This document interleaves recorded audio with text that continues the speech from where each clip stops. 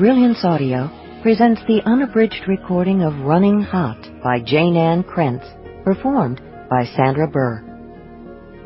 For Steve Castle, with love, I am so lucky to have you for a brother. Prologue. Martin was going to kill her.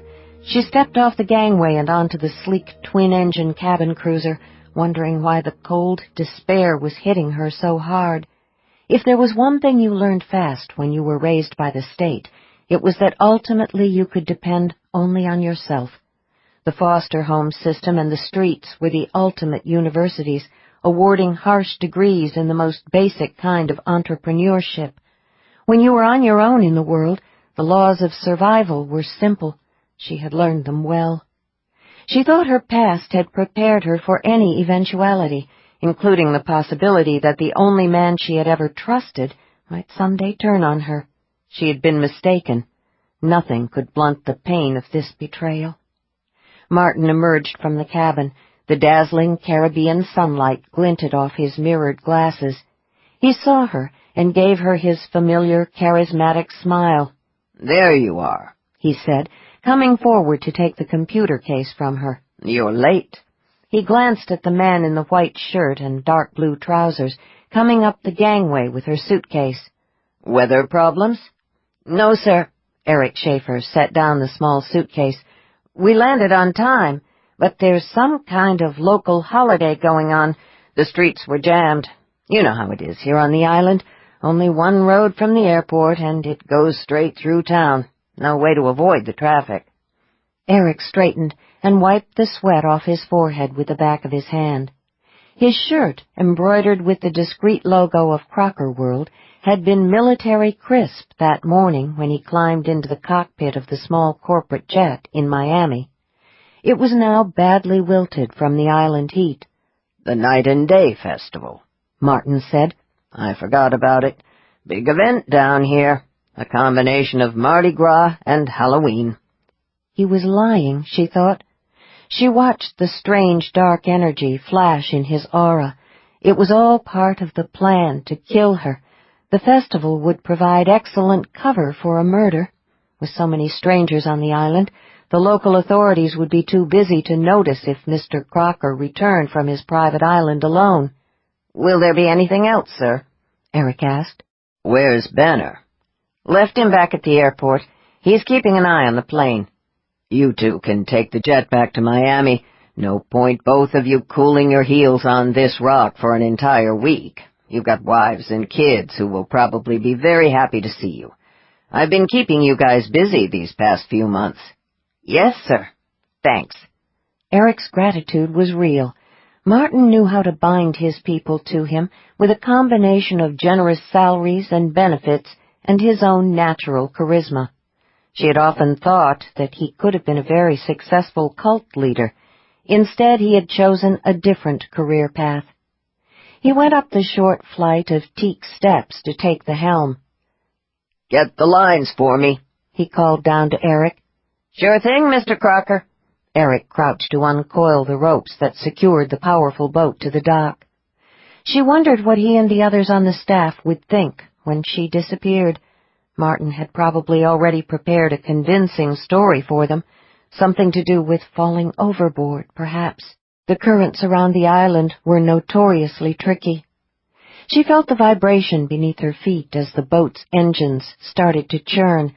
Eric gave her a friendly wave and dashed more sweat off his forehead. There was no veiled look of masculine speculation in his expression, no sly wink or grin. When he got back to the airport, he and his co-pilot, John Banner, would not make any comments about the boss going off with one of his girlfriends. No one on Martin's staff had ever mistaken her for one of Martin's many lovers.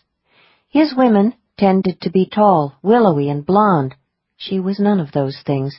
She was just the hired help. Officially, she was Martin's butler, the one person who traveled with him everywhere. She kept his life organized and oversaw the operation of his many residences.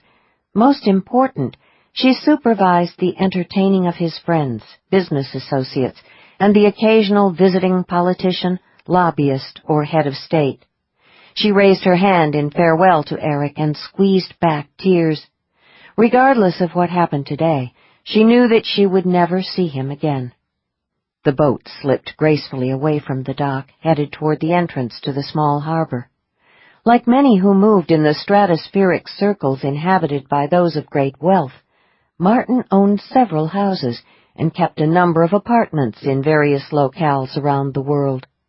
The Miami mansion was his main residence, but the place he considered home was the small island he had purchased a few years ago. The only way to get to it was by boat. There was no landing strip, just a single dock. Unlike his other residences, which were always maintained in a state of readiness, Martin kept no staff on the island. The house was much smaller and far more modest than his other dwellings. He considered the place his private retreat. Once past the stone pillars that marked the harbor entrance, Martin revved the engines. The boat picked up speed, slicing eagerly through the turquoise-blue water. He was busy at the wheel, not paying any attention to her as he concentrated on piloting the craft. She heightened her other senses and took another look at his aura. The dark energy was stronger now. He was getting jacked up. The boat felt very small around her. There was nowhere to hide, nowhere to run. She had known for days, weeks if she was brutally honest with herself, that Martin was planning to get rid of her. She was even sure she knew why. Nevertheless, some small part of her had clung to the slender thread of denial, even as it unraveled. Maybe there was some logical explanation for the disturbing changes in his aura. Maybe the new darkness was the result of mental illness. As dreadful as that possibility would be, at least it would allow her the comfort of knowing that he was no longer in his right mind, that the real Martin would never plot her death. But her own finely honed survival instincts had refused to let her deceive herself any longer. Martin might have had some affection for her at one time, but deep down she had always known that their relationship was rooted in her usefulness to him. Now he had concluded that she had become a liability, so he was going to get rid of her. In his mind, the situation was not complicated. She stood at the stern and watched the harbor and the small town grow smaller and smaller. When they became tiny, indistinct blobs, she turned around. Martin's private island was very close now. She could make out the house perched on the hillside. Martin slowed the boat and brought it neatly alongside the wooden dock. "Get the lines," Martin said sharply, his attention on maneuvering the boat. That did it. For some inexplicable reason, the simple, routine order flipped the last switch somewhere in her head. The unholy brew of pain, sadness, disbelief, and mind-numbing fear that had been swirling through her in alternating currents for days was suddenly swept away by icy-cold rage.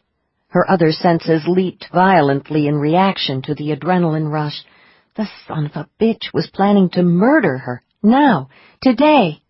"Sure thing, Martin," she said, amazed by how cool and controlled she sounded. But then she'd had a lot of practice concealing her emotions and reactions behind a gracious, exquisitely polite facade. She could have given a geisha lessons, but she was no geisha.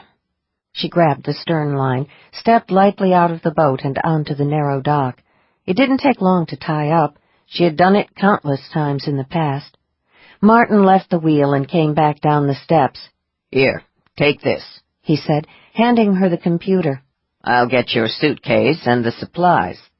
She took the computer from him and waited while he swung the suitcase and the 2 bags of groceries up onto the dock. He glanced around, making sure he had everything he wanted out of the boat. Then he stepped onto the dock. "Ready?" he said. Not waiting for a reply, he scooped up the bags of groceries with an easy motion and tucked one into the crook of each arm. His aura flashed with impatience and a really scary excitement. The pulses of dark energy were becoming increasingly agitated. This wasn't just business, she realized. He was actually looking forward to murdering her. Her own fury flared higher. "Of course." She gave him her best professional smile, the one she used to greet his guests and business associates. She thought of it as her stage smile.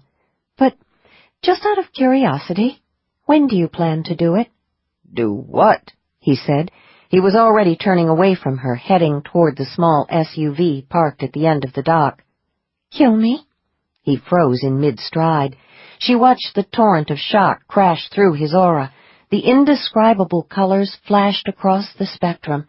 She really had taken him by surprise, she realized. Had he actually believed that he could plot her death without her sensing it? Evidently the answer to that question was a resounding yes. Then again, she had never told him all of her secrets. When he turned to face her, his expression was a mix of anger and impatience. "What the hell are you talking about?" he said. "Is this your idea of a bad joke?" She folded her arms, hugging herself a little. "We both know it isn't a joke," she said quietly. "You brought me here with the intention of murdering me." "I haven't got time for this. I've got work to do." "I assume I'm going to be the victim of a tragic drowning accident?" She smiled bleakly. "So sad. The butler went swimming and went under. Happens all the time." He searched her face, as though wondering if she had a high fever, and then shook his head. "I don't believe this." "I didn't either. But in hindsight, I saw it coming weeks ago." "All right, let's play this out," he said with the air of a man who has begun to suspect that he is dealing with a crazy person. "You and I have been a team for a long time, 12 years. Why would I want to kill you now?" "I think there are a couple of reasons. The first one, of course, is that I recently discovered that for the past few months you've been allowing some very nasty people to use the resources of Crocker World as a cover for illegal arms dealing. All that agricultural equipment you so generously donated to various developing countries. Turns out those tractors and plows fire real bullets. Imagine my surprise." For an instant, she thought he was going to continue the charade a little longer, but this was Martin. He could get to the bottom line faster than anyone else she had ever met. That was part of his talent. He smiled with just the right touch of genuine regret and put down the grocery bags. "I knew you would have problems with my little sideline. That's why I didn't bring you on board at the start of the project." "It isn't just what you're dealing, although that's bad enough. It's the people you're working for." Fury sparked in his eyes and in his aura. "I don't work for anyone else," he said through his teeth. "Crocker World is mine. I built the company, damn it. I am Crocker World." "You were Crocker World, but you've handed the company you built, that I helped you build, to some sort of criminal organization." "You had nothing to do with my success.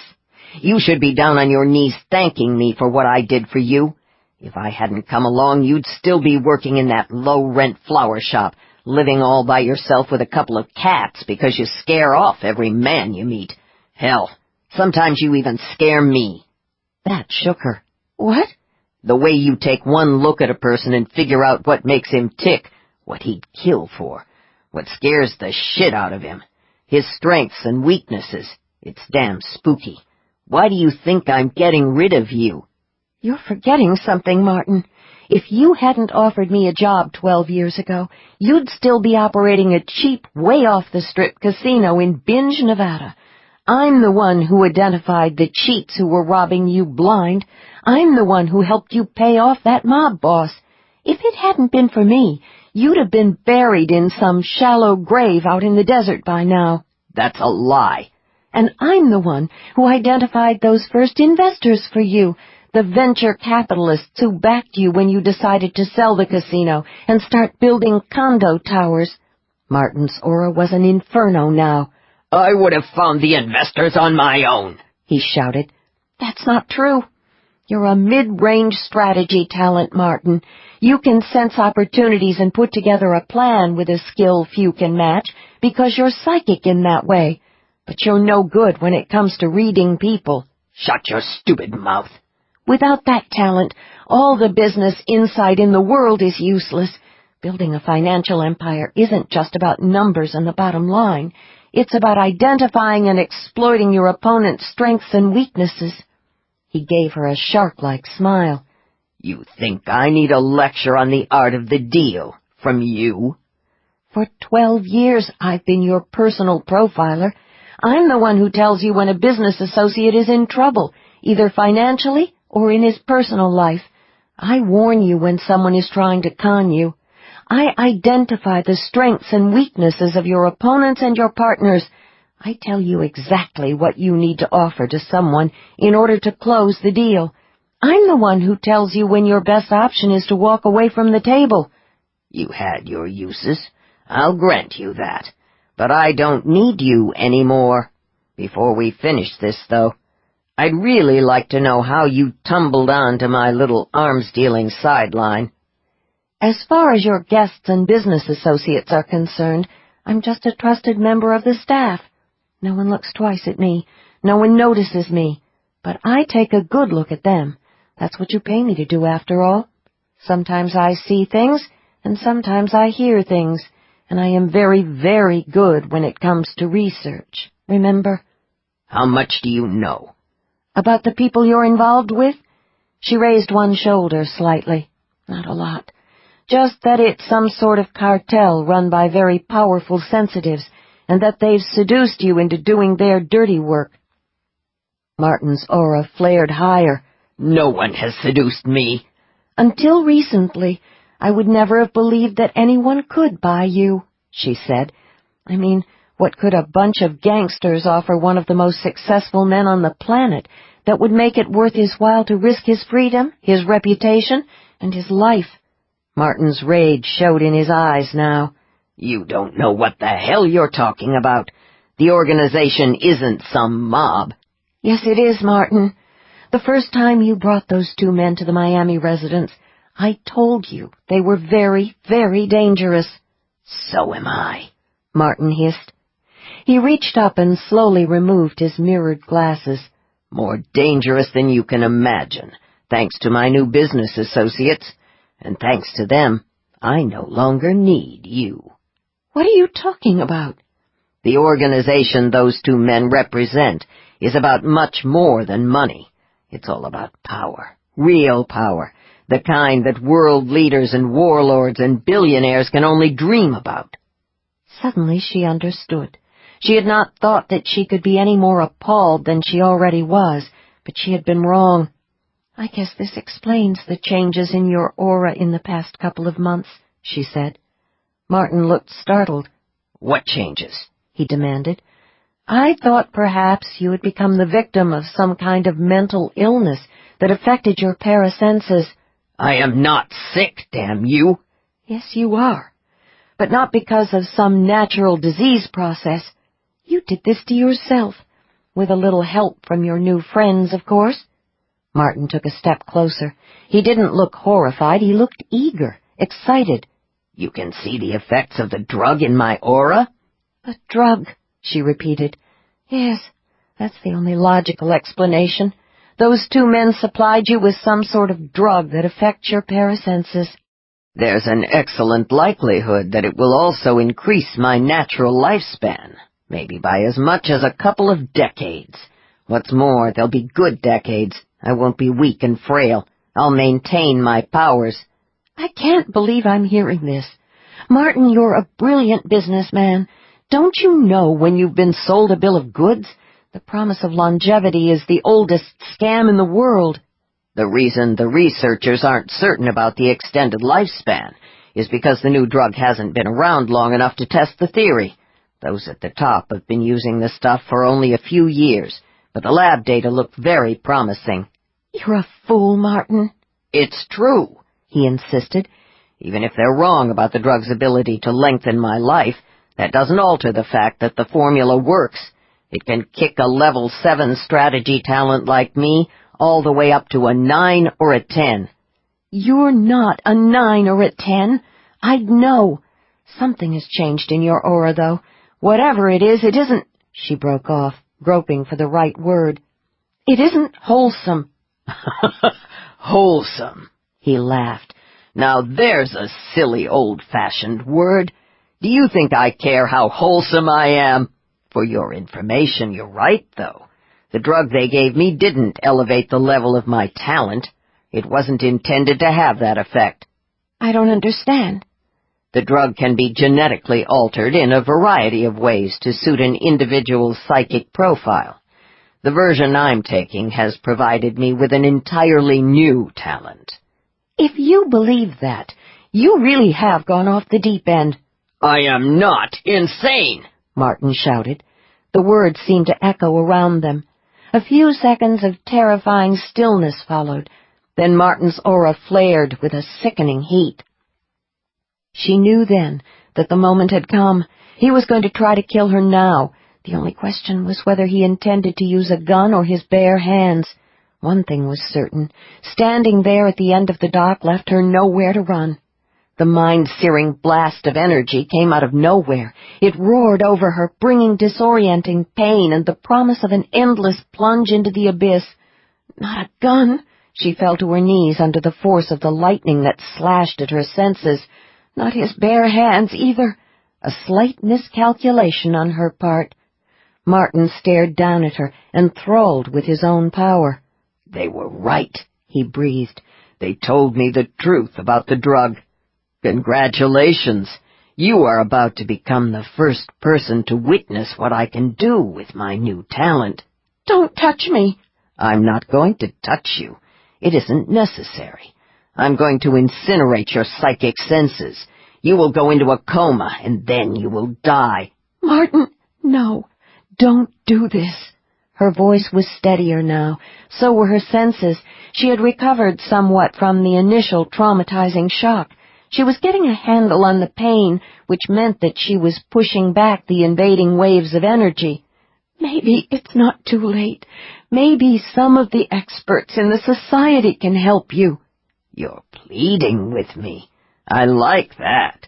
I'm not going to beg for my life, but there is one thing you should know before you do this. What? If you hadn't come along, I would have owned that florist shop by now, a whole chain of flower shops. That was always your greatest flaw, Martin said. Your dreams and ambitions were so much smaller than mine. He heightened the psychic heat of the dark energy he was generating, his face tightening with effort. She pushed back harder, pulling energy from her own aura. The pain lessened some more. Die, damn you! He hissed. He took another step closer. Why don't you die? Her strength was coming back. She was able to focus clearly on maintaining the energy shield that her aura had become. Martin staggered, but he did not seem to notice that she was fighting him. Instead, he appeared disoriented. Angrily, he pulled himself together and took another step toward her, almost touching her. He forced more energy through the murky bands of dark lightning he was generating. You're supposed to die! He shouted. He reached down to seize her by the throat. She raised her arms in a reflexive, defensive gesture. He grabbed her hands. She gripped his wrists. Her palms burned. The world exploded, sending jolt after jolt of shock waves through her senses. Martin Crocker convulsed once. He looked at her with the eyes of a man who was peering into hell. No! He screamed. He reeled, lost his balance, and went over the side of the dock into the water. His aura winked out with terrifying suddenness. She rose, heart pounding. For the second time in her life, she had killed a man. Not just any man this time. A very powerful, influential multi-billionaire who just happened to be involved in a dangerous criminal enterprise. And her hands still burned. 1. Waikiki. The big man in the short-sleeved orange and purple-flowered shirt was going to be a problem in about 5 minutes. It didn't take a psychic to sense the angry, volatile energy stirring the atmosphere around table 5. Any experienced bartender would have picked up on it. For a bartender who just happened to be psychic and who was also an ex-cop, the invisible warning signs had started blazing neon bright when Mr. Orange and Purple Flowers walked into the dark rainbow half an hour earlier. Luther Malone gave the Mai Tai a quick stir with a swizzle stick and set it on Julie's tray next to the beer and the blue Hawaii. Julie leaned over the bar to pluck a cherry and a slice of pineapple out of the chilled containers. "Got trouble on 5, she said quietly. "The idiot is picking on Crazy Ray. Fortunately for the big fool, Ray hasn't noticed yet." "I'll take care of it," Luther said. Although the hole-in-the-wall establishment was located in Waikiki, they didn't get much tourist trade. Tucked away in a small courtyard half a block off busy Kuhio Avenue, the Rainbow catered to an eccentric group of regulars. Some of the customers, Crazy Ray among them, were more eccentric than others. Ray had long ago dedicated himself to the gods of surfing. When Ray was not surfing, he went into a zen-like state. Everyone who knew him acknowledged that he was best left in that otherworldly zone. "Be careful," Julie said. She garnished the Mai Tai with the pineapple and the cherry. "A lot of that bulk is muscle, not fat." "Yeah, I can see that. I appreciate the tip." Julie flashed him a quick smile. "I'd really hate to have anything happen to you, boss. The hours on this job mesh perfectly with my work at the hotel." Like so many others employed in the tourist trade throughout Hawaii, Julie held down 2 jobs. Life in the islands had its benefits, but it was expensive. Friday and Saturday nights she showed up at the Dark Rainbow to help with the dinner rush. Her regular day job was working the front desk at one of the countless small, faded, budget hotels that somehow managed to survive in the shadows of the big beachfront resorts and high-rise condos. In addition to Julie, 2 nights a week, the Rainbow usually employed a dishwasher. That position, however, was currently open, again. Dishwashers came and went with such relentless frequency that the proprietors, Petra and Wayne Groves, no longer bothered to remember names. They called each one Bud and let it go at that. The most recent Bud had quit the previous night. Evidently the job had interfered with his regular appointments with his meth dealer. The door to the kitchen swung open. Wayne Groves, half-owner of the Rainbow, emerged with a tray of platters, each laden with mounds of deep-fried food. Pretty much everything that came out of the Dark Rainbow's kitchen was fried. Wayne came to an abrupt halt, his attention riveted on the man in the orange and purple shirt. Wayne had a lean, rangy build and hard, sharp features that would have suited an old-school gunslinger. His eyes went with the image. They were ice-cold. He was 65, but could still read the last line on the chart at the eye doctor's. The truth was, he could have read a few more lines below that, but they didn't design eye tests for people with preternatural vision.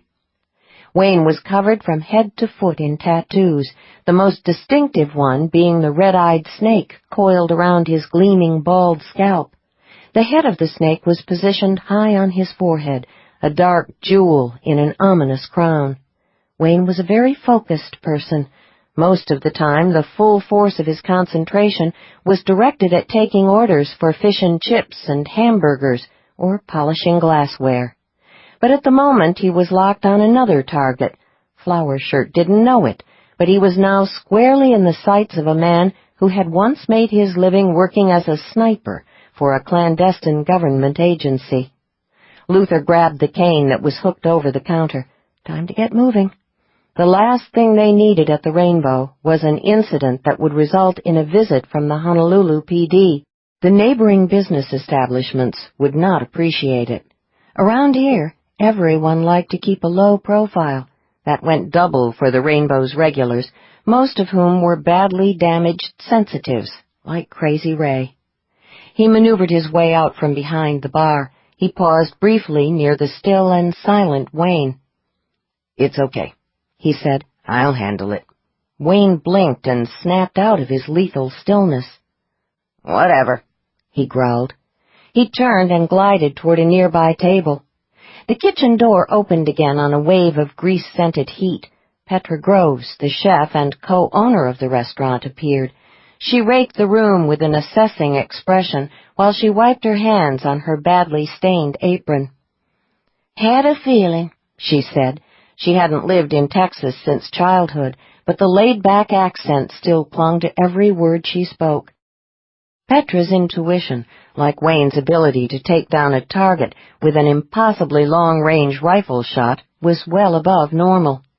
Actually, it could only be described as paranormal. Both Wayne and Petra were mid-range sensitives. Both had retired from the same no-name agency. Petra had been Wayne's spotter in the days when Wayne had worked as a sniper. Together they had formed a lethal team. They had also become another kind of team, partners for life. Petra was a sturdily built woman in her early 60s. She wore her long gray hair in a braid down her back. A badly yellowed chef's toque sat squarely atop her head. A gold ring glinted in one ear. While Wayne carried a concealed gun in an ankle holster, Petra favored a knife, a big one. She kept it in a sheath beneath her long apron. "I've got it handled," Luther said. "Right." Petra nodded once and stalked back into the hot kitchen. Luther tapped his way across the tiled floor. The overall level of tension in the room was rising fast. The crowd was getting restless. The study of parapsychology had been thoroughly discredited by the modern scientific establishment. Because of that, a lot of folks went through their entire lives ignoring, suppressing, or remaining willfully oblivious to the psychic side of their natures.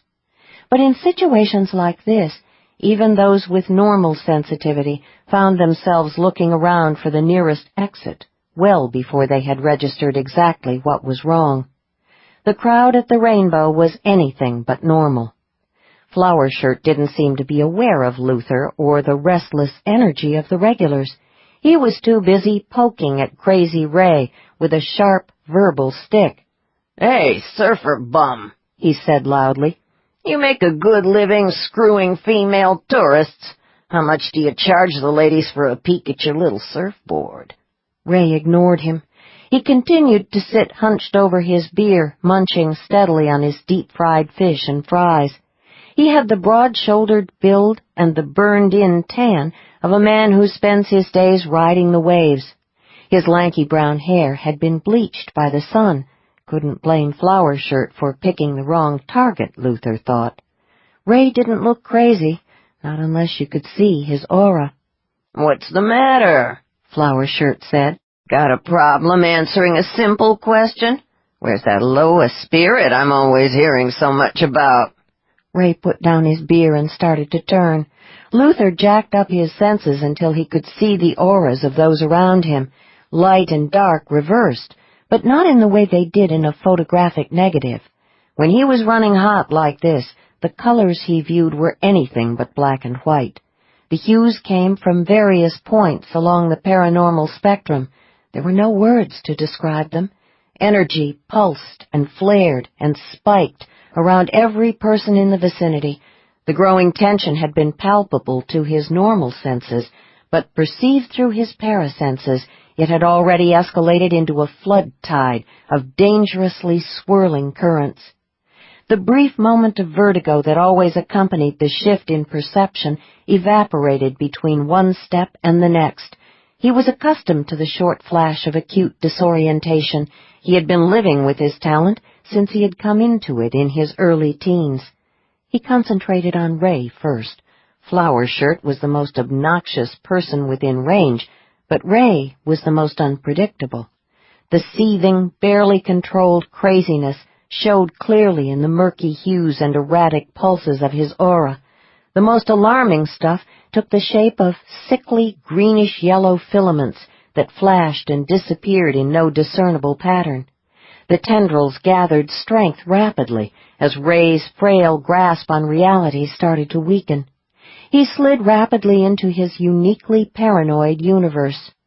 "Keep away from me," Ray said softly. A smart man, hearing that voice, would have backed off immediately, but Flower Shirt grinned, unaware that he was about to let a very unstable, unpredictable genie out of its bottle. "Don't worry, surfer bum," he said. "The last thing I want to do is get too close to you. Might catch whatever diseases you picked up from those tourists you service." Ray started to rise, muscled shoulders bunching beneath his ripped T-shirt.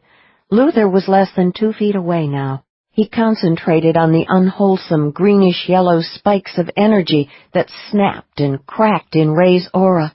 With exquisite precision, mistakes often had extremely unpleasant consequences. He generated a wave of suppressing energy from his own aura. The pulses resonated with Ray's in a counterpoint pattern. The green-yellow tendrils of energy weakened visibly. Ray blinked a few times and frowned in confusion. Luther tweaked his aura a little more. With a sigh, Ray lost interest in Aloha's shirt. Suddenly exhausted, he sank back down into his chair. "Why don't you finish your beer?" Luther said to him. "I'll take care of this." "Yeah, sure." Ray looked at the bottle on the table. "My beer." Grateful for direction in the midst of the overwhelming ennui, he picked up the bottle and took a long swallow. Deprived of his prey, Flower Shirt reacted with spiraling rage. His face scrunched up into a snarl. He leaned to one side and peered around Luther. "Hey, I'm talking to you, surfer asshole!" he yelled at Ray. "No," Luther said, using the same low voice he had employed with Ray. "You're talking to me. We're discussing the fact that you would like to leave now." Flower Shirt's aura was a lot more stable than Ray's. That was the good news. The bad news was that the colors were those of frustration and fury. The politically correct view of bullies was that they suffered from low self-esteem and tried to compensate by making other people their victims. As far as Luther was concerned, that was pure bull. Guys like Flower Shirt felt superior to others and lacked all traces of empathy. Bullies bullied not out of some unconscious desire to try to compensate for their low self-esteem. They did it because they could, and because they enjoyed it. The only way to stop a bully was to scare him. The species had a strong sense of self-preservation. There was nothing tricky or mysterious about the wavelengths of energy in Flower Shirt's pattern. The hot rush of the man's unchecked lust for verbal abuse spiked and pulsed very clearly. Luther generated the suppressing patterns. The compelling urge to hurt and dominate Ray died instantly beneath the heavy, crushing weight of exhaustion. But Flower Shirt was already on his feet, turning his attention to Luther. "Get out of my way, bartender, unless you want a fist in your face." He grabbed Luther's arm, intending to shove him aside. That was a mistake. Physical contact intensified the force of the energy that Luther was using. Flower Shirt swayed a little and nearly lost his balance. He grabbed the edge of the table to keep himself upright. "What?" he got out. I think I'm sick or something." "Don't worry about the bill," Luther said. He took hold of Flower Shirt's arm and steered him toward the door. "The drinks are on the house." "Huh?" Flower Shirt shook his head, unable to focus. What's going on?" "You're leaving now." "Oh." Flower Shirt's brow creased. "Okay, I guess. Kinda tired all of a sudden." He made no attempt to resist. A hush fell over the crowd. The other diners watched in silence as Luther guided Flower Shirt outside into the night.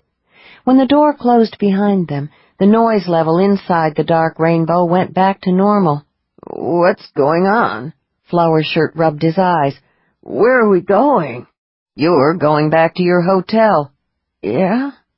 There was no defiance in the word, just dazed confusion. Luther guided Flower Shirt through the small courtyard, steering him around the sickly-looking potted palms that Wayne had set out in a misbegotten effort to add a little authentic island atmosphere. It was going on 10 o'clock. The proprietor of the gun club on the second floor had taken in the sign that promised tourists a safe shooting environment, real guns, factory ammo, and excellent customer service. For reasons Luther had never fully comprehended, businesses that allowed visitors to the island the opportunity to shoot in indoor ranges thrived in Waikiki.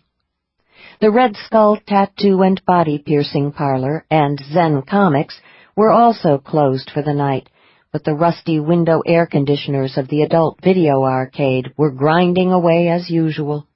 It was the only way to know if the place was open. No light ever showed through the grimy, blacked-out windows of the arcade.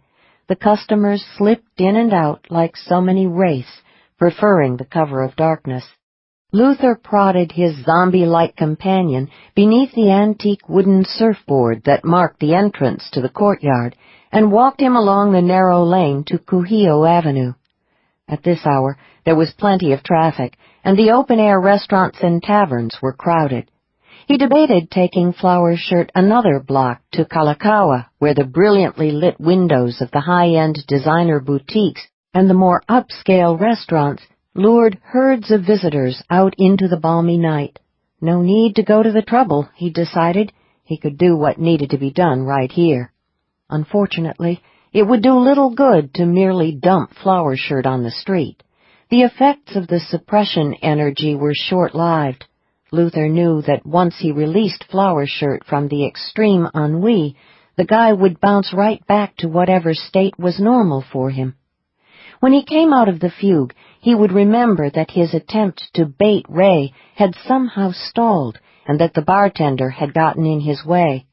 He would also recall that he had been escorted off the premises in an ignominious fashion by a gimp on a cane.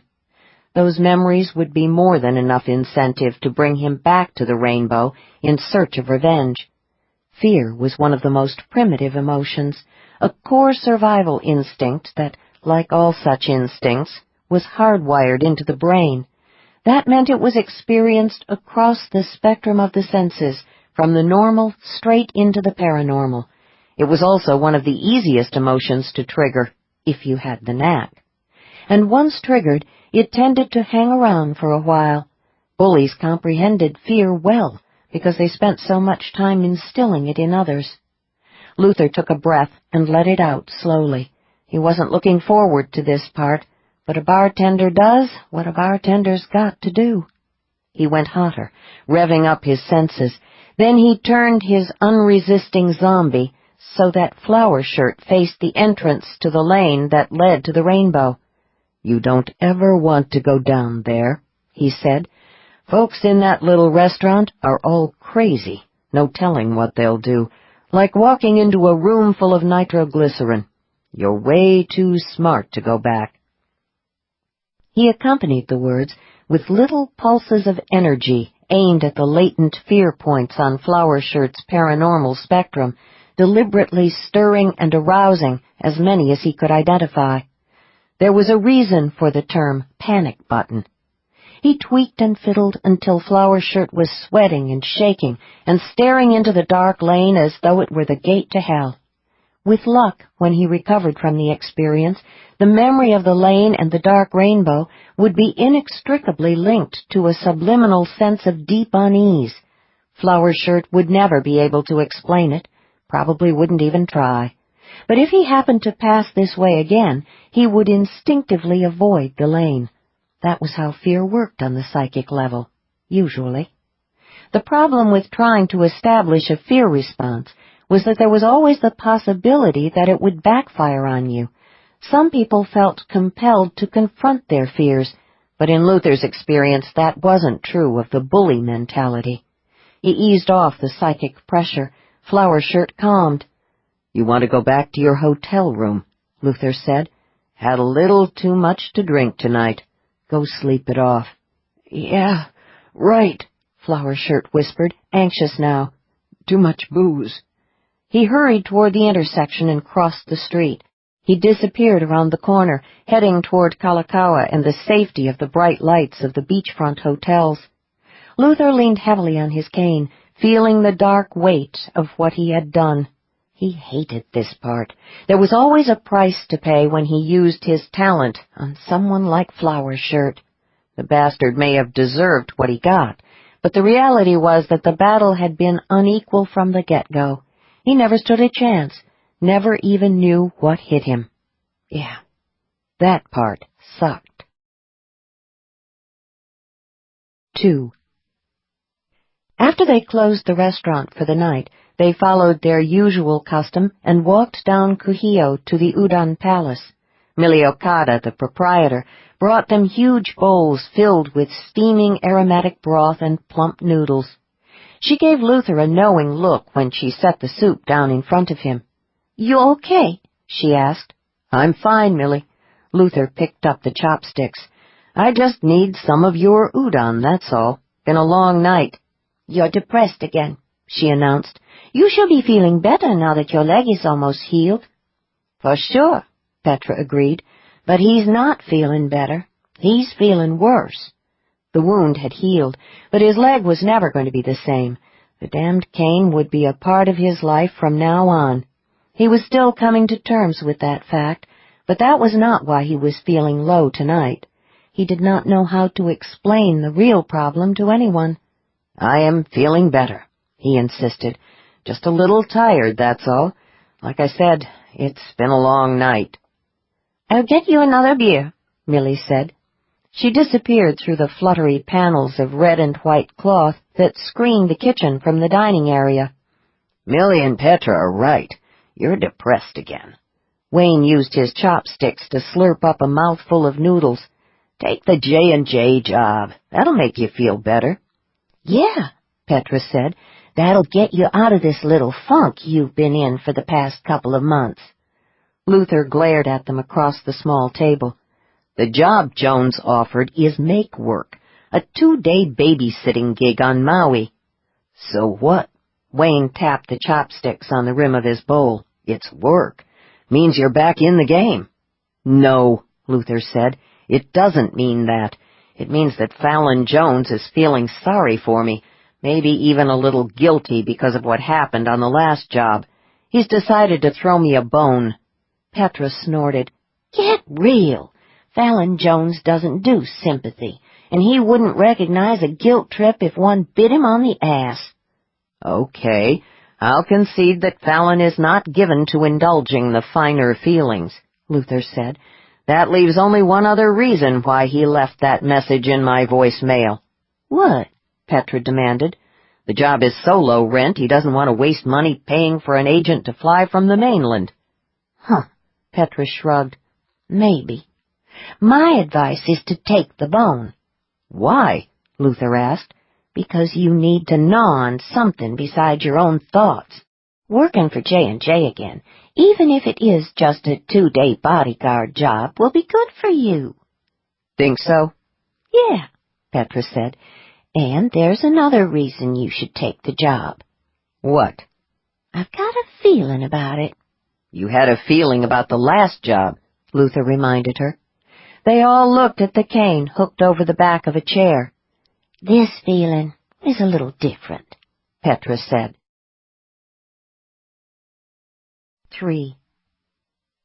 It was after 2 in the morning by the time he limped up the steps to the second floor of the old 2-story Sunset Surf apartments. Bruno the wonder dog yipped wildly when he went past the owner's unit. Bruno was small and fluffy, and probably weighed less than 5 pounds, but he had the guard instincts of a Doberman.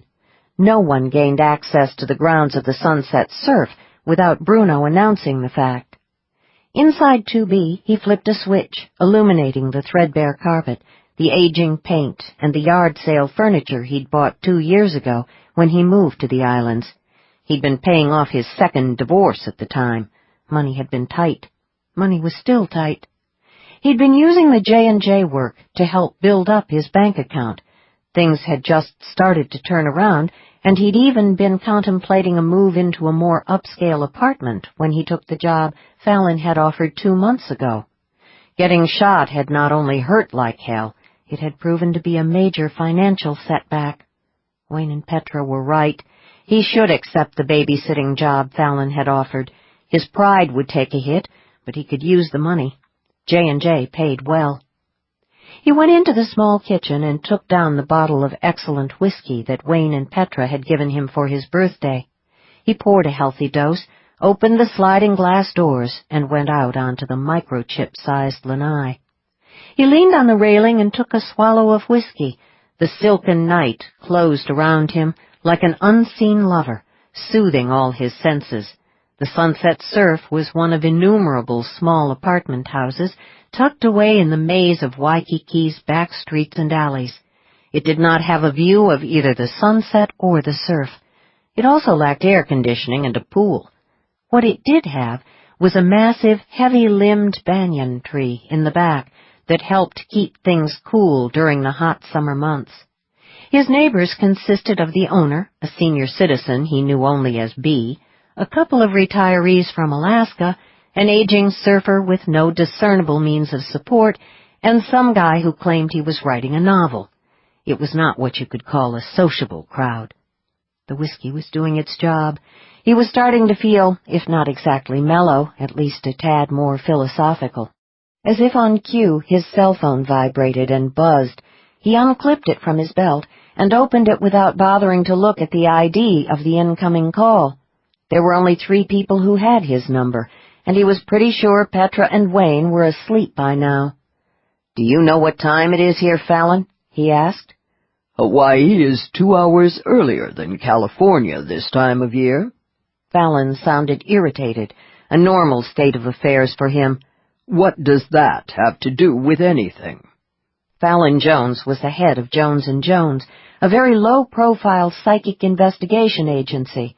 He had a few redeeming qualities, including a powerful talent for spotting patterns and links where others saw only random chance or murky coincidence. Other assorted virtues, such as good manners, thoughtfulness, and patience, however, eluded him. "I was going to call you in the morning," Luther said. "It's 4 a.m. here. That's morning. I can't wait any longer for you to think about whether or not you're going to take the job. I need an answer, now. I don't have time to cater to your delicate sensibilities." Translated, you don't have anyone else available who just happens to be in the neighborhood. "Yeah, that too. You're good and you're convenient. A real win-win combination in my book. What's the problem? This isn't like you." Why was he hesitating, Luther wondered. Fallon was right. It wasn't like him. He'd been taking contract jobs with J&J ever since he resigned from the Seattle PD 2 years ago. He liked the work. Okay, except when he got shot. Fact was, when he was in this kind of mood, he craved J&J assignments. The agency was unique. It was established during the Victorian era, and it was always understood that its chief client was the governing council of the Arcane Society. Its highest priority was to protect the society's deepest secrets. But somewhere along the way, the council had acknowledged that most police departments simply weren't equipped to deal with certain types of psychic sociopaths. Few members of modern law enforcement were even willing to acknowledge that some killers were endowed with talent. By and large, the council considered that a good thing. The paranormal got enough bizarre press as it was, most of it in the harmless form of outrageous tabloid headlines and silly television talk shows. No one wanted the police to start making serious announcements to the media about psychic killers. As far back as the Victorian era, the council had reluctantly accepted responsibility for hunting down certain dangerous renegade talents, on the theory that it was better to handle such problems internally rather than risk allowing the freaks to continue to operate. The Maui job might be a routine bodyguard assignment, but it was something, and he could use the money. And Petra had a feeling about it. "I'll do it," he said. "About time you came to your senses," Fallon grumbled. "By the way, you'll be working with a partner this time." "Whoa! Hold it right there. In your voicemail you said it was a bodyguard gig." "More like a chaperoning gig." "What the hell does that mean?" "The person you're going to be looking after is not one of my regular agents.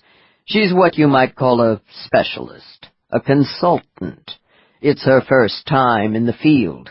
Your job is to make sure she doesn't get into trouble. Let her do her job, and then get her out of there. Simple." "I'm not mentor material, Fallon." "Don't go into your lockdown stubborn mode on me, Malone. You'll definitely be in charge of the operation." "That's supposed to reassure me?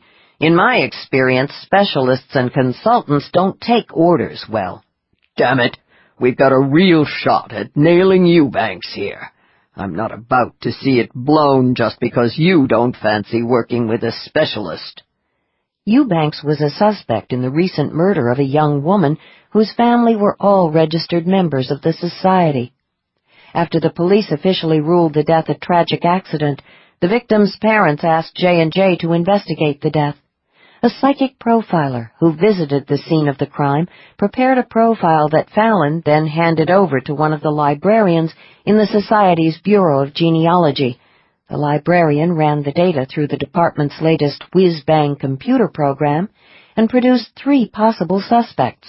Eubanks's name was at the top. "I think you'd better find someone else," Luther said. "There is no one else. I need you and Grace Renquist on the scene by tomorrow.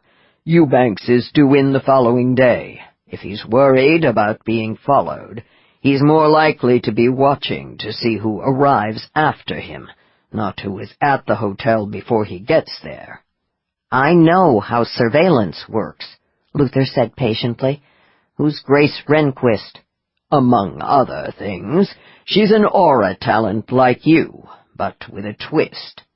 "Every talent has a twist. What's hers?" "She can read auras like no one I've ever known." Fervent admiration hummed in Fallon's voice. "When she gets a look at Eubanks, she'll be able to tell me whether he matches the psychic profile that was prepared by the agent who investigated the crime scene. What's more, she'll probably be able to tell if Eubanks committed an act of extreme violence any time within the past few months. Our client's daughter was murdered 6 weeks ago." "Give me a break. No one can see that kind of detail in an aura." "Grace Renquist can. You know that old saying about murder leaving a stain? She says it's true in the sense that it taints an aura in some unusual ways." "Uh-huh. And just how would she know that?" "With Grace, I don't ask too many personal questions," Fallon said. "Look, even if she can make a positive ID for you, that's not going to be of much help. You need solid evidence to give to the police in cases like this. Oddly enough, they hesitate to arrest people on the basis of an aura reading." "Which is a major pain in the ass," Fallon grumbled. "But I'll worry about digging up hard evidence after I know whether or not we've got the right guy. I'm still looking at 2 other possible suspects." "You said Grace Renquist is not one of your regular agents. What does she do?" "She's a reference librarian in the Society's Bureau of Genealogy." "A librarian?" "Specializes in the familial patterns of genetically inherited psychic traits." The Arcane Society had kept extensive genealogical records of its members since its inception in the late 1600s. It had not escaped the notice of the founder of the society, Sylvester Jones, a brilliant, if decidedly twisted alchemist, that psychic talent could be passed down through families. In the past few years, the Bureau of Genealogy had put the contents of its extensive collection of dusty tomes containing the family trees of generations of members into a computer database. "I don't believe this," Luther said. "You want to pair me with some gray-haired little old lady from genealogy? Is this your idea of a joke?" "Now do you see my problem? I can't send a sweet, innocent, elderly librarian into a situation like this alone. She wouldn't have a clue. With my luck, she'd give herself away to Eubanks, who would bop her on the back of her bun and dump her body. Next thing you know, I'd have old Beak yelling at me for getting one of his people killed on the job." Harley Beekman was the notoriously obsessive and powerful head of the Bureau of Genealogy. The name Old Beak had been bestowed on him decades earlier because of a certain unmistakable aspect of his profile. The moniker had stuck because he possessed the personality of a bad-tempered rooster. "You can skip the high drama," Luther said wearily. "I get the point." "I depend on genealogy for a lot of my research. I need the cooperation of Old Beak and his staff. If I let anything happen to one of his people, I'll be screwed.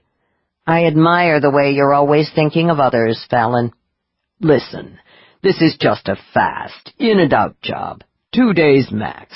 You and Miss Renquist go to the resort on Maui. You hang out a while until she makes the ID, and then you put her on a plane home before she can muck up my investigation.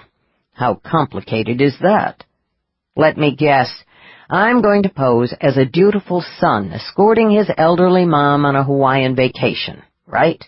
Please tell me I'm not going to be one of those guys going on 40 who's still living with his mother. I'm having the documents related to your covers couriered to Renquist tonight, Fallon said a little too smoothly. She'll have them with her when she meets you in Honolulu tomorrow. You're sure you don't mean this morning? I don't make mistakes like that. She's booked on a flight from Portland, Oregon, tomorrow morning that leaves at 8. Got a pen? Luther went back inside the apartment. He found a pen and a pad on the kitchen counter.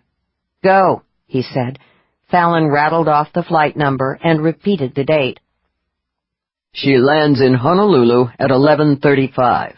The two of you will travel on to Maui under your new IDs and check into the hotel. She lives in Portland? Luther asked. Not that it mattered where Renquist lived.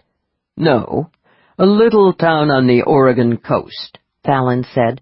Place called Eclipse Bay. Never heard of it.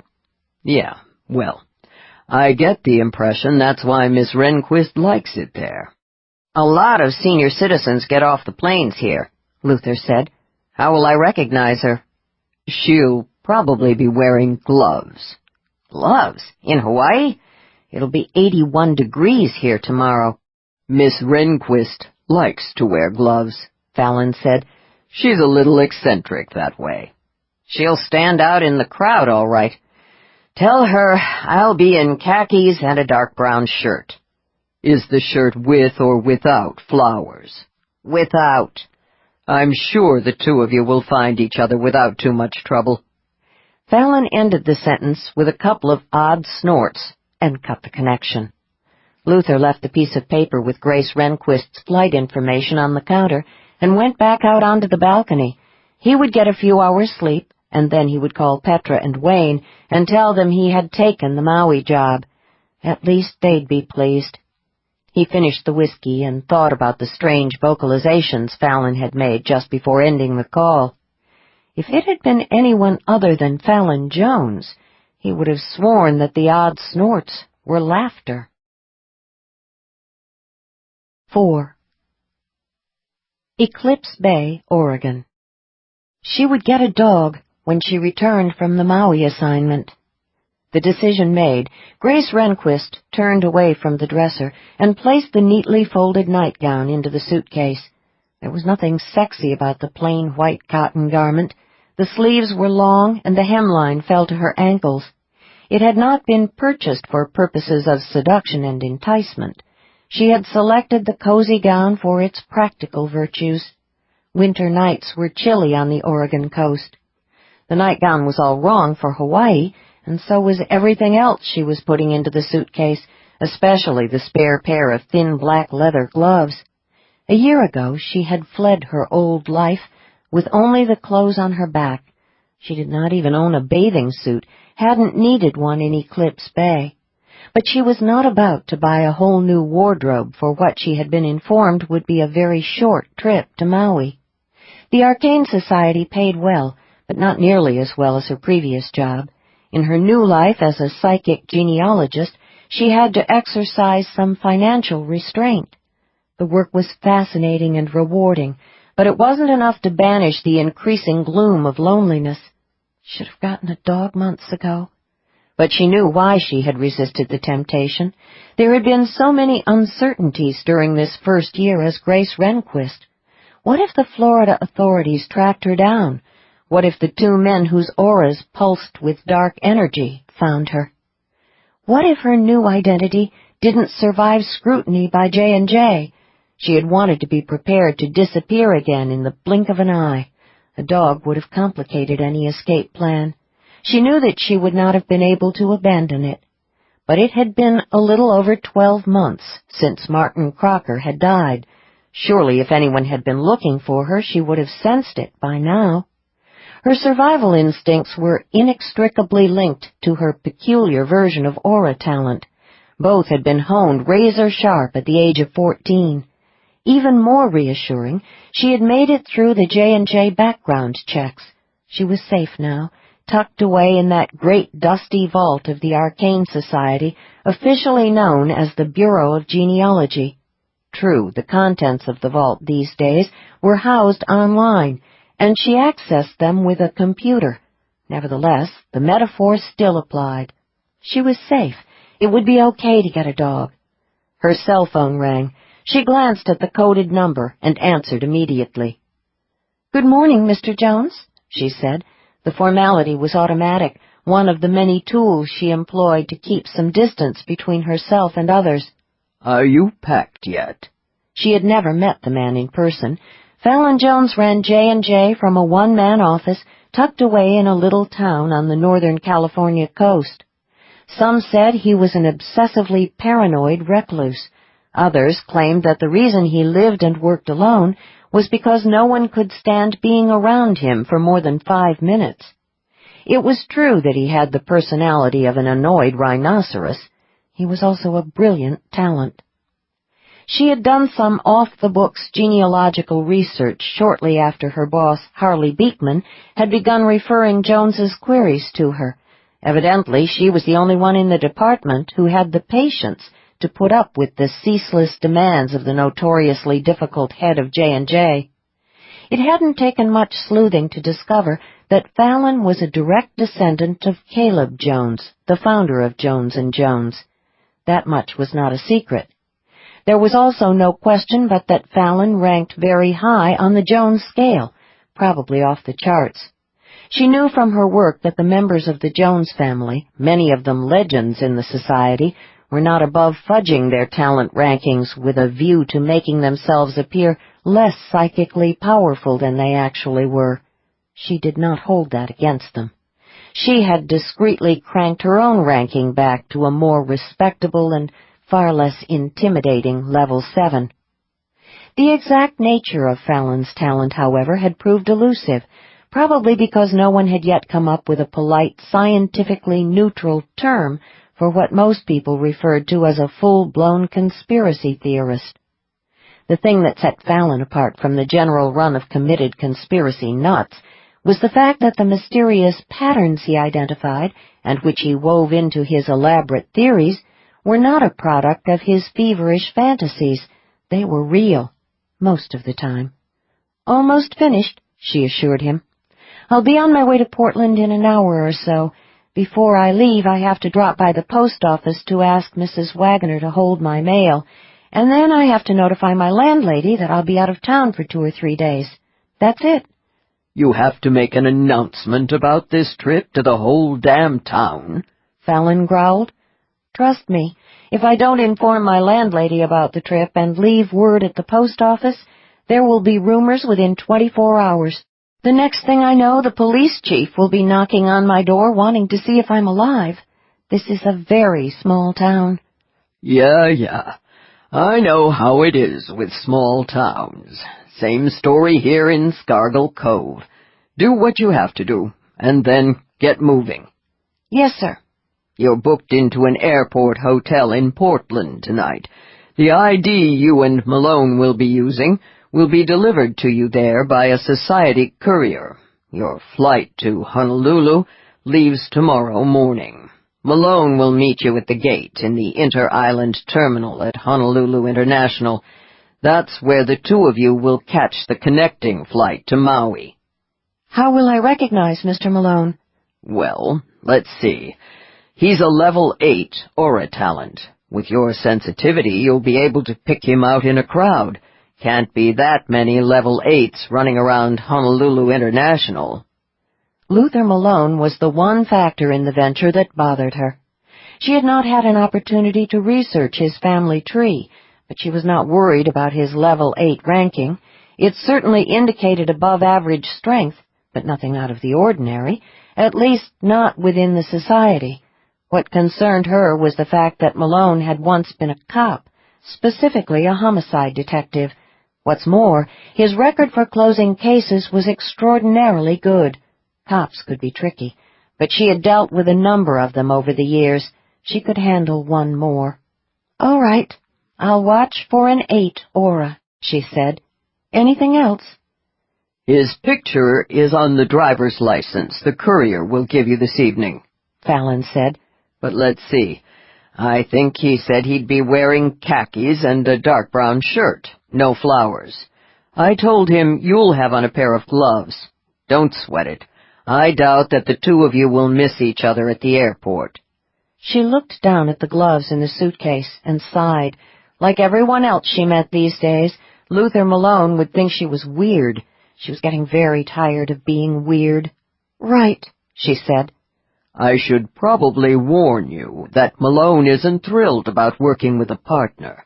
He'll want to know as much about you as possible, probably try to interrogate you a little.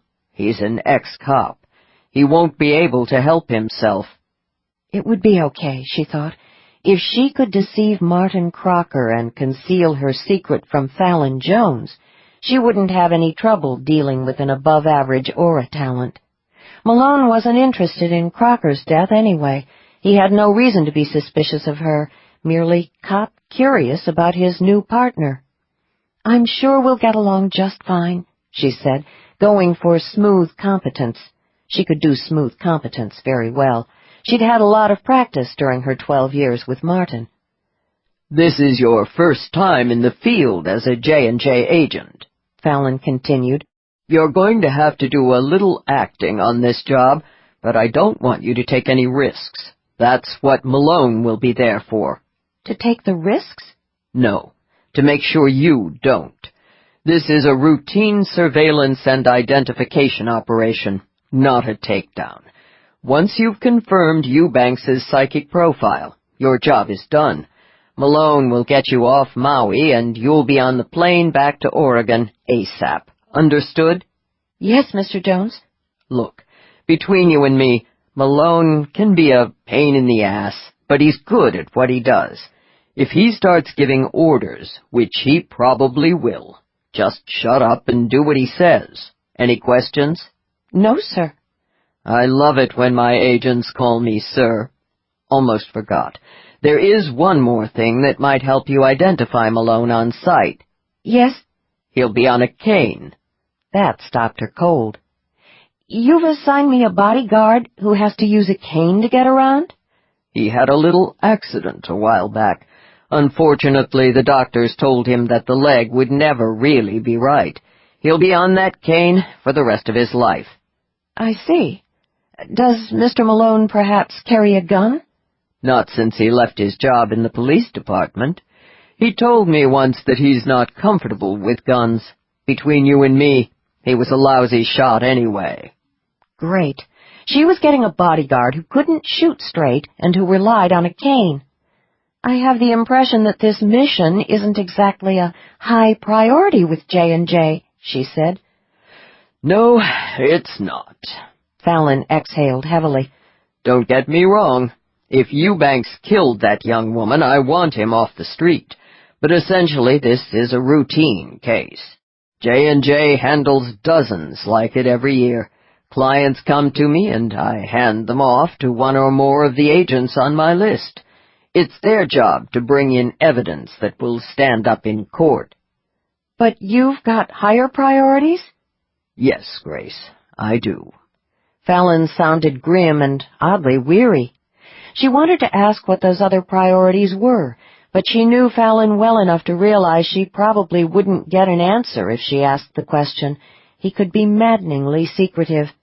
"I understand, sir," she said instead. "Are you sure that Mr. Malone is the right man for this mission, though? It sounds like he should be thinking about retirement."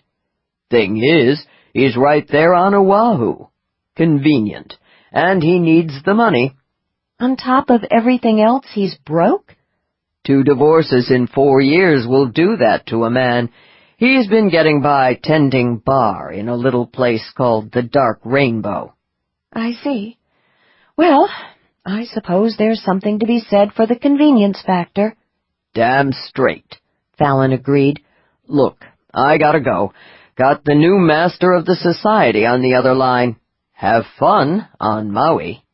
There was an odd chortling sound in Grace's ear. It was immediately followed by a click as Fallon ended the call. She closed the phone and contemplated it thoughtfully for a couple of seconds. Had she just heard the sound of Fallon Jones's laughter? Impossible. Everyone knew that Fallon Jones had no sense of humor. She put the phone into her purse and went back to packing. The last thing she tucked into her carry-on was her computer. You never knew when you might have to do a little research while on a mission. She closed the lid and zipped the small suitcase closed. After a year of hiding out and licking her wounds, she was ready to live again. The opportunity for an exciting adventure had been handed to her on a silver platter, and somewhat to her own amazement, she had seized it. Time to start living in the now. 20 minutes later, she emerged from the post office and walked quickly toward her car. An SUV, painted camouflage green and brown, wheeled into the parking lot. The door popped open. A spry-looking senior citizen climbed out. Her bubble of steel-gray hair was partially covered by a billed cap. She wore military-style fatigues and heavy black boots. Her eyes were shielded by a pair of mirrored sunglasses. The utility belt around her waist was studded with various and assorted implements, including binoculars, a flashlight, and a high-tech camera. The look was Arizona Snow's day uniform. At night, when she went out on her endless reconnaissance patrols of Eclipse Bay, she switched to black trousers and pants and added a set of night vision goggles to her ensemble. "Morning, Grace," Arizona called. "Heard you're fixin' to go on a little vacation." Grace smiled. Arizona Snow was Eclipse Bay's resident eccentric. She must have been in her early 80s, but aside from some trouble with arthritis, she showed no signs of slowing down. Her commitment to protecting the town from some mysterious unnamed conspiracy that, as far as anyone knew, existed only in her mind, never wavered. "News travels fast," Grace said, coming to a halt a short distance from Arizona. "Not everything you hear around here is accurate," Arizona muttered ominously. She took a notebook and pen out of one of the half-dozen pockets that festooned her fatigues. Flipping the notebook open, she clicked her pen. "Going to Hawaii, eh?" "That's right." Arizona made a note. "Return date?" "Well, I'm not sure yet. I probably won't be gone long, though. A couple of days, maybe 3 at the most." "Why?" Arizona looked up, shaking her head at the naive question. "I need to know when you'll be back, so I can alert the chief in case you don't return on time." Grace was touched. Arizona had taken a keen interest in her right from the start, and had been happy to rent the cottage to her. As a rule, Arizona viewed every outsider in town with acute suspicion, but with Grace she had assumed an air of comradely understanding. It was as if she had concluded that the two of them had unspoken secrets in common.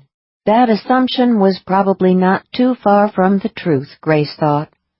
One thing she had discovered in the past few months was that although Arizona had lived in Eclipse Bay for several years, no one seemed to recall exactly when she had moved into town, and no one seemed to know where she had come from. There were rumors about her, the most dramatic being that she had once worked for a mysterious government intelligence agency. The theory was that she had either resigned or been forced to retire when she became permanently lost in her own strange world. "I'm afraid we'll have to leave my return date open," Grace said gently. "Understood." Arizona snapped the notebook closed and looked around, making certain there was no one in the vicinity who might be eavesdropping. Satisfied that they had privacy, she edged a little closer, respectful, as always, of the distance that Grace preferred to keep between herself and others. Arizona was one of the few people Grace had met who seemed to sense intuitively that she did not like to be touched. The leather gloves offered a degree of protection, but they were by no means foolproof. touching the wrong individual, however fleetingly, could be an ordeal. So, the agency is finally sending you out on a field assignment, Arizona said in low tones. You be careful now, honey. From what I can tell, you're an analyst, not a trained operative. I'll bet your experience has all been at a desk with a computer. I hope they're supplying some muscle to keep an eye on you. The irony of the situation made Grace smile. Arizona filtered everything through her skewed view of the world. Because of that, she was the only person in Eclipse Bay who had come close to guessing the truth. If Arizona ever found out that the Arcane Society existed, and that it was a secretive, centuries-old organization devoted to research and study of the paranormal, she would have no problem weaving it into her own world view. "Don't worry about me," Grace said. "I'll have a partner." "Someone with field experience?" Arizona nodded, satisfied. "Excellent. You tell him I said to take good care of you." Okay. Like heck she would tell Luther Malone that he was supposed to take care of her. She didn't need any help in that department. She had been taking care of herself since the day her mother died. "I'll keep an eye on your cottage while you're gone," Arizona added. "Make sure the sons of bitches don't try to get into your files." "Thanks. I appreciate that."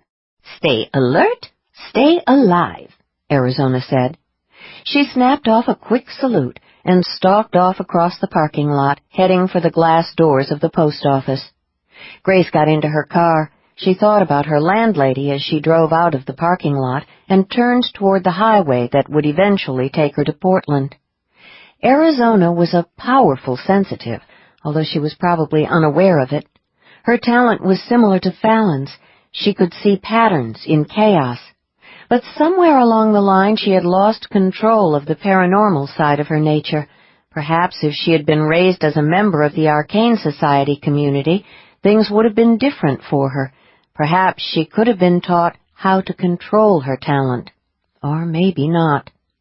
There was no question but that it was far too late to intervene now. Arizona had gone too deep into her strange private world. Now her talent controlled her. Grace wondered if Fallon Jones ever worried that he, too, might someday get trapped forever in his own world of plots and counterplots, unable to find his way back to reality. He was trying to do too much, she thought. On several occasions during the past few months, she had heard the exhaustion in his voice. Running the West Coast office of J&J was obviously too big a job for one person. He needed an assistant. It started to rain. Fat drops spattered on the windshield. She turned on the wipers and wondered if it was raining in Hawaii. When she got bored thinking about the weather in the islands, she wondered if she was pushing her luck by taking this assignment from J&J. The what-ifs loomed in her imagination. What if she couldn't handle the mission? What if Luther Malone uncovered her secrets? "Don't think like that," she mentally scolded herself. How much trouble could a guy on a cane possibly be? You've been hiding in Eclipse Bay long enough. The courier from the Arcane Society, a young man who seemed thrilled to be performing a role, however small, for the legendary firm of J&J, delivered the packet to Grace at the airport hotel. He handed it to her in the lobby, so close she could feel the pulse and power of his talent. A para-hunter, she thought. She didn't have to jack up her own senses to know that he was strong. "What's your name?" she asked, automatically stepping back to put some distance between them. "Sean Jones, ma'am," he said. Of course, she thought. The Jones family tree was filled with hunter talents of various kinds. She thanked him and hurried back to the elevator, ripping open the sealed packet as soon as she reached the privacy of her room. The contents tumbled onto the table, Luther Malone's phony driver's license on top. She picked it up and studied the picture, consumed by a curiosity she could not explain. Like most license photos, the shot was not intended to be flattering. It was possible that it was the lighting that made Malone look so hard, but her intuition told her that the brutal planes and angles of his face would look just as austere in person. His dark hair was cut short. The note said his eyes were brown, but in the picture they looked unreadable, the eyes of a lone wolf. The picture should have been off-putting. Malone appeared to be stone cold, but for some reason she could not stop staring at the image. Reluctantly, she put the license down and reached for her plane ticket and the resort reservation. Approximately 60 seconds later, the length of time it took her to get her shaking fingers under control, she dialed the now familiar number in Scargill Cove. "You didn't tell me that Malone and I would be registering as Mr. and Mrs. Carstairs," she said, her voice rising in spite of her determination to remain cool and professional. "There's only one room." "Take it easy," Fallon said, uncharacteristically soothing. "I made sure you got a suite. Take the bedroom. It has its own bath. Tell Malone he can have the pull-out bed in the living room." "I don't know if I can do this, sir. You should have warned me." "I knew you'd panic if I told you that you and Malone would be checking in as husband and wife." Fallon sounded aggrieved, the voice of a put-upon employer forced to work with a difficult, temperamental employee. "You were right." "There's absolutely nothing to worry about. Malone is a pro. He's there as your bodyguard, and this is the only arrangement that will allow him to do his job." She swallowed hard. Fallon was right. Malone was a professional. She was the amateur. If she wanted to become a real agent for J&J, she had to start acting like one. "Mr. Malone agreed to this plan?" she asked warily. "He'll be fine with it." "Wait a second. Are you saying he doesn't yet know that he and I are supposed to pose as a married couple on this assignment?" "Thought I'd let you break it to him," Fallon said. "Oh, gee, thanks." For the first time in her association with Fallon Jones, she ended the call before he could cut the connection. For a long time she stood there, looking at Malone's phony driver's license and the hotel registration. Got to learn to live in the now. 5. The concourse was crowded with tourists and business travelers from around the world.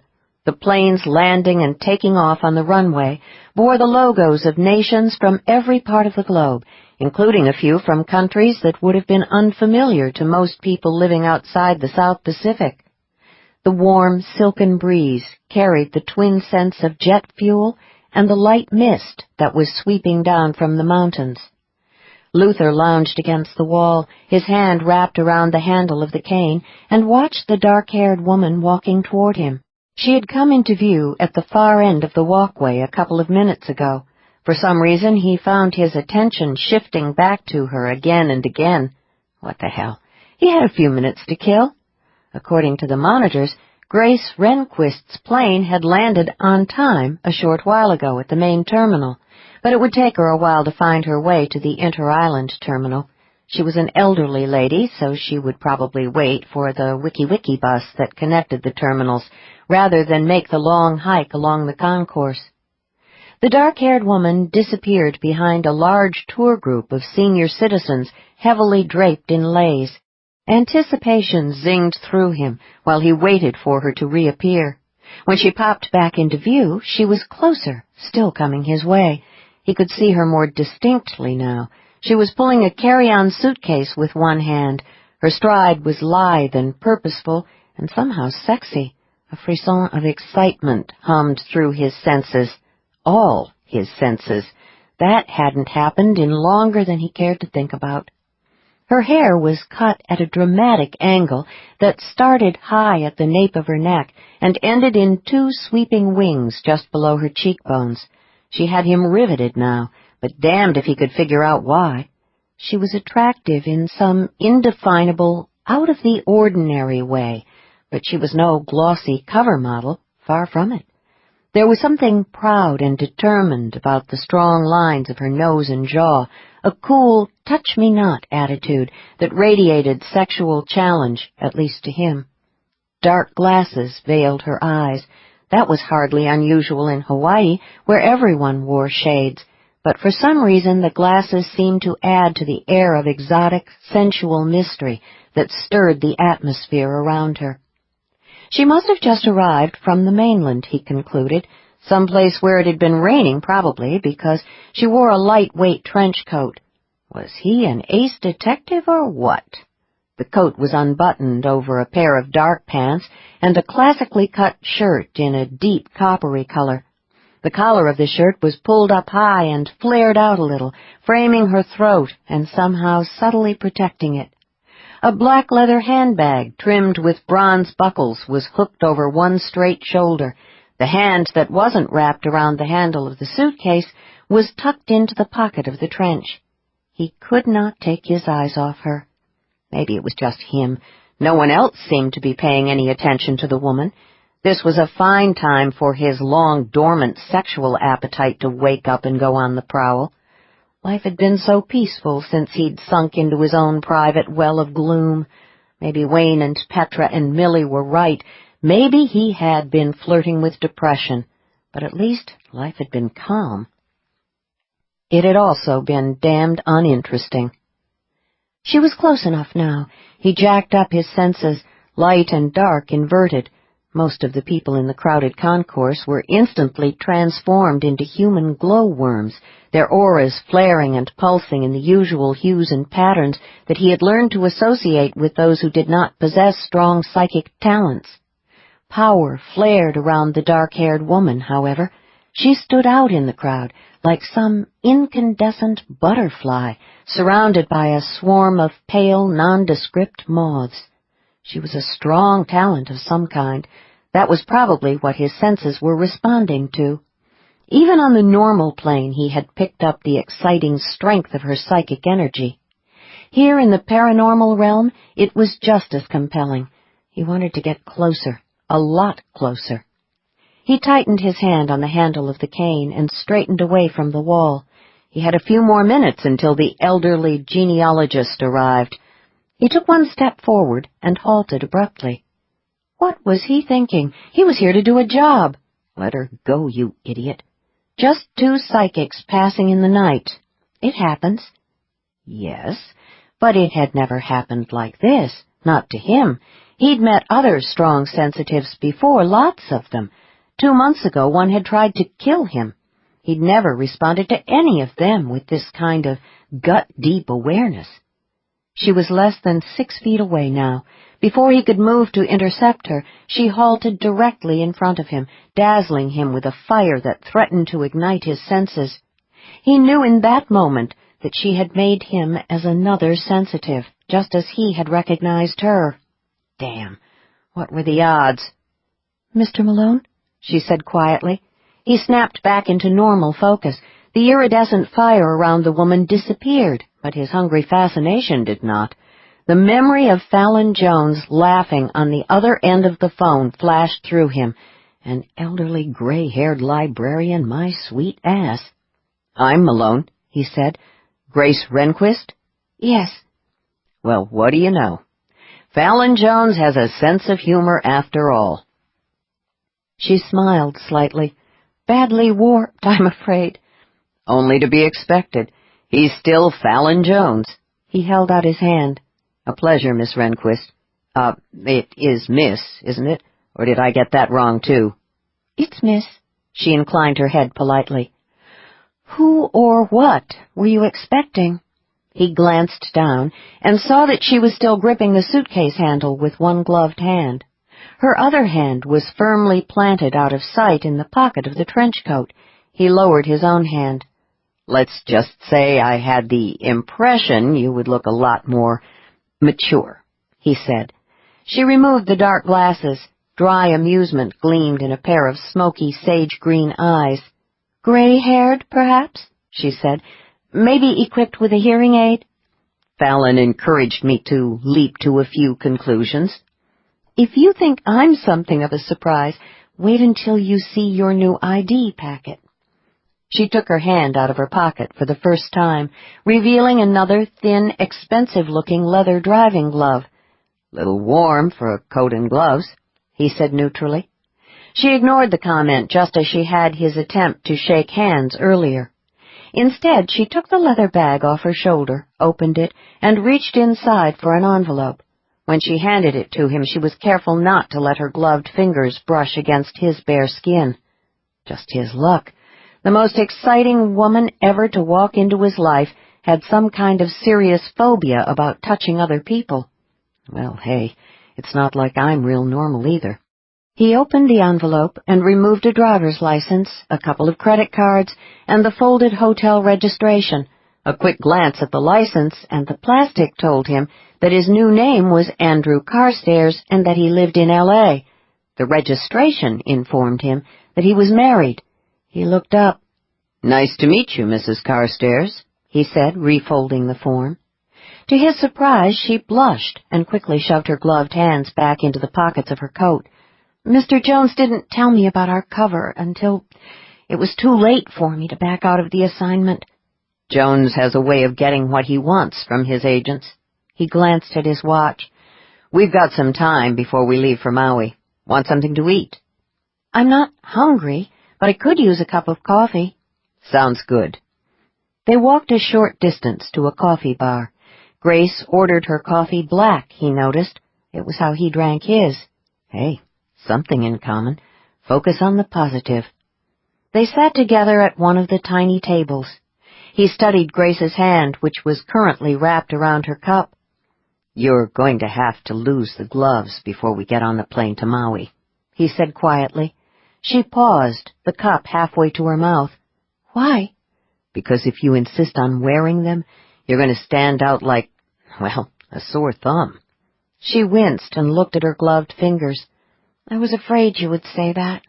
"How big a problem is it?" he asked. "I have some issues," she said coolly. He angled his chin toward the cane hooked over the edge of the table. "So do I. Mine are physical. Yours?" "Psychical. But the problem is linked to my sense of touch, which makes things complicated at times." "Seen one of the Society's shrinks?" Her eyes narrowed. He could practically feel her withdrawing from him. "No," she said coolly. "Look, I realize that under normal circumstances this wouldn't be any of my business, but given that we've got a job to do on Maui, I need to know what I'm getting into here." She went very still. "There's no cause for concern. I assure you that my phobia doesn't interfere with my aura reading talent." "Fine. You're still going to have to lose the gloves. Can you deal with that?"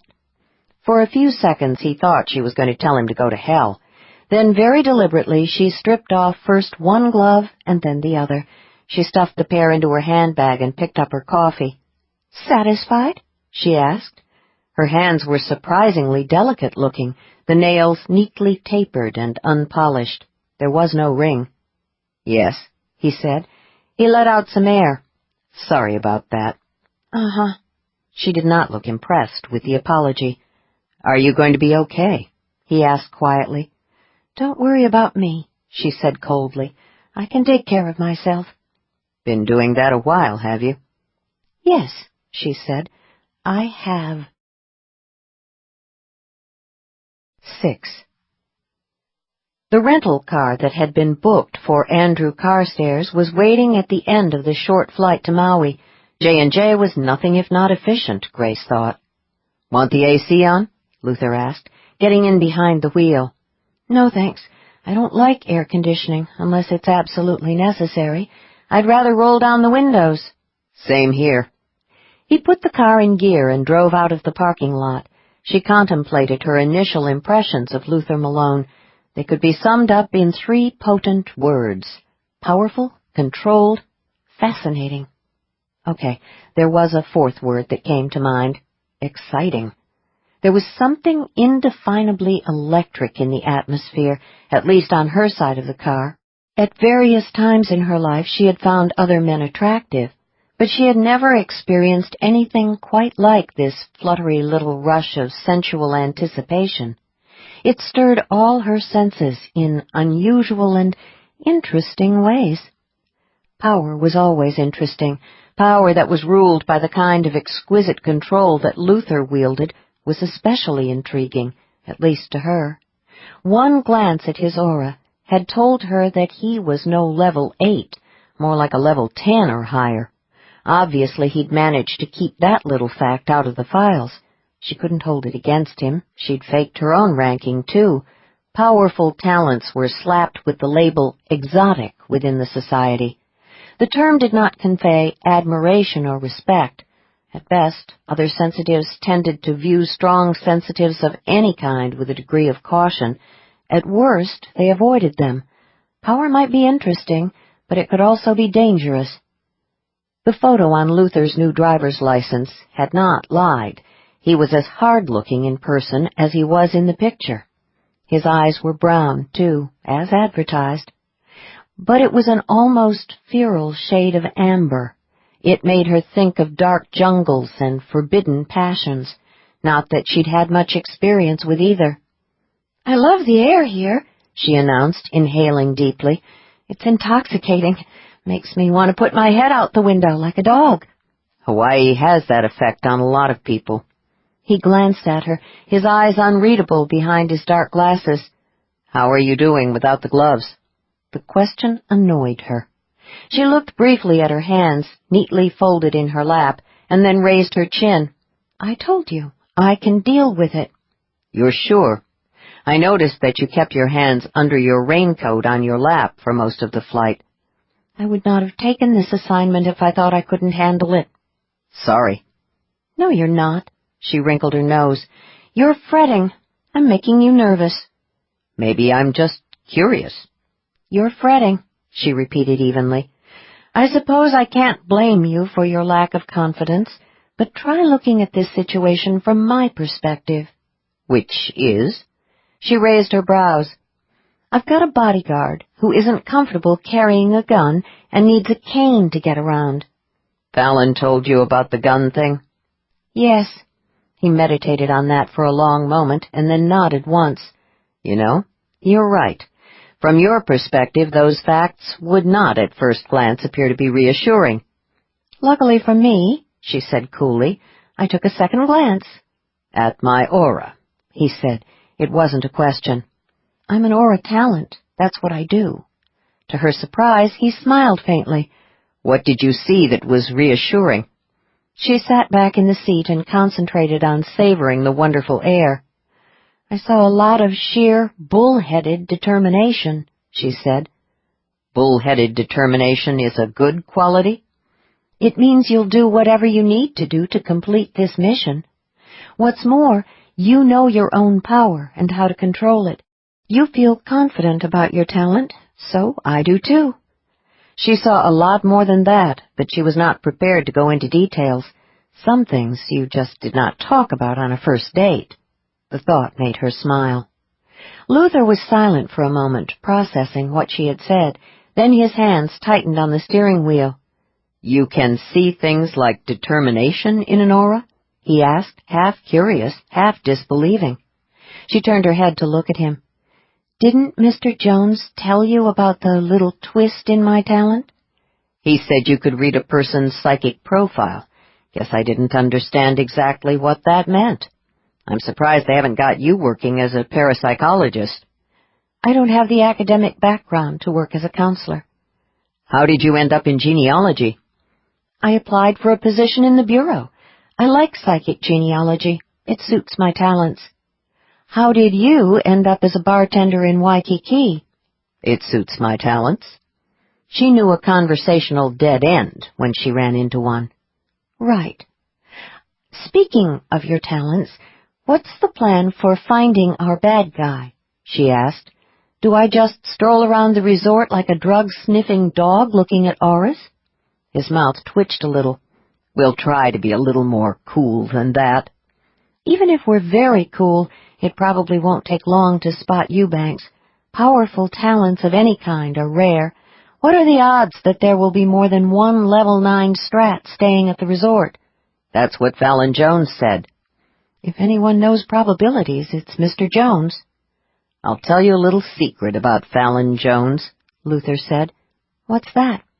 "Most of the time he's right, but occasionally he screws up, and when he does, it's never in a small way." She thought about that. Maybe that's because he's so sure of himself and his talent that he doesn't always allow for other possibilities. Or maybe because he's overworked. I have the impression that he's under a tremendous amount of pressure these days. You do realize that he's a first-class conspiracy theorist who just happens to have a good track record. Yes, she cleared her throat.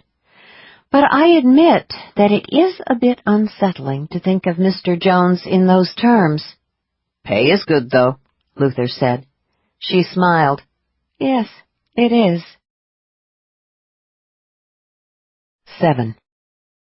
It was after 4 o'clock by the time they checked into the beachfront hotel in the Wailea resort community. The suite was on the 4th floor with a view of the pool, the gardens, and the ocean beyond. There were deeply shaded lanais off both the master bedroom and the living room, the perfect spot for a honeymoon, Luther thought morosely. Not that he would know. He'd gone to Vegas for both of his. He carried his small leather travel kit into the second bath and set it on the counter next to the sink, aware of Grace unpacking in the master bedroom.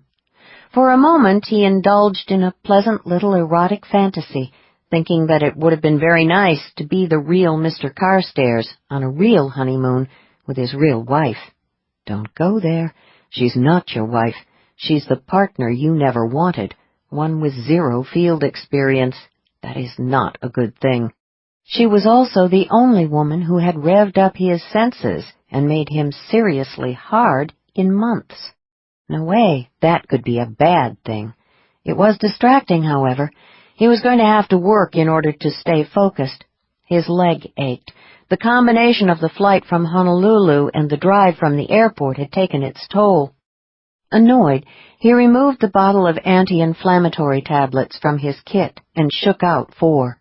He managed to resist the almost overwhelming urge to hurl the bottle across the room. The damn leg was never going to be the same. Get over it. He dropped the bottle back into the kit, tightened his hand on the cane, and made his way out of the bathroom. Grace was waiting for him. She had changed into a pair of lightweight trousers and another long-sleeved shirt. At least she wasn't wearing the trench coat. It occurred to him that she did not seem overly impressed with the suite. He was. He'd spent time in the Army, put in several years as a cop, and now he was a bartender and part-time contractor with J&J. None of those career paths had paid the kind of money that allowed him to check into classy suites like this one. Grace, however, seemed unfazed by the luxury accommodations. Maybe he should consider a position in the Bureau of Genealogy. Going somewhere? He asked. Thought I'd take a walk on the beach, she said. I've been in a plane around the road for most of the day. I'd like to unwind before dinner. It was time to explain the facts of life, he decided. Got one rule on this job, he said. We'll call it rule number 1. She raised her brows. And that would be? I give the orders. And the first order is that you don't leave this room alone. No wandering off on your own unless I give permission. She inclined her head very politely. I take it that means you're coming down to the beach with me. What the hell? I need to get a feel for the terrain anyway. He opened the door for her. But the order still stands. You don't go out of here on your own. Got it? She went past him, neatly avoiding any accidental contact. Fallon Jones said that you were in charge on this mission. I'll take that as a yes. He followed her out into the hall and closed the door, waiting a beat until he heard it lock securely. Satisfied, he walked with Grace toward the elevator lobby, fighting the temptation to move into the invisible don't-touch zone that enveloped her like another kind of aura. He noticed that her arms were folded beneath her breasts in a seemingly casual manner. If you looked closely, however, you could see that her fingers were tucked safely out of sight. He brooded on what might have happened to a woman to make her dread touching another human being. The realization that a little skin-to-skin contact with him might actually cause her psychic pain was troubling. It just didn't seem right that she might not be able to abide his touch, not when he was so certain that touching her would bring him nothing but pleasure. I'm starting to feel guilty about the glove thing, he said. As well you should. Damn it! Don't worry, I understand, she said. She smiled wryly. Wearing them on this mission would not be at all professional. He searched for another path through the don't-touch zone. How long have you been in genealogy? He asked. A year. That's all? Fallon implied that he considered you very valuable. She glowed. I'm delighted to hear that. Mr. Jones is not what you would call forthcoming with positive feedback. He's never going to be up for Boss of the Year, that's for sure. But take it from me, he wouldn't have used your professional services more than once if he hadn't been impressed. That's good to know. What did you do before you went to work for the Society? Didn't Mr. Jones tell you? She asked. Fallon can be vague about details that he doesn't consider important. I used to work for a company called Crocker World. He stopped in front of the elevators and pressed the call button. Martin Crocker's company? Yes. She looked politely surprised. You were aware of the company? Crocker's death made headlines. It was also big news within the Society. He was a member, funded a lot of research projects. Yes, I know. What did you do at Crocker World? I was on the corporate research library staff. After Mr. Crocker died, it became obvious that the firm was in trouble. Everyone knew that the company would fall apart without him at the helm. I could see the writing on the wall, so I started job hunting immediately. It was all said very smoothly, very casually, but there was something ever so slightly off. Luther jacked up his senses until he had a clear view of her aura. He might not be able to see details the way she apparently did, but he could make out certain strong emotions. There was tension in the energy field that blazed around her, the kind that, as a cop, he'd learned to associate with a well-crafted lie. How long have you been a member of the Society? He asked. My mother registered me when I was born. She paused a beat. You? My folks were both members. They registered me at birth. The elevator doors slid open, revealing a cab packed with people. He assessed the situation in a single glance. Joining the crowd would mean forcing Grace to run the risk of someone brushing against her. He could feel her sudden tension. Luther smiled benignly at the cluster of faces. We'll wait for the next one, he said. The elevator doors closed. Thank you, Grace said quietly. No problem, he said. I'd suggest we take the stairs, but... He broke off, giving the cane a disgusted look. He refused to tell her that his leg was acting up and that descending 4 flights of stairs would make things worse. I can make it down, but it's not the most graceful sight in the world, he said instead. No problem, Grace said gently. It's not as if we're in a hurry. They stood together in silence and watched the illuminated numerals over the 3 elevators. Grace's expression was calm and composed. It was impossible to tell what she was thinking. Luther used the time to wonder why she had lied about the job at Crocker World. 8. They had a drink in the open-air bar and ate red snapper garnished with a light ginger and miso sauce in the restaurant. There were candles on the tables, moonlight on the sea, and a slack-key guitar playing softly. If she closed her eyes and surrendered to the wonders of magical thinking, she could almost pretend she was on a real date, Grace thought.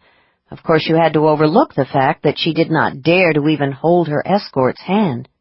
Not that Luther had made any attempt to initiate such intimate contact, she reminded herself. Just the opposite. He seemed to be going out of his way to keep plenty of distance between them, no doubt afraid that if he even brushed against her by accident, she'd freak and destroy their cover. She was more than a little surprised when he suggested a walk on the oceanfront path after dinner. Her first instinct was to refuse. She always felt more vulnerable after dark. The old fear that someone was creeping up on her was strongest at night, probably because that was when the monster had visited her bedroom. But this evening she would not be facing the night alone. In spite of her own secrets, she felt curiously safe with Luther. He was careful to keep at least a foot away from her as they made their way along the dimly lit path that linked the beachfront hotels. His cane tapped softly on the pavement. She sensed his barely suppressed irritation. "Does your leg hurt?" she asked. "Just a little stiff," he muttered. He was lying, she thought, but then she had lied to him earlier when he tried to interrogate her. She knew that he had not been completely satisfied with her answers. The conversation in the hotel hallway after they had checked into their room had been the one that she worried about the most. She had gone over it again and again in her mind, however, and she knew she had aced it. Luther's cop intuition might have been aroused, but if Fallon Jones hadn't penetrated the veil of her carefully manufactured past, it was unlikely that Luther would discover the truth. "How long have you lived in Hawaii?" she asked, watching the moonlit surf crash on the rocks below the path. "Couple of years. Moved here after my second divorce. Quit my job with the department at the same time.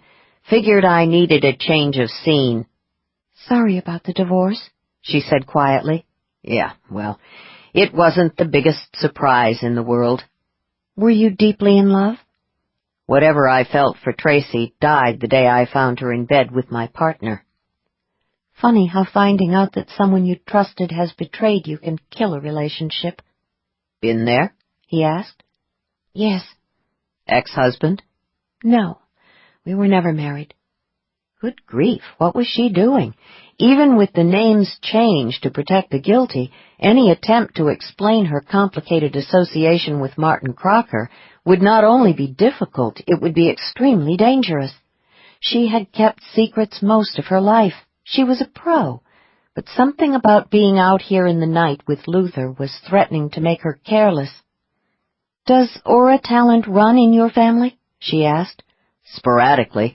My grandfather was a strong aura. He told me that my father was a high strat talent, though, and my mother had a mid-range talent for color and design, of all things." "Raw psychic power tends to be a strong genetic trait, but the form the talent takes is often hard to predict. Your grandfather told you about your parents?" "My folks were killed in a car crash by a drunk driver when I was a baby. I never knew them. My grandfather raised me." "Is your grandfather still alive?" she asked. "No. He died the year I graduated from high school and went into the Army." She told herself she should stop right there, but she couldn't seem to help herself. "Is there anyone else in your family?" "Maybe some distant cousins somewhere." He sounded disinterested. "If they're out there, they never bothered to show up after my parents were killed." "In other words, there's no one?" "Got a couple of good friends over on Oahu. They own the restaurant where I work as a bartender. What about you?" "My mother died when I was 13. Some kind of rare infection." "Tough," he said. "Yes, it was." "Your dad?" "I never knew him." She kept her voice perfectly neutral. "When my mother decided to have a child, she went to a sperm bank clinic." "Oh, shit," he said softly. She almost smiled. In that single pithy statement, he had told her in the most eloquent terms that he understood. "Yes," she said. "Oh, shit, indeed." Talk about having a psychic hole in your life. He turned his head to look at her. "You're a genealogist. Ever try to find your father?" "Of course. A lot of sperm bank kids go looking for their fathers. I eventually found the name of the facility that my mother used, the Burnside Clinic. It was established by a member of the society. Dr. Burnside catered to clients who were members of the Arcane community. He guaranteed that all of his donors were high-level sensitives of one kind or another. He also promised absolute confidentiality to both donors and clients." "Were you able to find your father's file?" he asked. "No. The clinic burned to the ground a few years ago. All the records were destroyed. Arson was strongly suspected, but no one was ever arrested." "Probably one of the donors who didn't want to be found." "Do you think so? I did wonder about that possibility." "There are others," he said, sounding thoughtful now. "Maybe one of the mothers who didn't want a donor to find his offspring. Or maybe one of the kids who couldn't find his father and got really pissed off. It could also have been someone who didn't approve of the services the clinic offered." "In other words, the list of suspects would be a very long one." Sounds like it. She was quiet for a moment. I was never able to identify my father, but after I went to work in the Bureau of Genealogy, I found some information about him that my mother had entered into the genealogical records when she registered me with the Society. Mostly a health and talent history. And? She shrugged. What can I tell you? My father was descended of sound genetic stock, and he was a strong talent. But then Dr. Burnside would have insisted on those qualities in all of his donors. Sure. I got my eyes from him, she whispered after a while, but that's about it. He wasn't even an aura talent. My mother listed him as a strat. Knowing that you're a green-eyed aura talent descended from a green-eyed strat wouldn't have given you much to go on. No, she said, it didn't. Strat talents are very common within the Society. There are literally thousands registered. Narrowing the field by age and gender and eye color didn't help. I eventually gave up. A couple strolled toward them hand in hand, lost in each other, taking up a good portion of the path. Luther thumped the cane loudly a few times. In response, the pair moved hurriedly to the far side of the pavement.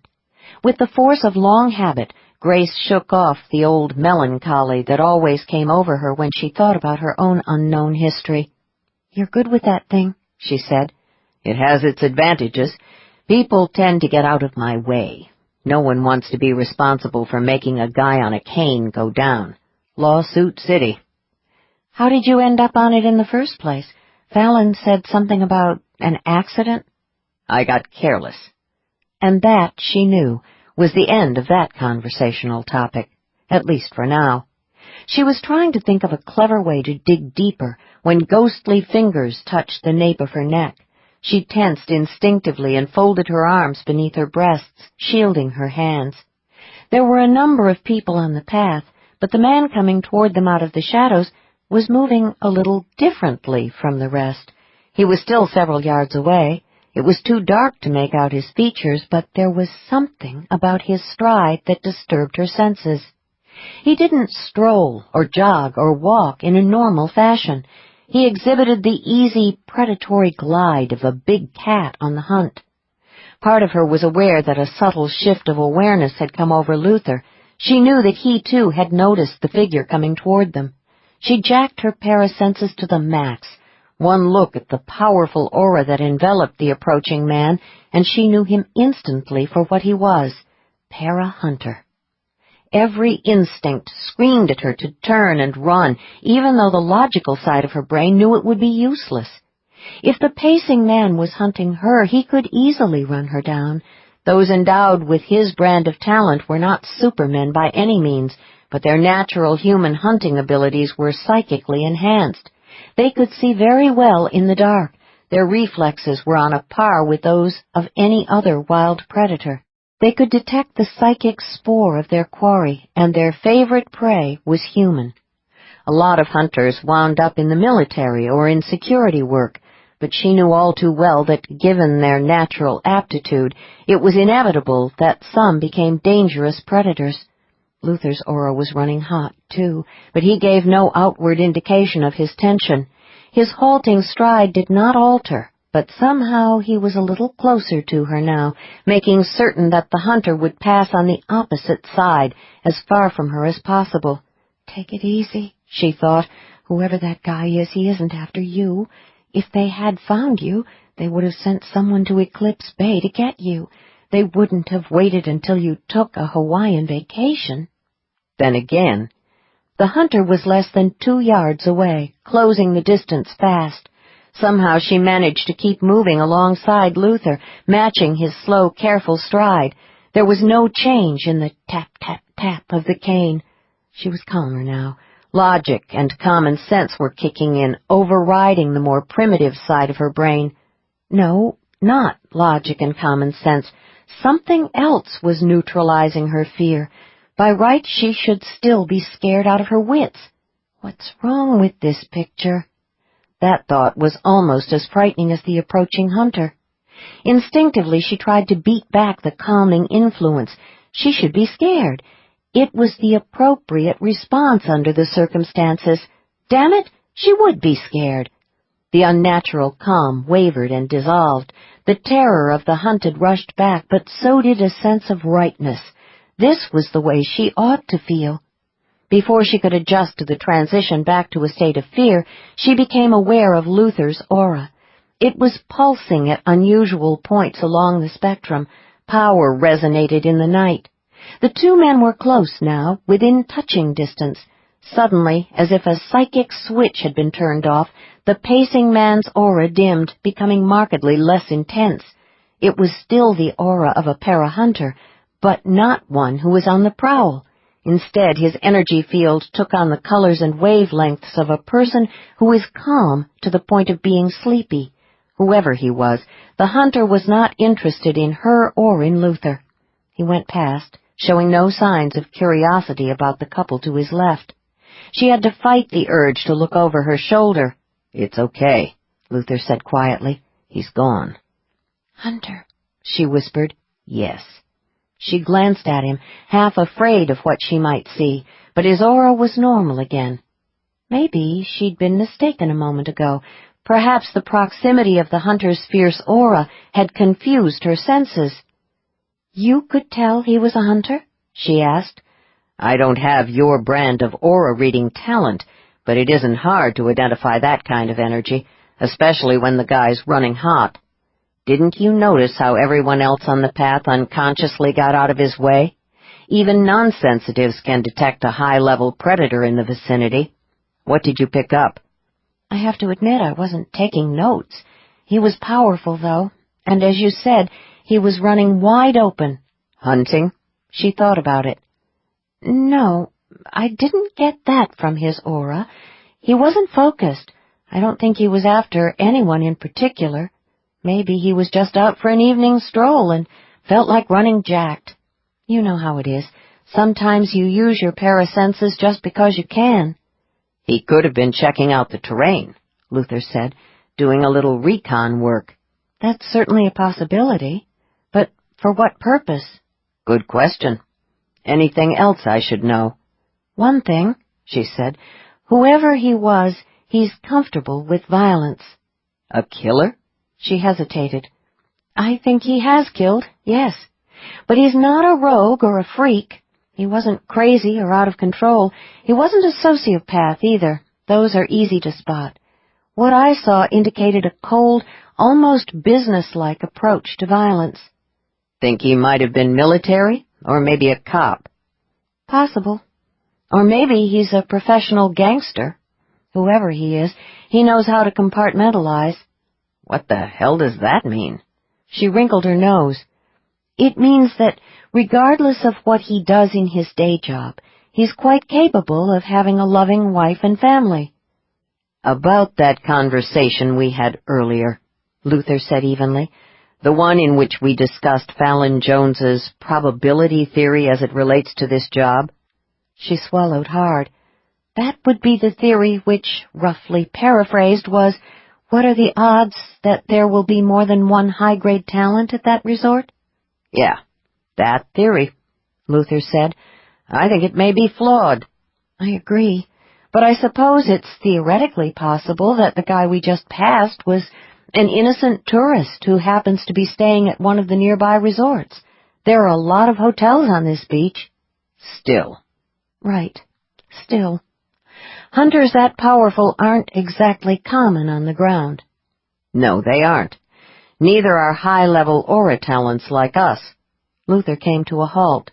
"So the question becomes, what are the odds that 3 very strong sensitives would show up on this stretch of beach on the same night?"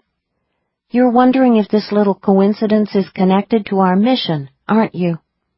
"Looks like I'm going to have to call Fallon. Talk about a fast way to ruin the evening." She knew the exact instant when he reached for his cell phone, because he had to release his tight grip on her arm to do it. 13. The new arrivals began checking in early that afternoon. Luther sat beside Grace on the hotel's wide, shaded veranda. To the left, he could see the pool terrace and the beach beyond. To the right was an unobstructed view of the open-air lobby and the front desk. There were 2 glasses of iced tea on the small round table between the 2 rattan chairs. He had a copy of the Wall Street Journal. Grace appeared immersed in a paperback novel that she had brought with her. They both wore sunglasses. He fine-tuned the pleasant little fantasy he had been concocting while he watched the Bell staff unload an expensive set of golf clubs from the back of a limo van.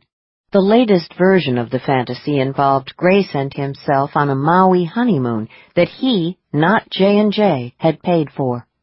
Also, the Fantasy 2.0 did not include keeping an eye out for a psychic killer.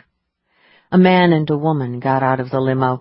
They were greeted with orchid leis and escorted to the front desk by a member of the hotel staff. Automatically, Luther looked at them with his other vision.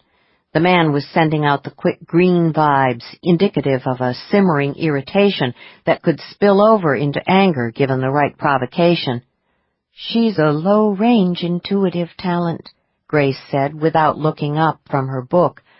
"A 3, maybe. Strong enough to give her an edge when it comes to picking a husband who is as ambitious as she is. As far as she's concerned, she's made him what he is today." "Think she knows about the psychic side of her nature?" "I doubt it. Not at that level. Like most women, she probably takes her intuition for granted." "What about the husband?" Grace turned a page. "He's annoyed." "Yeah, I got that. Probably a long flight with a few of the usual travel glitches. Anything else?"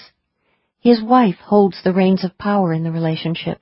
He knows she's smarter than he is, and that he needs her to climb the corporate ladder. But that just makes him all the more resentful. Based on that analysis, I'd guess he has a mistress who knows how to make him feel like the strong one." "You're good, aren't you?" "Yes." She turned a page. "That's why Mr. Jones sent me on this mission." "I hate to shatter your image of yourself as a female James Bond, but I'm not sure this trip to Maui rises to the level of a mission." "What would you call it?" "A job." "I think I'll stick with mission. Sounds more exciting." He nodded. "Things have certainly been exciting in the past 24 hours, I'll give you that." Another limo arrived at the front of the hotel. More bags of golf clubs and what looked like diving gear were unloaded. Luther watched the Bell staff spring into action. A sophisticated-looking man in his early 40s got out. His companion was an attractive redhead of about the same age who looked like she spent a lot of time in spas and high-end hairstyling salons. "I give the marriage 6 more months," Grace said coolly. "He's headed into a full-blown midlife crisis and wants a trophy wife to impress his friends." "Kids?" Grace studied the couple for a moment. "Yes, I'm sure he'll tell the children that it's for the best." "You're right," he said. "You're good at this game. Must get a little depressing at times, though." "I like to think of it as being realistic." He glanced at the cover of her book. The illustration showed the shadowed profile of a woman. She had a gun in her hand. The title was equally ominous. "Looks like a murder mystery," he said. "Romantic suspense," she corrected. "Meaning?" "Meaning it's got both romance and a couple of murders in it." "You like books like that?" "Yes." He smiled. "Thought you said you weren't a romantic." "I'm not." She turned another page. "Doesn't mean that I don't like to read about romance." "What about the murders?" "They get solved by clever sleuthing on the part of the hero and heroine. It's very satisfying." "You know, in real life the motivation for murder is usually a lot more straightforward than it is in fiction," he said. "Somebody gets pissed off, picks up the nearest gun, and shoots the guy who pissed him off." "Really?" She did not seem particularly interested.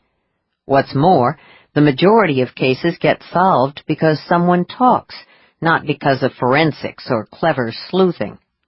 "If I want real police work, I'll read the newspapers, not a book," she said. "Probably a good idea. Let me know how that one ends." She turned another page. "I already know how it ends." "You read the ending first?" I always read the ending before I commit to the whole book. He looked at her, baffled. If you know how it ends, why read the book? I don't read it for the ending. I read for the story. She looked toward the entrance, watching a cab that had pulled up in front. Life is too short to waste time on books that end badly. By badly, you mean unhappily, right? As far as I'm concerned, the two are synonymous. Okay, so how does that book end? Wait, he held up a hand. Let me guess. The butler did it. She flinched visibly, her lips parting as though in shock. He could have sworn that the book shook a little in her hand. He raised the volume of his senses. The normal hues and colors of the world faded. The myriad shades of the paranormal spectrum shimmered into view. He was startled to see unmistakable spikes of fear in Grace's aura. Before he could ask her what was wrong, he realized she was watching the lobby entrance. He followed her gaze and saw a man climb out from behind the wheel of one of the newly arrived vehicles. He had the heavy, over-muscled build of a weightlifter on steroids. His head was shaved, and he wore a pair of mirrored sunglasses. But it was his aura that grabbed Luther's attention. It was not only strong, there was something wrong with it. Sparks of dark energy flickered and flashed in the field. Wherever they rippled through the pattern, they created disturbing pulses. "What the hell?" he said softly. "Hunter," Grace said quietly. "Sort of." Damn, so much for Fallon's probability theory. "It's not just the odds that are bad here." There was a shiver in her voice. She appeared transfixed. "The profile isn't that of a normal hunter." "How is it different?" "For one thing, it's unevenly developed. It doesn't reflect the full range of abilities that generally go with that type of talent. There are whole sections missing or blunted along the spectrum." "Such as?" "Well, for starters, I'd say he doesn't possess the ability to detect the psychic spore of violence, which is a common aspect of an above-average hunter talent. He's got the night vision and the strength and speed, though." "Anything else missing?"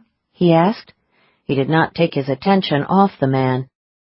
"Yes, there's usually a strong correlation between intelligence and a high level of any kind of psychic ability. A level 8 or 9 hunter like him should possess above-average intelligence." "He doesn't?" "No. He's not stupid, but he's not an independent thinker, that's for sure. You're looking at a guy who can be easily manipulated by someone who knows how to handle him, a man who would never question orders." "Not the brightest bulb on the tree, huh?" "No." "Any chance that's Eubanks?" She shook her head. "Not unless the profile I was given was very badly flawed, which I doubt." Luther watched the driver open the rear door of the car. Another man climbed out. He looked to be in his late 30s, tall and square-jawed, with a too-perfect tan that could only have come out of a spray can. Grace drew a sharp breath and tensed again. "That's Eubanks," she whispered. "High-level strat talent. Everything else fits, too." "You're sure?" "Positive." "What's with the rogue waves?" he asked. She turned her head very quickly, stunned. "You can see them?" "No offense, but I think they'd be hard to miss. I've seen some crazy people in my time. A lot of them have an erratic pulse in their auras, but not like those." Eubanks left the luggage to the driver and the bell staff, ignored the lay offered by the greeter, and walked quickly toward the front desk.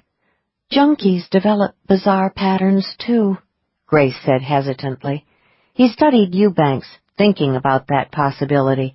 A heavy user will throw off a lot of weird vibes, but in my experience, junkies' auras resemble those of the crazies.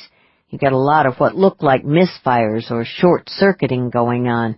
The pattern is inherently unpredictable and makes it hard for the normal wavelengths to resonate, at least not for very long. "But this is a regular repeating pattern," she said, still speaking in that odd, soft tone. "A consistent rogue wave." Which sounds like an oxymoron. "Why do you think Eubanks brought a hunter along?" she asked. "Probably for the same reason that I'm here with you. The hunter is a bodyguard." He watched the way the hunter quartered the lobby, checking out each sector. The bodyguard's gaze passed lightly over them and then moved on. There was no flicker of alarm in the pattern. Grace seemed to relax a little. He didn't pay any attention to us. Like you said, he's not that sharp. Whatever the case, you've done your job. Time to get you off this island. He hated the thought of sending her back to that little town on the Oregon coast, but he sure as hell did not want her anywhere near Eubanks. "We're not done yet," she said. "You need me to help profile that hunter we ran into last night, remember?" The situation has become complicated. "I can do complicated." "You're not going to do it here," he said. "You need a partner," she insisted, "and I'm the only one handy. Eubanks is a very, very dangerous man, and so is that hunter." "I know that Kane doesn't make a reassuring impression, but I do know how to do this kind of stuff." "I am well aware of what you can do," she said. "I saw you in action last night, but you're not crazy." That was interesting. "You think Eubanks is?" "I think," she said carefully, "that there's something more than a little off about him, just like there's something off about his bodyguard." "The rogue waves?" "Yes. I think you should stay away from both of those men." His first reaction was to start brooding over her obvious lack of confidence. Okay, so he wasn't in the best of shape at the moment. Then it occurred to him that she was genuinely worried about his safety. He wasn't sure how to take that. Go with the positive, he thought. She cares enough to be concerned. "I'll be fine," he said. "You know, instead of flying home to Eclipse Bay, you could go back to Honolulu and wait for me there. I won't be here long. As soon as I phone Fallon, he'll make arrangements for Eubanks to be put under long-term surveillance. I'll hang around, see if I can find that hunter, and then—" He broke off because he realized she was not listening. Her attention was no longer on Eubanks, who had received his card key and was already striding impatiently toward the elevator lobby, the hunter by his side. Instead, she was watching another new arrival, a woman who had just gotten out of a white limo. An executive, he decided, watching the woman direct the bell staff with an authoritative air. She was accompanied by a muscular man dressed in an ill-fitting jacket. The woman ignored the proffered lay, just as Eubanks had done, and walked briskly through the lobby toward the front desk. "Look at them," Grace said urgently. "I am looking at them. What is it?" "Look at them." "Right." Obediently, he jacked up his senses again. The woman's aura flared, a cold array of icy blues and glassy greens. "Wouldn't be a good idea to get between her and whatever she happened to want," he said mildly. "Had a captain like that once. All he cared about was getting into the commissioner's office. He left footprints on the back of everyone who stood in the way." "I doubt if your captain's aura looked like hers." And then he saw the pulses, short little stabs of darkness that crackled through the blues and greens, briefly altering the resonating patterns. The rogues were not identical to those in Eubanks's and the hunter's aura, but there was a distinct similarity. He switched his attention to the woman's companion and saw the same bad energy. "Hunter," Grace said. "Incomplete, like the other one." "Another bodyguard. That explains the bad jacket. He's carrying—" "Carrying what?" "A gun." "Oh, right." She assumed a knowing air. "Definitely carrying." Another vehicle halted at the entrance. This time 2 men got out. One of them supervised the unloading of a set of golf clubs, the other headed for the lobby. "High-level probability talent and his bodyguard," Grace said. "Same dark energy spikes in their fields." "What the hell is going on here? I've never seen anything like those weird rogue waves." "I have," Grace said softly. "I did get that impression." He reached for his cane. "You and I need to talk." 14. "What the hell is going on, and what do you know about it?" Luther asked. He used his flat, unemotional cop voice. She'd had enough for one day. Her temper spiked. "Don't talk to me like that." "Like what?" "Like I'm a suspect that you've got cornered in an interrogation room." He looked at her, eyes veiled by his dark glasses, and said nothing. He waited the way cops and psychiatrists did sometimes, hoping you'd get nervous and start talking. They were standing in the shade of the very same tree that had concealed them the previous evening when he touched her for the first time.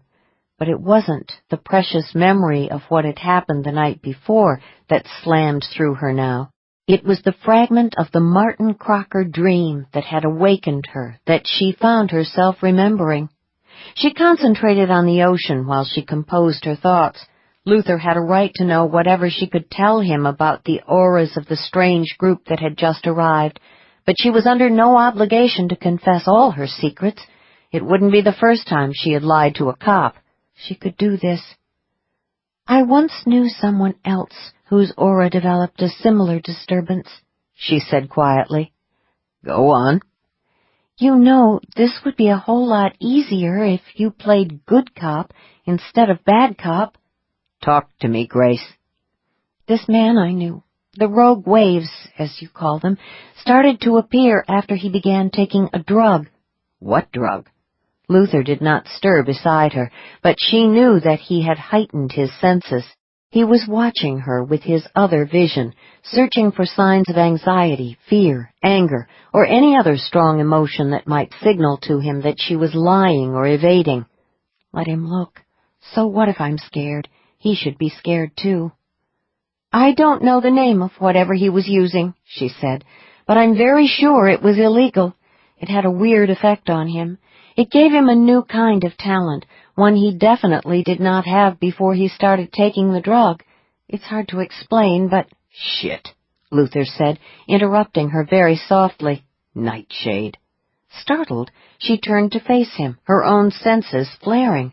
His aura flashed with a cold, controlled excitement that did not show on his face. She knew he was running hot, not just psychically, but physically. Adrenaline. "What is Nightshade?" she asked warily. "Some new street drug?" "No, it's the code name that Fallon gave to a new organization of rogue sensitives that has managed to recreate the Founder's formula." "The formula?" She was beyond startled. She was stunned. "But that's just an old society myth," she managed weakly. "Not any longer. Hunting down Nightshade operatives and identifying the group's leaders is J&J's #1 priority these days. Everyone in the agency knows that." "No one told me anything about Nightshade." "Probably because Fallon considers you temporary help, but I've got a hunch your status in the firm just got changed, but good. What do you know about Nightshade?" "Careful. You don't have to tell him everything." Who was she kidding? Her private Pandora's box of horrors had just been opened. There was no stuffing the bad news back inside. Her survival instincts kicked in. She hastily assessed her options and decided there were two. She could disappear again, a risky proposition, because she had a hunch that J&J would pull out all the stops to hunt her down. The second option was to cooperate in the hunt for Nightshade. It was a dicey maneuver, but if she was very careful, she might be able to pull it off without revealing her own secrets. She straightened her shoulders, the decision made. She would give Luther the information that might be helpful to J&J, but she didn't have to throw herself under the bus. She had one very big factor going for her in the equation, she decided. J&J clearly needed the data that she could supply. That gave her some negotiating power. If worse came to worst, she could work with that. "I told you that until I joined the Bureau of Genealogy, I worked as a librarian in a large corporation," she said. Crocker World. "Right. A lot of my time was spent doing Internet searches that were commissioned by various executives, including Mr. Crocker. On a few occasions, I was called into the executive suite to deliver the results of my research." Martin Crocker summoned a librarian into his office? There was irritation and impatience in Luther's voice. He didn't believe her. Mr. Crocker was a strat talent. People like that love background and research. The more facts and details they can gather before they make a decision, the better. I did a lot of work for him. She was pleased with the way that came out. Let him look. Every word was true.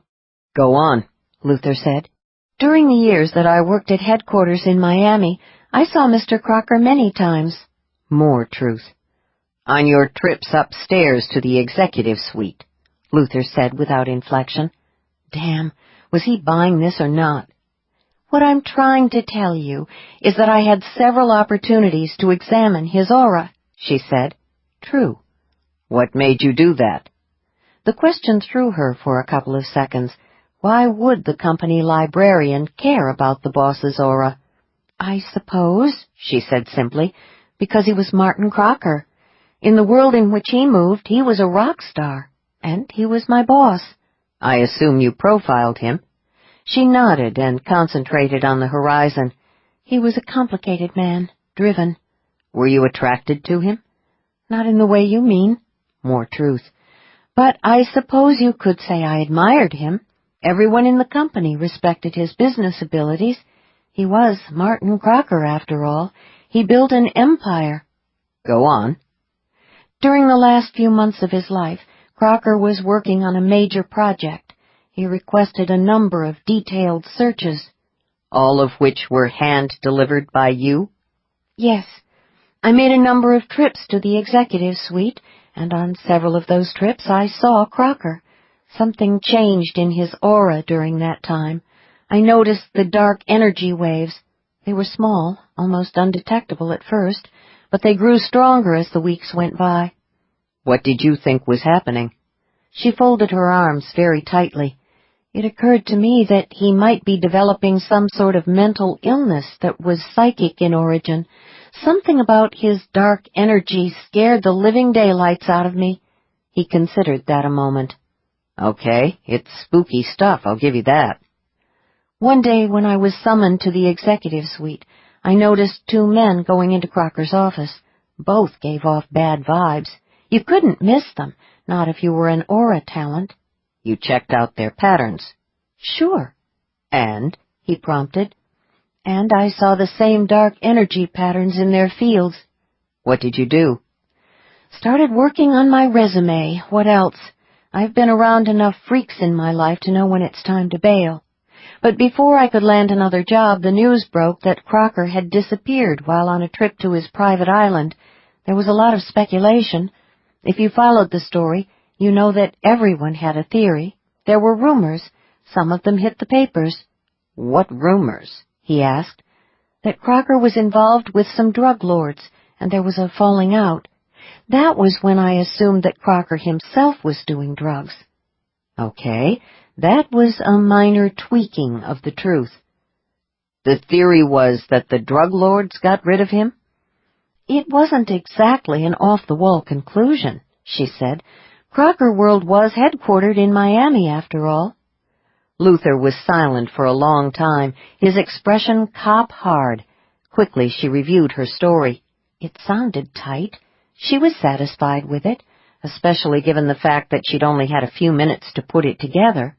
It helped, of course, that most of the facts were true, including the rumors about Martin's involvement in drug trafficking. She risked a peek at Luther's aura. Her heart sank. He believed parts of her story, but not all of it.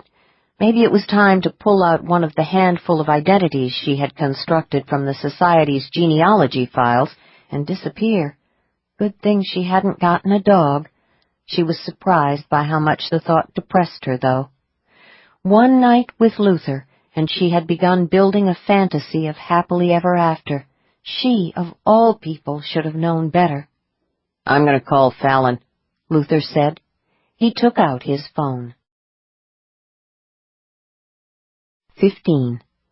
You've got 3 Nightshade operatives under surveillance? Fallon demanded. The fierce excitement in his voice vibrated through the phone. Eubanks is one of them? 3 possible Nightshade operatives, Luther said, clamping a lid down on his own adrenaline rush, plus their bodyguards. There's also that unidentified hunter in the vicinity, the one we ran into last night. Don't forget him.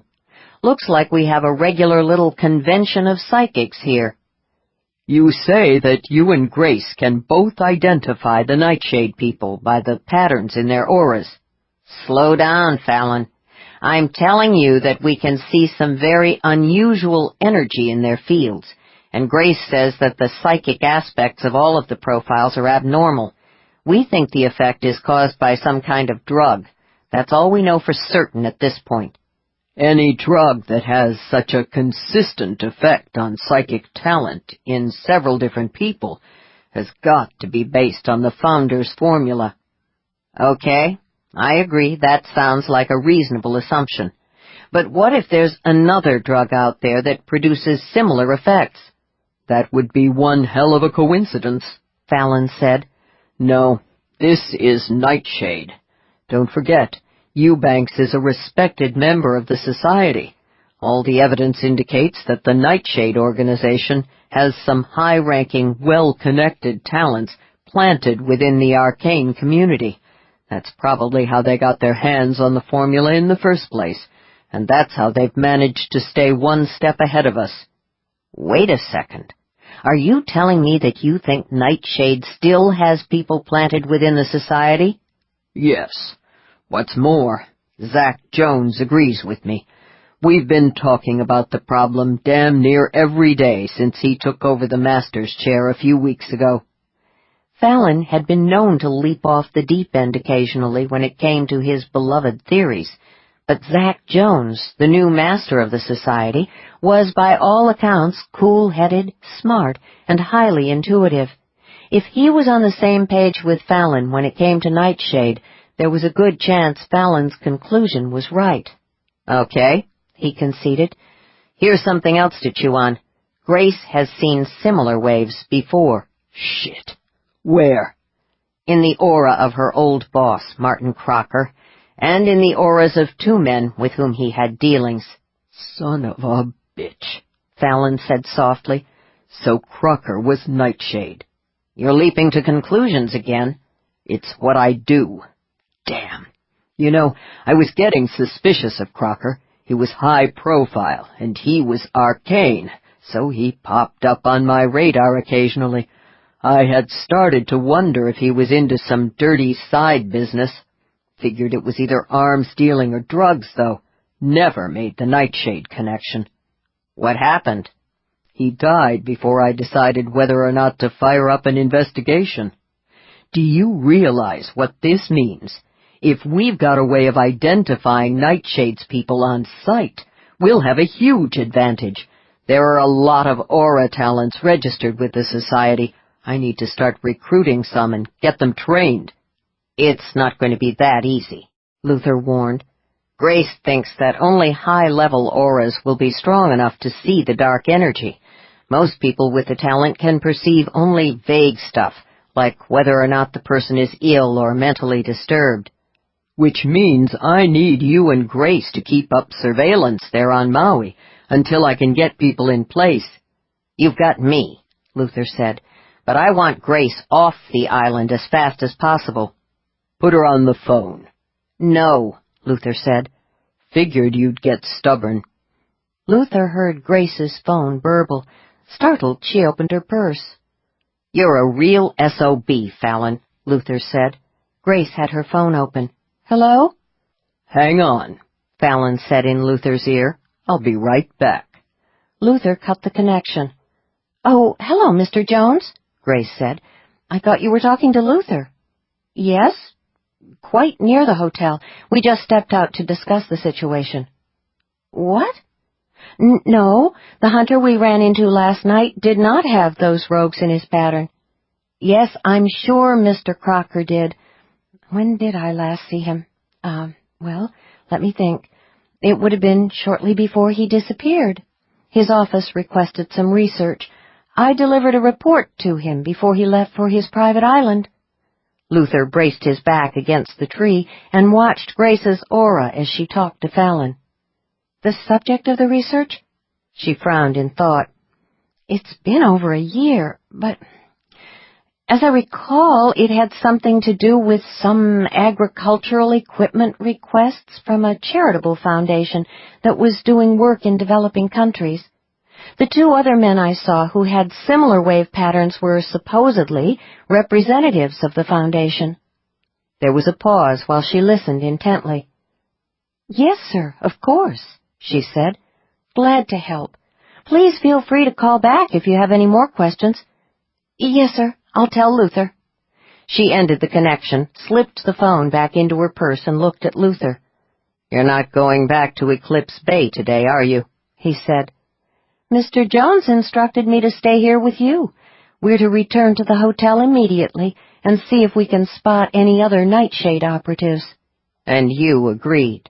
She raised her chin. "Yes, I did." "I don't like it." "I'm aware of that, but it's my decision." "What makes him think there will be more than just the three of them and their bodyguards?" "Mr. Jones said that where there are a few snakes, there may be a whole nest."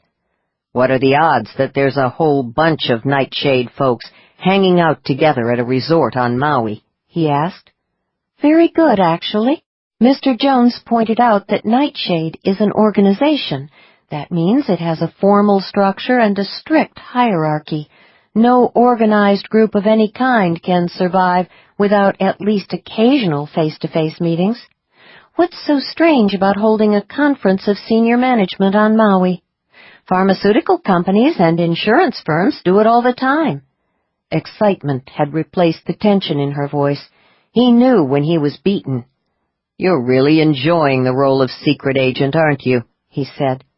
"I didn't get out much this past year in Eclipse Bay." He used the cane to push himself away from the tree. "All right. We'll watch the hotel guests for a day or two, see what turns up. But remember rule number 1 on this job." "I'm afraid that in all the excitement I forgot it."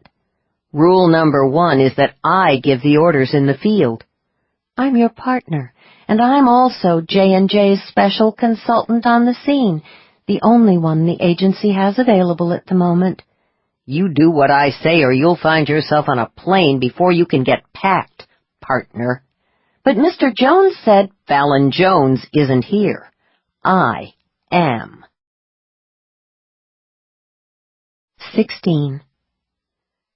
Damaris Kemble's hands curled into fists on the keyboard as she read the email message from the mysterious contractor. She swallowed hard, fighting the rage and frustration that threatened to swamp her. Job declined. There will be no refund, as it has come to our attention that you misrepresented your references. Damn, damn, damn! Somehow the contractor had discovered that she was not the real Winthrop. She had failed Daddy. The plan had been brilliant in concept, beautifully simple and daring, but it had not worked. Unfortunately, time was running out fast. Eubanks and the others would be together on Maui for only a few days. She shoved herself away from the computer and picked up the phone. Her call was answered on the first ring.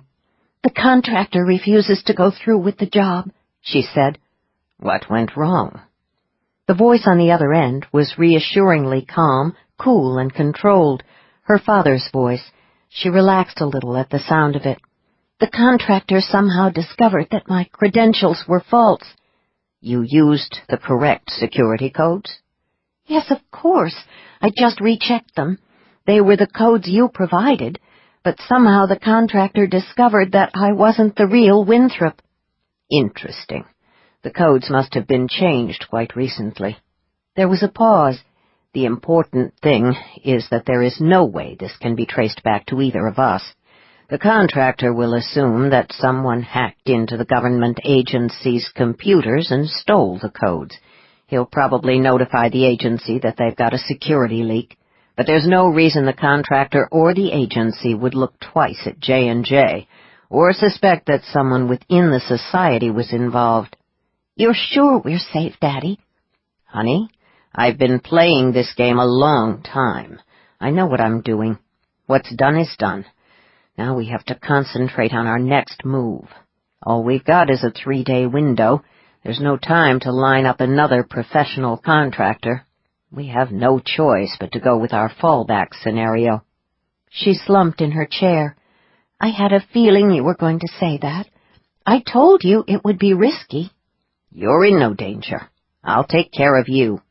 You're the one I'm worried about. If this goes wrong, it won't. His certainty had the effect of steadying her nerves somewhat. She had been so jumpy lately, easily startled and hyper-alert. She hadn't slept well since she had started taking the drug. When she did manage to get to sleep, she was frequently awakened by bizarre nightmares. Daddy had explained that the problems were merely short-term side effects of the drug. He said that once the formula had finished ramping up her crystal-working talent, her nerves would calm down. Call her, Daddy said. All right. She paused and lowered her voice. When can I see you again? We agreed it would be best if we did not have any further contact until after this is over. I know, but it's been weeks. After all these years of not even knowing you existed, I want as much time together as possible. Soon, honey. For now, my main goal is to protect you. You're my true heir, but we need to allow time for the drug to take effect and bring you into your full powers. I also want to make sure that you're fully trained before I let you take too many risks. You're the future of the organization. I can't put you in harm's way.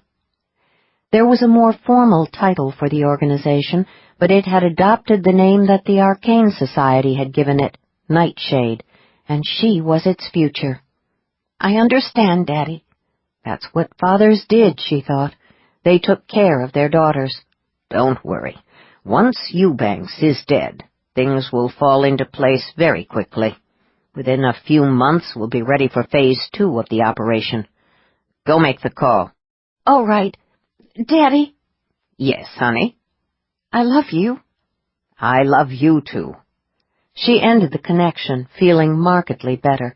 She always did after she talked to her father, but she was not looking forward to Plan B. It meant dealing with a killer who was not only a consummate professional, but also mentally unbalanced. Her sister. 17. She did not need to hear the key played in order to find the right note. She was La Sirène. Endowed with perfect pitch, she plucked the A out of thin air and launched straight into the Queen of the Night's second aria. The elegant, acoustically precise practice room had been designed and built for her by her current lover, Newland Guthrie, a billionaire who had made his fortune by inventing any number of boring computer gadgets and high-tech security software programs, had spared no expense in the construction. The room was on the second floor of the Mediterranean-style villa he had purchased for her shortly after she drew him to her with her siren's talent. The lovely mini palazzo was perched above the bay in Sausalito and offered stimulating views of San Francisco. She had chosen the Florid de Holorache for the very private performance on Maui for two reasons.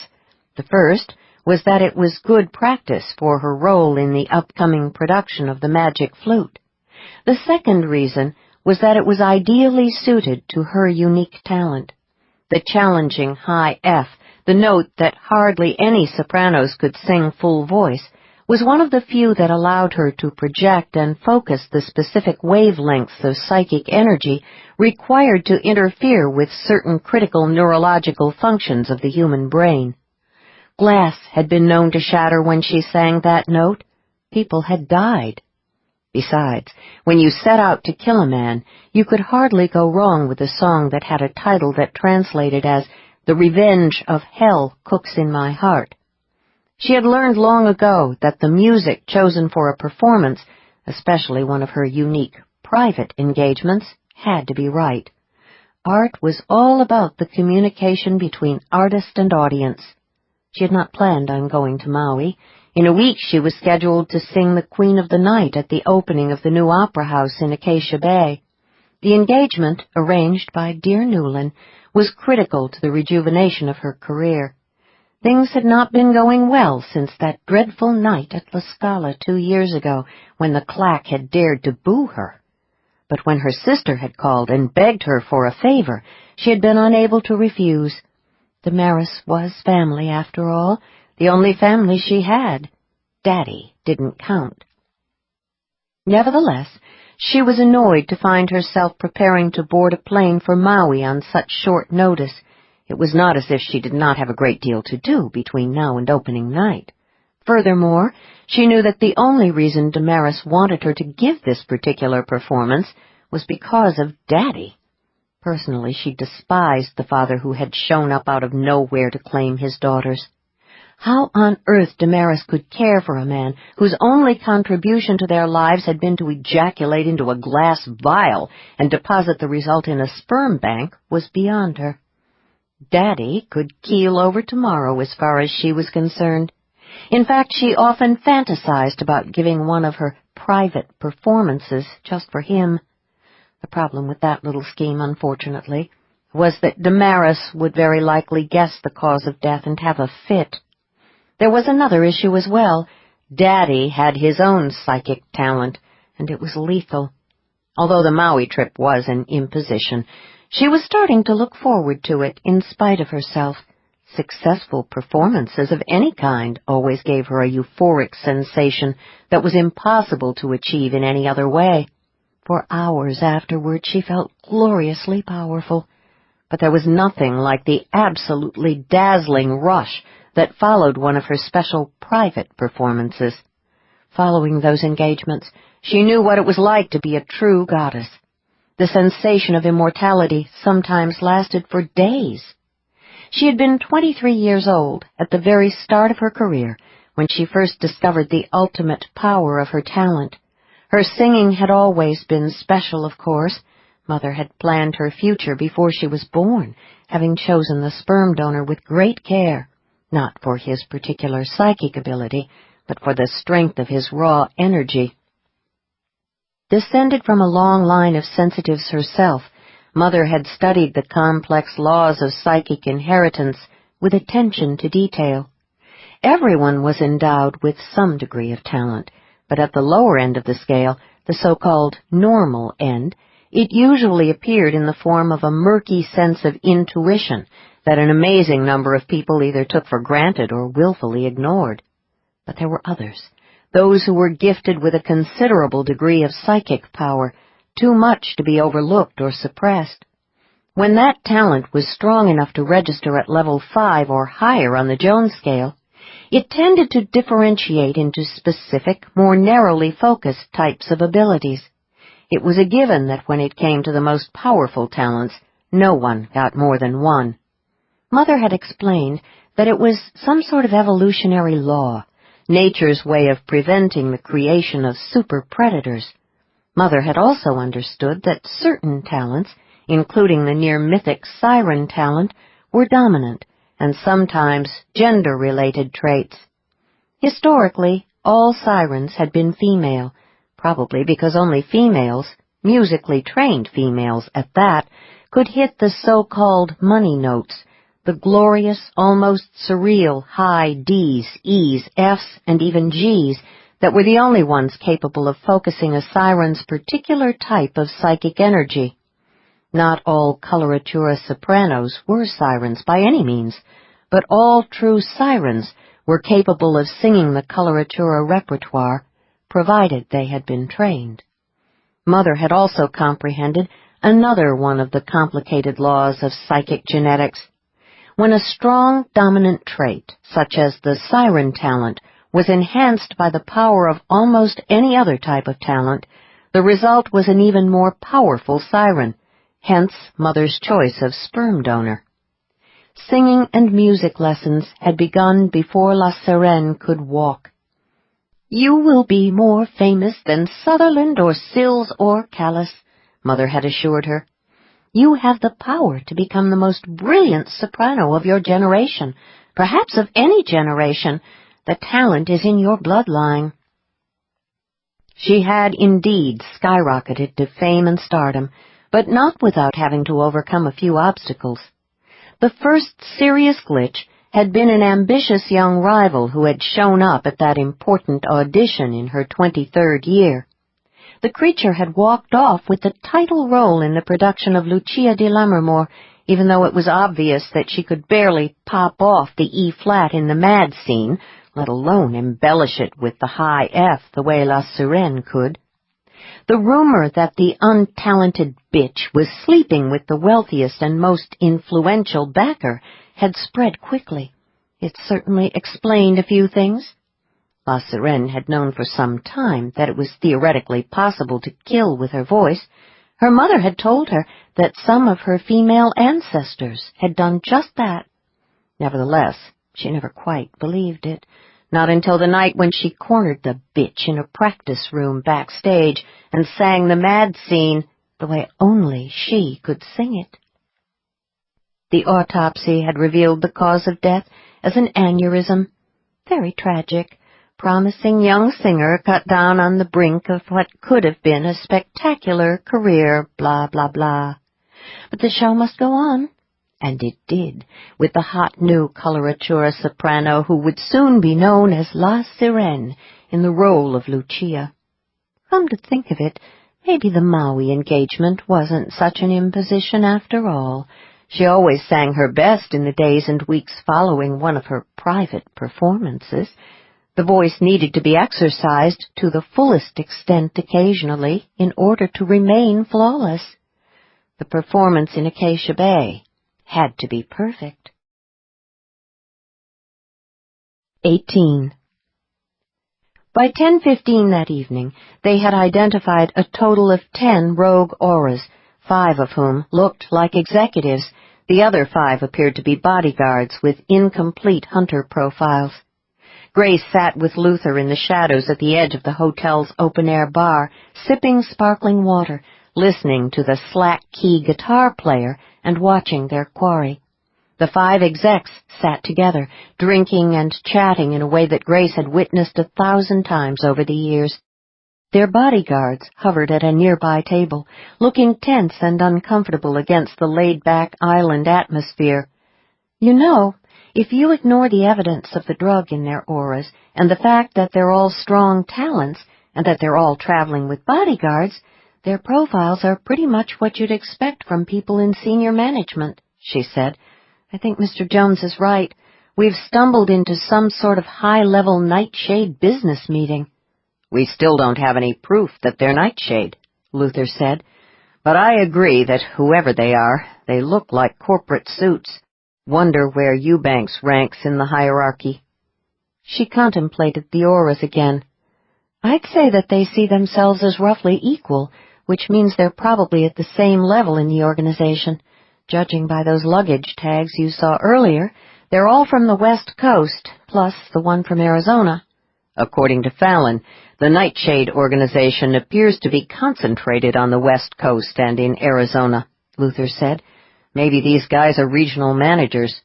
Everyone's certainly being very chummy and convivial, she said, but there's a lot of aggression just below the surface. Now that I can see, Luther said. I'd bet any one of those 5 would be willing to slit the throat of any of the others if he or she thought it would be useful.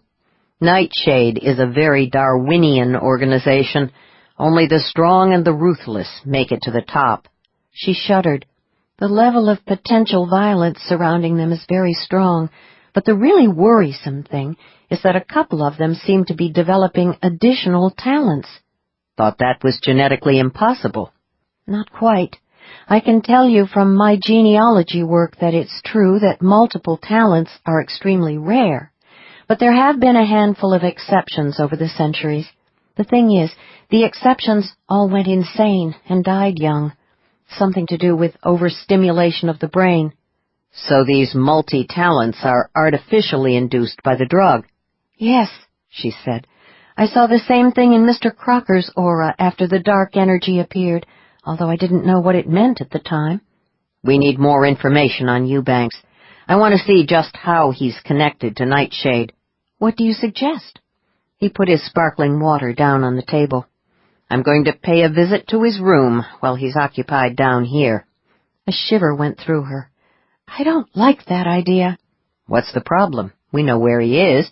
You can keep an eye on him while I take a look around his suite. How am I supposed to warn you if he leaves the bar? You call my cell. From here it's a 5, maybe 8-minute walk back through the lobby, up the elevators, and down the hall to number 604. Plenty of time for me to get out before he sees me. Luther, I know this is going to sound wimpy, but I've got a bad feeling about this. You're right. That sounds wimpy. He got leisurely to his feet. Call me if he makes a move to head back to the room. She swallowed her next argument, which wasn't any more convincing than the first. She watched carefully, but none of the executives or their bodyguards appeared to notice Luther leaving the bar.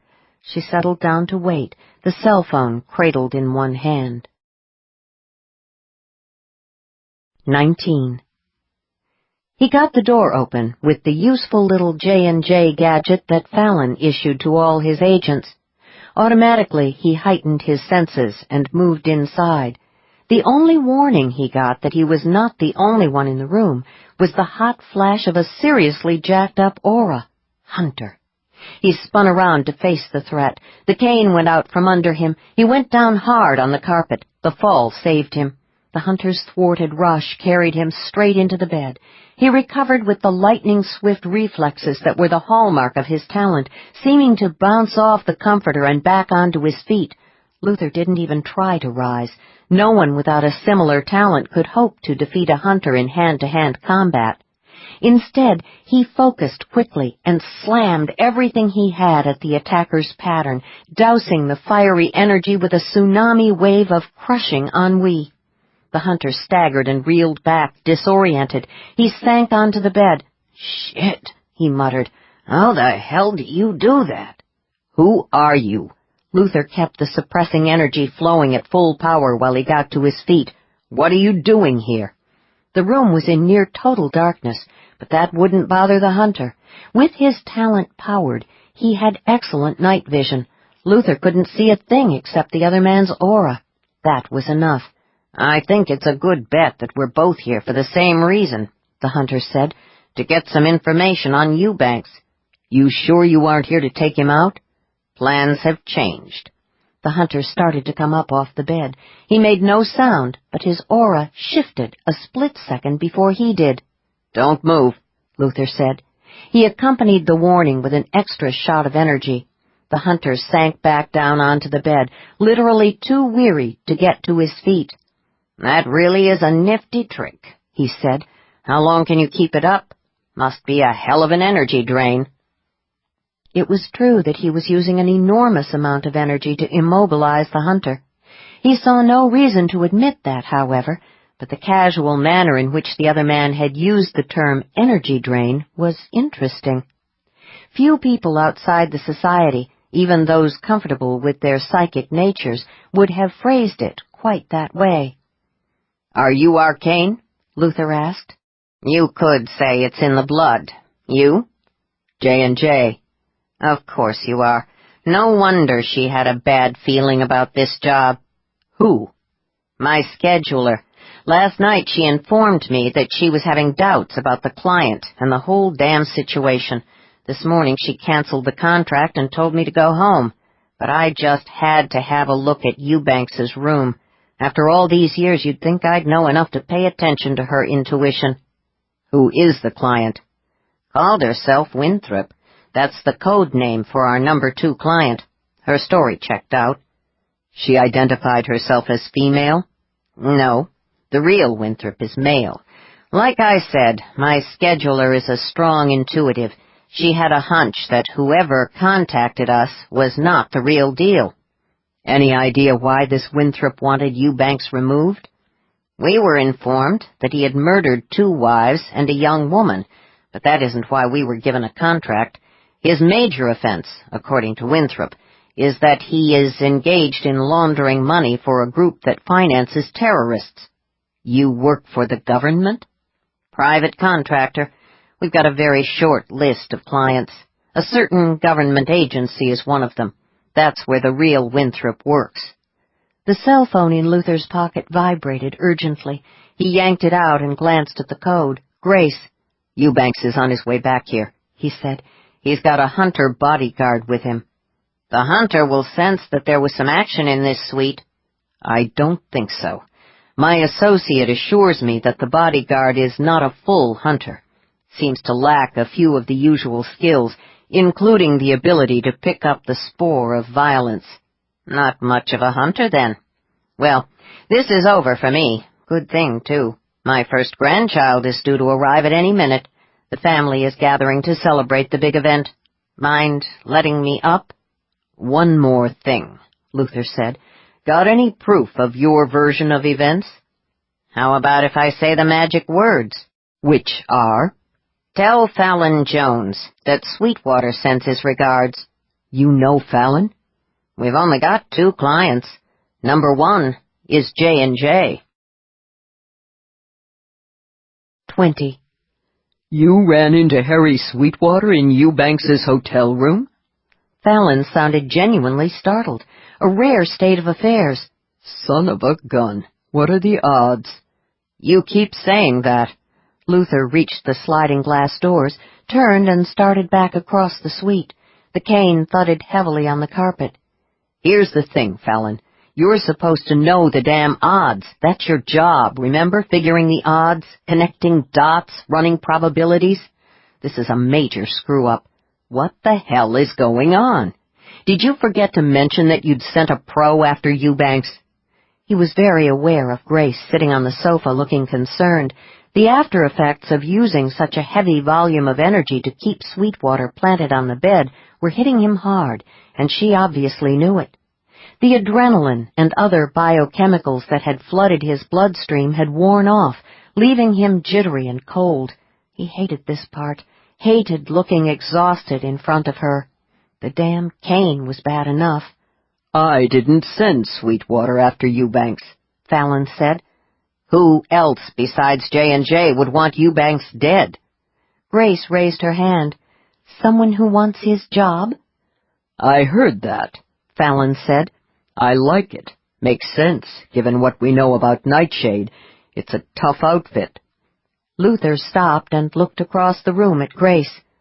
Sweetwater said his scheduler thinks that the person calling herself Winthrop was a woman.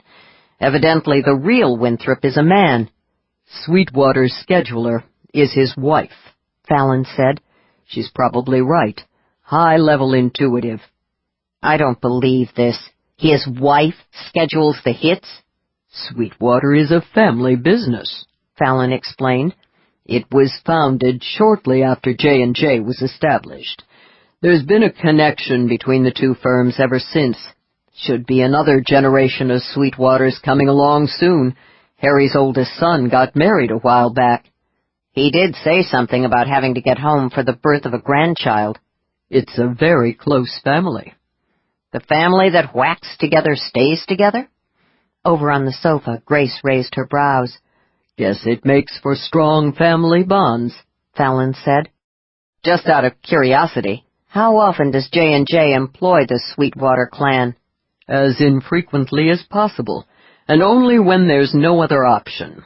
We always make an effort to put together a case that will hold up with regular law enforcement and the courts. You know that. You've helped build some of those cases, but occasionally we find ourselves dealing with a high-level sensitive gone bad, who is just too damn clever or simply too powerful. Cecil Ferguson, for example. Who was Ferguson? A level 10 hypnotist who was also a serial killer. Murdered 12 people before he came to our attention. Took us that long to realize he was one of us, a sensitive. High-grade hypnos are so rare that I've often wondered if he was formula-enhanced. Nightshade? Maybe, but we were never able to prove it. This was back in the early days of dealing with Nightshade.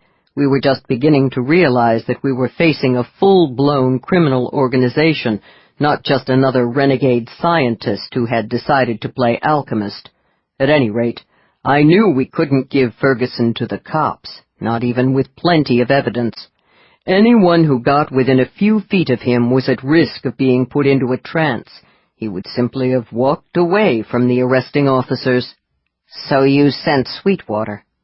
who took him out from a safe distance. For the record, I use Sweetwater only as a last resort, and then only with the full approval of the Council and the Master, and we sure as hell didn't send him to Maui. Whoever did send him knew how to make herself look like she was client number 2. Sweetwater said she used all the right codes. Interesting, Fallon said, grim and thoughtful. All right, getting back to our little problem here. How are you doing getting your long-term surveillance people in place? These guys might leave at any time. Over on the sofa, Grace raised her hand again. I could follow one of the Nightshade operatives. He gave her his most intimidating stare. She did not appear to notice. Heard that, too, Fallon said. Unfortunately, Grace isn't trained for that kind of work. Luther smiled at Grace. He says you're not trained for that kind of work. She grimaced and flopped back against the sofa cushions. I'm working on the surveillance issue, Fallon said. I'll have 5 agents there within the next 24 hours. You and Grace will have to keep an eye on things until then. We don't need Grace on the scene any longer. I want her out of here. More Nightshade people might arrive, Fallon said. I can ID them for you. Yes, but you can't profile them. Which reminds me, tell Grace I got the profiles she worked up this afternoon. They look very thorough. The phone went abruptly silent. Luther looked at Grace. He liked your profiles. She brightened. I'm so glad. I take it we're still partners? Yeah. Your overwhelming enthusiasm is so heartwarming. She got to her feet, took his arm, and steered him toward the bedroom. Come with me. You need to get some rest. You're running on fumes. Used up a lot of energy on Sweetwater. I'm going to have to crash for a while. Pay attention. Keep all the doors locked. Do not leave this room, and do not let anyone in. Not even the guy who restocks the minibar. Got that? Understood. He sank down onto the bed and contemplated his running shoes. A man on a cane probably didn't need running shoes, he thought. Before he could decide whether or not he had enough strength left to remove them, Grace knelt in front of him, her head bent. The soft light gleamed on her dark hair. He watched her untie the laces. Do you think it should worry us that the best example of a perfect family that we've run into on this trip is a clan of contract killers? He asked. Family is family. 21. He awoke with an awareness that she was in the room. He did not have to open his eyes to see her. He knew, in some way that he could not explain, that he would always be aware of her when she was close. The sense of recognition that had hit him full force when he saw her walking toward him along the airport concourse had become 100 times more intense when she shivered through her first release in his arms, 1,000 times stronger that morning when it seemed to him that their auras had somehow fused for a timeless moment in a bond that would never be severed. Hell, maybe she was right. Maybe he was a romantic. You're awake, Grace said. How do you feel? He did open his eyes then, and levered himself up on his elbows. She stood near the sliding glass doors. The curtains were drawn open a couple of feet, giving him a view of the bright morning. He noticed that she was still dressed in the same clothes she had been wearing the night before. There was an air of unnatural alertness about her. He recognized it immediately. He'd experienced the same sensation on more than one occasion after a sleepless night. I'm fine. He surveyed her. But you look like you never went to bed. You were sleeping very deeply. I thought that, under the circumstances, it might be a good idea if one of us stayed awake. He turned away and swung his legs over the side of the bed. In other words, you were afraid that I wouldn't be able to do my job, that I wouldn't be able to protect either of us if someone broke in while I was out of it. We're a team, remember? He rubbed the back of his neck. He might be linked to her in some special way, but that didn't mean he couldn't get pissed off at her. For the record, he said evenly, I can handle the occasional after effects of my job. I'm sure you can. I just thought it would be best to take precautions. I would have awakened if someone had tried to get into the room. Trust me. Do you always wake up this grouchy? She asked, sounding curious rather than accusatory. No, only on those mornings when I discover that the client I'm supposed to be protecting thinks she has to protect me. I'm not your client. I'm your partner. I'm here to do my job. Last night you did it. For heaven's sake, this is a stupid argument. Why don't you go take a shower? He thought about that. It was probably a good idea. What about you? He said. You need some sleep. I rested in the chair, dozed a bit, off and on. You didn't have to spend the entire night watching over me. It isn't the first time I've gone without a good night's sleep. I'll be fine. Now go take a shower. He grabbed the cane and got to his feet. When he looked down, he realized that he was still wearing his shirt and trousers. When he looked up, he caught sight of himself in the mirror. His clothes were rumpled, his eyes were wells of shadows, and he needed a shave, badly. Not a pretty picture. On top of all that, he was hungry, and not just for food. He looked at Grace, trying to gauge the extent of her fatigue. You know, he said, testing the roughness of his morning beard with one hand, a sensitive guy probably wouldn't ask a woman who'd had a sleepless night if she might be interested in showering with him. Her brows crinkled together in a repressive glare. You're right. A sensitive man would certainly not suggest sharing a shower at a moment like this. He nodded, resigned. Yeah, I know. I look a little ragged around the edges right now. For Pete's sake, it's got nothing to do with how you look, she snapped. What then? He asked, going blank. We just had a fight. She waved her hands. You were growling at me a moment ago. Now you're talking about having sex as if nothing happened. You call what we just had a fight? How would you describe it? He thought about it. It was a discussion. Now it's over and I'm going to go take a shower. Just wondered if you'd like to join me, that's all. It was a fight, she said.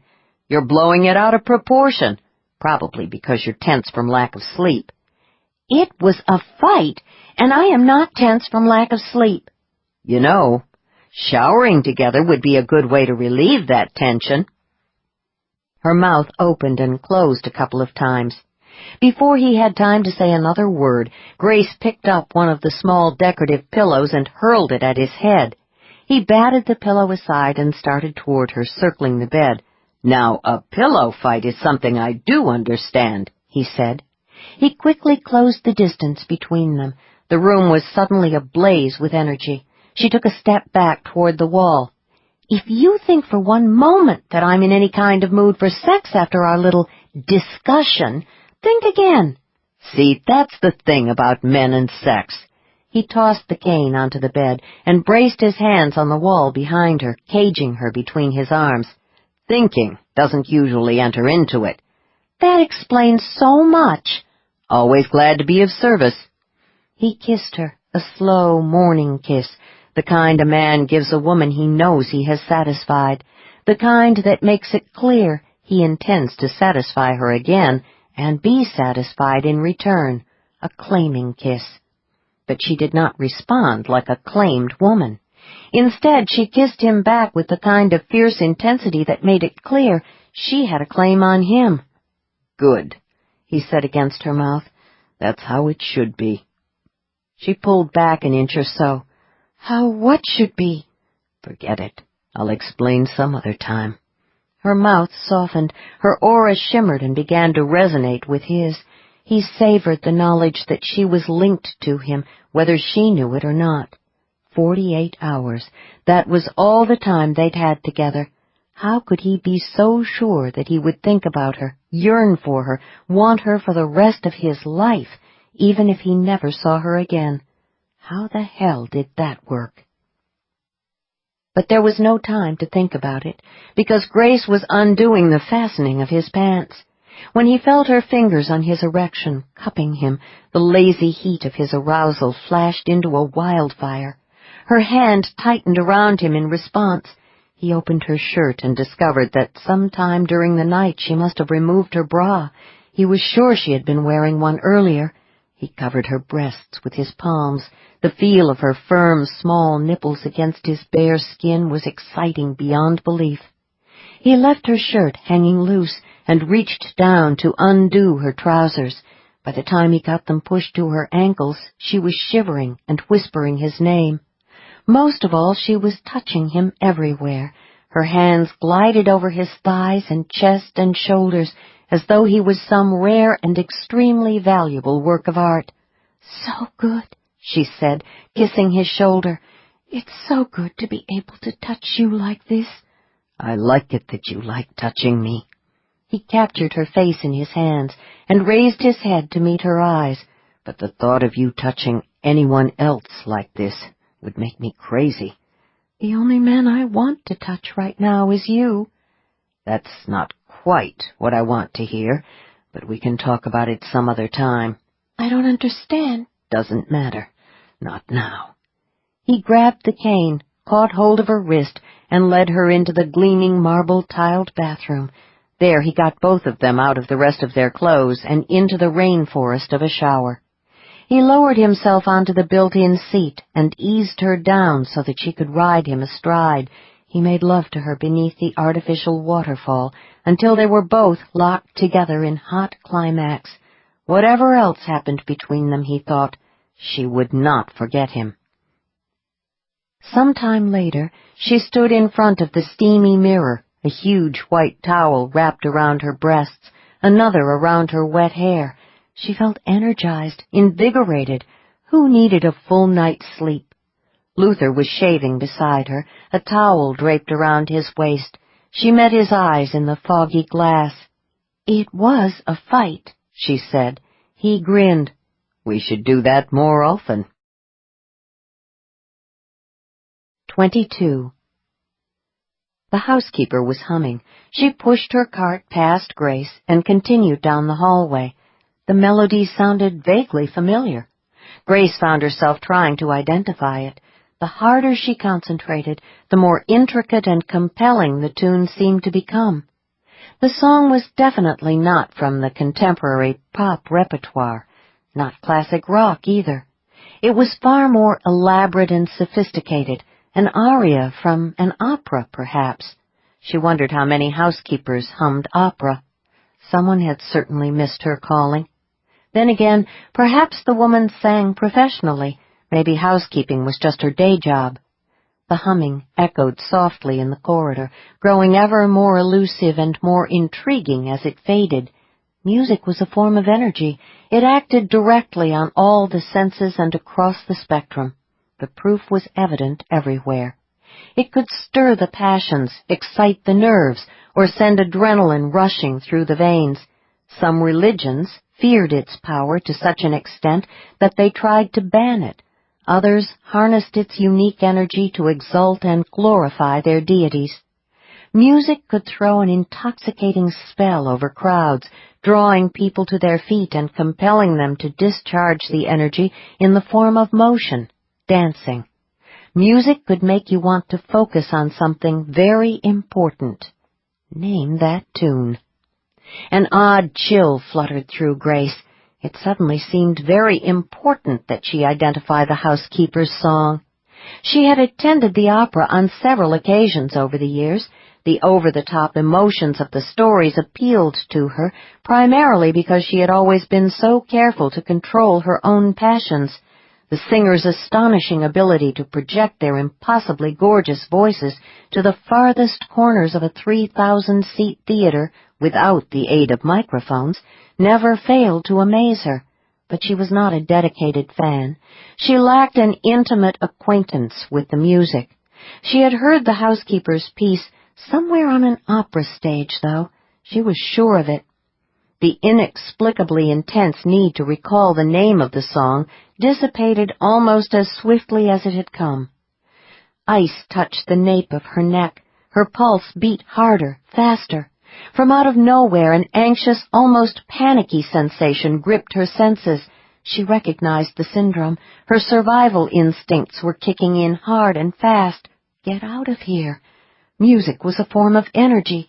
It occurred to her that, although she had come within a yard of the housekeeper, she could not recall anything about her, not even her hair color, let alone whether she had been plump or thin or middle-aged or young. Nothing at all, except an overpowering urge to focus on the tune that the woman had been humming. Grace stopped and turned.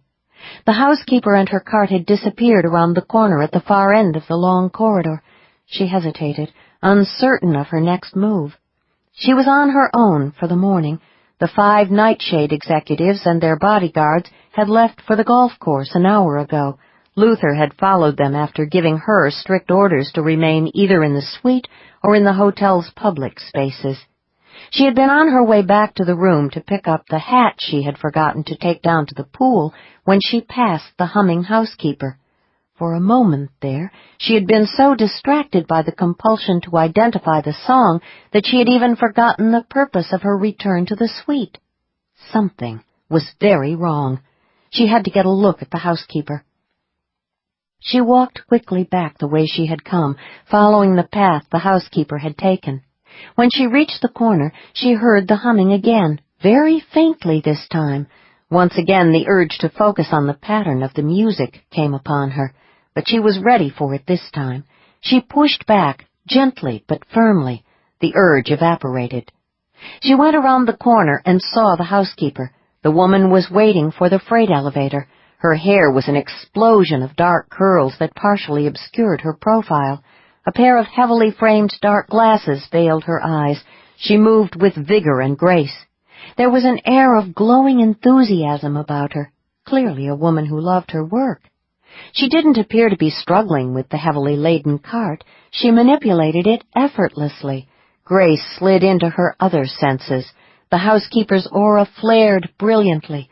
Waves of an unfamiliar but extraordinarily powerful psychic energy pulsed through it. The rest of the profile was complicated.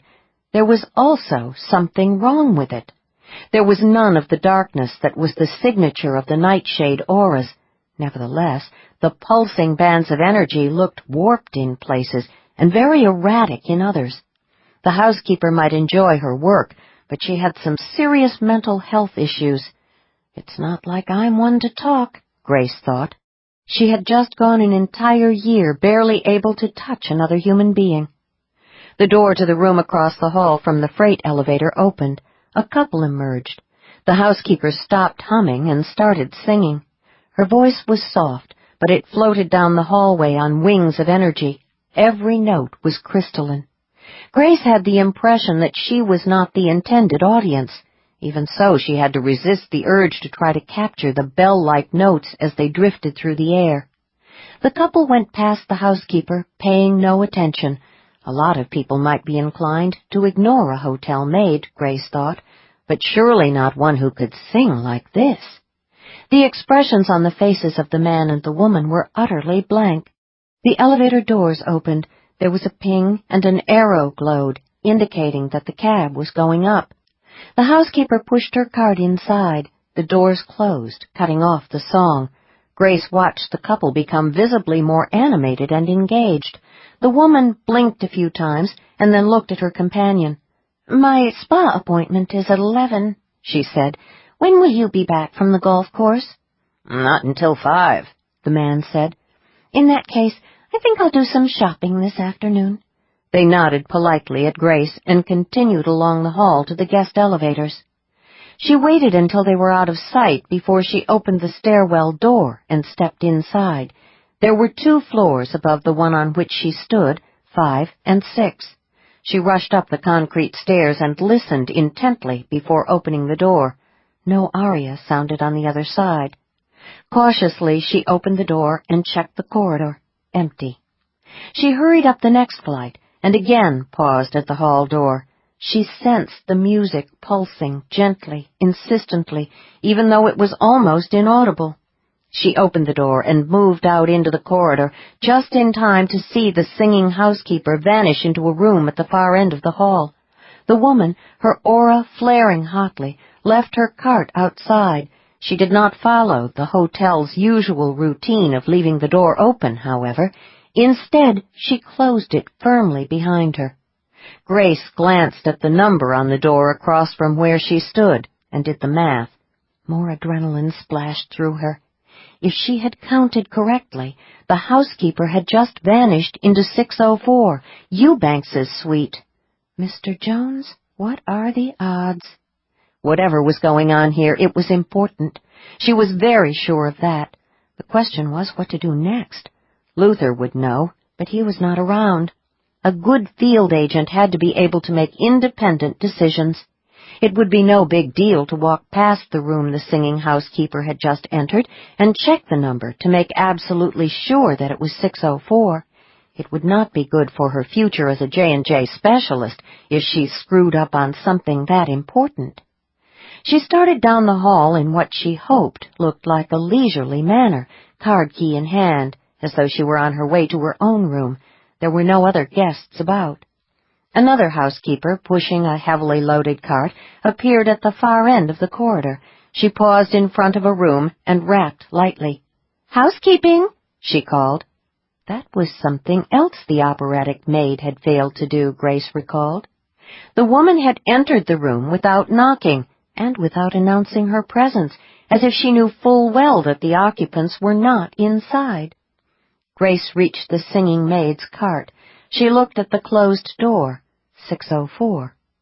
She kept going, unsure what her next move should be. It seemed logical, however, that a sharp, independent-thinking J&J agent would keep an eye on the singing housekeeper and follow her after she left Eubanks's suite. This was a surveillance mission, after all. It was also imperative to notify Luther that a woman with a high-level psychic talent, who may or may not have been a member of the hotel staff, had just entered the room of one of the Nightshade members. She took out her phone and entered a quick text message. "Talent entered E's room. Will watch." She dropped the phone back into her purse and looked around for some place to conceal herself while she waited for the singer to reappear. All she could see were 2 long rows of doors stretching out ahead of her. The hall ended where it intersected with another corridor.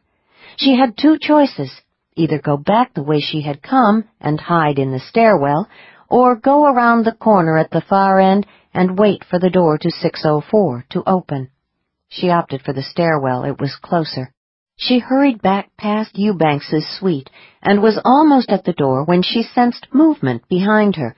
She turned to look over her shoulder and saw the second housekeeper striding purposefully toward 604. She switched to her other senses and studied the woman's aura. It was average for a non-sensitive, but it was clear the housekeeper was annoyed. The sight of the other cart in the hall bothered her for some reason, perhaps because this was her territory. Grace was suddenly very certain that it would not be a good idea for the housekeeper to confront the woman who had just disappeared into 604. Impulsively, she started back toward the suite, but the housekeeper was already knocking briskly. Without waiting for a response, the maid jammed her master key into the lock and pushed open the door. She stared into the room, her body tense, her aura registering a growing unease. "Who are you?" she demanded. "This is my floor, and I didn't ask for any extra help today. You must be new." The singing started up inside the room, intense and so darkly compelling that Grace felt as if she were in danger of being extinguished by the crushing weight of impending doom. Power and violence conveyed in a coloratura soprano's pure, utterly mesmerizing voice poured out into the hall. The second housekeeper's aura pulsed with terror. The woman retreated a step, turning slightly as though preparing to run, but she went statue still instead. Then, as though drawn by invisible chains, she started toward the shadowed doorway of 604. The energy of the song shivered across the paranormal spectrum. Grace could feel its inexorable pull, even though she recognized intuitively that it was aimed at the housekeeper, not at her. The maid was transfixed by the music. She took another step toward the fatal doorway. Soon she would vanish into 604. "Wait!" Grace called loudly, hoping to shatter the spell of the music with the force of a command. "Stop! Don't go in there!" The housekeeper ignored her cry of warning. Her aura was no longer pulsing in a normal manner. As Grace watched, horrified, it became unstable and erratic. Through it all, panic still pulsed. The woman knew that she was being drawn to her doom, but she could not stop. Grace rushed forward, jacking up her own aura to the max. The music was not loud in the hallway, but the controlled power of it seemed to fill all the available space. She had not had to do what she was about to do for a long time, but she had not forgotten the inevitable reaction of her senses. It was going to hurt. Bracing herself for the shock of physical contact, she seized the housekeeper's shoulder, simultaneously pushing back hard at the wavelengths of the fearful music, trying to shield the mesmerized woman with her own aura. Pain splashed through her. The thin fabric of the housekeeper's uniform offered almost no protection. She clamped her teeth tightly together and managed to keep her grip on the woman's shoulder. Momentum carried the two of them several feet beyond the doorway before they stumbled and fell together onto the carpet. Grace rolled frantically to the side, struggling to free herself from the other woman's unmoving body. She scrambled to her knees and looked toward the doorway to 604. The curtains inside had been drawn tightly shut, sealing the room in dense shadows. The singer stood near the bed, her mouth still open on the last notes of her terrible song. The combination of the oversized, dark glasses, the heavy wig, and the dim light made it impossible to see her face clearly, but Grace was still on high alert. She had no trouble viewing the spiraling rage in the woman's aura. The housekeeper launched into another fiery cascade of song. Each note struck Grace with the force of a shock wave from some invisible explosion. Her senses reeled beneath the onslaught. She could not breathe. Her heart pounded. The hallway whirled around her. Instinctively, she forced all her energy into a counterpoint pattern. The hallway steadied. Her head cleared. The rage in the singer's aura grew stronger, but the power of her music lessened. The crystal pure note she was singing suddenly fractured. "Who are you?" the singer shrieked. "How dare you interrupt my performance?" Grace managed to get to her feet. She stood over the fallen housekeeper. "You were going to kill her." "The stupid woman deserved to die. She interfered." "I'm in your way, too," Grace said. "Do you intend to kill me?" "Yes." The single word should have come out as a scream. Instead, it floated through the shadows on a cloud of dark, exquisitely controlled energy intended to pull Grace into the room. The note was so intense that it hurt. Once again, Grace felt her heart start to pound. She resisted the compulsion with everything she had, fighting back with all her power. She could tell that she was having some effect. The singer went higher, apparently in an effort to compensate for the resistance. Sooner or later she was bound to attract attention. There had to be someone in one of the neighboring rooms. Surely not every single guest was at the beach or the spa or the golf course. But none of the doors in the long hall opened. No one appeared to inquire about the music. A terrible possibility occurred to Grace. Maybe those who heard the music assumed that it was being piped into the hallways by the hotel. The perfection of the music literally stole Grace's breath. She realized with horror that she was no longer inhaling. Her chest and head were in agony. It was as if she were drowning in an invisible sea. "Breathe," she told herself. "You're going to die if you don't breathe." From out of nowhere, she managed to summon an extra flicker of power. The killing song weakened again. She was still dizzy, but she managed to use the reprieve to suck in one gasping breath and then another. She lacked the strength to scream for help. It was all she could do to fill her lungs, but the oxygen suddenly flooding her system fueled her will to live. She had not survived the death of her mother, the foster care system, the streets, and Martin Crocker, only to die at the hands of a killer diva. She forced herself to concentrate. There were signs of definite instability in the pulses of power that flashed and sparked in the singer's aura. The woman was not only a little crazy, she was on the verge of flying into an inchoate rage. Grace's resistance was infuriating her. "Push her a little harder," Grace thought. "You're going to die here in this hallway if you don't." Her intensified resistance had an immediate effect. The singer's aura darkened and flashed with unstable rage. She was losing her emotional control. Surely that would impact her vocal control, Grace thought. She had read somewhere that professional opera singers claim it is fatal to feel too much emotion when they sing. The logic was obvious. It was difficult, if not impossible, to maintain perfect control over your voice when your chest and throat were tightened by rage or tears or fear. It dawned on Grace that she had the same problem. If she did not pull herself back from the brink of panic, she would lose her own control. She needed to think of something other than impending death. Luther. There was power in a name if the person attached to the name had a strong connection to you. The strength she drew from Luther's name told her just how important he was to her. The singer screamed. There was no other word for it, but the sound was no normal shriek of fear. It was an intense pulse of raw rage. The incredibly high-pitched note was all wrong. Grace discovered that she could move again. Instinctively, she jammed her fingers into her ears. The music and the pain receded slightly. And then another sound echoed down the hallway, the distinct chime of the elevator bell. The singer must have heard it too, and understood that other people were about to appear. Chaos sparked across her aura. Teetering on the edge of insane fury, she launched herself at Grace, fingers hooked like claws. Grace scrambled out of her path, putting the cart between them. She groped for something to use as a weapon. Her fingers closed around a feather duster. The singer tried to adjust her trajectory, but she stumbled over the unconscious housekeeper and went down, sprawling on the carpet. Grace shoved the cart toward her, but it did not roll far enough. The singer staggered to her feet. Her mouth opened. Her throat worked, but the only sound that emerged was a choked gasp. She glanced back once toward the elevator lobby. The doors started to open. Logic, or maybe her own survival instincts, overrode her rage. She fled, running straight past Grace, and vanished around the corner.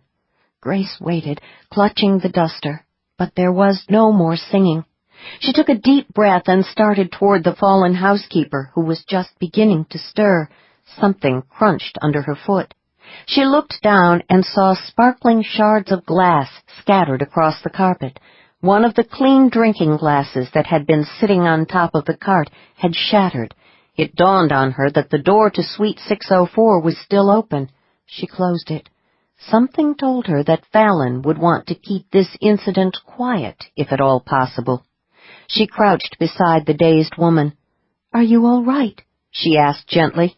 "Yes, I think so." The housekeeper gave her a blank look. "Did I just faint?"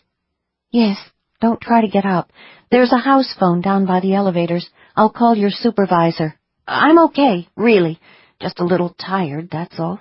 It's been a long day." "It certainly has." The housekeeper would be all right. Her aura had returned to normal. Automatically, Grace reached out to pat her in a reassuring fashion. At the last instant, she remembered how her palm had burned when she had pulled the woman away from the doorway. The pain was gone, but she dared not touch the housekeeper. It would take days or even weeks to recover. Back to square one. "Damn," she whispered. "Damn, damn, damn." She pushed herself to her feet and went down the hall to the phone. 23.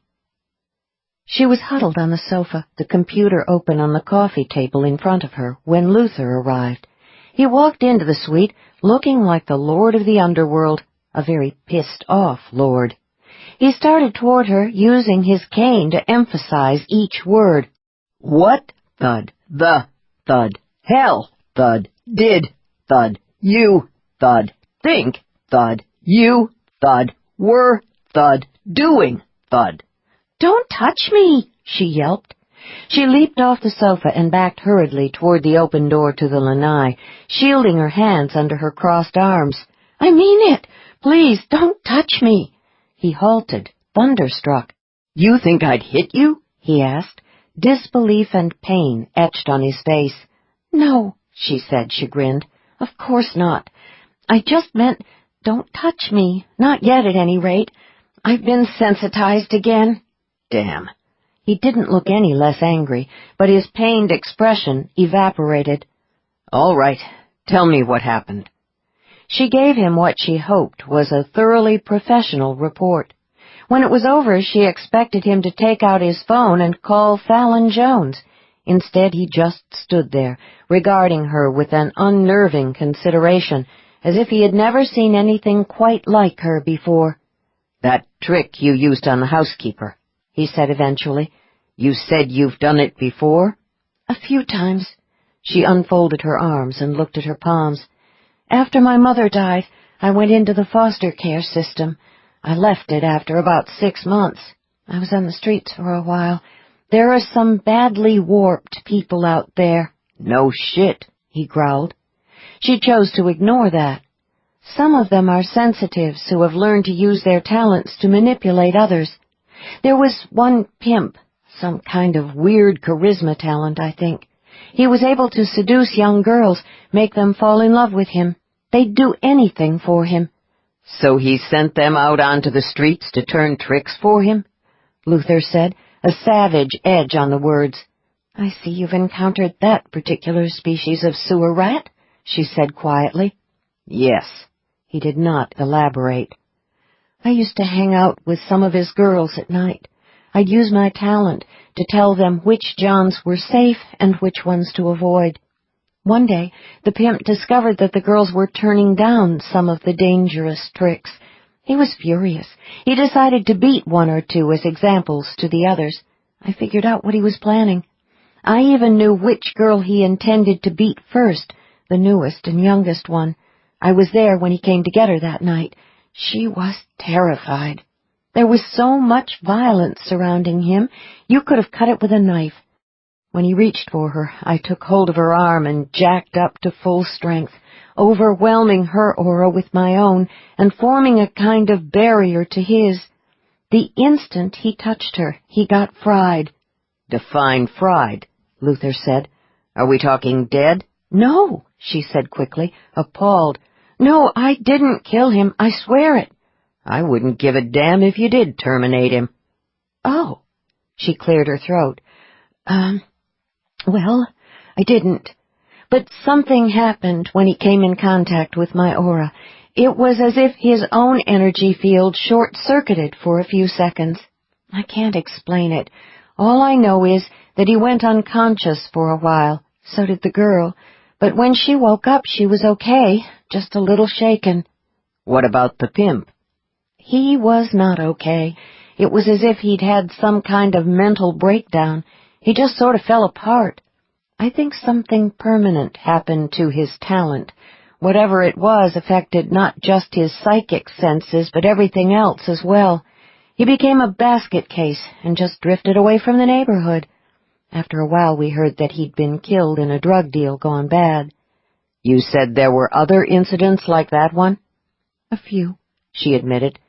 "The technique works against non-sensitives, too. After all, everyone has an aura, but every time I do it, I get sensitized again." "Huh." She waited, but he didn't offer anything further, just stood there, looking lost in thought. "What?" she prompted. "Just wondering. Do you think you shorted out the singer's aura today?" "No. She was much too powerful. Fortunately, when she lost her cool, a lot of her control went with it, and then the elevator started to open, and she panicked and ran." He watched her very steadily. "What would have happened if the singer hadn't fled the scene?" "I don't know," she admitted. "I suppose the outcome would have depended on which one of us was the stronger. We didn't get a chance to finish the contest. Guess you could say it was a draw." "The last thing I want is to see a rematch. Got that?" She shuddered. "Trust me, I'm not eager for one either." "Okay, you can start yelling again now." There was another long silence.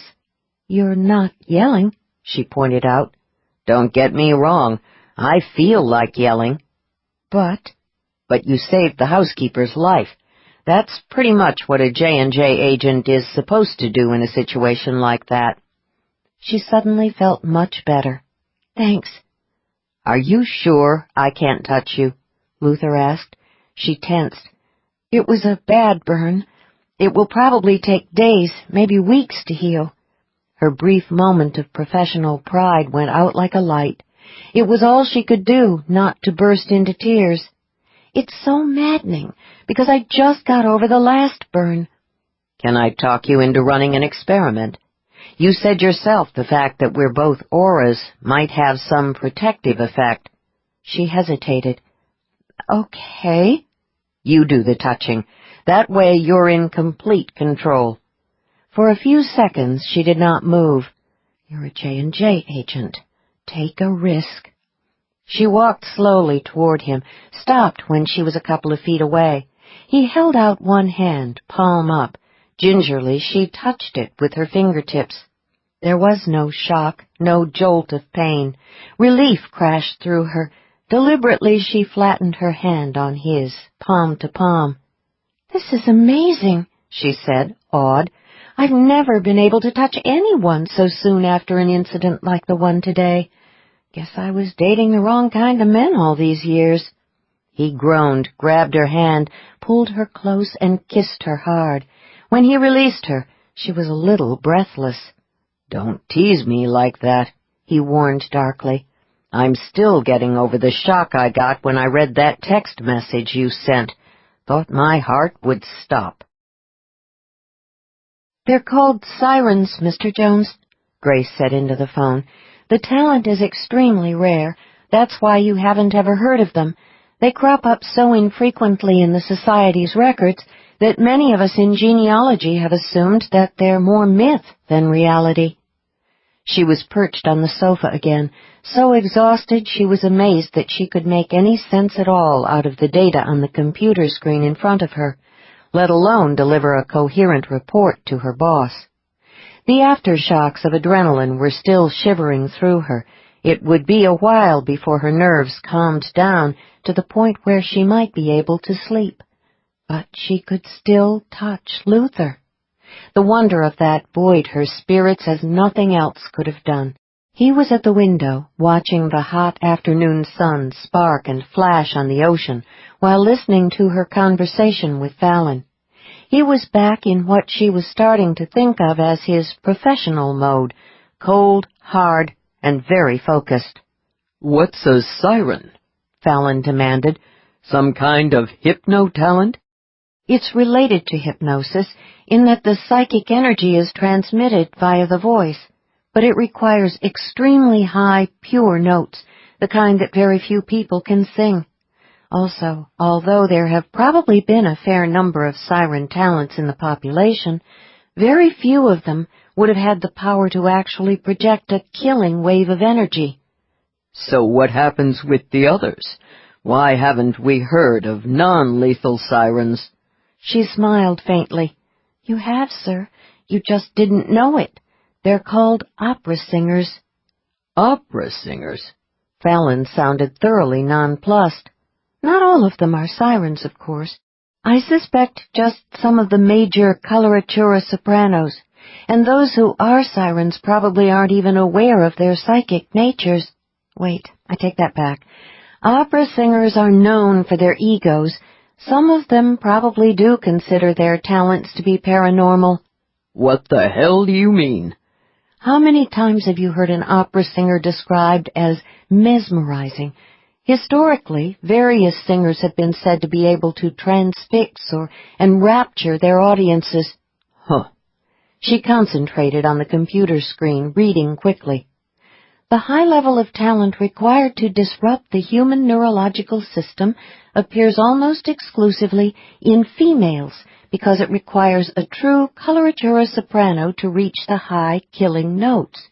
In addition to being linked to their voices, the talent is also connected to their sexuality, hence the siren label. Opera singers are sexy? Fallon asked, dumbfounded. Sir, I hate to break this to you, but opera singers as a group, male and female, are legendary for their sexual prowess. Wealthy, powerful men seem to find sopranos in particular absolutely riveting. Think Maria Callas and Aristotle Onassis. Luther turned around at that, brows lifting slightly. She pretended not to notice. You said the singer was crazy? Fallon asked. Well, that depends on your definition of crazy, I guess. She emanated some very unstable aspects, but she was obviously capable of making and carrying out an elaborate plan. I'm almost positive that she went into Suite 604 intending to do violence to someone, presumably Eubanks. You think she planned to wait for him there in his room? I'm sure of it. What about the bodyguard? Maybe she wasn't aware that Eubanks has one, or maybe she assumed she could deal with both of them. Whatever the case, the hotel housekeeper interfered with the scheme. The siren was furious with her for that. She shivered, remembering the scene. I swear, the singer acted like a genuine diva who has been interrupted in the middle of a performance. Trying to kill the housekeeper seems a little extreme under the circumstances, Fallon said. You'd think the siren could have talked her way out of the situation by telling the real maid that she was a new hire or something. She's an opera singer, and she's mentally unstable. Going over the top is probably second nature for her. You really think she's a trained singer? No doubt about it. I'm betting she once sang professionally. Maybe she still does. You say she accused you and the housekeeper of interrupting her performance? I know. It's an odd choice of words. The siren may be unhinged, but she sees herself as a star. Trust me, it was all there in her profile. What about the housekeeper? Fallon demanded. Does she remember anything about what happened? Luther was still watching her. Grace focused on the computer screen. Lying was always such a tricky business, and in her present exhausted state she had to be extra careful. As usual, she left in as much of the truth as possible. Not much, she said. Truth. As I told you, she fainted when the siren started singing to her. Not quite true. I'm the one who made her faint, not the singer. When she woke up, she was fine. I checked her aura. It looked healthy. Truth. She remembered going down the hall to see why another housekeeper was cleaning 604, but she didn't recall anything after that. What did you tell her? Fallon asked. Just that I had seen her faint, and that I went to investigate. All true. Good. I like that in a lie. You've got a talent for the business, Grace. In spite of her weariness, a flash of pride straightened her shoulders and boosted her spirits. Thank you, sir. So the bottom line here is that no one called hotel security? Fallon asked. Right. The housekeeper and her manager assumed there was some sort of mix-up in the housekeeping schedule, that's all. Then Eubanks isn't going to hear about any of this, Fallon said with growing satisfaction. No, sir, Grace agreed. Luther checked on him a short while ago. Eubanks returned from the golf course with the rest of his group and went directly to his room. He doesn't appear to have any concerns, because he's now in the spa getting a massage. Which means his bodyguard didn't pick up on the spore of violence that must have been all over the place. As I told you, the hunter profiles of all the bodyguards are incomplete. Because of the drug, no doubt, Fallon concluded. Damn, I can't wait to see where the hell this thing is going. Something in his voice reminded Grace that Fallon Jones came from a long line of hunters himself. It was true that his talent had taken a few unusual twists, but the adrenaline rush of the chase came easily to the surface. Yes, sir, she said. Can you give me a description of the singer? No, sir, I'm very sorry about that.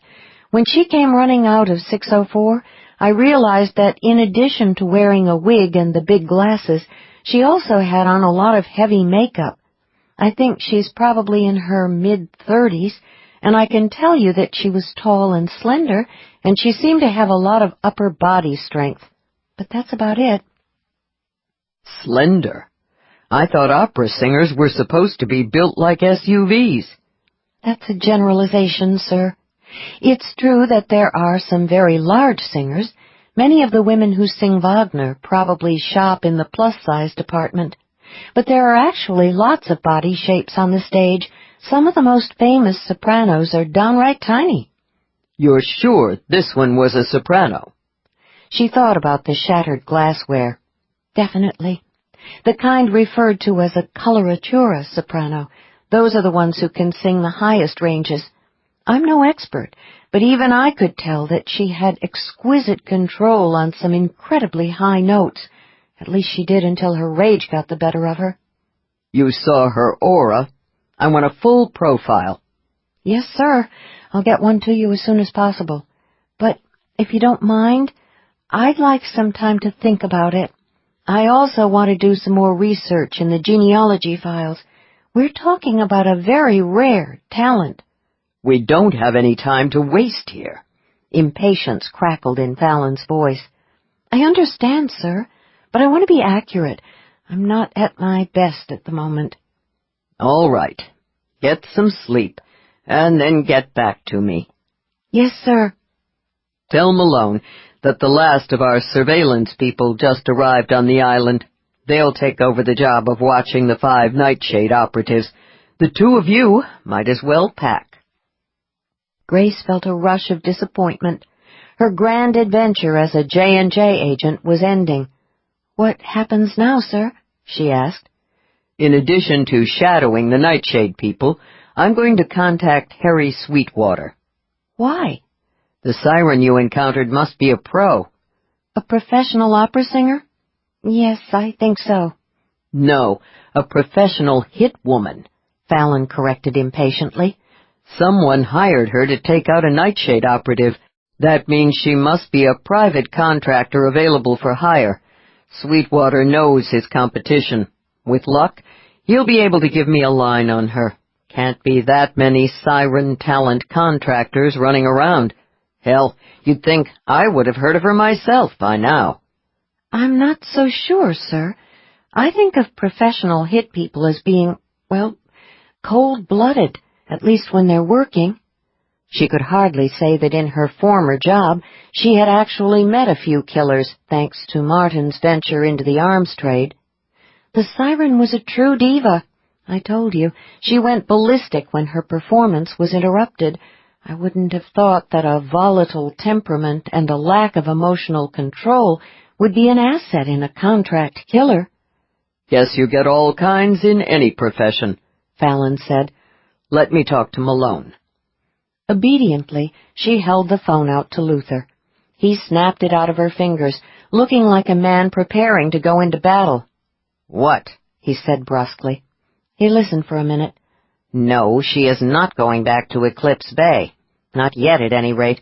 I'm taking her home with me. Grace felt her spirits start to rise. Why? Luther said. Because that damn siren is a nutcase. She became enraged with Grace today. Who's to say she might not develop some sort of obsession? No, I'm not saying I think she'll come after Grace, but I'm not going to take any chances either. Grace stays with me until you find the singer and neutralize her. Grace's soaring spirits immediately stalled out. Luther was going to keep her with him, but only because he was worried about her safety. Still, she was not about to get picky here. She would take any excuse to prolong their association. Call me as soon as you know anything, Luther said. He ended the connection and looked at Grace. I know you need sleep, he said, but you'll have to hang on for a while. I want to get you off this island. Okay, I'll go back. She pushed herself up off the sofa. I could use some coffee, though. I'll order some to go from room service. You can drink it in the car on the way to the airport. All right. And while you're drinking your coffee, you can tell me what happened a year ago, he added, his voice dangerously soft. She froze in the doorway to the bedroom. I beg your pardon? You were sensitized for an entire year. I'm betting that the incident that triggered it was a little more dramatic than what happened today. You seem to think that it would only take a few weeks to recover from that event. So, doing some quick math, I have to assume that whatever happened last year was worse than what happened today. She took a shaky breath. You're acting like a cop. Yeah, I do that sometimes. Look, I've got no problem with you lying to Fallon, but I need the truth. Your life may be in danger. You're going to have to trust me. 24. By the time they were in the car and headed toward the airport, she had recovered enough from the initial shock to succumb to a sense of resignation. Maybe she was just too exhausted to resist. No, she decided. The truth was that she simply didn't want to lie to Luther any longer. She wasn't sure what was going on between them.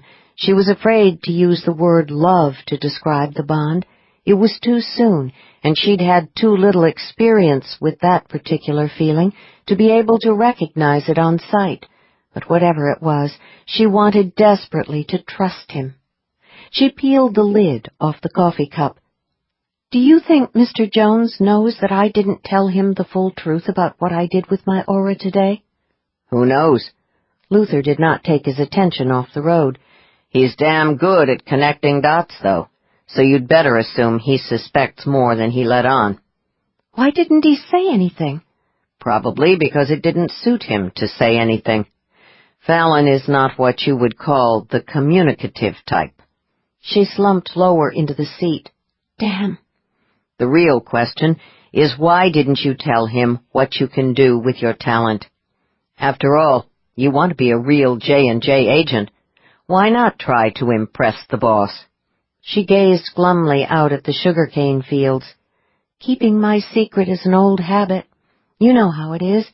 You don't go around advertising what you can do either. What happened a year ago? Whatever it was, must have been pretty dramatic. Were you assaulted? He tried to kill me with some sort of flash of energy, she said quietly. Luther's profile hardened. The guy who attacked you was a sensitive too? Yes. I fought back with my talent. When he realized he couldn't murder me with his psychic blast trick, he became enraged and tried to throttle me. I was running hot at the time, jacked to the max, trying to defend myself. Something happened when he touched me. It was as if the energy that he was projecting at me rebounded back on him. The next thing I knew, he was dead. Luther was silent for a moment. She waited for what she knew would come next. You said he hit you with some kind of psychic energy? Yes. He could focus it somehow. It was incredibly painful. I could feel it killing me. Fallon told me that one of his agents encountered a nightshade operative who could make a person unconscious with a blast of energy. It happened a while back on a case in Stone Canyon, Arizona. The talent was drug-induced.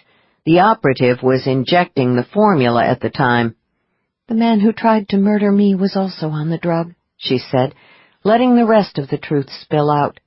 He told me it gave him the power to kill without a trace. Luther whistled softly. Well, I'll be damned. You killed Martin Crocker, didn't you? Yes. Let me take a wild guess here. You were not the company librarian. I was his butler. You're kidding. That was my official title, she explained. No one pays any attention to the hired help, you see. Afterward, the newspapers barely even mentioned the fact that I had died in the same boating accident. It was as if I had never existed, which was fine by me. I seem to recall that the search and rescue team found Crocker's boat drifting aimlessly in the water. How did you escape? She shuddered, remembering the horror and the grim determination to survive that had ridden her hard that night. What the searchers didn't know, what no one except Martin and I knew, was that Martin kept a small inflatable boat on the island to use in case of an emergency. I waited until after dark. Then I got Martin's body into the cruiser and took it part way back to the main island. I released the body into the water and left the cruiser to drift. Then I got into the inflatable. Luther said nothing, but he reached over and gripped her hand very tightly for a few seconds, letting her know that he understood both the horror and the will to live. She took strength from his touch. The inflatable was unmarked. There was nothing to link it to Martin or to me. I dumped it offshore. The next day I took a commercial flight back to Miami using a fake ID. You already had the new ID in place? Along with a small suitcase full of bare necessities. I'd carried both with me everywhere for days. She swallowed hard. I knew Martin better than he knew himself. It was a matter of when, not if, I'd need the ID and a change of clothes. You weren't just Crocker's butler, were you? What else did you do for him? I was his personal profiler, she said. I read the people with whom he did business, his mistresses, and everyone else who came in contact with him. The ultimate bodyguard. I identified his opponent's strengths and weaknesses. I told him who he could trust, and warned him when someone was plotting against him. How long were the two of you a team? 12 years. Were you lovers? Luther asked tonelessly. No, neither of us was attracted to the other in that way. I wasn't his type. In the end, he told me he had always found my talent a little scary. For my part, I knew from the start that Martin wasn't capable of anything remotely close to real love or commitment. But we were partners and friends of a sort. I trusted him because I knew he needed me, and I knew he understood that. What happened? Everything changed after he started taking the drug. Why did he try to kill you? He decided that he didn't need me any longer, but I knew all his secrets. As he explained, that made me a serious liability. She shook her head, still amazed. He actually believed all the lies that the Nightshade people told him, including the myth that the drug would lengthen his lifespan. Why did you create the corporate librarian history for yourself when you went into hiding? Why not fire up a whole new identity, one with no connection to Crocker World? I went with the old theory that the best lies contain a measure of truth. Also, I knew everything about Crocker World, including how to access the computerized personnel files and create an employment record that would stand up to close scrutiny. It worked, too. I made it through a J&J background check. Luther smiled slightly. If Fallon ever discovers that, he'll have an attack of the vapors. She turned her head quickly. Are you going to tell him? No. I didn't think so. Thank you. She drank some more coffee. What really happened that day that Martin Crocker and his butler disappeared? Luther asked. She told him everything. When she was finished, he was silent for a long time. Do you believe me? She asked when she could stand the suspense no longer. Yes. She peeked at his aura and knew that he was telling the truth. One more question, he said. If you were worried that someone might someday find out that you killed Crocker, why in hell did you apply for a job within the society? You had to know that you'd be surrounded by people endowed with various kinds of psychic talents. Your secret would be at risk every day. I wasn't sure if the people who recruited Martin would get suspicious about his death and come looking for me. I also knew from what Martin told me that the organization you call Nightshade is a group of renegade psychics. I figured the one bunch they might want to steer clear of is the Arcane community. So you decided to hide in the heart of the society. Luther's mouth curved faintly. I like it. Talk about a gutsy move. There was another reason why I applied for the post in the Bureau of Genealogy, she said quietly. I've always heard that when you're in real trouble, you run home. So? The society is the closest thing I have to a family. 25. It was intolerable. La Sirène paced the hotel suite, seething.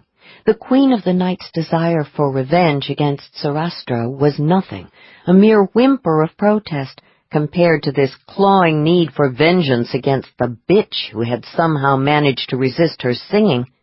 The stupid creature should have died the way all the others had died. Why hadn't she? Time, she decided. There just hadn't been enough time to finish the job. Another minute, and it would have been over.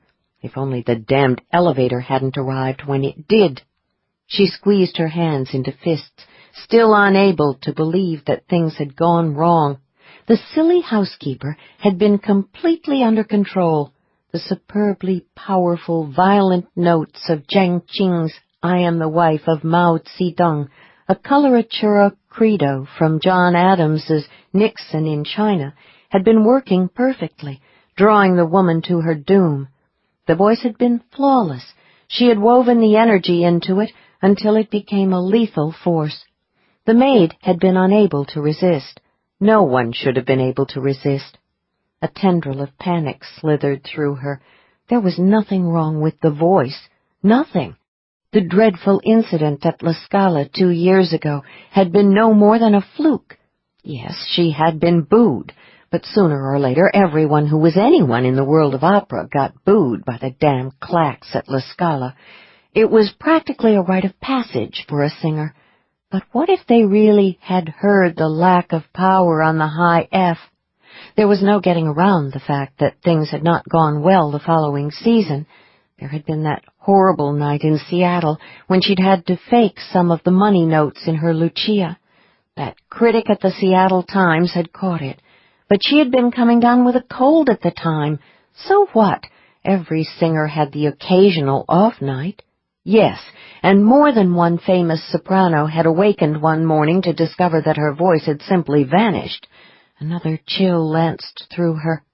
The doctors had assured her that there was nothing wrong with her vocal cords, but they weren't aware of her psychic side, let alone how it was inextricably entwined with her singing voice.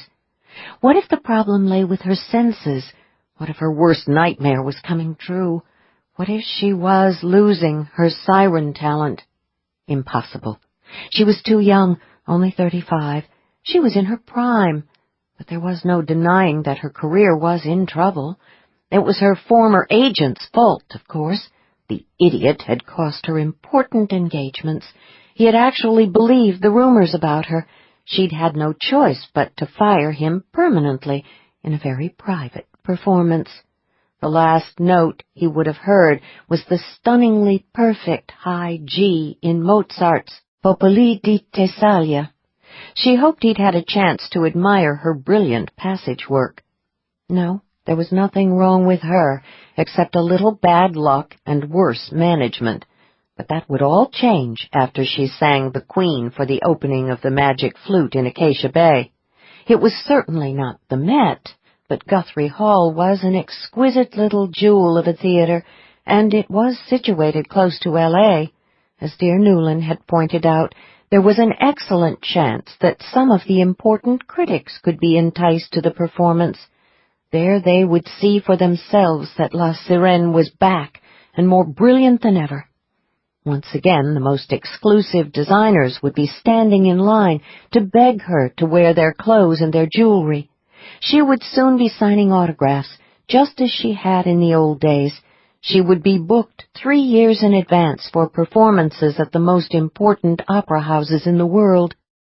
Her phone warbled, interrupting the glowing vision of her spectacular future. She glanced at the code and winced.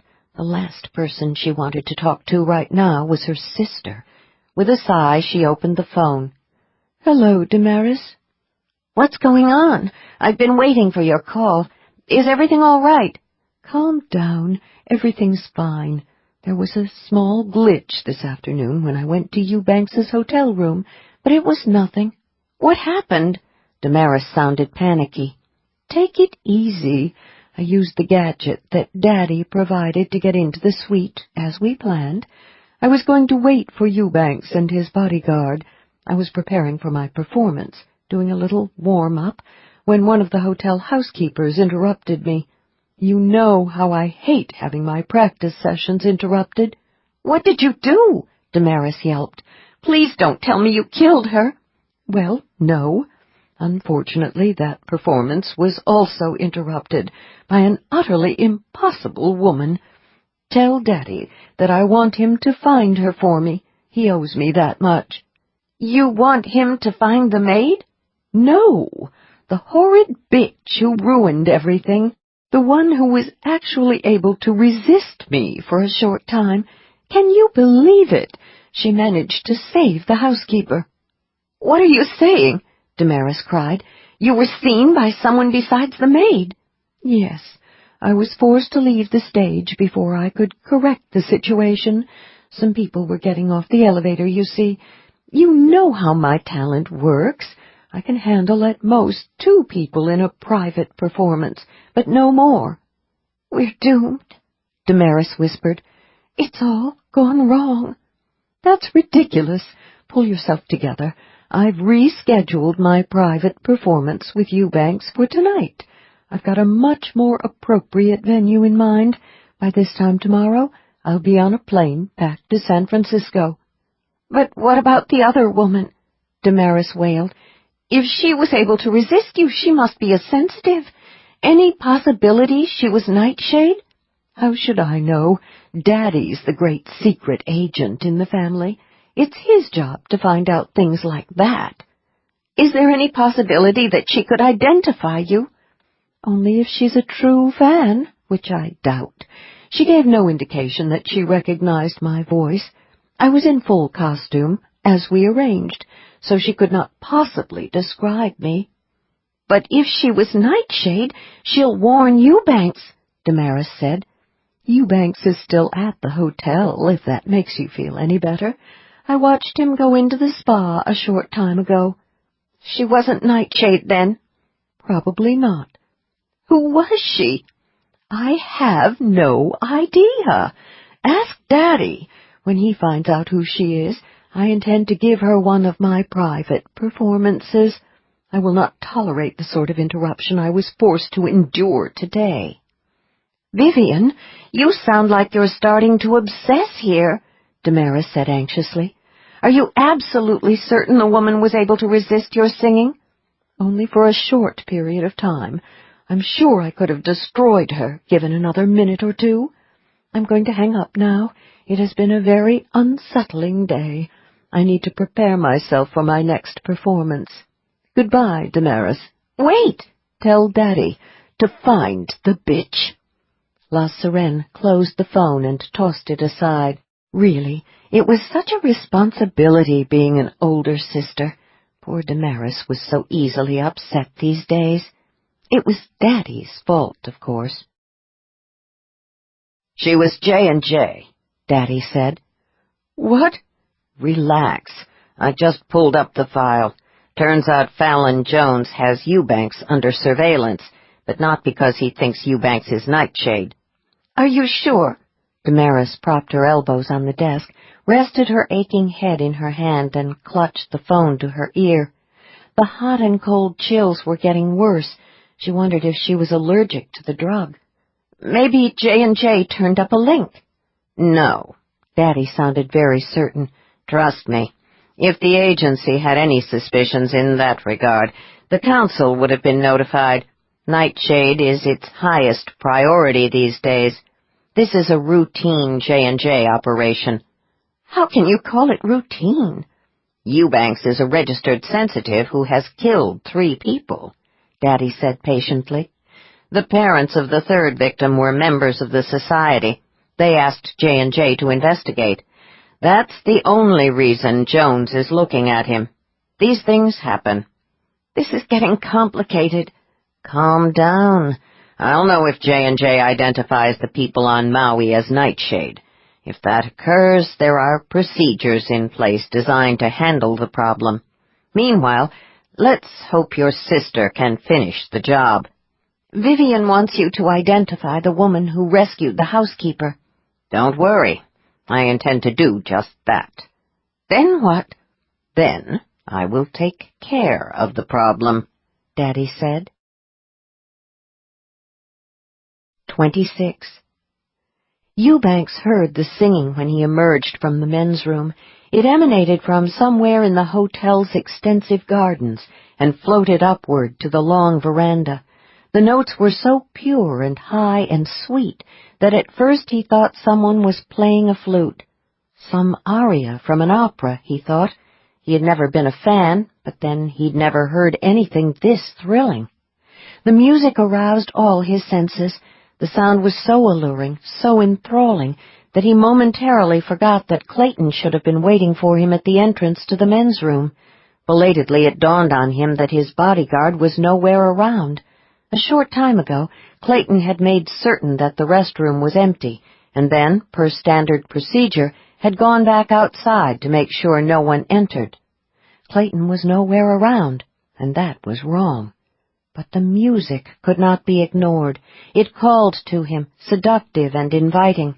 He forgot about Clayton again and crossed to the railing to look down.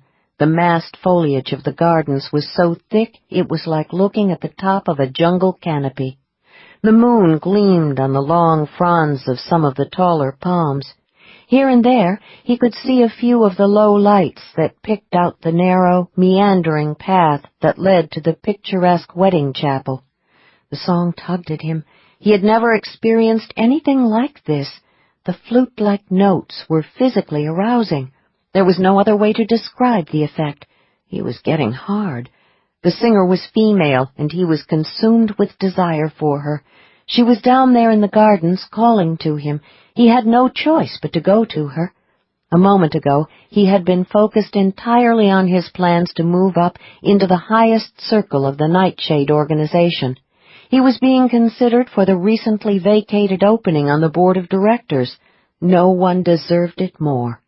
Soon he would be leaving the ranks of upper management and going straight to the top of the organization. He knew that his superiors were extremely impressed with the recent refinement of the formula that had come out of the lab he supervised. There had been some unfortunate incidents in the early human trials, but the organization was not the stodgy, timid FDA. The only thing that mattered to the people at the top was success, and he had delivered big time.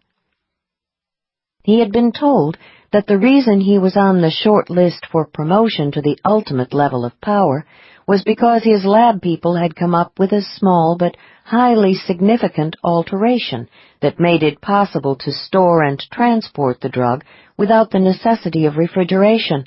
What's more, it could now be put into capsule form and taken orally rather than injected. Until now, anyone using the genetically tailored formula had been forced to make certain that the vials were kept on ice or in a refrigeration unit of some kind. There was no doubt but that he had earned the right to occupy a place on the board. Thanks to the drug, he was becoming a powerful strat talent. It was no secret that most of the people at the highest levels were strats.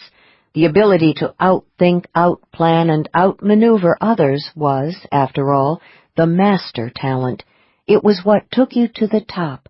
The other talents had their uses, to be sure, but what good did it do to possess a psychic power for charisma, or for illusion, or for viewing auras, if you didn't know how to use it to achieve your objectives? High-level strat talents used other talents as pawns. Oh, yeah, he was destined for the board. But first, he needed to find the singer. Nothing was more important tonight. He listened closely with all his senses, trying to pinpoint her location. Somewhere in the very heart of the darkened gardens, he decided. He went down the flight of stone steps. At the foot of the staircase, he started along a narrow path, following the lure of the music. When he rounded a corner, he stumbled against an object. He tripped and almost fell, but managed to catch his balance. When he looked down, he saw a man's legs sticking out from under the fronds of a mass of ferns. The sight briefly shattered the trance induced by the music. Shocked, he took a quick step back. Then he realized there was something familiar about the dark trousers and the running shoe. Fear sparked through him. "Clayton?" he said. The figure did not move. He crouched to make sure. There was just enough light from the footpath lamp to reveal Clayton's face. The bodyguard's eyes were closed. He was not moving, but he was breathing. Blood that looked black in the poor light partially bathed his face. Part of Eubanks continued to focus on the lilting music, while another part tried to concentrate on the fact that someone had lured his bodyguard into the gardens and knocked him unconscious with a seriously blunt object. There wasn't much that could catch a high-level hunter off guard, even one who was only partially enhanced. Run. Get the hell out of here. He leaped to his feet, turning quickly to scan his surroundings. It was impossible to make out anything in the shadows. He started back the way he had come. But the music came to him out of the night, stronger and more powerful now. The singer was close. He could not resist, even though his mind was screaming at him to get to safety. Against his will, he reversed course and went deeper into the gardens. Slowly, fighting each step, he crossed a small footbridge over an ink-colored koi pond. Something splashed in the dark waters. Now he could see the graceful silhouette of the moonlit wedding chapel. The singing came from within. He went up the steps and through the open door. The structure was not illuminated, but there was enough silvery light filtering through the floor-to-ceiling windows to allow him to see the figures standing at the front of the room. The singer was dressed in a long white spa robe, her features shadowed by the hood drawn up over her head. She looked like some ethereal being from another dimension. Fascinated, he moved down the aisle, unable to resist the compulsion of the music. The singer opened her arms to him. Her voice rose higher, becoming a splashing crystal fountain of perfect and somehow terrifying notes. The pain began then, alternately searing and then freezing his senses. It spread swiftly. The sudden headache was excruciating. He finally understood that the singer was killing him. Someone had arranged his murder. This could not be happening, not to him. He was destined for power and greatness. He had killed 3 women to get this far. He fell, drowning in darkness. A horrifying thought came to him. Was the woman who was killing him with her music the ghost of one of the 3 he had murdered? The crystalline notes followed him into the depths, and then there was nothing. 33. Do I need to talk to our guy in the Honolulu PD? Fallon Jones asked. No, Luther said. Craigmore had a silencer. No one came to investigate. Petra and Wayne cleaned up the scene. He and Grace were in the apartment. He was on the phone, pacing, trying to ignore the after-effects of the heavy burn. She was gazing into the glowing computer screen as if it were a crystal ball, contemplating her precious genealogy files. It was taking everything he had to stay focused on the conversation with Fallon. What he really wanted, needed, was a stiff shot of whiskey and then sleep. What did you do with the body? Fallon asked, pragmatic as always. This is Hawaii. Gets a little warm here. We wrapped it in a few yards of plastic kitchen wrap and stashed it in the walk-in refrigerator at the restaurant. Luckily, Petra bought extra heavy-duty plastic wrap, and she purchased it in commercial-size containers. You don't do things in a discreet way, do you? Fallon's voice rumbled through the phone. Craigmore was a distinguished member of the council. He served for 15 years and was considered to be one of the most powerful men in the society. Now it turns out he was a traitor. What kind of talent? Luther asked. Craigmore was a crystal generator, Fallon said. What's that? A specialized kind of crystal worker. He could channel energy through a few extremely rare gemstones. That laser gadget you described appears to have worked by disrupting and neutralizing an individual's aura. Where the hell did he get that thing? Good question. We're still looking into it. It didn't come out of our labs, that's for sure. Best guess now is that it was designed especially for his talent in that no-name government agency he used to work for. He worked for the government? Back in the day. There are over 20 government agencies dedicated to national security and intelligence issues. Some people in the know claim the number is closer to 30. And they've all got black hole departments that are used for clandestine purposes. Every so often, one of them decides to experiment with paranormal research. Not that any of them would ever admit it, of course. That would mean trying to justify the funding to Congress. The media would have a field day blasting the feds for spending tax dollars on junk science. Luther understood the sudden flash of anger in Fallon's tone. Many members of the Arcane community found society's attitudes toward the paranormal frustrating, and on occasion infuriating. Probably hard enough to justify the farm bill and corporate welfare, Luther said. Try telling people that you're spending millions on the woo-woo stuff. How the hell are we going to prove that people like you and me and Grace and everyone else in the society aren't whack jobs if everyone insists on officially denying the existence of the paranormal? Talk about catch-22. Talk about the Emperor's new clothes. Talk about short-sighted, stupid, and... Fallon, maybe we could get back to the subject of what to do about Craigmore's body. I'm pretty good when it comes to tweaking auras, but even I have limits. If someone from the health department happens to drop into the restaurant tomorrow, I may have a little problem convincing him to ignore a dead guy in the refrigerator. Sorry, I don't usually get off track like that. I know. It said a lot about the situation that Fallon had allowed himself to lose his focus. I hate to admit it, but I think this thing that you and Grace have uncovered is starting to get to me, Fallon continued, grim and glum. The Nightshade operation is so much bigger and more extensive than we imagined, and we're on our own. No getting around that, Luther thought. The danger posed by Nightshade was very real.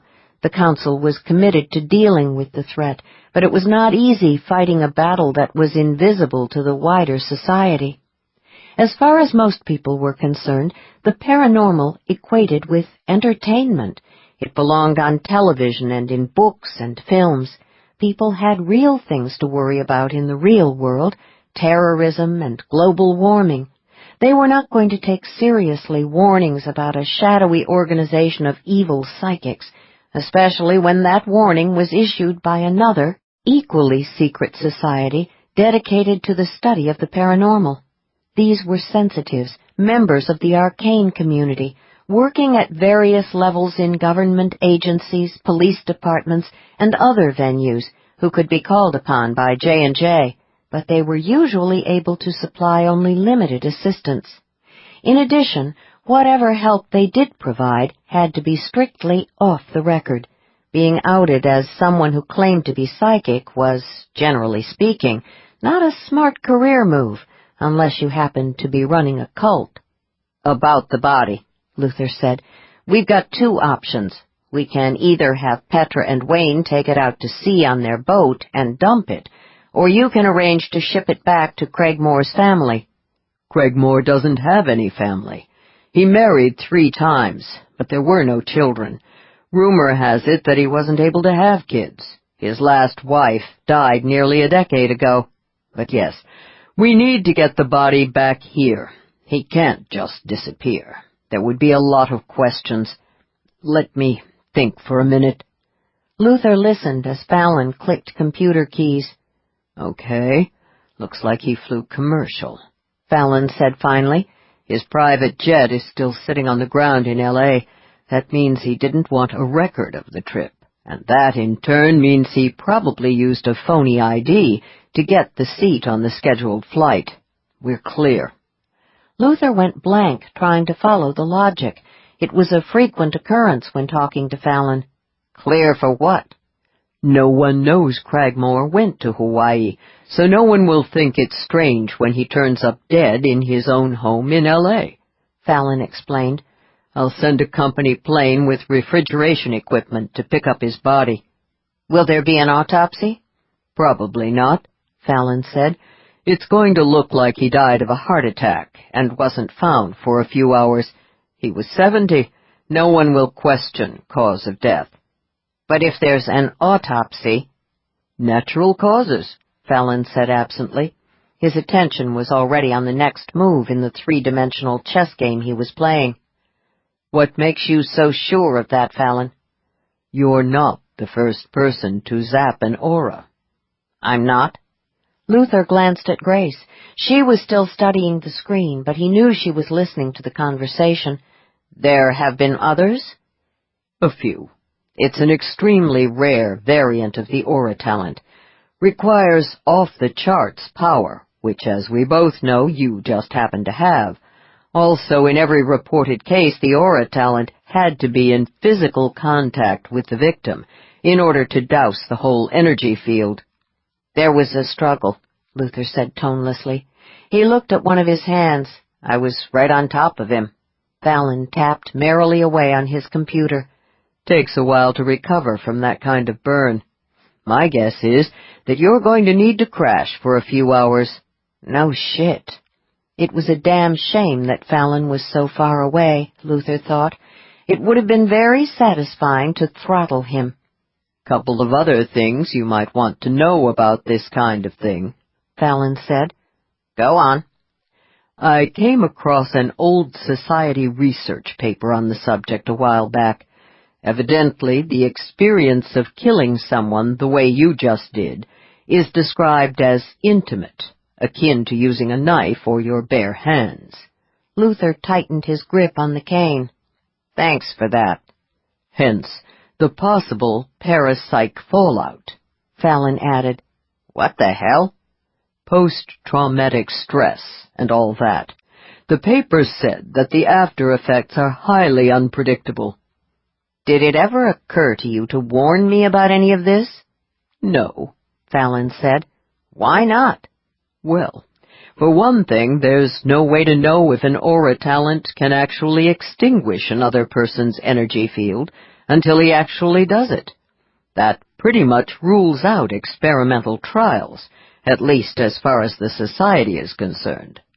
For another, the records of the handful of talents who could generate that kind of energy have always been classified to the highest levels. The society doesn't need that kind of stuff hitting the internet or the tabloids. I can't tell you how much I appreciate your keeping that information from me, Fallon. Like I said, no way to know if you could do it until you did it. Fallon broke off again. There were more clicking noises. Here's something interesting. I'm not sure I can take any more interesting news. According to the experts, you didn't actually kill Craig Moore. This is starting to sound like a trip down the rabbit hole. Here's the deal, Fallon continued, unfazed by the lack of enthusiasm. Evidently, what you did with your aura was reflect the violent energy that Craigmore was generating. In effect, you created a mirror. When you came in contact with him, he got a severe bounce-back jolt. It set up a dissonant wave pattern that shattered his aura. In essence, Craigmore was the victim of a ricochet shot. Huh. Trust me, Fallon said. There's no trace of physical evidence in situations like this. It will look like Craigmore's heart just stopped, which is pretty much what happens at the end anyway, regardless of what kills you. Craigmore was a wealthy man, Luther said. Whoever inherits his financial empire may have a few questions about the manner of his death. A few years back, Craigmore informed the previous master that he intended to leave his entire estate to the society to continue funding its research. Under the circumstances, I doubt that the council will ask too many questions. Craigmore and I didn't exactly have a lengthy conversation in the garage, Luther said, but in view of his admission that he was Nightshade, he may have changed his mind about who gets his money. Yeah, can't wait to see who comes out of the woodwork to collect, Fallon said. I've got people on the way to Craigmore's home and his office to see what they can dig up. The good news is that I don't think Craigmore ever found out that you and Grace stumbled into those 4 other Nightshade talents on Maui. As far as he knew, you were interested in Eubanks only, because J&J was investigating him for murder. Craigmore was on the council. Why didn't he learn that we stumbled into the Nightshade connection? Because I didn't enter anything into the computer files about the link to Nightshade. and because Zack chose not to inform the council about what you and Grace discovered," Fallon said. Luther whistled softly. "You two really are worried about a spy, aren't you? I told you. Zack sensed that there was a nightshade plant somewhere very high up within the society. He had even begun to think that the spy might be on the council. Guess the big $64 question now is, how many other members of the organization are members of the society?" "Any idea why Craigmore wanted Eubanks taken out?" "Not yet," Fallon admitted. "Just starting to work on that. Probably some kind of competitive thing. Maybe he and Eubanks were both going after the same promotion within Nightshade." "Why the hell did he come after me?" "Because you're guarding Grace," Fallon said, with his customary devastating logic. Luther suppressed the icy chill that slithered through his veins. "The only reason he would have been worried about Grace is because she can identify the singer," he said quietly. "Right.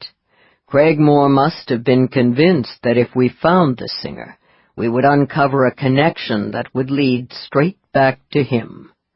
Luther thought about that. "Wonder why he didn't just take out the singer and cut the connection that way." "I keep telling you, she's a pro like Sweetwater. She wouldn't be all that easy to find, let alone remove." Fallon clicked off the way he usually did, without bothering to say goodbye. The way you knew a chat with him was over was when the phone went dead in your ear. 34. Grace watched Luther close the phone and sink down onto the sofa. Absently, he rubbed his right leg, weariness in every line of his body. The aftermath of the confrontation with Craigmore was having its way with him, hitting him on every front. She remembered the sensation all too well. "Fallon says Sweetwater is still looking hard for the siren," Luther said. "He's sure it won't take long to find her." "That's good to know." She got up, went into the kitchen, and took the whiskey down from the cupboard. She poured a healthy shot into a glass, carried it back into the living room, and gave it to him. He looked at the glass for a moment, as if he didn't recognize the contents. Then he drank some of the whiskey. "Thanks," he said. "I needed that, or something." Grace sat beside him. Together they looked out at the night through the open lanai windows. She put her hand on his thigh and began a gentle massage. He hesitated, as though he didn't know how to react. Then, without a word, he let her continue. After a while, he drank some more whiskey. "Fallon sounded strange tonight," he said. "In what way?" "I don't know. Different. Tired, worried, depressed, maybe. Or maybe just a little overwhelmed. Hard to explain. Never heard him quite like he was tonight. He's always been—" "Fallon?" "Yeah, that's it. Long as I've known him, he's always been Fallon. A force of nature, like a thunderstorm or a tsunami or a shark, but not tonight." J&J is all we've got to stop Nightshade, and Fallon Jones is in charge of J&J, she said. "That means the outcome of this battle is on his shoulders. He needs someone." "Who?" She thought about it. Someone he can talk to, someone he can trust. Most of all, someone who can take over a portion of the responsibility. An assistant, maybe. Luther shook his head. "He'd never go for an assistant. He works alone, like me." "You didn't work the Maui case alone. I was there too, remember? And I'm still around." "Because I won't let you go off on your own as long as it looks like you need a bodyguard," he said. He drank some more whiskey. "No," she said quietly. "I'm still here because I want to be here." He contemplated the darkness. "Living in the moment?" "That's all any of us really has, isn't it?" "No," Luther said. "We've also got our pasts." She sighed. "Yes, I suppose that's true." Luther swallowed some more whiskey. After a couple of minutes, she tried again. "I know what it's like," she said. "Living in the moment?" No. Killing someone with your aura. I've done it too, remember? He looked at her over the rim of the glass. For what it's worth, Fallon says that, technically speaking, we didn't actually kill anyone. We used our own energy to reflect the violent energy of our attackers. The process set up a dissonant wave pattern that shattered their auras. He said it was like they were killed by a ricochet from their own weapon. She contemplated that for a long moment. Interesting. But I'm not sure it changes anything. The bottom line is that we are responsible for the deaths of those people, and no matter how bad they were or how much they deserved to die, you and I still have to live with it. Yes, he said, we do. He was trying to kill you, Luther. You were fighting for your life. His aura winked out like that damn laser, like someone had turned off a switch. I know what it's like to watch that happen, too. It's terrifying to realize that you have it within you to take a life without even using a weapon. He gazed into what was left of the whiskey. Makes you feel like there's something inside you that's not really human. Oh, we're human, all right, she said. Humans have always been very good at killing, but we pay a heavy price when we use that talent. I don't think anyone is the same after they've gone down that path.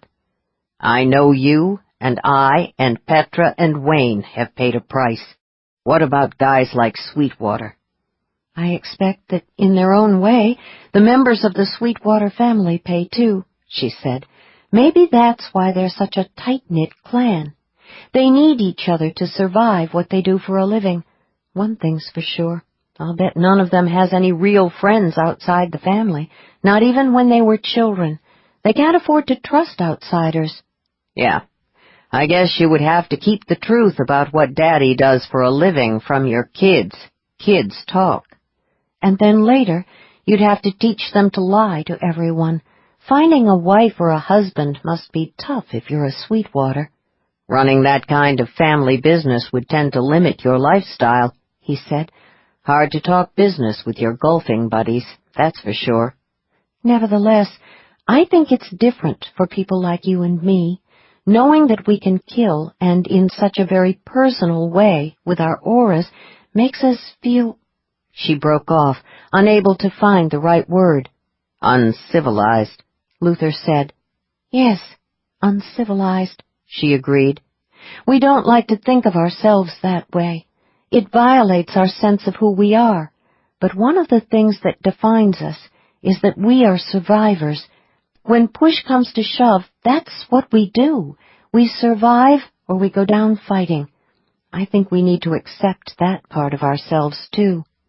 He did not look away from the night, but he put his hand over hers on his thigh. She threaded her fingers through his, stood, and led him down the hall to the bedroom. They made love first, hard, fast, a little violent, affirming what Grace had said earlier. They were both survivors. His phone rang, bringing him awake with an unpleasant jolt of adrenaline. His eyes opened to the sunlight outside the window. Going on 10 o'clock, he decided. He grabbed the phone.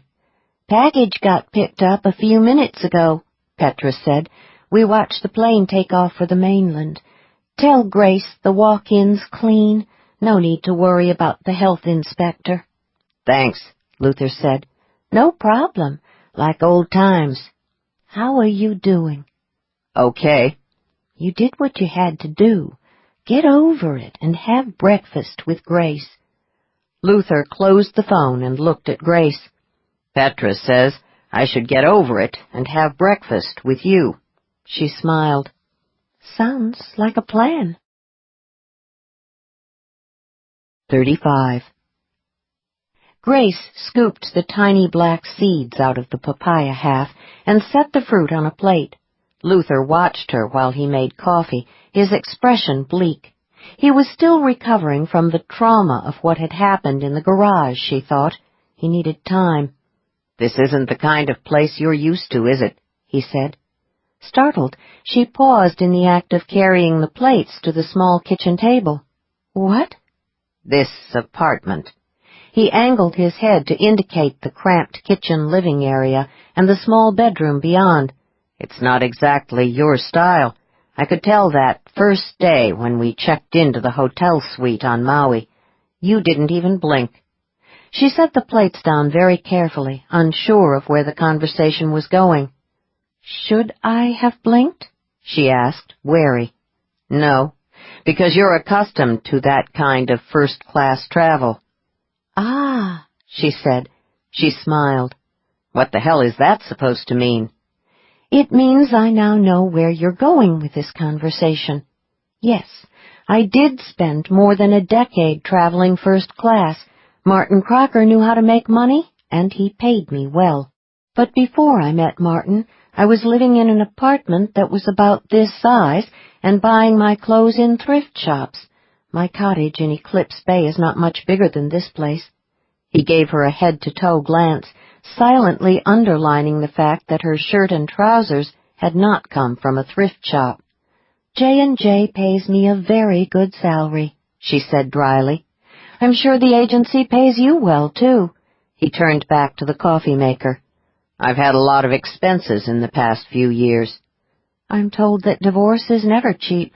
Guess that's what you get for being such a romantic. Is that coffee ready?" He glared at the coffee maker. "Yes." She finally lost her patience. "Let's get something straight. I've lived high and I've lived on the streets. Living high is definitely more comfortable, but neither place felt like home. My cottage in Eclipse Bay hasn't ever felt like home either. This apartment and the dark rainbow, they feel like home. Now why don't you follow Petra's advice? Get over it and pour us both a cup of coffee." He didn't move for a few seconds. He just stood there looking at her. Then he smiled slightly. His eyes warmed. He picked up the pot. "I can do that," he said. She watched him fill 2 mugs. "And while you're doing it, why don't you tell me about your accident?" He handed her one of the mugs. "I got shot on my last J&J case." "Shot?" Horrified, she stared at him. "I thought you said it was an accident." "It was." He picked up his own mug, grabbed his cane, hiked around the counter, and sat down at the table. "Someone pulled the trigger of a gun. I happened to be standing in front of said gun. Wrong place, wrong time. Pretty much the working definition of an accident." "Good grief." "I got what you might call a split-second warning." He set around a mouthful of papaya. "Time enough to dodge, at any rate. The shooter was aiming for my back, hit my thigh instead." "What happened?" she demanded. "It was a routine referral from J&J, one of the low-rent private jobs. The client told me she wanted me to protect her from her ex-husband. Claimed he was stalking her." "Claimed?" "She thought she could sucker me into killing him for her." "What made her think she could convince you to do that?" "She was a level 7 strat talent. You know strats. They think they can manipulate and outmaneuver anyone. They always figure they're the smartest person in the room." "Well, they do tend to make good chess players," Grace said. "Didn't she know that aura talents are darn hard to manipulate because we can usually see it coming?" "Like a lot of sensitives, she didn't think much of our kind of talent. Thought the only thing we could do was perceive a little radiation. She assumed that when we look at folks, all we see are human light bulbs." Grace made a face. "Typical." When she contacted J&J, she specified that she did not want to pay for a high-grade talent. In fact, she specifically asked for an aura. She didn't want to take any chances. Is that it? Right. She would have preferred to use a non-sensitive, a PI with no psychic ability at all, but she didn't have much choice. She had told everyone, including her family, that she was deathly afraid of her ex. They were all registered members of the society, and they all insisted she get a bodyguard from J&J. She had to make it look good. Bet she wasn't expecting a powerful aura talent. "She didn't know how strong I was," Luther said. "But she wouldn't have cared. So long as I was an aura, she felt safe. Fallon was a tad suspicious." "Fallon is always suspicious." "True. I shared his suspicions, but neither of us could figure out what to be suspicious about, and I needed the money. So you took the job? The client assumed that I was just so much dumb muscle on the hoof. Bless her heart. I regret to report that she was not too far off in her assumption, Luther said. She damn near got me killed. How? The ex wasn't stalking her. He didn't want anything to do with her. When it finally dawned on me that she wanted me to get rid of him, I informed her I wasn't in that line of work. Like I said, she was a strat. She realized immediately that I wasn't just walking away from the job. She knew I'd probably warn her ex. What happened? She lost it. Luther took a bite of his scrambled eggs and swallowed. Flew into a rage and started screaming that I had ruined everything. Told me the whole story. That's when I found out why she wanted her ex dead. Can I assume you tweaked her aura a tad to prod her into losing her temper and spilling her guts? He shrugged. Figured by that time I had a right to know what she was up to. Turned out the reason that she wanted her ex dead was because she stood to inherit his share of the business they had founded together. That's when she shot you? No. While she was screaming at me and I was concentrating on manipulating her aura, her lover walked out of the hallway behind me and shot me. There was a lover involved? It was a complicated situation. How did you get your 1-second warning? I was facing away from the hall, but the client was looking straight at it while she yelled at me. When she saw her lover with the gun, I saw her aura spike. I knew something had changed in the situation. Cop instinct took over from there, caught the bullet in my thigh. Before the lover could line up another shot, I put him to sleep. Grace shuddered. Close call. What happened to your client and her lover? They're both sitting in prison at the moment. Probably be out on an early release program. The family has a lot of money and more than one talented lawyer on the tree. She nodded and ate the papaya very slowly, trying to make the moment last as long as possible. It was all so perfect, she thought. The sun-warmed room, the light, floral breeze off the lanai. Luther sitting there with her. Life didn't get any better than this.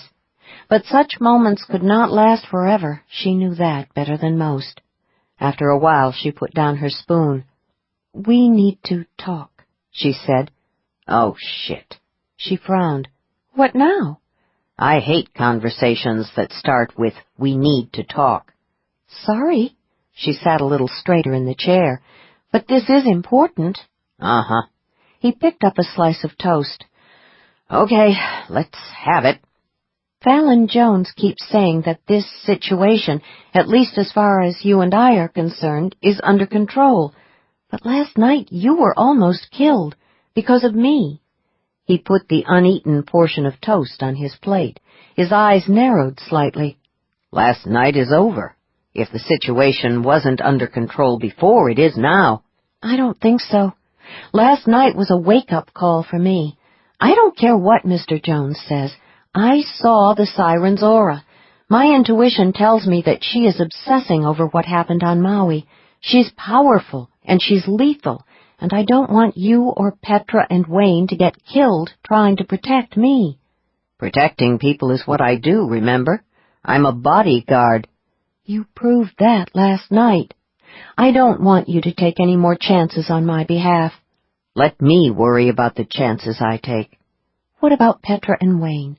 They have nothing to do with this, but she might target them to get to me. I don't want to be responsible for putting any of you in more danger. Planning to disappear again? She stiffened. It worked well the last time. You've built a new life for yourself. You can't be serious about leaving it behind to fire up another one. I've always been able to handle my own problems. I'll deal with this. Not alone. Not this time. J&J got you into this mess. J&J has a responsibility to protect you. And since I'm the nearest J&J bodyguard on the scene, you've got me, whether you like it or not. Petra and Wayne don't work for J&J, she said, desperate now. Remember what you said about the society being the closest thing you've got to a family? What about it? Petra and Wayne are my family. As long as you and I are together, they see you as family, too. You couldn't make them walk away from this if you tried." He grinned. "Besides, they'd be crushed if you refused their help." "I'd rather have them crushed than dead because of me." "Trust me, Petra and Wayne don't see it that way. They may be getting on in years, but they're warriors, Grace. Warriors to the bone." She tried and failed to blink back the tears. "I was afraid of this." "What exactly were you afraid of?" She wiped one cheek with the back of her hand. "I was afraid that I wouldn't have the courage to turn down your offer." "It's not an offer," he said softly. "It's just the way things are. I couldn't let you walk away now even if you tried." "Luther." "Hush." She felt herself grow unnaturally calm and serene. "Stop that," she glowered. "I'll let you know if I want my aura manipulated." The artificial serenity vanished. He grinned. "I love it when you do that. Gets me hot." She glowered harder. "How can you talk about sex at a time like this?" "You're right. When it comes to sex, talking isn't nearly as much fun as doing." He got to his feet, made his way around the table, and hauled her up out of the chair. His mouth closed over hers before she could think of a good reason to stop him. She tried to resist, for all of 2 seconds. Then, with a sigh, she put her hands on his shoulders and kissed him back. She sensed the passion unfurling between them. He kissed her until she shimmered with need, until she trembled with it, until she could no longer even think about getting on a plane, let alone starting a new life. He captured her face between his hands. "I won't let you disappear on me," he said. "If you try to leave, I will come after you. Never forget that. And I will find you." She went very still, her fingers clenched around his shoulders. She could not identify the tangle of emotions cascading through her. Fear? Hope? Love? "What makes you so certain that you could find me?" she asked. It wasn't a challenge. It was a question, an urgent one. She needed an answer badly. "Because you and I are linked," he said. "Don't try to tell me that you don't sense the bond between us." He covered her mouth with his own again, not waiting for an answer. Her hands tightened on him.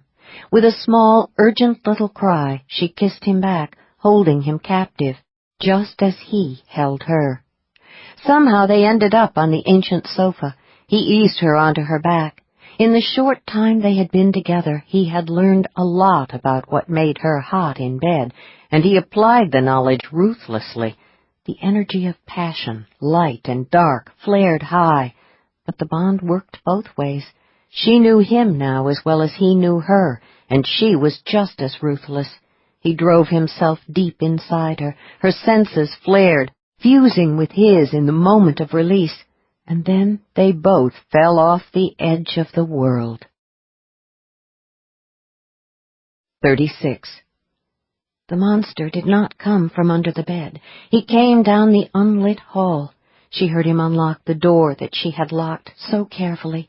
Frozen with panic, she watched his terrifying aura as he moved stealthily into her room.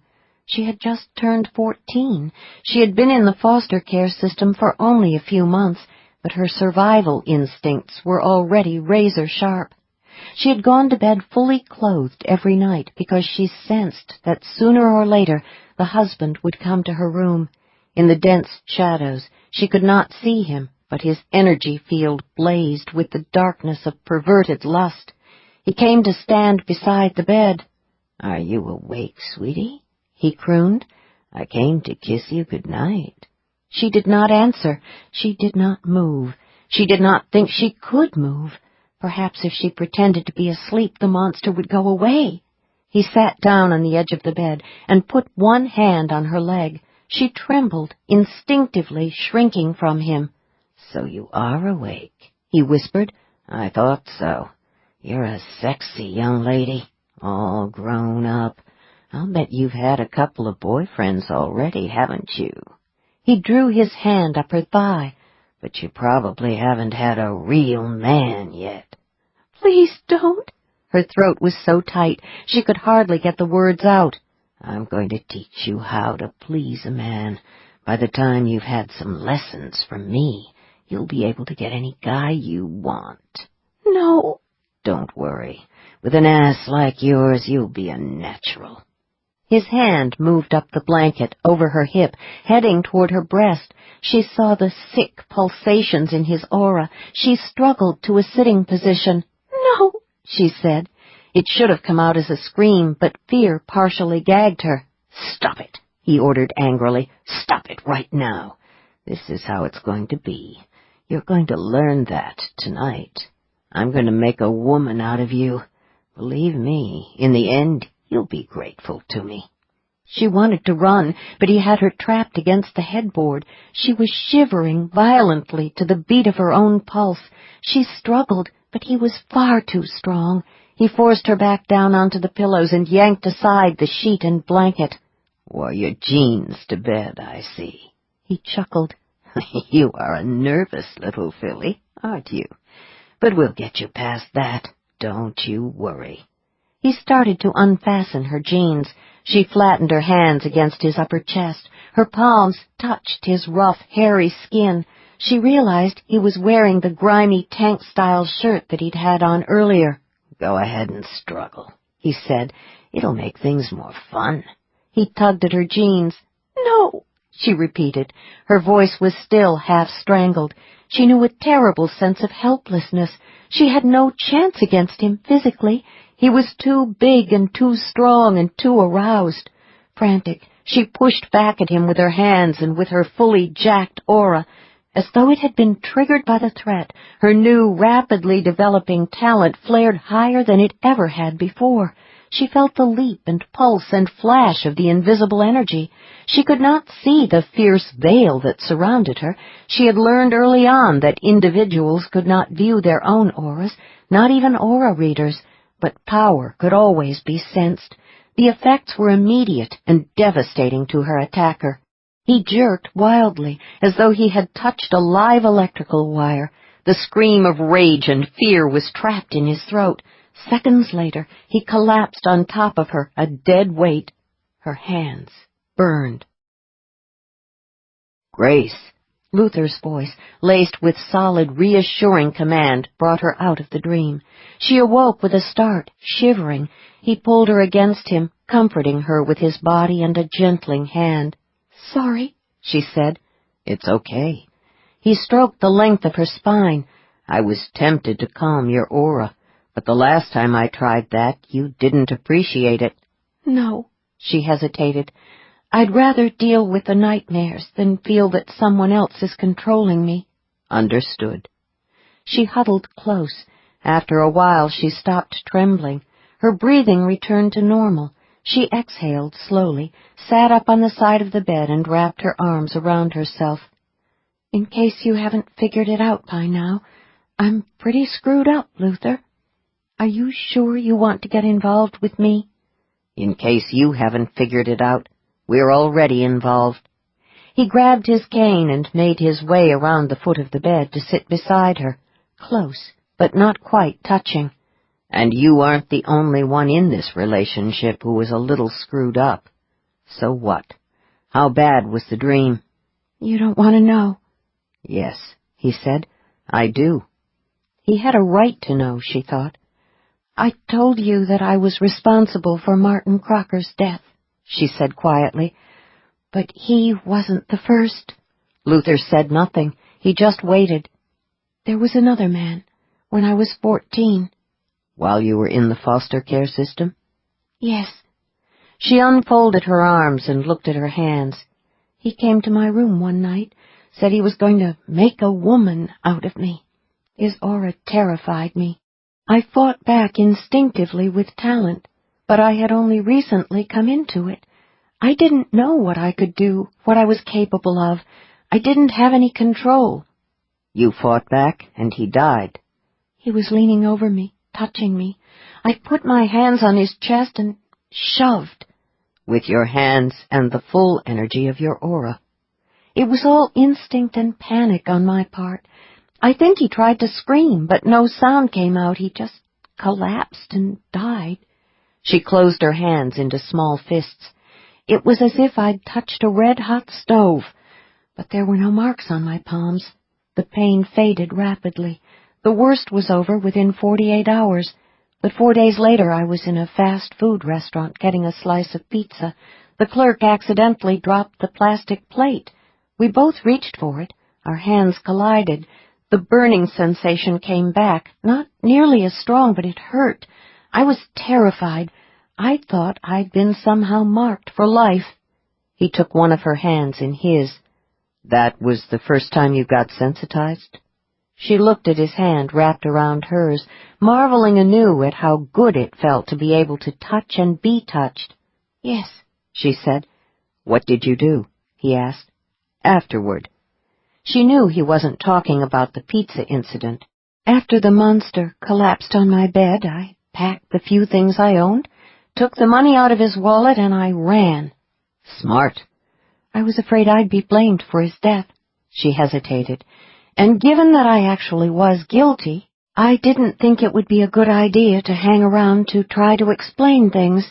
In the end, they called it a heart attack. But the fact that I was missing along with the money didn't look good. I knew I had to stay gone. I could not have gone back into that house under any condition.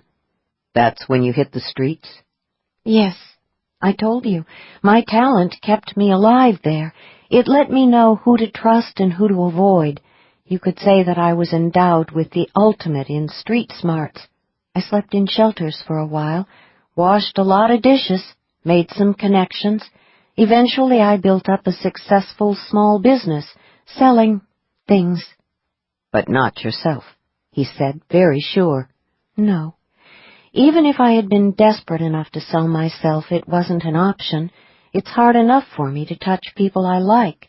I can't even imagine trying to have sex with someone just for the money. I wouldn't be able to stand it. She made a face. I probably would have freaked and wound up killing off my clients, which would not have been good for business. What did you sell? Mostly I brokered fake IDs on the Internet. My mother was a high-level crypto talent, a computer wizard. I learned a lot about navigating the online universe from her before she died. I was very good at putting buyers and sellers together. You took a commission on the deals you set up? Yes. It was actually a fairly lucrative line of work, but it was also a tad risky. One day I decided to get a real job, something beyond dishwashing and selling fake IDs. Why? She raised a shoulder and let it fall. Mostly because I wanted to see what it was like to feel normal.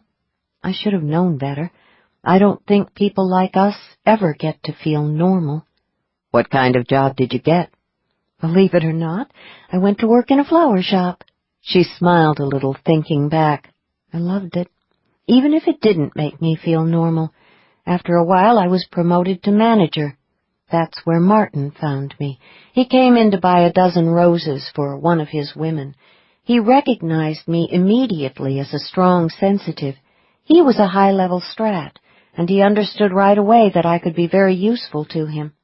He was managing a small casino at the time, and he was having problems. He offered me a position on his security staff. What kind of problems was he having? A ring of cheats had targeted the casino. They were bleeding it dry. Martin's boss began to suspect that he was the one responsible for the losses. Luther gripped her hand more tightly. What did Crocker have you do? I profiled the players, pointed out the members of the ring. One thing led to another. Eventually, Martin was promoted to president of the company that owned the casino. We branched out from there. He used you. She shook her head. It was an equal partnership. In exchange for my help, Martin saw to it that I made a lot of money and got an education. He used to refer to himself as Pygmalion. After he founded Crocker World, I not only got a very, very good salary, I got stock in the company. Luther whistled softly. A slice of Crocker World. Must have been worth a fortune at one time. It was. When I first noticed the effects of the drug in his aura, I thought about selling off my portfolio and tucking the money away in an offshore account, but I was afraid Martin would find out. Once he started taking the formula, he became extremely suspicious of everyone around him. I had to be careful. Then I found out about the arms dealing. Luther's hand tightened around hers. And the bastard tried to kill you. After Martin's body was found, the value of the company's shares plummeted to almost nothing. They never recovered. It wouldn't have mattered if they had bounced back. You still couldn't have sold off your portfolio. The authorities would have noticed the activity in the dead butler's accounts. Yes. Turns out the Arcane Society pays well, though, and it doesn't cost a lot to live in Eclipse Bay. I'm doing fine. Still, you had to walk away from the empire that you and Crocker built.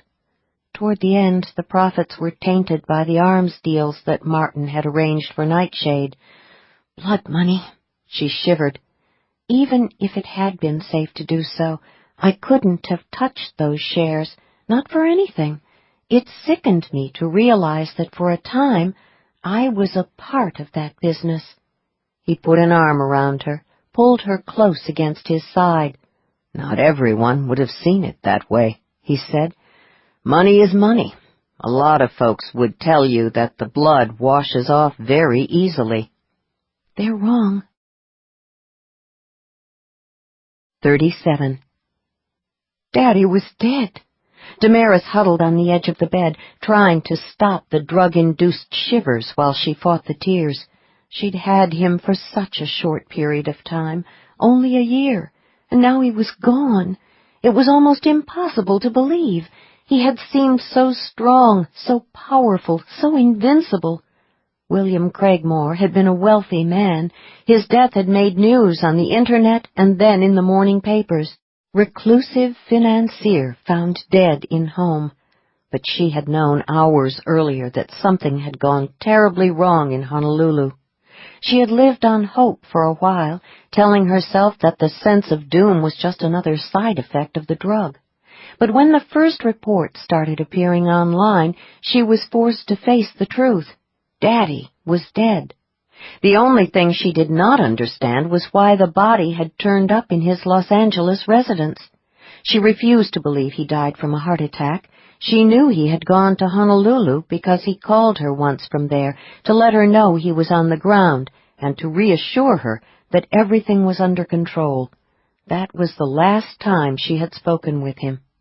The next day his body was discovered at his home in L.A. Impossible.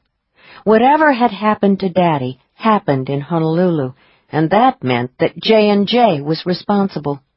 The phone warbled, making her flinch. She turned and picked it up off the bedside table. "Hello, Vivian," she said quietly. "I just heard the news." Vivian was furious. "Why didn't you tell me?" "I just found out myself. I was going to call in a few minutes." She massaged her temples. "I needed a little time to get over the shock."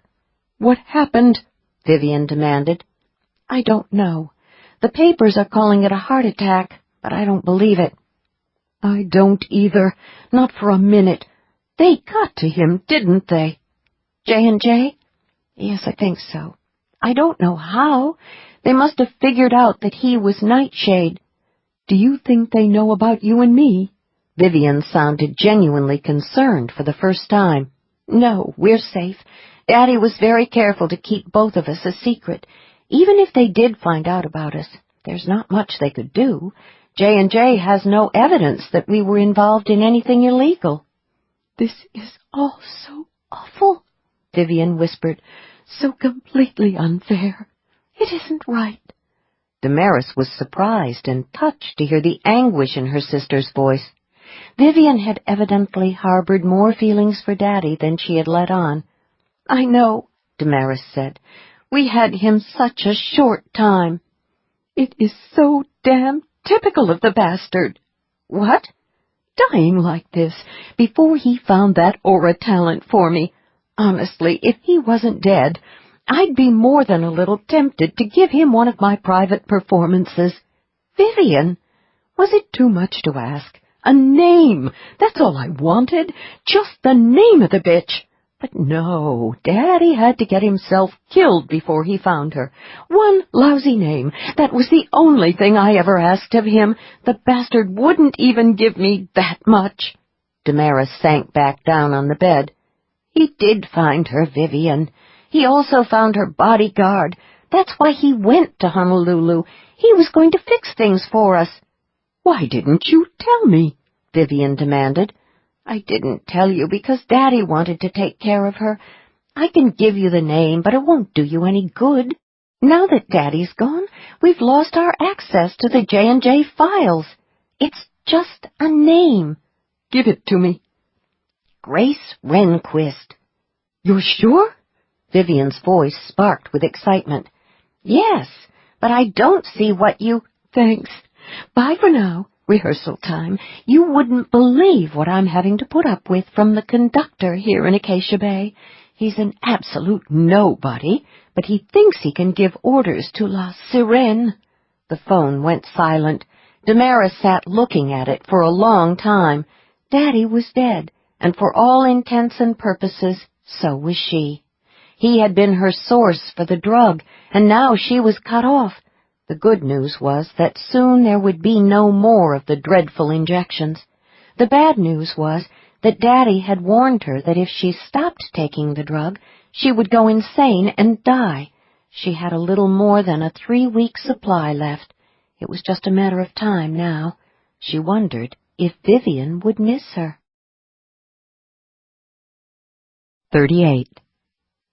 Luther watched Grace come out of the sea, removing the mask and snorkel as she walked through the light surf. Water spilled down her shoulders, breasts, and hips. Her hair was sleeked behind her ears. She had picked up the little black bathing suit at one of the boutiques on Kalakaua that morning. He had thrown the snorkeling gear into the back seat of the Jeep and driven her to the secluded little cove that he thought of as his private slice of paradise. Wayne and Petra had sent them off with a couple of sandwiches, some bottled water, and instructions not to come back until the dinner service. A real date, he thought. Grace dropped lightly onto the towel beside him under the umbrella, looking fresh and vibrant, utterly feminine, and wet. Incredibly sexy. She gave him a curious look when she reached for a bottle of chilled water. "Something wrong?" she asked. He realized that he was staring at her. "Nothing's wrong," he said. "What are you thinking about?" "Sex." "I hear men do that a lot." "What about women?" "We think about it, too," she said, "but it is possible that we have broader fantasy horizons." "Yeah? What else shows up on your horizon?" "Shoes come to mind." They both looked at his bare feet. "Shoes are sort of absent from my horizon," he admitted. "It's okay," she patted his bare leg. "You have very nice feet, big and strong." "You like big, strong feet on a man?" "To tell you the truth, I never paid much attention to male feet until quite recently." She smiled somewhat smugly and slipped on her sunglasses. "But now I find them utterly fascinating." "Good to know." She lounged back on her elbows.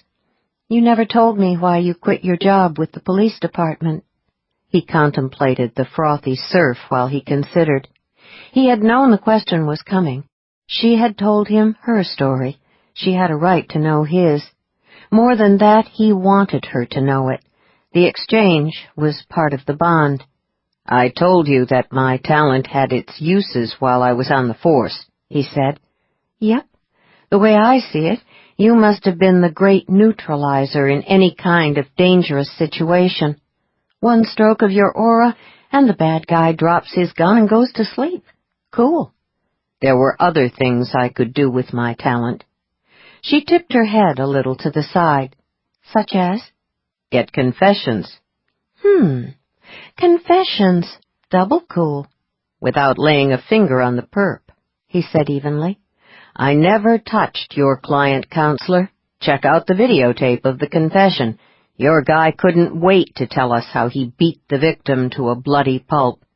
"How did that work for you?" "Great, for a while. You'd be amazed how easy it is. Deep down, a lot of them wanted to tell me how smart or how macho they were. Robbing a convenience store is an adrenaline rush. Breaking and entering a house is a thrill. Murder is the ultimate power trip.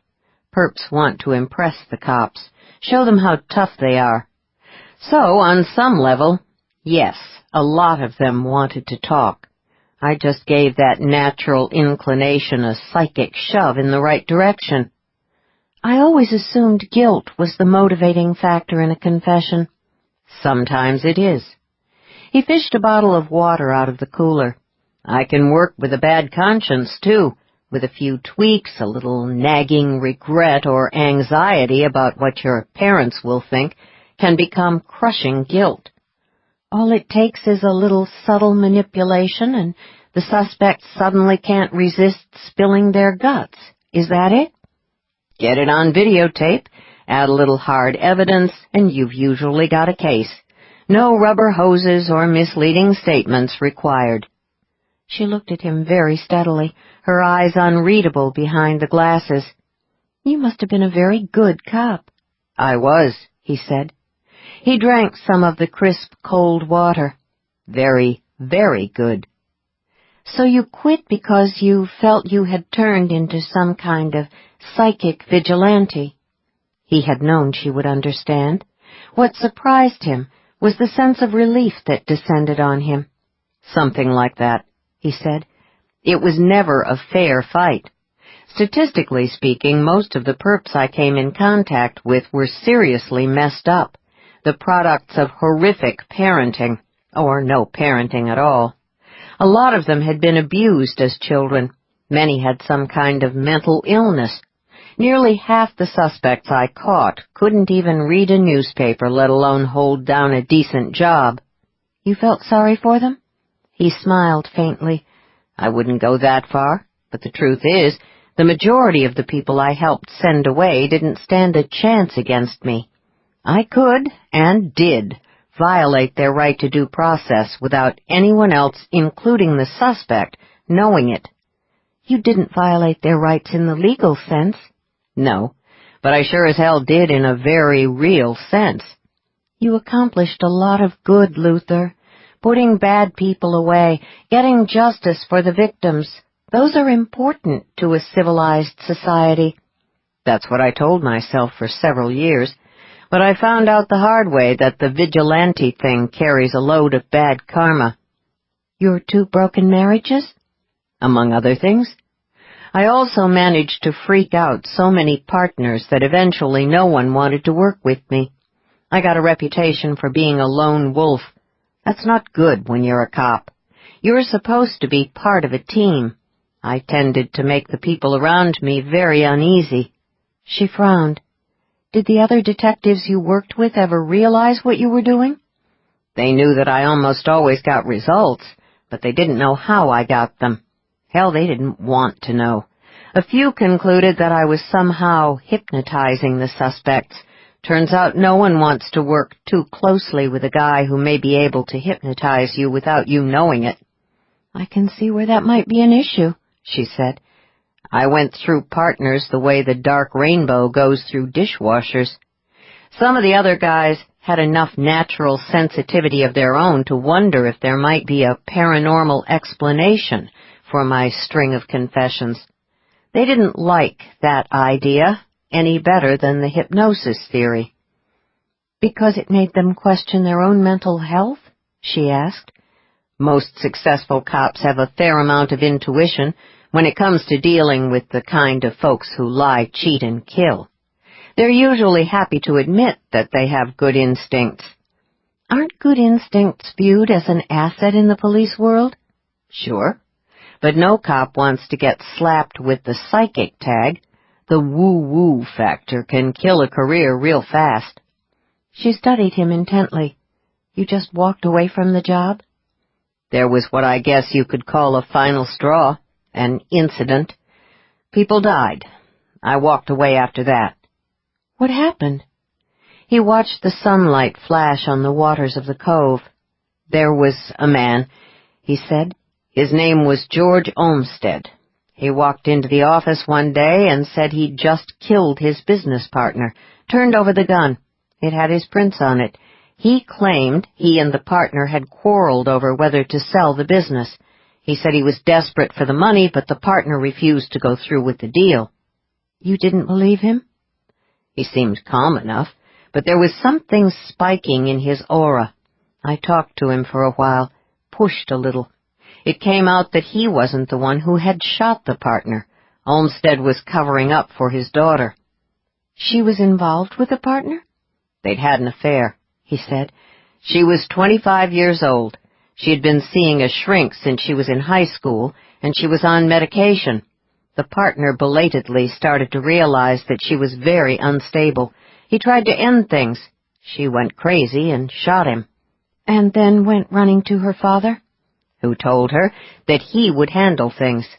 He wanted to protect her. He saw that as his job. He'd been doing it all her life. She was his only child. The mother had died years earlier. She nodded. Did he know about the relationship between his daughter and his partner? Yes. He'd encouraged it because he thought marriage would give his daughter some emotional stability. After the murder, he was convinced that the whole thing was his fault, so he was eager to take the blame. But his story fell apart. Because of me.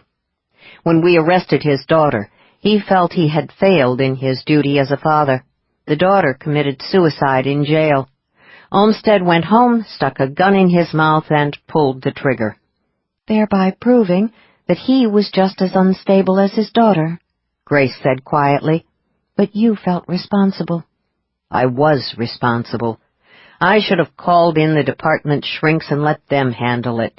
Instead, I went ahead and prodded the weak points on Olmsted's aura until I got my answers. Another case closed for the lone wolf. It was your job to get the truth, she said calmly. Sure. It was just too bad a couple of people committed suicide because I was so good at doing my job. Yes, it was too bad, but it was not your fault. One of those two people murdered a man, and the other tried to cover up the crime. You were not responsible for their actions. Maybe not technically. She brandished her half-empty bottle of water. Hold it right there, Malone. You were not responsible, technically or otherwise. You used your talent, a natural ability that is as much a part of you as your eyesight or your hearing or your sense of touch, to do your job and to bring some justice into the world. I told you, the bad guys were broken losers for the most part. I rolled over them like a train. Works for me, she shot back. They were bad guys, remember? Just their bad luck they ran into someone who could see through their lies.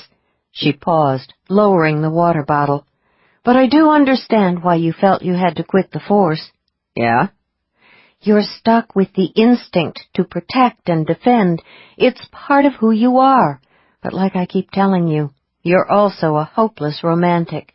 You want to go after what you consider fair game.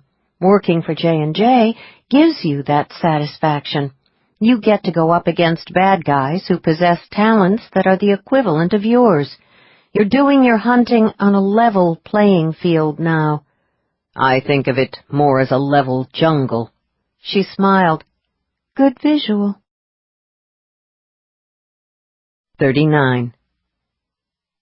The following afternoon, Luther suggested they close the restaurant for a couple of days. Petra and Wayne didn't have any issues with that decision. Could use a break, Wayne said. Some of the tourist customers are starting to irritate me. I think I'm losing that aloha spirit. Same here, Petra said. Been a long time since we took a vacation. It was 4 o'clock, the lull after the lunch rush. They were all standing around in the Rainbow's kitchen. Grace looked at the three of them and felt a sudden, inexplicable urge come over her. I think I found something important in the classified J&J files today, she said. It's a long story. What do you say we have dinner tonight, and I'll tell you all about it. I'd like to get your thoughts before I contact Fallon Jones. Petra grinned and clapped Luther on the shoulder. Looks like you've got yourself a date. No, Grace said. All of us, at Luther's place. I'm cooking, like a family dinner. She borrowed the cookware she needed from the Rainbow's kitchen and hauled it back to the apartment in the Jeep. She made lasagna, a vegetarian version with feta cheese and spinach, and served it with a big bowl of Caesar salad and a loaf of warm, crusty bread. Bruno the Wonder Dog's ferocious barking announced the arrival of Petra and Wayne. Luther opened the front door to let them in and handed around some bottles of beer. They drank the beer and talked about unimportant things, saving the serious stuff until after dinner. The balmy night air was warm and comforting against Grace's skin. A faint breeze stirred the magnificent green canopy of the banyan tree. When she brought out the large pan of lasagna, Luther, Petra, and Wayne gazed at it as if it were the Holy Grail. She used a spatula to serve large slices. "Can't remember the last time I had lasagna," Petra said reverently. "My mom used to make it when I was a kid." They all looked at her. "What?" she said. "Hard to imagine you as a little kid," Luther said, "with an actual mom." Petra used her fork to cut off a large bite of the lasagna. "Everyone has a mom." "Where is she now?" Grace asked. "She died when I was 16. Cancer." "Forgive me," Grace said. "I shouldn't have pried." "Don't worry about it. Been a long time. After she died, I went to live with my dad and his second wife, but we didn't get along so good. He kicked me out when I was 17. Don't blame him. I'd have done the same. I was not in a good place.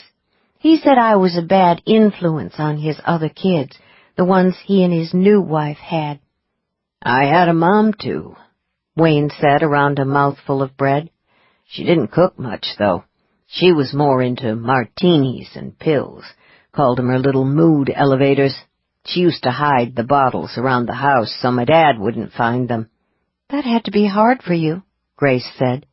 She reached for the salad tongs and told herself she would not ask any more questions. "Dad knew about the pills and the booze," Wayne said. "He told me a few years later. That was why he took off with his secretary when I was 11. "You're not supposed to call them secretaries anymore," Petra informed him with an air of authority. "They're administrative assistants or something." "I knew that," Wayne said. She should definitely change the subject now, Grace thought, but she couldn't seem to stop herself from asking one more question. "What happened to your mother, Wayne?" "Pretty much what you'd expect." He shrugged. "A few months after Dad split, she took a lot of pills and made a really big pitcher of martinis. I found her dead on the sofa the next morning." No one said a thing. Petra and Luther concentrated on the lasagna on their plates. They all knew one another's stories, she thought, and now she knew them too. It was one of the ways they were all linked together. On impulse, she set the tongs aside. "I'm sorry you had to be the one to find her," she said quietly. "Like Petra said, it was a long time ago." She realized all three had stopped eating. They were staring at Wayne's heavily tattooed forearm, which happened to be resting on the table next to her. She looked, too, and saw that her palm was resting on his warm, bare skin in a comforting gesture that partially covered a portion of a skull and crossbones. "Why can I touch you?" she asked. Slowly she raised her hand and held it in front of her face. "Why can I touch all of you without pain? After that incident with the housekeeper, I should have been sensitive for at least a week or longer." Petra's expression tightened in a knowing look. "When did you get burned the first time?" Her first impulse was to say she didn't want to talk about the past, but they had shared their stories with her. They had a right to know. She wanted them to know. "In a foster home," she said, automatically putting both hands out of sight under the table. "I was attacked. When the bastard touched me, I sort of touched him back. He died." Petra nodded, unperturbed. Wayne looked equally unconcerned. He forked up another bite of lasagna. Luther drank some beer and waited. "How old were you when you did the guy in the foster home?" Petra asked. 14, she said, wincing a little at the expression, "did the guy." You would have been just coming into your talent, Petra said. The Society shrinks believe that a traumatic event during that time can really screw up your senses, sometimes for life. My guess is the shock of the attack, together with the psychic jolt you must have got when you whacked the SOB who tried to rape you, left you with a real delicate sensitivity to touch. Luther looked at Petra. You talked to a Society psychologist? Wayne and I both went for a while after we retired from the agency, Petra said. We were having trouble sleeping and some other problems. Doc explained a lot of stuff to us. That's right, Wayne said. She told us that, what with our dysfunctional childhoods and the kind of work we did for the agency, we both had a lot of issues. Said she couldn't cure us, but she kept us from eating our own guns. Petra turned back to Grace. Thing is, what with having been a foster kid and then having a couple of little psychic incidents, you're probably a tad messed up, too. Grace clamped her hands very tightly together in her lap. Little psychic incidents? I killed 2 people with my aura. And I used a rifle, Wayne said. He ripped off another chunk of bread and reached for the butter knife. Doesn't matter how you do it. Sooner or later, you're going to have to pay for it in the psychic zone. Looks like in your case, your sense of touch was permanently affected.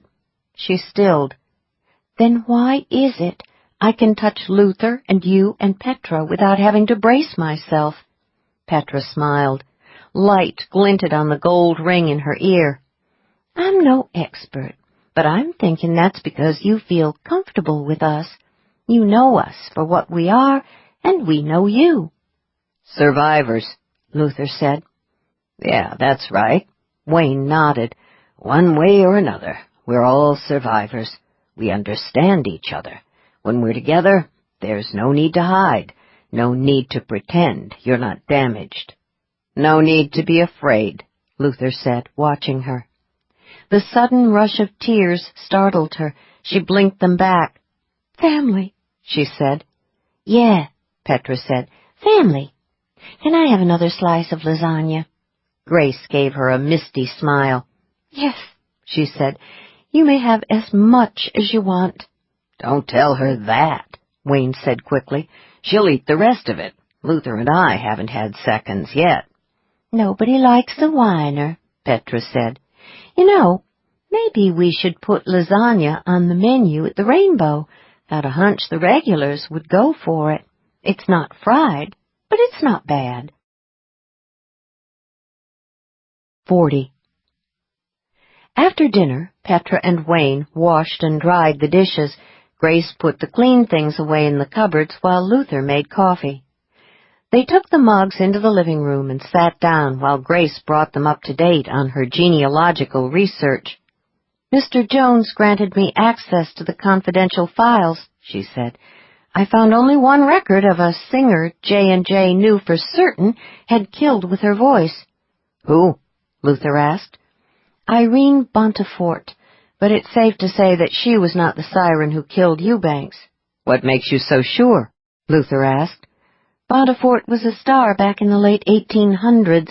She's been dead for well over a century. In her time she was hugely famous, right up there with Melba. Petra's mug paused halfway to her mouth. She was as famous as Melba Toast? Grace laughed. You could say that. Melba Toast was actually named after another opera singer, Nellie Melba.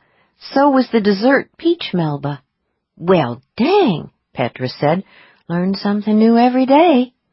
Irene Bontefort was an absolute sensation, Grace continued. She toured all the capitals of Europe. Luther looked at her. Did this Irene Bontefort die of natural causes? Not exactly, Grace said. She was one of J&J's early cases. That's why she caught my eye.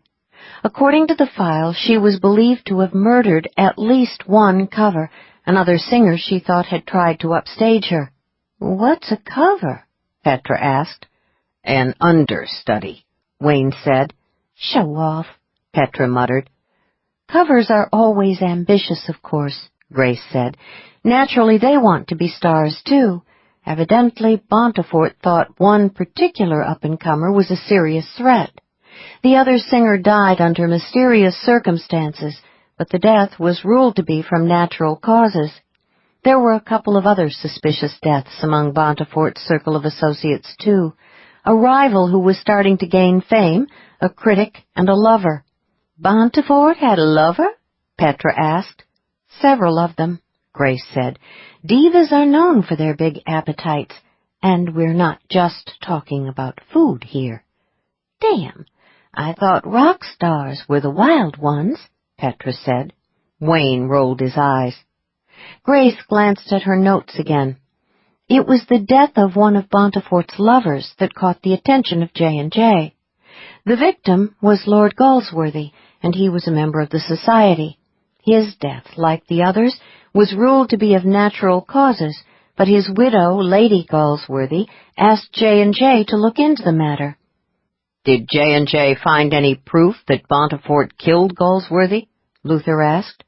According to the file, the agency was satisfied beyond a shadow of a doubt that she was guilty, Grace said, but they never came up with any hard proof that could be turned over to the police. Petra was intrigued. How did J&J stop her? They didn't, Grace said. Someone shot her before they could deal with her. Who whacked her? Wayne asked, looking interested. Lady Galsworthy. Grace checked her notes again. After J&J informed her that they had psychic evidence against Bontefort, but no proof that would be admissible in court, she decided to take matters into her own hands. One night she waited in the bushes outside Bontefort's townhouse. When Bontefort got out of her carriage and started up her front steps, Lady Galsworthy emerged from the shrubbery and shot her twice at point-blank range. By all accounts of the incident, Bontefort was taken completely by surprise. She never had a chance to sing a single note. What happened to Lady Galsworthy? Luther asked. Was she arrested? No. She went to the townhouse, dressed from head to toe in mourning, including a hat with a heavy black veil. No one at the scene knew who she was. There was so much commotion after the shooting that she was able to escape. No arrest was ever made, although there was a long list of suspects. In the end, the newspapers claimed that she was murdered by one of her rivals. The police went with that. What did J&J do? Luther asked. The notes in the file are a little cryptic, but it appears that J&J knew what had happened and took steps to ensure that Lady G's name did not appear on the suspect list. How the hell did J&J figure Bontefort killed the lover? Petra asked. Grace smiled. Get this. The agent who tracked her down was completely deaf from birth, but he was exquisitely sensitive to the psychic residue left by violence. He could literally read a crime scene. He was one of J&J's most effective agents. Luther stretched out his legs. Did he ever confront Bontefort? Yes, as a matter of fact.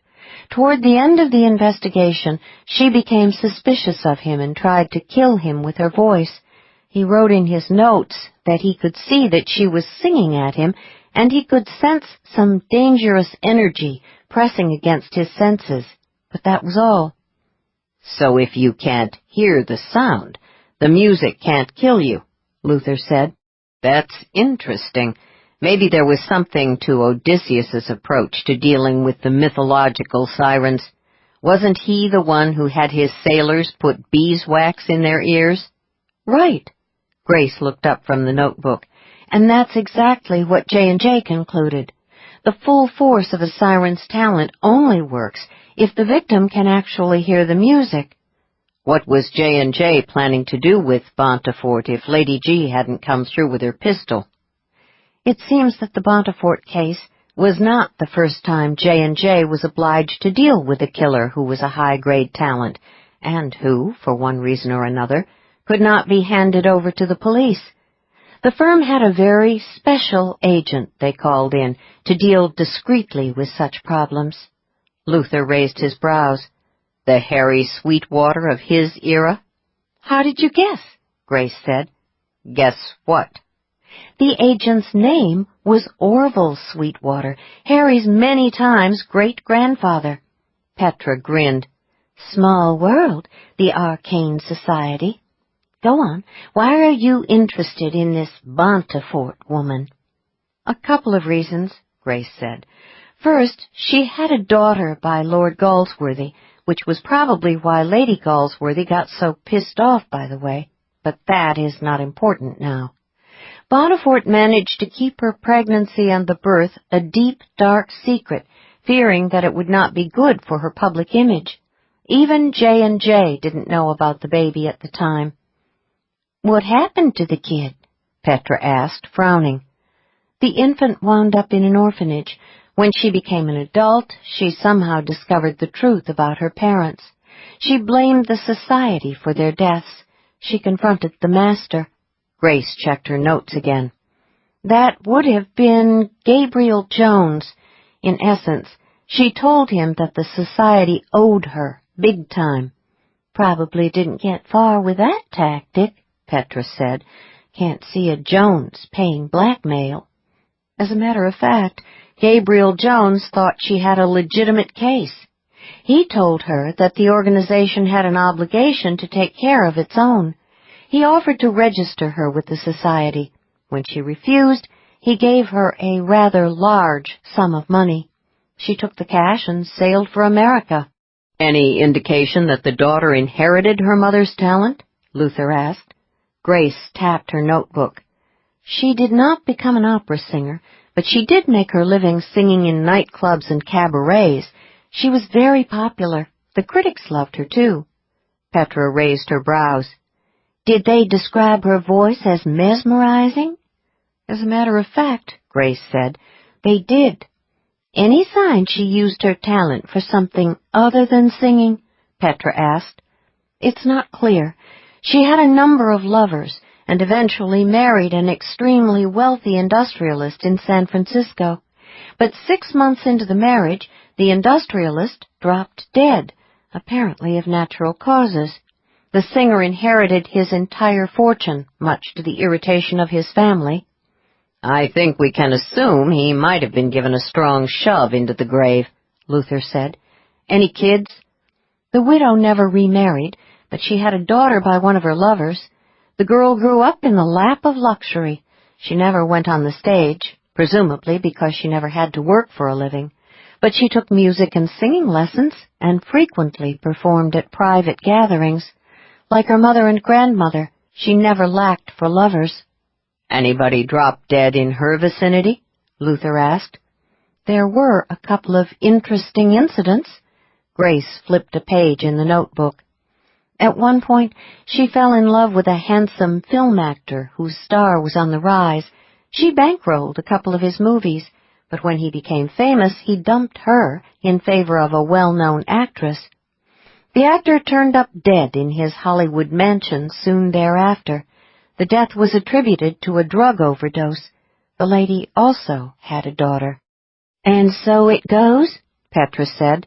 And so it goes. Grace closed the notebook. Right down to the present day. The trail gets a little murky in places, but I think I've found our killer's soprano. If I'm right, she's the descendant of Irene Bontefort. Her name is Vivian Ryan. Wayne frowned. La Sirène? They all looked at him. You never fail to amaze us, Luther said. Who the hell is La Sirène? She was a major star up until a couple of years ago, Wayne said. I've got some of her CDs. Incredible voice. But she has sort of faded from the scene lately. Haven't heard much about her in a while. According to what I found online, she's trying to make a comeback, Grace said. She's going to sing Queen of the Night at the opening of a new opera house in Acacia Bay, California. The premiere performance of The Magic Flute is 2 days from now. Oh, and there's one more thing. What? Petra asked. Grace clutched her notebook to her chest. La Sirène just happens to be the title that was bestowed on Irene Bontefort. Anybody die of natural causes in the vicinity of this Vivian Ryan? Luther asked. Oh, my, yes, Grace said. Luther got on the phone to Fallon as soon as Grace had finished reporting the results of her research. "I don't like it," Fallon complained. "It just doesn't fit into the pattern. Whoever killed Eubanks has to be a pro. Craigmore was smart. He wouldn't have risked so much by using a notoriously temperamental diva." "Maybe he didn't have a choice after Sweetwater bailed on him," Luther said. "He had to move fast. There was no time to shop at Hitmen Are Us." "Then how did he find the diva?" Fallon asked. He sounded not just impatient, but supremely weary. "It's not like Killer Sopranos advertise in the yellow pages." "We're still working on that angle," Luther admitted. "Look, there's one way to find out if La Sirene is the singer Grace saw in the hotel. All she needs is a good look at Vivian Ryan's aura. We need to attend the opening night performance of that opera in Acacia Bay." Fallon was silent for a time. Eventually he spoke. "I'm 96% sure it's a waste of time, but I'll authorize the flight to California. Attend the performance. Let Grace get her look." "There's just one small problem," Luther said. "Now what?" "The opera is sold out for every performance. We need tickets. Good seats. Grace has to be close enough to read Ryan's aura. We have to be sure of this." "What? Now I'm a concierge?" "Hell, you're better than any concierge. You're the head of J&J. "Just remember, it's customary to tip the guy who can deliver seats to a sold-out performance." 41. The small, exclusive city of Acacia Bay was located on a picturesque stretch of the Southern California coast, just north of Los Angeles. Determined to make a name for the city in the arts, its citizens had spared no expense on its new opera house. The arched and colonnaded entrance to Guthrie Hall gave the structure an air of architectural gravitas, suitable for a theater devoted to serious music. The lobby glowed like the inside of a box full of velvet and jewels. Grace stood with Luther on one side of the elegant room, watching the opera patrons as they awaited the start of the performance. "You were right," Luther said, studying a distinguished silver-haired man in formal attire. "An aloha shirt might have looked a little out of place here. Not sure the jacket and tie is enough. Should have brought my tux." "You own a tux?" Grace asked. "No." "Didn't think so." She smiled. "Don't worry. These days you see everything from jeans to tuxedos at the opera, especially here on the West Coast." "Mostly I'm seeing tuxes that don't look like they were rented. I'm also seeing a lot of fancy gowns and about $1 million worth of glittery stuff on the ladies." "People dress up more for opening nights. We're fine. You said the important thing is that we don't stand out in the crowd. Trust me, no one will look twice at us." That wasn't quite true. She had looked more than twice at Luther tonight. It was the first time she had seen him in anything other than casual island wear. She had been more than a little surprised when he produced a well-tailored jacket, crisp white shirt, tie, and trousers from his duffel bag. Back in Hawaii, dressed in a short-sleeved sport shirt, khakis, and running shoes, he had looked like a homicide detective on vacation, albeit an injured homicide detective. Tonight, in the jacket and tie, he looked like an injured homicide detective going to the office. Clothes might make some men, but they had no effect at all on the aura of power that radiated from him. She had done some hasty shopping at the Ala Moana Shopping Center before catching the flight to the mainland. Luther had accompanied her, exhibiting remarkable patience while she conducted a series of surgical strikes on the various designer boutiques and high-end department stores. She had targeted the sales racks, unwilling to pay too much for an outfit she might never wear again. She was dressing for the mission, she reminded herself. But some part of her that she could not suppress insisted on finding a dress that would cause Luther to sit up and take notice, even if it meant exposing more of her sensitive skin than she would have liked. Eventually she had emerged from the dressing room at Neiman Marcus, wearing a sleek black number with a wide ballet neckline and a slim skirt that ended just above her knees. In a bow to her ever unpredictable sense of touch, the dress had long sleeves. The faint narrowing of Luther's eyes and the very satisfying spike in his aura told her she had discovered the right dress. "Let's go find our seats," he said. "I need to make a trip to the ladies' room first. I'll be right back." Luther dutifully walked her to the swinging doors marked Ladies. She zipped inside and came to a sudden halt. Awed, she gazed at the seemingly endless ranks of gleaming stall doors. "Wow," she said to a well-dressed middle-aged woman at the nearest sink. "There must be 50 commodes in here." "And more in the other restroom on the other side of the theater," the woman said with satisfaction. "I gather you're from out of town." "Yes, but I've been to enough opera houses to know that there are never enough stalls in the ladies' rooms to take care of the demand during intermission." The mayor of Acacia Bay is a woman. She refused to throw her support behind Guthrie Hall unless the planners guaranteed that there would be enough restrooms for the female patrons. "My kind of politician," Grace said fervently. "She has her priorities straight. Let's hope she runs for president."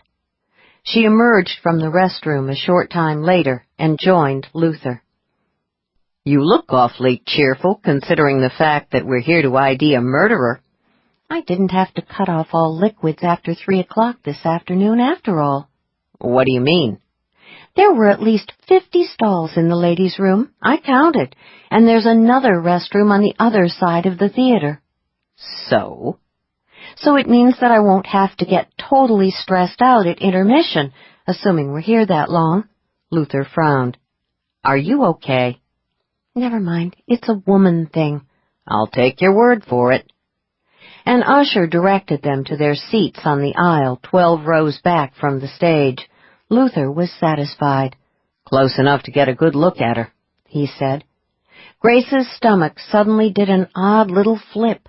Her senses fluttered uneasily.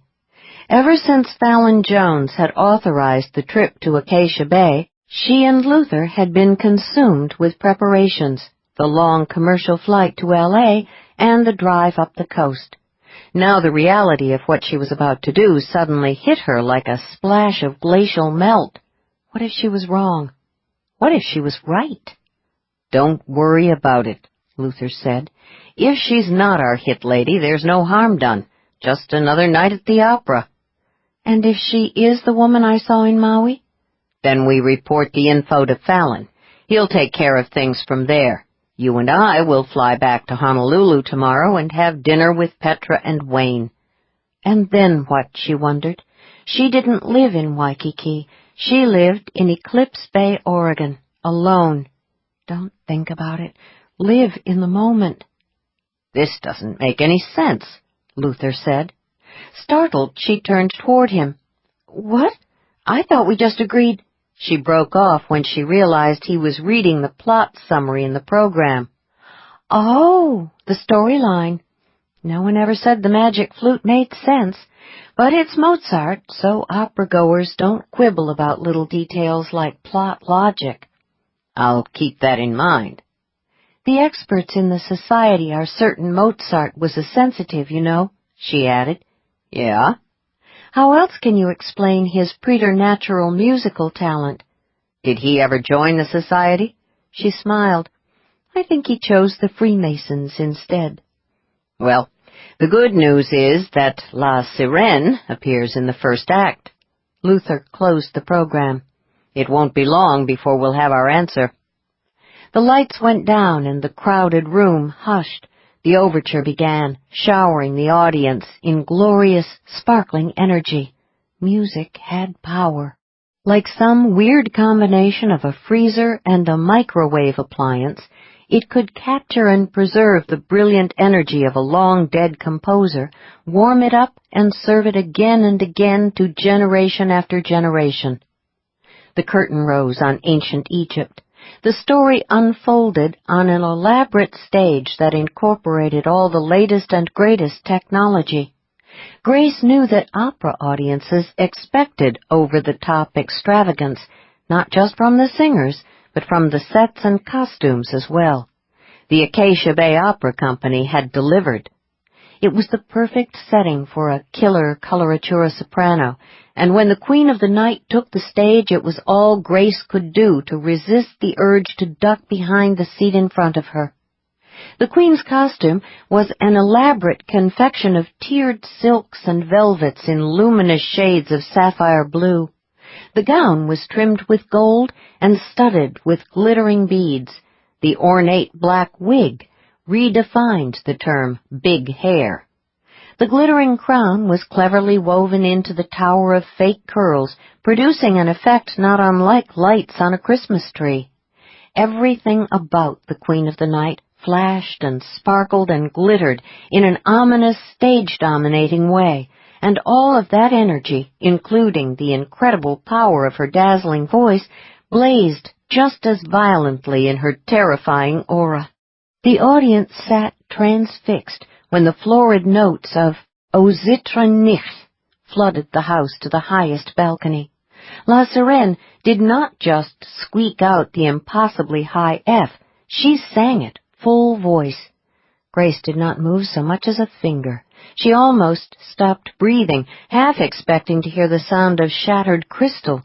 There was psychic power in the musical fireworks, not enough to kill, but more than enough to mesmerize the audience. Her skin prickled and burned. All her senses were shrieking that she was in the presence of a predator, a crazy predator. She knew that she and Luther were safely hidden in the shadows, knew that the intense stage lighting made the audience largely invisible to the singers, knew that La Sirène had no reason to suspect that she was being hunted tonight, but the logic did little to satisfy her survival instincts. Death and madness walked the stage. She did not attempt to whisper to Luther. For one thing, she was fairly certain that the people around her would be extremely annoyed if anyone in the audience so much as coughed, let alone spoke to a companion. Luther's right hand closed around her left. She realized then that she was shivering. He tightened his grip, letting her know that he had received the message loud and clear. She knew that he could no doubt detect the power of the Queen's aura, if not all the detailed lights and darks. He could probably see the crazy stuff, too. He shifted a little and tugged lightly on her hand, indicating that he intended for them to leave. She tugged back, letting him know that they could not walk out while the Queen was on stage. There was too much risk that their departure would be noticed. When the scene changed, they slipped out of their seats and made their way back up the aisle. Grace pretended not to notice the glares of disapproval. She breathed a sigh of relief when they reached the lobby. Tough crowd, Luther observed. Opera has a lot of audience protocols. Walking out in the middle of a performance is frowned upon. If those people knew what the Queen of the Night could do with her voice, they'd all be stampeding for the exits. I'm not so sure, she said, struggling to calm her breathing. This is opera. People expect larger-than-life performers. Now what? Now, as ever, we call Fallon. They went outside, crossed the street, and entered the discreetly landscaped parking garage. In spite of the fact that the Queen was still on stage and would be for some time, Grace found herself scanning every shadow with her senses. When they reached the rental car, Luther got behind the wheel and took out his phone. Fallon answered on the first ring. Well, he asked. Grace says it's her, Luther said. No question. Damn. Shock reverberated in Fallon's voice. Is she sure? I know it's hard for you when things don't work out the way you anticipated, Luther said. Get over it. We're the ones sitting here half a block from a woman who can kill us with a lullaby. What now? Harry Sweetwater says he hasn't been able to turn up anything on anyone in his line who fits the description of the siren. Probably because Grace was right all along. She isn't a professional hit woman. She's a professional opera singer." "It just doesn't make any sense. Why the hell would she go all the way to Hawaii to kill Eubanks if she's not a pro?" Maybe Cragmore knew what she could do with her talent and was somehow able to convince her to take out Eubanks for him. Maybe he was her lover. Grace says she's had a long string of them. The bottom line is that she's a killer. "There are just too damn many questions here," Fallon insisted. "A big piece of this puzzle is missing. We need to find the connection that brought Cragmore and an opera singer together. Your diva has a townhouse in San Francisco. I'll get someone inside as soon as possible." Luther checked his watch. La Sirène is going to be tied up on stage for quite a while. After that, Grace says she'll probably spend another hour backstage with her fans. Then she's scheduled to attend a private reception. Plenty of time for me to see if I can get into her suite at the hotel where she's staying. Grace turned very suddenly, gripping the back of the seat with one hand, her eyes huge in the shadows. "No," she whispered. "Do it," Fallon said. He ended the connection. Luther gave Grace a reassuring smile. "Relax," he said. "What could possibly go wrong?" 42. Grace stalked back across the hotel room, arms twisted around her middle. She could not seem to stop shivering. Luther had dropped her off nearly 20 minutes earlier. Surely he was inside Vivian Ryan's suite by now. He was an ex-cop, she reminded herself. He knew what he was doing. Besides, the second act of the Magic Flute hadn't even concluded yet. Right now the Queen was probably on stage singing her shattering aria about making her own daughter kill her father. There was plenty of time, Grace thought. Ryan would not leave the theater until she had received her awed fans in her dressing room. She was a diva in the truest sense of the word. She needed adulation the same way she needed oxygen. It was all there in her aura. Grace reached the far wall, turned, and started back across the room. Why couldn't she get rid of this terrible creeping unease? All her senses were raw. Only deep breathing and the near constant pacing were keeping the incipient panic attack at bay. It dawned on her that what she was experiencing was something quite new.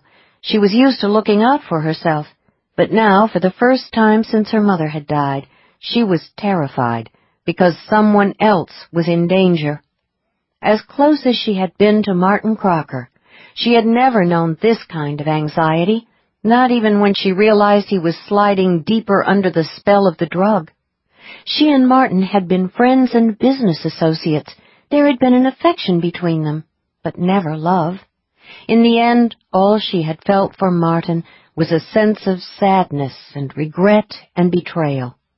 And then her razor-sharp survival reflexes had taken over, as they always did. But with Luther, everything was different. His safety mattered more to her than her own. "I'm in love." The realization brought her to an abrupt halt in front of the desk. She gazed down into the glowing screen. "I'm in love." A strange sensation of release flashed through her. So this was what it was like to fall in love. It wasn't the passion she had experienced in Luther's arms. It wasn't the fact that they understood and accepted each other's talents and each other's pasts. What she felt for Luther encompassed all those things, but there was something else, a bond that was truly, unmistakably psychic in nature, a connection that hovered just beyond the reach of mere words. Love was as close as she could come to a description, but even it wasn't enough. She knew then that whatever fate might bring, she would carry Luther in her heart for the rest of her life. No wonder they wrote operas based on over-the-top emotions like this, she thought, dazed. At the same time, there was an unnerving downside. She was now vulnerable in ways she had never known before. "It's not just about me anymore," she thought, and smiled a little. "Okay, so I'm in love," she said to the illuminated screen. That still doesn't explain why I'm standing here talking to a computer and having a panic attack. Her phone rang, jarring her so badly she gasped aloud and jumped at least half a foot. Feeling like an absolute idiot, she hurried to her purse and fished out the device. Fallon Jones's code was displayed on the small screen. "Mr. Jones," she said, "this is Grace." "You okay? You sound breathless." "It's nothing. I'm waiting for Luther to get back from searching Vivian Ryan's hotel suite. I'm a little anxious." "Calm down. Luther knows what he's doing. I'm calling because the agent I sent to check out William Craigmore's house found a wall safe. One of our cryptos was able to open it. They found some interesting records inside. Craigmore was La Serene's father." Shocked, Grace sank down onto the bed. "Are you serious, sir?" "Grace, you should know by now that I am always serious. There's more. Vivian Ryan has a half-sister. Her name is Damaris Kemble." "Is she a singer, too?" "No. Evidently, Damaris got a version of Craigmore's talent. She's a crystal generator." "Do you think she's involved in any of this?" "We're looking into that angle now." Grace shoved her fingers through her hair, trying to think. There was no record of Vivian Ryan having a half-sister in the genealogy files. "I thought you told Luther that Craigmore couldn't father children." "Turns out that when he was in his early 20s, before he went to work for that no-name government agency, he deposited his sperm at a clinic that was run exclusively for members of the society." Grace froze the way she had when La Serene sang the high F. "The Burnside Clinic?" she whispered. "Right. The place burned to the ground years ago. All the records were destroyed, but I've got a hunch that Craigmore may have been responsible for that bit of arson because he had the files on his own offspring tucked away in his safe. Looks like he went in, grabbed the records he wanted, and then burned down the clinic." "Why would he do that?" "I told you. The man spent decades working for a clandestine government agency. The business teaches you to be paranoid.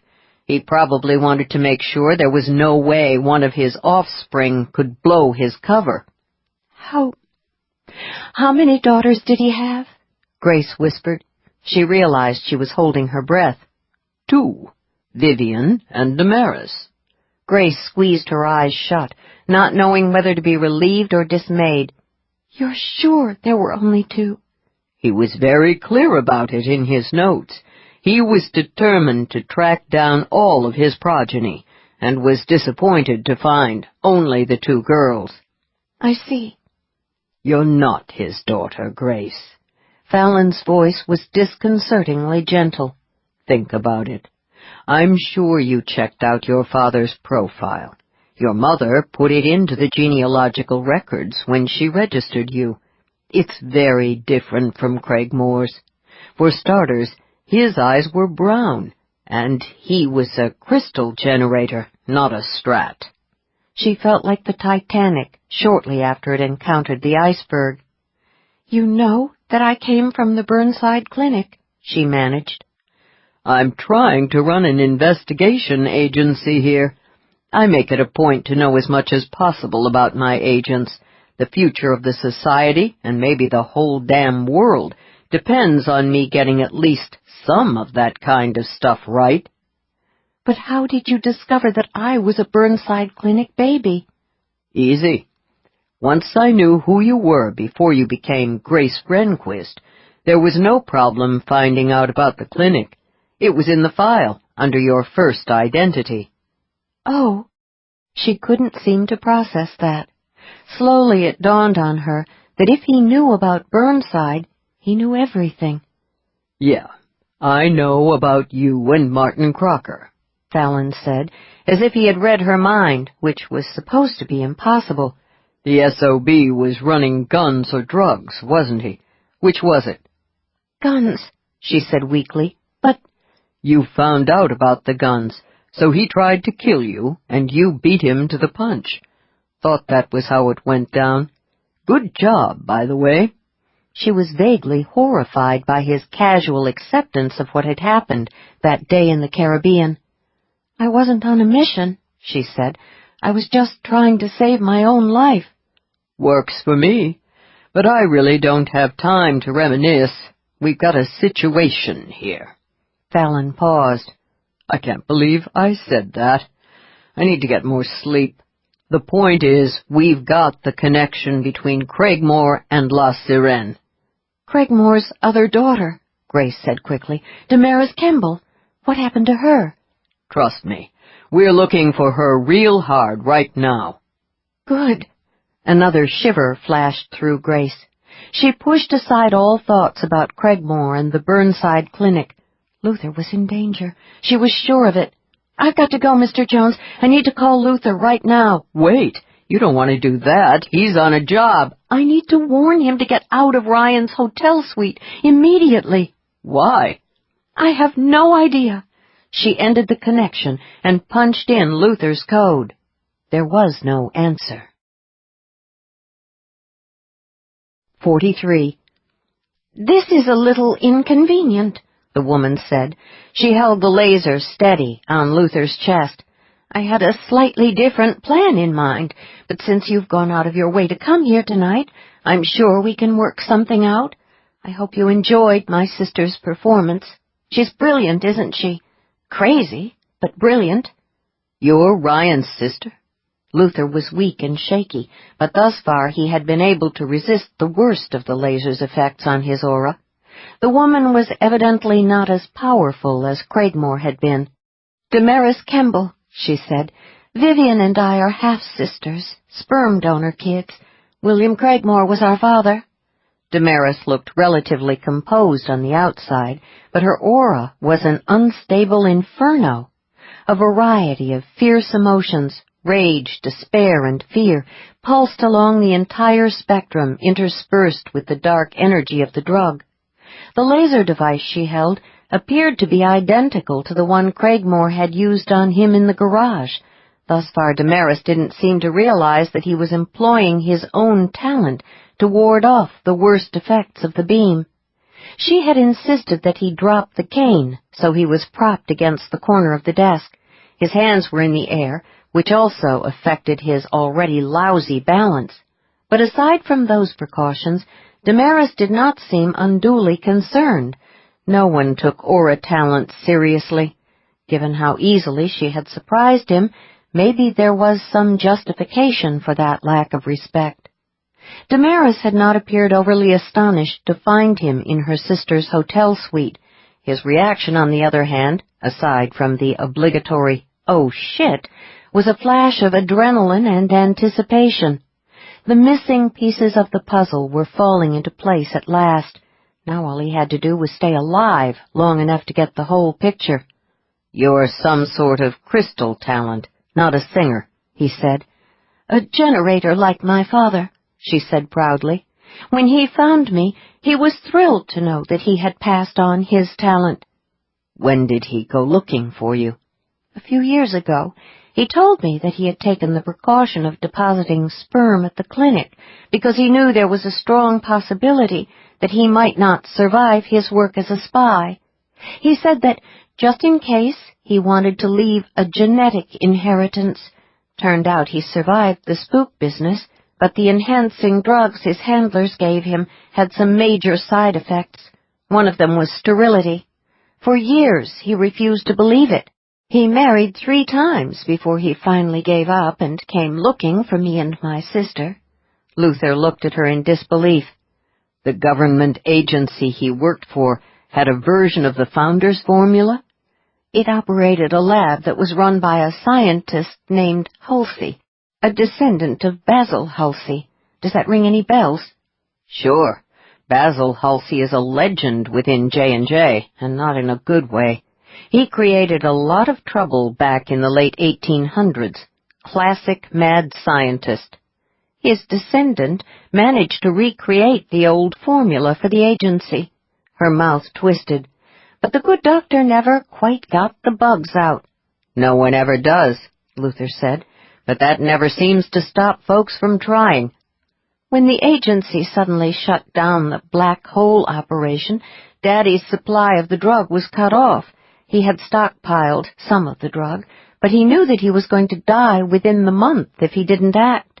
His handlers expected him to go insane and take his own life, thus neatly cleaning up all traces of the government's little psychic experiment. Exactly, Damaris said bitterly. What happened? How did your father survive? His handlers gave him one last assignment. They wanted him to get rid of Dr. Halsey, but by then Daddy had his suspicions about the drug. He and Halsey had a conversation. Halsey explained exactly what was going to happen once the last of the drug was used. Daddy agreed to let him live as long as Halsey continued to brew the drug for him. Sounds like a win-win for both of them. The only thing Dr. Halsey cared about was being able to continue with his experiments. All he wanted and needed was a lab. He and Daddy made a deal. Comprehension struck with the force of an explosion. I'll be damned. Your father wasn't just a member of Nightshade. He founded it, didn't he? Yes. Pride and rage flashed across Damaris's face and aura. For years he hoped that the council would come to see the true value and potential of the drug. He was convinced that eventually the society would authorize research on it. What the hell for? He had a vision of what the arcane community could have been, an organization of elite, powerful sensitives capable of controlling governments, corporations, and scientific endeavors of all kinds. But that never happened. And it's not going to happen. No, she said wearily. The only reason my father established the organization you call Nightshade was because he was finally forced to acknowledge that the council would never permit its scientists to work on the formula. At least, not in his lifetime. He was determined to build what the community refused to create. He wanted to leave a lasting legacy. Now, he's dead because of you. Tell me what happened in Hawaii. No wonder Nightshade got such a head start on J&J. As a trusted member of the council, Craigmore had access to all of the society's secrets from the start. Anguished fury leaped into Maris's eyes. Tell me about Hawaii. He was sweating now. Cold chills alternated with spikes of fever. Nevertheless, he used some of the energy that was holding the effects of the beam at bay to calm Damaris's aura. She blinked a couple of times, and then grew more composed. First, tell me why your father wanted Eubanks taken out, Luther said. Eubanks had become very ambitious and very dangerous. He had developed a new capsule version of the drug in his lab. He was using that, along with his own enhanced strat talent, to demand a place on the board of directors. Craigmore didn't want him on the board? No, my father didn't trust him. Eubanks didn't know who Daddy was, of course. Only the members of the board are aware of the identity of the CEO of the organization. The others at the top thought Eubanks had proven himself worthy. They were getting set to vote him into the highest circle of power. Your father didn't want that to happen. He wanted Eubanks taken out, but he wanted it done in a way that could not be traced back to him. She fell silent.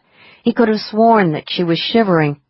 You tried using Sweetwater to remove Eubanks, he said, coaxing her to start talking again. It was Daddy's idea to use Sweetwater, she said, sounding dispirited now. Worst-case scenario was that the board would suspect J&J. Either way, no one would think that the head of Nightshade had anything to do with it. But something went wrong. Sweetwater called off the operation. So you turned to your sister. We didn't have any time to set up something more elaborate. Eubanks had to die on Maui. The board of directors intended to vote on whether or not to give him a seat the following week. So you decided to keep it in the family. Well, your sister was certainly successful. Damaris tensed. She's had a good deal of experience. Daddy said she's a natural. He thought all she needed was direction. A target. I don't think Daddy ever really understood Vivian. My sister is nothing if not self-absorbed. Until Eubanks, the only people she had killed were those she thought were standing in her way professionally. But yes, she does seem to have an instinct for the business, probably a side effect of her talent. After all, what's the point of having the ability to kill with the power of your voice if you don't have the inclination to do it once in a while? No offense, but your logic is a little weak. Anyone can commit murder with a gun, but not everyone has the inclination to do it. Your sister's talent is freakish, but evolutionarily speaking, it was probably designed to be a psychic self-defense mechanism. Damaris's smile held no humor. You don't know my sister very well, do you? In her mind, she does use her siren talent for self-defense. It's not her fault that the people she finds threatening happen to be rivals, critics, and irritating managers. So why did she agree to do Eubanks? As a favor to Craigmore? No. She and Daddy never bonded. They were never close. Vivian did it for me. I'm the one person in the world La Sirène cares about, aside from herself, of course. Hell of a favor, killing someone for you. Damaris shifted uneasily. Her focus weakened. Luther grabbed a deep breath and jacked his senses a little higher. It wasn't like Eubanks was an innocent victim, Damaris said, oddly defensive. Daddy told me that he murdered 2 wives for their inheritances and another young woman with whom he was having an affair. Evidently, she found out about Eubanks's nightshade connection. Did Craigmore know that J&J was watching Eubanks? No, not until after my sister was seen in that hotel room on Maui. He concluded that Vivian encountering a woman who could even partially resist her singing was too much of a coincidence. He checked the J&J files and discovered that the agency was investigating Eubanks. That must have worried him. Why? It was clear that J&J was only interested in Eubanks because of the murder of the young woman. The agency didn't know that Eubanks was Nightshade. He was concerned, however, that if J&J pursued the investigation too deeply, they might uncover the link to Nightshade. It was just another reason Eubanks had to go, as far as he was concerned.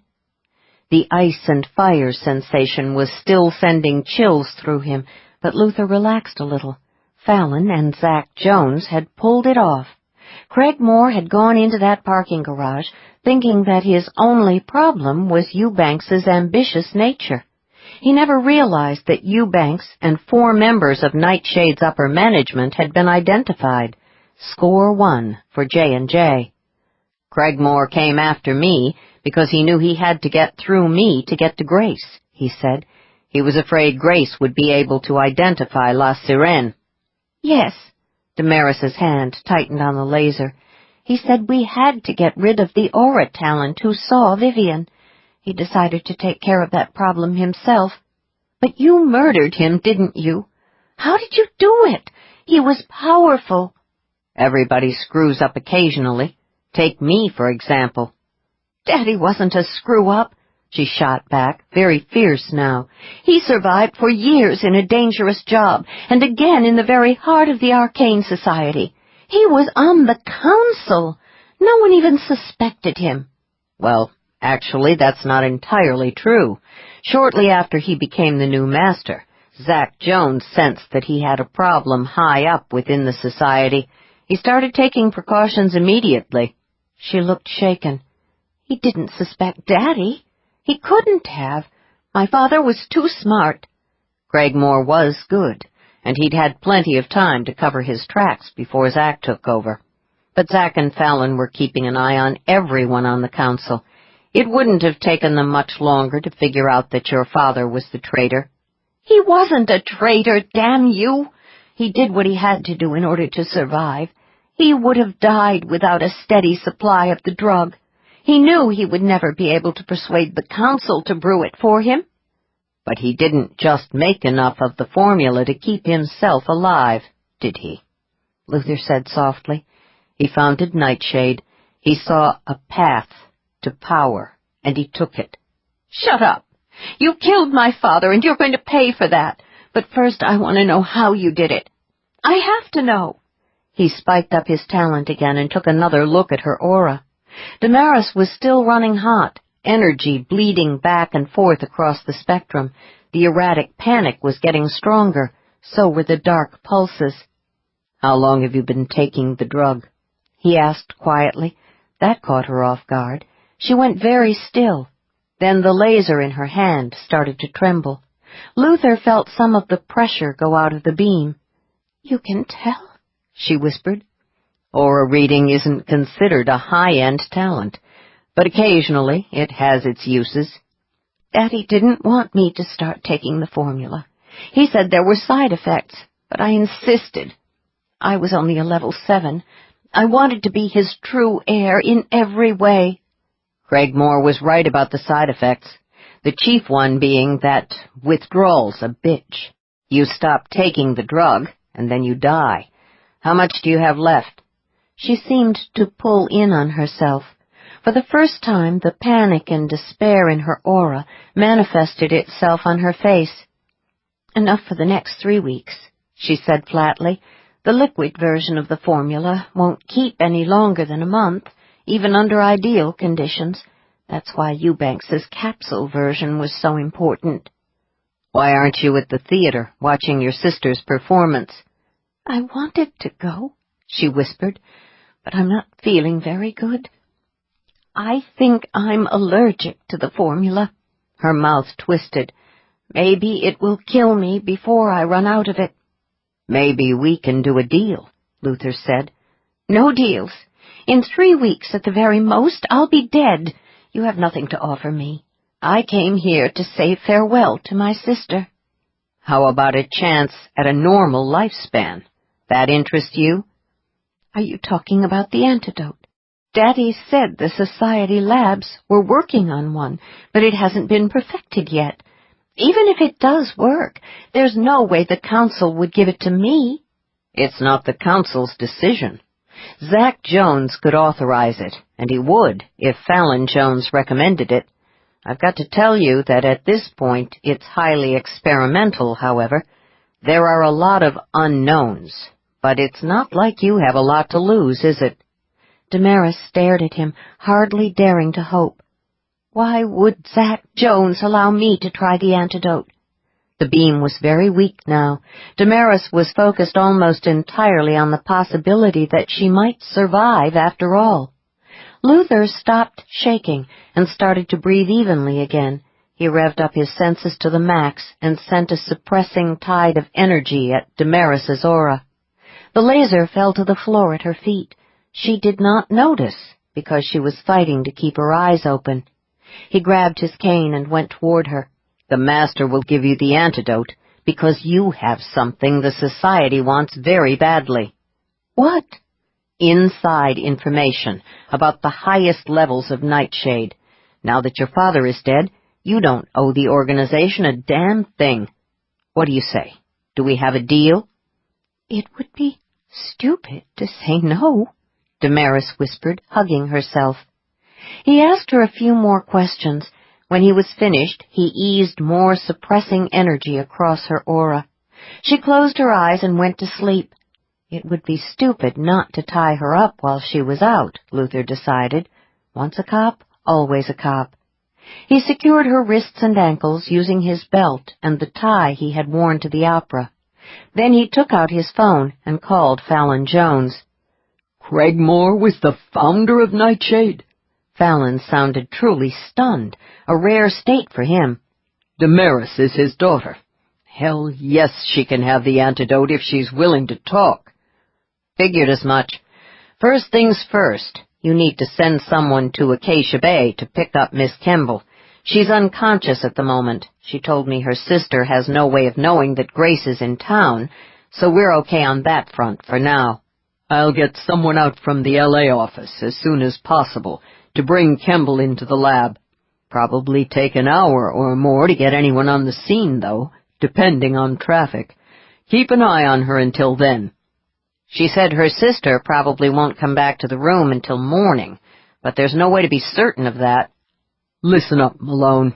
I do not want you having a confrontation with Vivian Ryan, unless there's no alternative. We pay Sweetwater to handle problems like that. Get the Kemble woman out of there. Fine, but I can't exactly walk out through the hotel lobby with an unconscious woman over my shoulder. Got any other ideas? How about getting me another room here in the hotel? I'll check in, and then come back here, collect Kemble, and move her. Move her? How? You're on a cane, remember? Trust me, it's not something you forget. I'll use a laundry cart. Good idea, Fallon said. How'd you think of it? Just came to me. I don't want Kemble left alone for a minute. She's too valuable.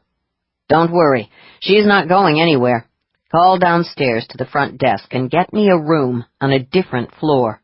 I wish to hell you'd stop treating me as if I was your personal concierge.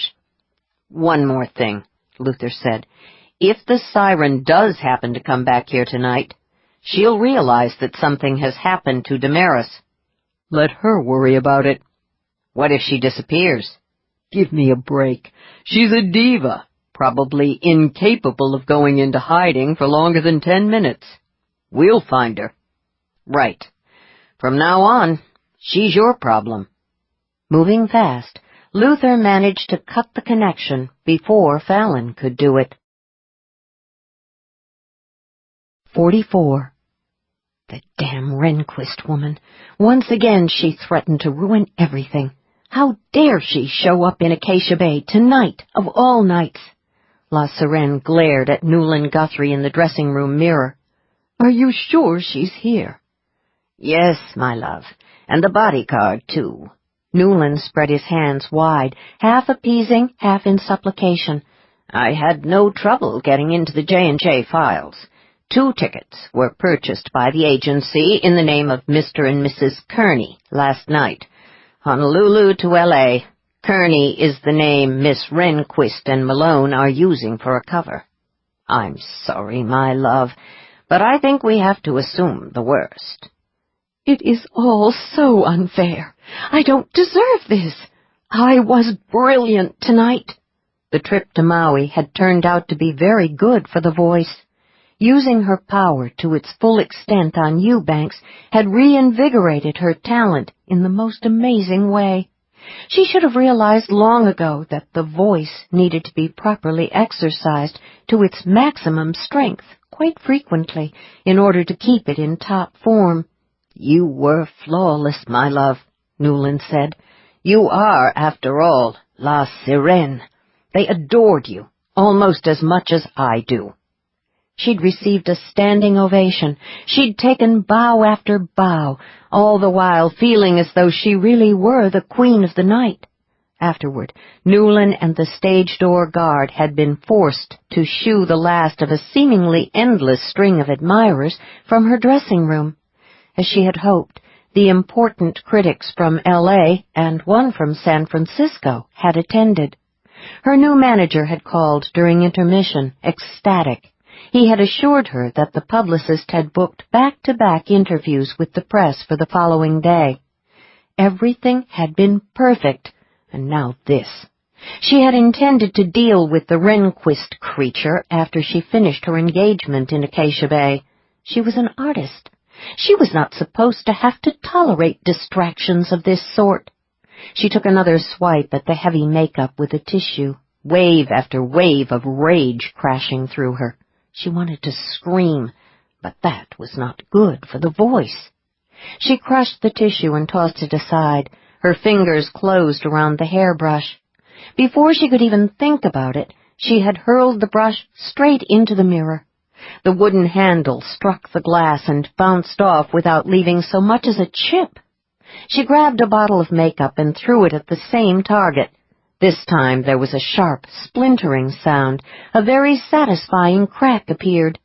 Newland winced and took a step back, looking more uneasy than ever. What a wimp! It was all too much. Callus had Onassis for a lover, a worldly shipping magnate, one of the legendary tycoons of the last century. What did La Sirène have to work with? Not a rich Greek, but a rich geek. It was not right. This was not her true destiny. She had to admit, however, that in addition to his adoration and his billions, Newland had one immensely useful attribute. He knew his way around cyberspace. After Craigmore had turned up dead, Damaris had been unable to monitor J&J, and thus lost track of Grace Renquist. But dear Newland had hacked into the agency's confidential, highly encrypted database with ease. It was not terribly surprising, since his company had designed the software. She pulled herself together with sheer willpower and forced herself to think. "We've been through this. You know why she's here." She turned around on the stool and looked straight at Newland. "She is stalking me." "Dearest, are you absolutely certain of that?" She leaped to her feet, tightened the tie of her dressing gown, and began to pace the lush room. "I told you, Grace Renquist has been haunting me for weeks." The stalking scenario had started out as a minor fib intended to explain the situation to Newland. But somewhere along the line it had become a reality. There was no doubt in her mind that Renquist, driven by jealousy, was stalking her. "Perhaps it's time to call in the police," Newland suggested. "The police are useless in situations like this. Believe me, I know. This is not the first time I've had to deal with this kind of thing." "Then at least allow me to hire around-the-clock security to protect you." She was pushing too hard. The last thing she wanted was a security detail. "I told you, that would only cause rumors and scandal," she said quickly. "I can't afford that, not at this delicate point in my career." That certainly ranked as one of the most outrageous lies of the 21st century. Generally speaking, there was nothing like a juicy scandal to perk up a career in the world of opera. Newland was almost wringing his hands now. "But your safety is paramount. I can afford the best in security. They'll be very discreet, I swear." She waved that away. No. Now that I think about it, you may be right. I do have to consider the possibility that Renquist is simply a devoted fan who admires my art so much that she flew in from Hawaii to catch my performance tonight," she said soothingly. Fat chance. There was only one reason Renquist was in Acacia Bay. She was pursuing her. While it was deeply gratifying to know that the woman comprehended La Sirène's power, she simply could not be allowed to live. She stopped at the wardrobe and spun around to face Newland.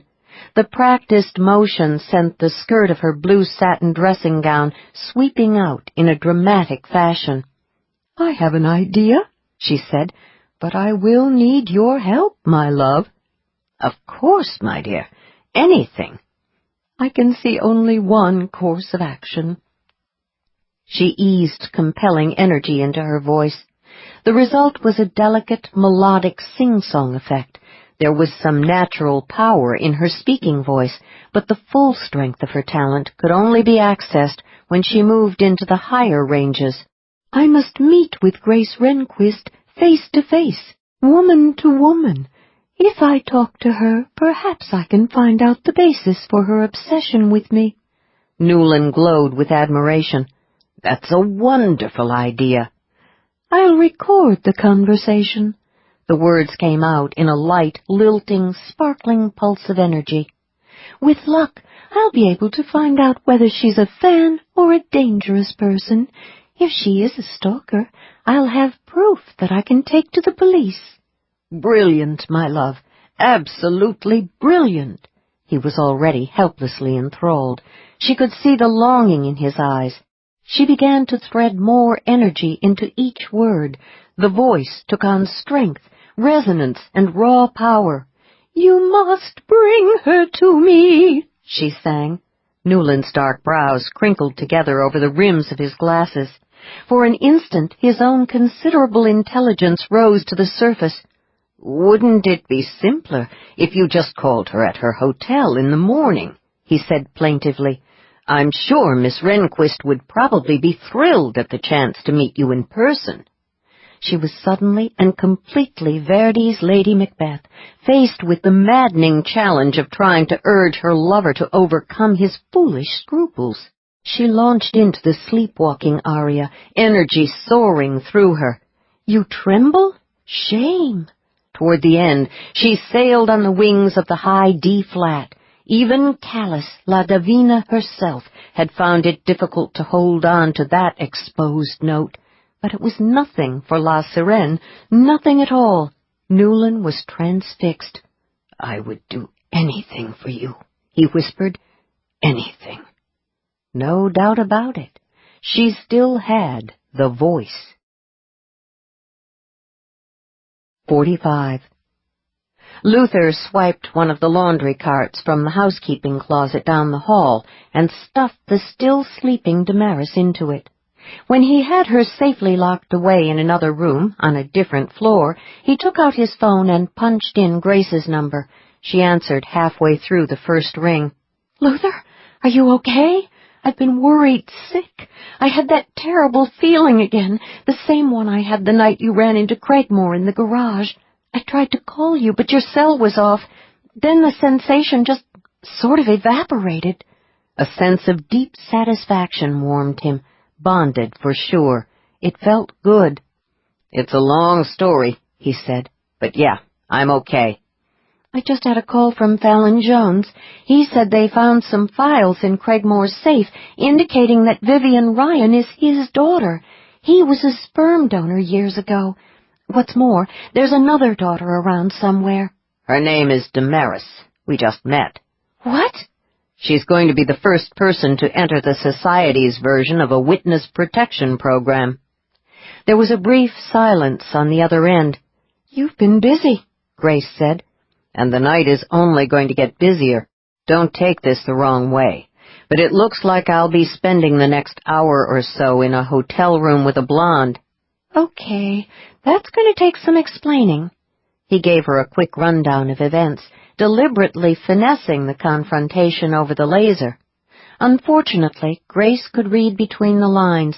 She tried to kill you. She's on the drug, Grace, he said quietly. Her supply was cut off when her father died. Grace sighed. She's dying. Her only hope is the antidote. She's willing to talk to J&J and Zach Jones and anyone else in order to get it. She's not a complete sociopath like her sister. Her spectrum is complete. This was all about trying to please Daddy. William Craigmore. Turns out he wasn't just a traitor to the Society. He was the founder of Nightshade. Well, that's going to be a little awkward to explain at the Society's next general meeting. I think so, yes. Fortunately, we don't have to worry about the politics of the situation. Start packing. I'll come back to the hotel as soon as someone arrives to collect Damaris. We're checking out tonight? I'm going to take you to L.A. I don't want you in the same town as Vivian Ryan any longer than necessary. We've got some time, though. According to Damaris, Ryan doesn't know we're here. She also said La Sirène probably won't return to her hotel room until very late tonight, if at all. Because of the reception we read about in the newspapers? Right. It's being thrown by her current lover, Newland Guthrie. As in Guthrie Hall, the new opera house? As in. Guthrie made his fortune in software and high-tech gadgets. He owns half the town. 46.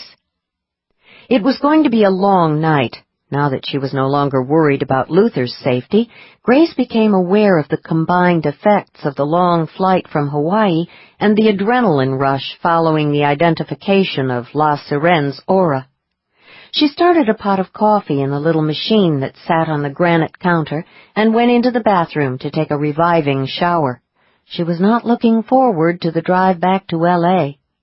A sense of throat-tightening urgency hit her a short time later when she turned off the water. For no discernible reason, all her senses were suddenly revved sky-high. Intuition worked that way. She grabbed the white spa robe that had been thoughtfully provided by the hotel and opened the door to the bathroom. There was a man dressed in a tuxedo in the bedroom. He held an odd-looking box in one hand. "My apologies, Miss Renquist," he said, "but I really have no choice." "Who are you?" she managed. "Newland Guthrie." He glanced at the strange device. "This is my latest invention. It's going to be huge in the security market, similar to a taser, except you won't feel a thing after the first jolt. Puts you out like a light for a couple of hours, but with no lasting side effects." She couldn't believe it. He sounded genuinely apologetic. There was nowhere to run, so she launched herself at him, hands outstretched, mouth open on a scream for help. The twin probes of the electroshock gun struck her before she was halfway across the room. Pain scorched her nerves and her senses for what seemed like an eternity. Then she plunged into darkness. 47. Notes of pure crystalline energy drew her up out of the depths of an unnatural darkness. Madness and death pulsed and flashed in the music. The power of the singing dazzled and riveted Grace's disoriented senses. She realized in a rather vague way that she was sprawled on her side on a carpet. Beneath the carpet she could feel an unyielding concrete floor. Panic splashed through her, briefly pushing back the nearly overwhelming energy of the singing. She opened her eyes and levered herself to a sitting position, one hand braced on the carpet. She was vaguely aware that she was still wrapped in the hotel bathrobe. The first thing she saw was a luminous beam of energy slicing through the night. For a few heartbeats, the hot ray of light got tangled up with the impossibly brilliant notes of the music. Her senses could not seem to separate the two. Martin Crocker came to stand in front of her. He smiled his "I can give you anything you want" smile. "You're dead," she whispered. "Am I?" he asked. "Yes." She had intended the word to come out as a defiant shout.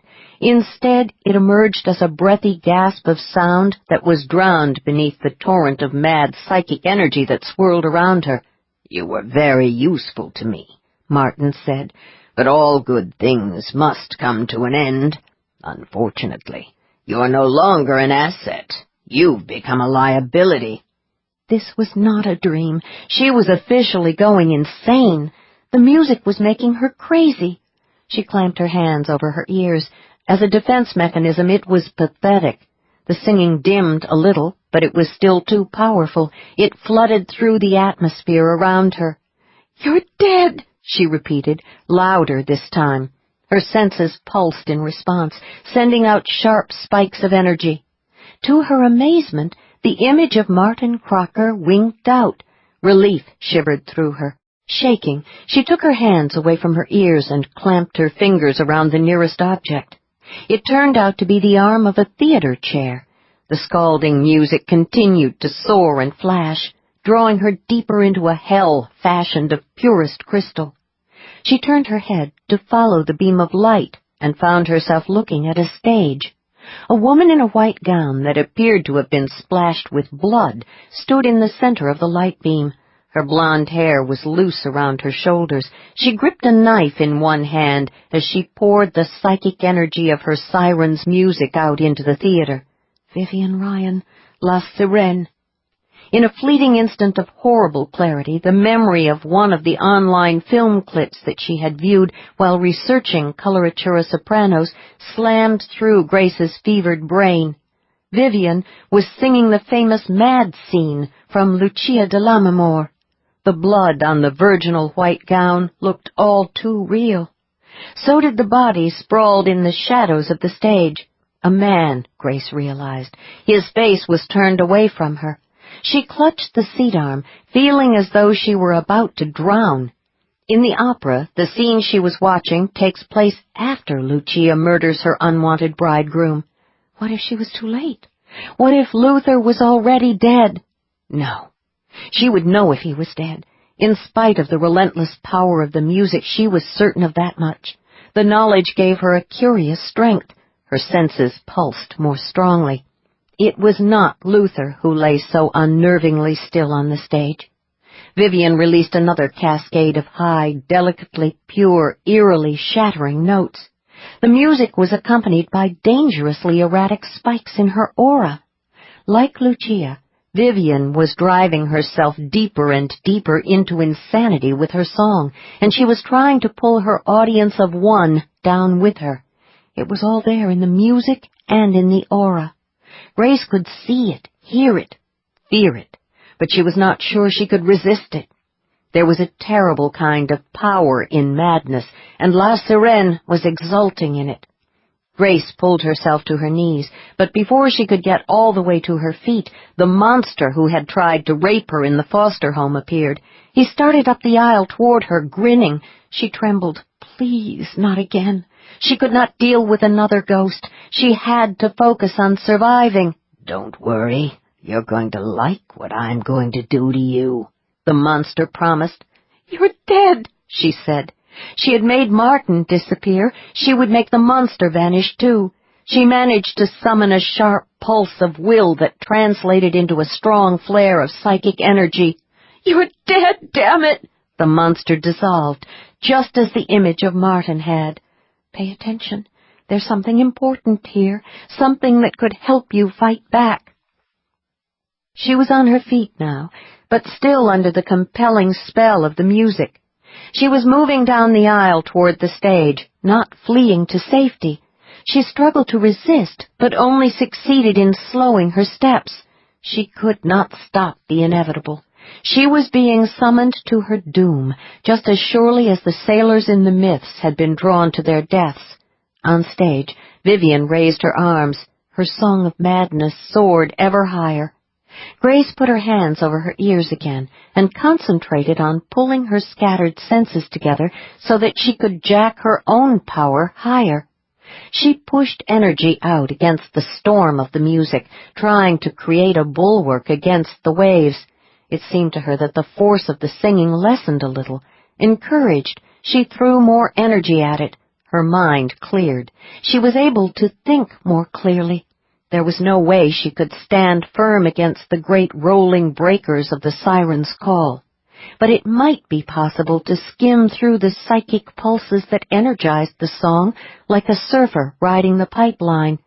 Even if her theory was correct, she knew she could not neutralize Vivian's power from this distance, nor could she turn and run. The compulsion of the music was still too strong. There was only one chance, and that was to get closer to the stage. Face the music and dance, Grace. Dance as fast as you possibly can. She watched Vivian's aura, not her face, focusing on the patterns of the flaring, flashing pulses. Cautiously, she sent her own energy into the valleys between the spikes on the siren's raging spectrum. It was like firing arrows at a machine gun, but she knew she was making progress when she felt the compulsion ease further. Vivian stopped singing. The abrupt silence was electrifying. "Do you really think that little trick will work against my talent?" she asked, amused. Grace stopped in front of the dark well that was the empty orchestra pit. Opera singers cannot allow themselves to get genuinely emotional when they sing, she reminded herself. Powerful emotions tightened the throat and chest, destroying both breath and sound. "You know, Viv," she said, "the clothes are great and the theaters are classy, but when it comes right down to it, you're just another singer in a band." "Shut up, you stupid woman! I am La Sirène!" Grace looked at the motionless man lying in the shadows. "Who is he?" "Newland Guthrie." "You killed your lover?" "Oh, he's not dead, just unconscious." Vivian smiled. "Why would I want him dead? He's very useful to me. He's the one who found you. Imagine my surprise when he told me you were in the audience tonight. I'm so glad you had a chance to hear me sing the Queen.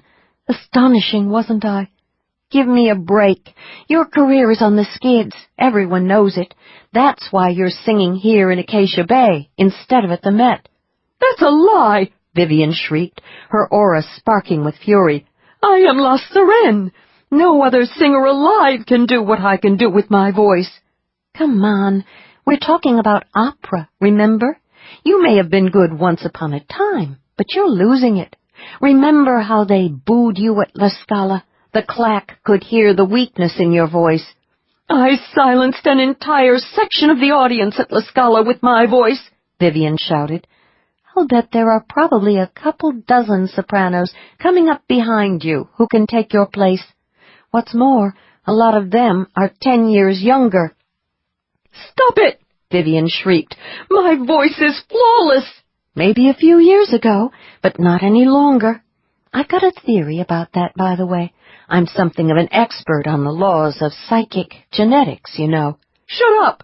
"My theory is that every time you used your voice to kill, you made yourself a little crazier. People who go insane lose control. That's what's been happening to you these past couple of years, Viv. You're losing control of your voice." "I am not crazy!" Vivian screamed. "Sure you are. It's all there in your aura." "I'll show you what I can do with my voice," Vivian shrieked. "Be careful. I doubt if screaming is good for the throat." Vivian clenched her hands in the skirts of her bloodied gown and erupted into song. The high notes of Lucia's descent into madness exploded from her once again. Grace shuddered and clamped her hands more tightly over her ears in an attempt to lessen the impact of the mesmerizing song. It was the musical equivalent of watching a volcano erupt while trying to hide under a piece of cardboard. She had braced her senses for the hellish rain of crystal fire, but she could not stop all of it. The music fell on her in a molten torrent of sharp crystals. She was going to die if she did not destabilize Vivian's aura. She shoved hard at all the weak places on the siren's spectrum. Vivian went higher. The notes she sang were still piercingly clear, but they began to grow fainter, weaker. Her fury was interfering with her ability to project her astonishing talent. She was literally choking on her frustration and rage. One very high note, and then another, fractured. Still singing, Vivian whirled and stalked to the stage steps. It didn't take a psychic to see the madness and murder in her aura now, Grace thought. Vivian descended the steps with theatrical deliberation, as though she was in the middle of a dramatic production. When she reached the bottom, she advanced toward Grace, the dagger held high for a killing blow. The jagged notes of her mad song spilled forth in mere squeaks. Grace felt the last of the compulsion evaporate. She could move freely now. She jumped up onto the nearest seat, stepped over the back into the next row, and rushed toward the aisle. Running between the closely packed rows proved complicated. Her thigh collided painfully with one of the chair arms. Vivian was screaming now, her voice hoarse, her power almost gone. She grabbed a fistful of her bloody skirts and raced toward the far end of the front row, dagger poised to strike, clearly intent on intercepting her quarry at the aisle. Grace scrambled to a halt, climbed up onto another seat, and jumped down into the third row. She vaulted into the fourth, trying to put more distance between herself and her pursuer. She gained ground quickly, her bathrobe flying around her. Vivian was reduced to hoarse screeching. A blinding light spilled from the lobby entrance. The silhouette of a man appeared. "Grace!" Luther shouted. "I'm okay," Grace shouted back. "Be careful, she's got a knife, but she can't sing worth a damn anymore." Vivian floundered to a halt in the aisle. Her harsh breathing seemed very loud in the sudden silence of the theater. The light from the lobby illuminated her stained gown and disheveled hair. Her aura was a rainbow comprising all the colors of a nightmare. "I am a siren," she whispered. She dropped the dagger, turned, and fled back down the aisle toward the stage. Luther started forward, cane in one hand, gun raised in the other. His aura was flaring, an icy hot spectrum of violent hues. "No," Grace said quietly. "It's not necessary. Let her go." For a few seconds she was afraid he wasn't going to pay any attention to her. Then he lowered the gun and his aura. Vivian raced up the short flight of stage steps and vanished behind the blood-red curtain. 48. J&J sent out more people from the Society's L.A. offices to deal with Newland Guthrie. The minute they arrived on the scene, Luther briefed them and then bundled Grace into the car. "Are you sure it's necessary to drive back to L.A. tonight?" she asked, yawning. "As long as that siren is still on the loose, we are not hanging around Acacia Bay." It was a command decision. She was too exhausted to argue. She rested her head against the back of the seat and looked out over the night-darkened Pacific. "I'm so glad to know that wasn't real blood on her Lucia outfit," she said. "It was just a costume from the wardrobe department." Fallon Jones thinks your theory about her descent into insanity is right. She was unstable to begin with. Using her voice to kill people for little or no reason just made her crazier. And with craziness comes loss of control on both the normal and the paranormal plane. "How did you find me?" she asked. "I'll always be able to find you." She smiled. "You are such a romantic. I'm serious." "So am I." She turned her head to look at him. "Come on, tell me how you knew that Guthrie had taken me to Guthrie Hall." "Process of elimination. She had a limited choice of venues. It's a small town, after all. There was a big reception going on at Guthrie's house, so she couldn't use it. Smuggling you into her hotel room would have been dicey. Where else was she going to go? You told me yourself she loves the spotlight, and Newland Guthrie had access to the finest stage in town." "That was brilliant." "Yeah, I used to be a detective once." She rested her hand on his injured leg. "Once a detective, always a detective." 49. La Sirène looked down at the cauldron of crashing surf far below. A swath of cold moonlight stroked the scene, the perfect spotlight for her final performance. The cliffs were not the ramparts of the Castel Sant'Angelo that Tosca used after discovering that her lover had been shot by the firing squad, but they would do. It was over. The Renquist woman had proved too much for the voice. Her power was almost gone now, and she knew it would never recover. La Sirène was doomed. Better by far to depart the stage tonight. Tomorrow the critics would make her famous once again as they rhapsodized about her Queen of the Night and simultaneously mourned the loss of her incredible talent. Her death would make headlines.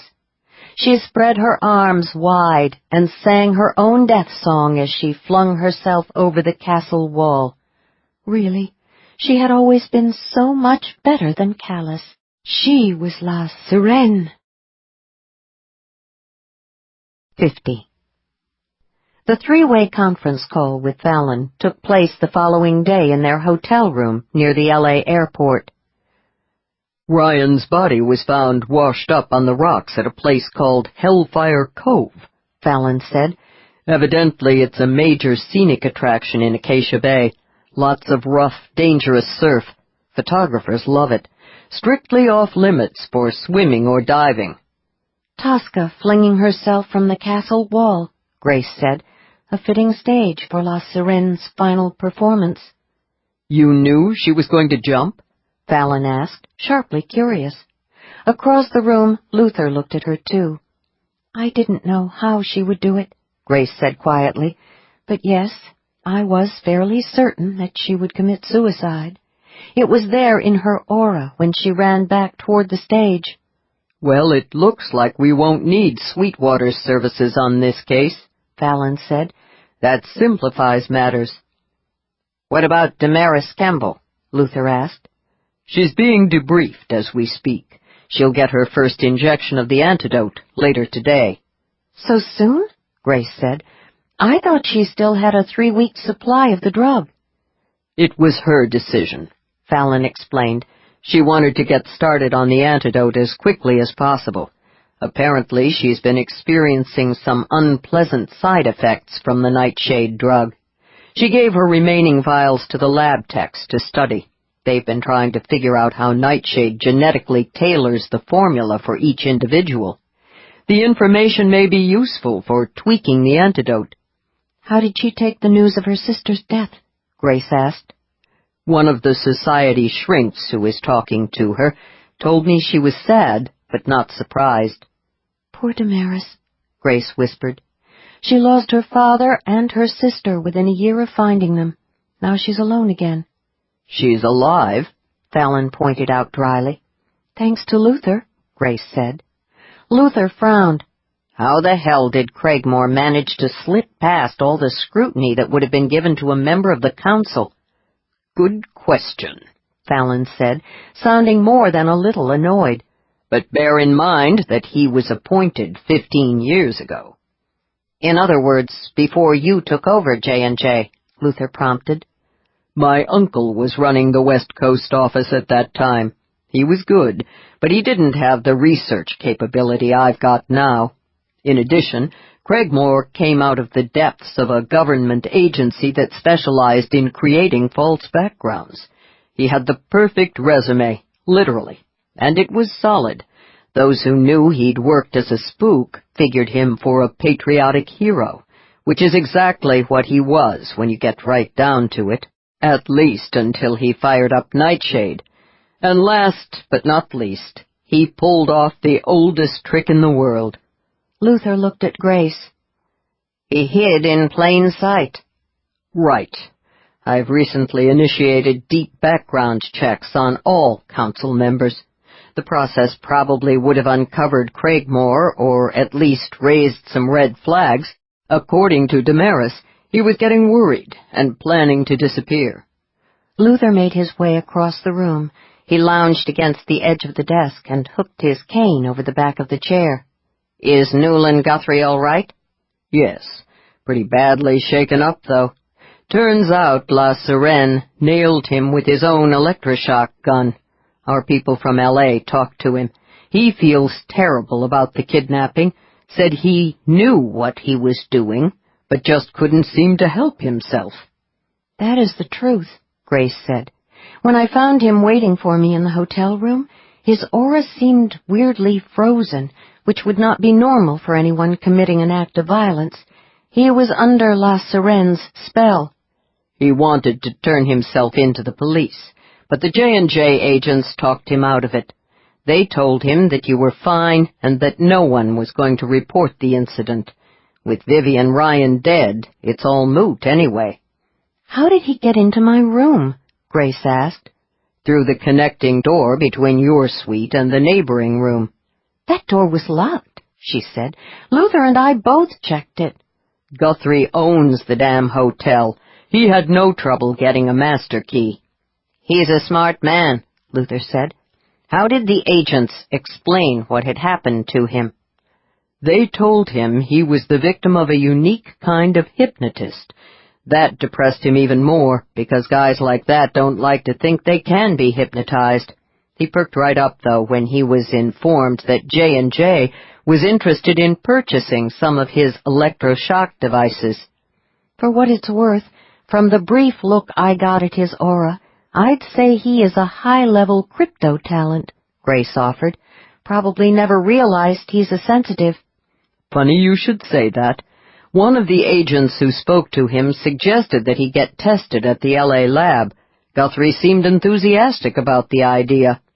"What happens next?" Luther asked. "Case closed as far as you and Grace are concerned," Fallon said. "Send in your bill. J&J will cover your airfares home. Check the Society's travel agency site online. Your reservations have been made." Luther meant, "What happens now with Nightshade?" Grace said. "On that front, things are moving fast." Fallon sounded weary and determined, not excited. "Since Craigmore handled the Eubanks operation privately, the board of Nightshade doesn't have any idea that we have 4 of their people under observation, and we're waiting to see who takes the place of the 5th. They may not even realize yet that their founder and CEO is dead." "There's going to be some interesting political infighting at the top to see who takes his place," Luther observed. "Especially after we start taking apart those 5 labs." "What 5 labs?" "Forgot to tell you. Those 4 Nightshade execs that you ID'd." "What about them?" Looks like each of them is responsible for a lab that is either conducting research on the formula or producing it. They're all small operations. Evidently, Craigmore liked to keep things decentralized for security reasons. Smart. Zack and the Council authorized action an hour ago. J&J agents will go into all the labs, seize whatever computers and notes they can find, and burn everything else to the ground. Standard procedure when dealing with a formula lab. And no one involved with Nightshade will run screaming to the cops, because no one wants an investigation that would turn up proof that some kind of illegal drug lab had been operating, Luther concluded. Yeah, that's pretty much how it works, Fallon agreed. That's going to be a big blow to Nightshade, Grace said. The problem is, we don't know how many labs are currently operating. You're right, though. Between losing their founder and 5 of their labs, they're going to be in disarray for a while. The goal now is to identify as many operatives as possible. We still don't know who sits on that damn board. Can't Damaris Kemble tell you? Luther asked. She said Craigmore didn't consider her ready to receive that information. The debriefing people believe her.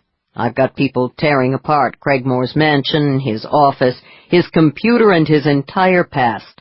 We're getting information, but we've got a long way to go.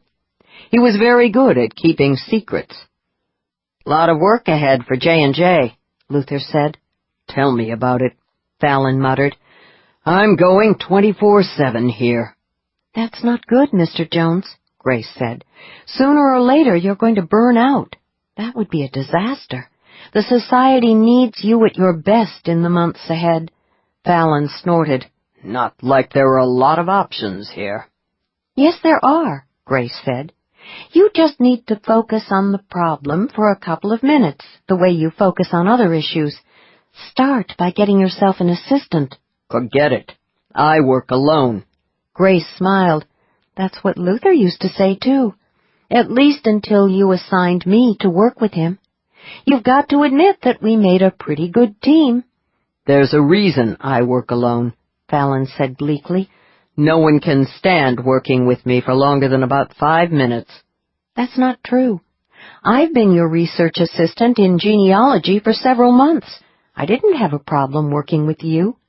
Across the room, Luther grinned, but kept quiet. You're different, Fallon grumbled. So? Find someone else who is also different. You need an assistant, Mr. Jones.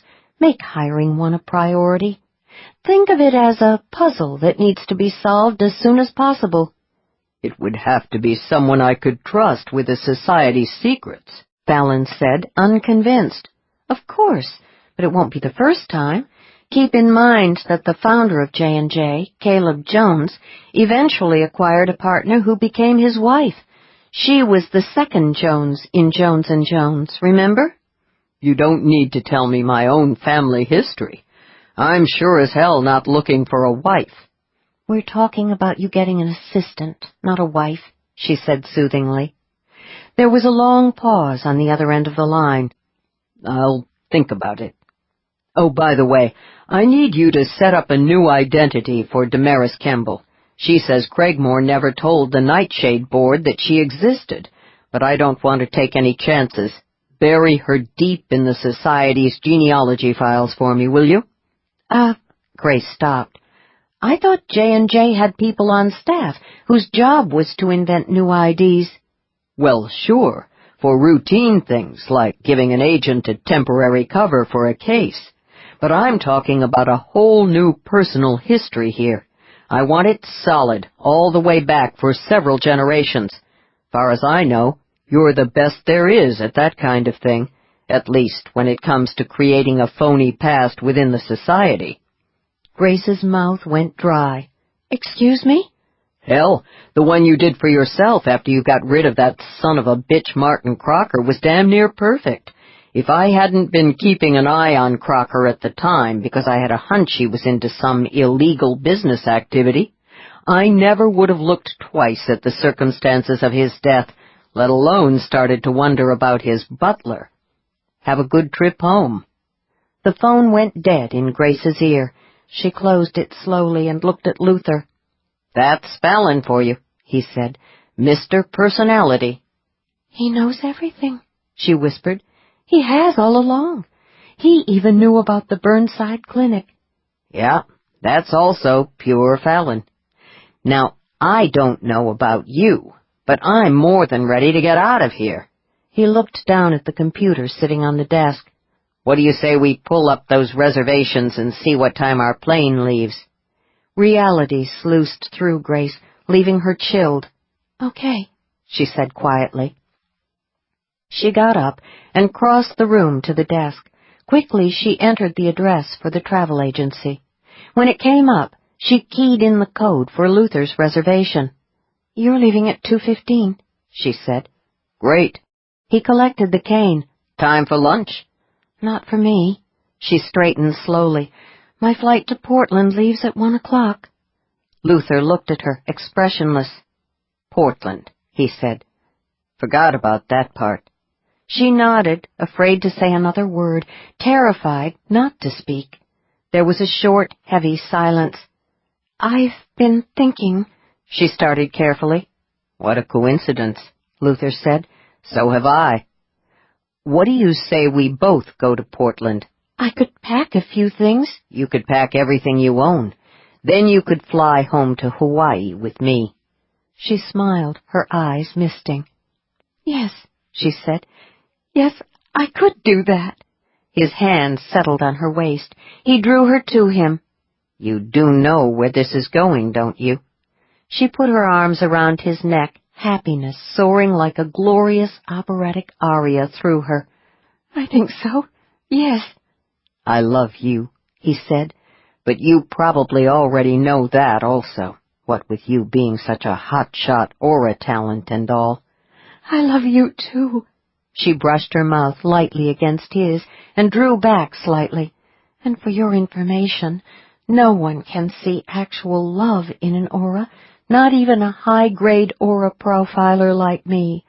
That's why you have to say the words." "I can do that," he promised, "and I will, often and always." "Often and always," she vowed. 51.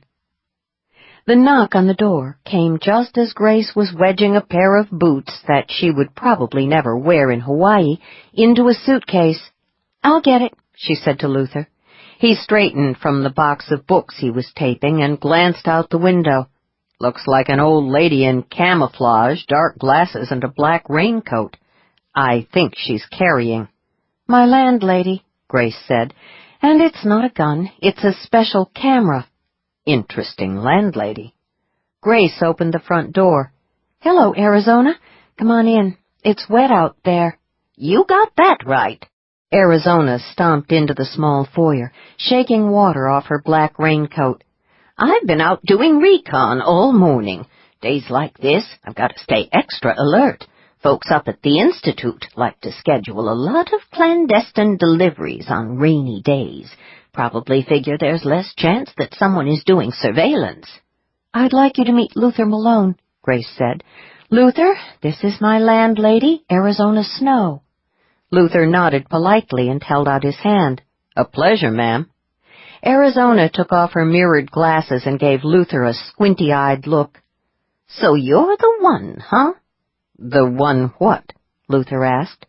Arizona snorted, stripped off her thick leather gloves, and shook his hand with great vigor. "No need to play games with me, young man. I recognize another pro when I see one. Minute I spotted you coming up the walk with Grace, I knew you were the one she's been waiting for all this time while she was lying low here in Eclipse Bay." Luther smiled at Grace. "Actually, I think I was the one doing the waiting." Arizona winked. "Got it. Going undercover is a real pain, isn't it?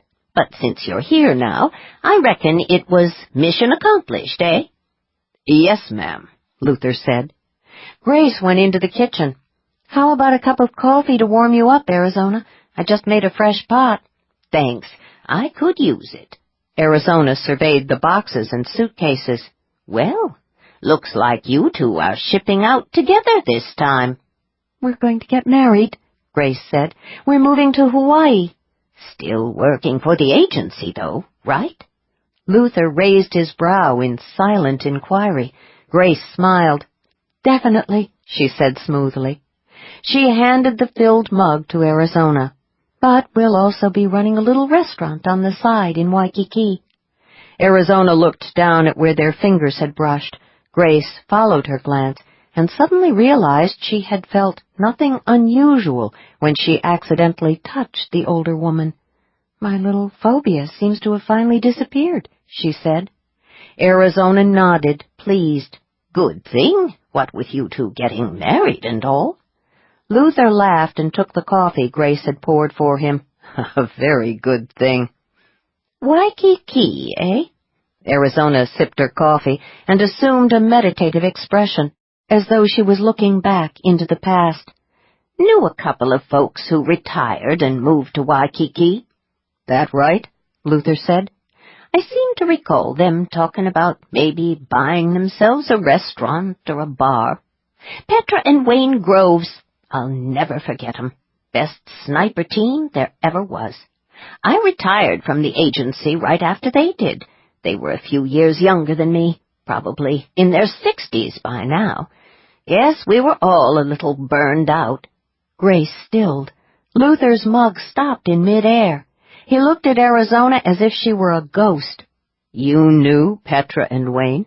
he asked without inflection. "Hell, yes. They were like you two in a way." Arizona tapped the side of her head. "Had a sixth sense.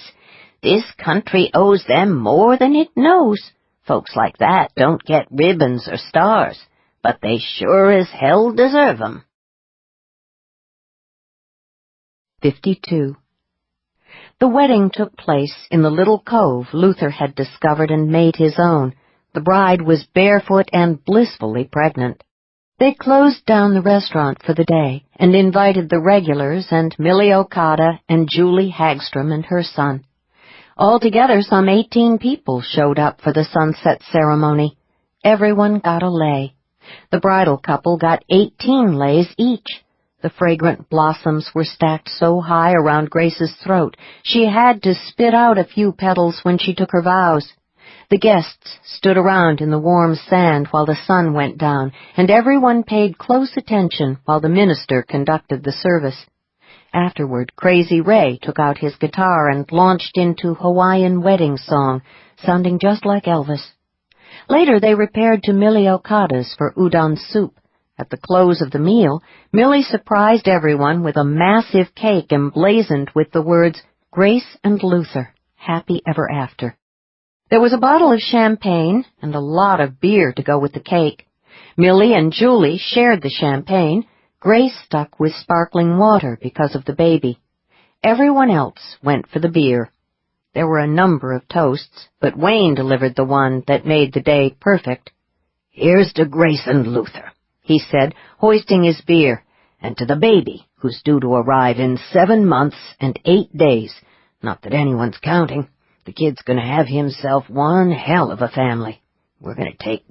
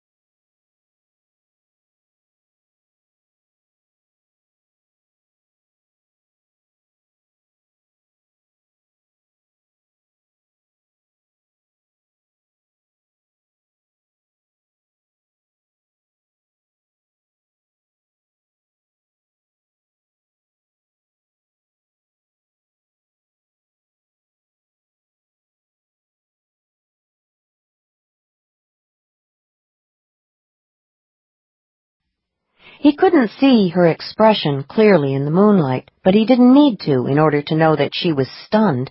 So was he, but not because he had just touched her. They both looked down at where, until a moment ago, his fingers had been firmly wrapped around her upper arm. "Damn," he said. "I'm sorry. I wasn't thinking. Just wanted to steer you as far out of his path as possible. Are you okay?" "I'm okay," she said. Wonderingly, she touched his bare arm with her fingertips. "There's no pain. None. I'm all right. It's been so long, more than a year. You can't imagine what a relief it is to know that I'm more or less normal again." "You're sure you're all right?" "Yes," she sounded elated, almost euphoric. "Yes, I'm fine." She paused, staring down at her hands. "At least with you." He liked that, he realized, liked the idea that he was someone special, at least as far as she was concerned. She could not even begin to guess how she had just rocked his already slightly weird world. No one had ever detected his subtle aura manipulation, let alone actively resisted it. The hunter had passed blithely by, never even noticing that his jacked-up senses had been temporarily suppressed. Yet Grace had pushed back at the quick, light attempt to calm her panic as easily as she would have closed a door that had been blown open by a breeze. Now why was that so damn intriguing? "Blame it on the magic of Hawaii," he said. "Come on, let's get somewhere private, where I can call Fallon." They left the path, heading away from the beach, and moved deep into the heavily landscaped gardens of the nearest hotel. He stopped beneath the low-hanging branches of a large tree. Grace halted nearby. He fired up his senses again, this time to make sure there were no auras in the vicinity. No human light bulbs appeared in the shrubbery. Satisfied that they were alone, he punched Fallon's code into the phone. He watched the dark silhouette that was Grace while he waited for Fallon to answer. She stood quietly beside him, arms folded beneath her breasts again. He wondered what she was thinking. It was probably a very good thing that she did not seem to know what he had tried to do to her back there on the path. He got the feeling that she hadn't been consciously aware of what she had done either. Her attention had been riveted on the hunter. Fallon answered on the second ring. That was unusual for him. "What's up, Malone?" he growled. "I was starting to think you weren't home. You usually jump on the phone halfway through the first ring." "I was making another pot of coffee. Been a long night. Why are you calling?" Luther provided a brief run-through of the encounter and waited patiently while Fallon brooded on the new factor in the equation. "I agree that it's unlikely that you and Ms. Renquist would run across a high-grade hunter within a short distance of your hotel," Fallon said finally. "It's a red flag, but not a huge one. Sensitives go on vacation in Hawaii like anyone else. Hell, it could have been a Jones." "I know there are a lot of hunters hanging around your family tree, Fallon, but what are the odds that one of them is here at the same time that Grace and I are supposed to be conducting surveillance on a high-grade killer?" "Probably somewhere in the neighborhood of 12%. Lot of Joneses live on the West Coast, and a lot of them like to vacation in Hawaii. Been there myself." "You took a vacation?" "It was a long time ago, before I got this job. You're sure the guy was a hunter? Any chance he might have been some other kind of talent?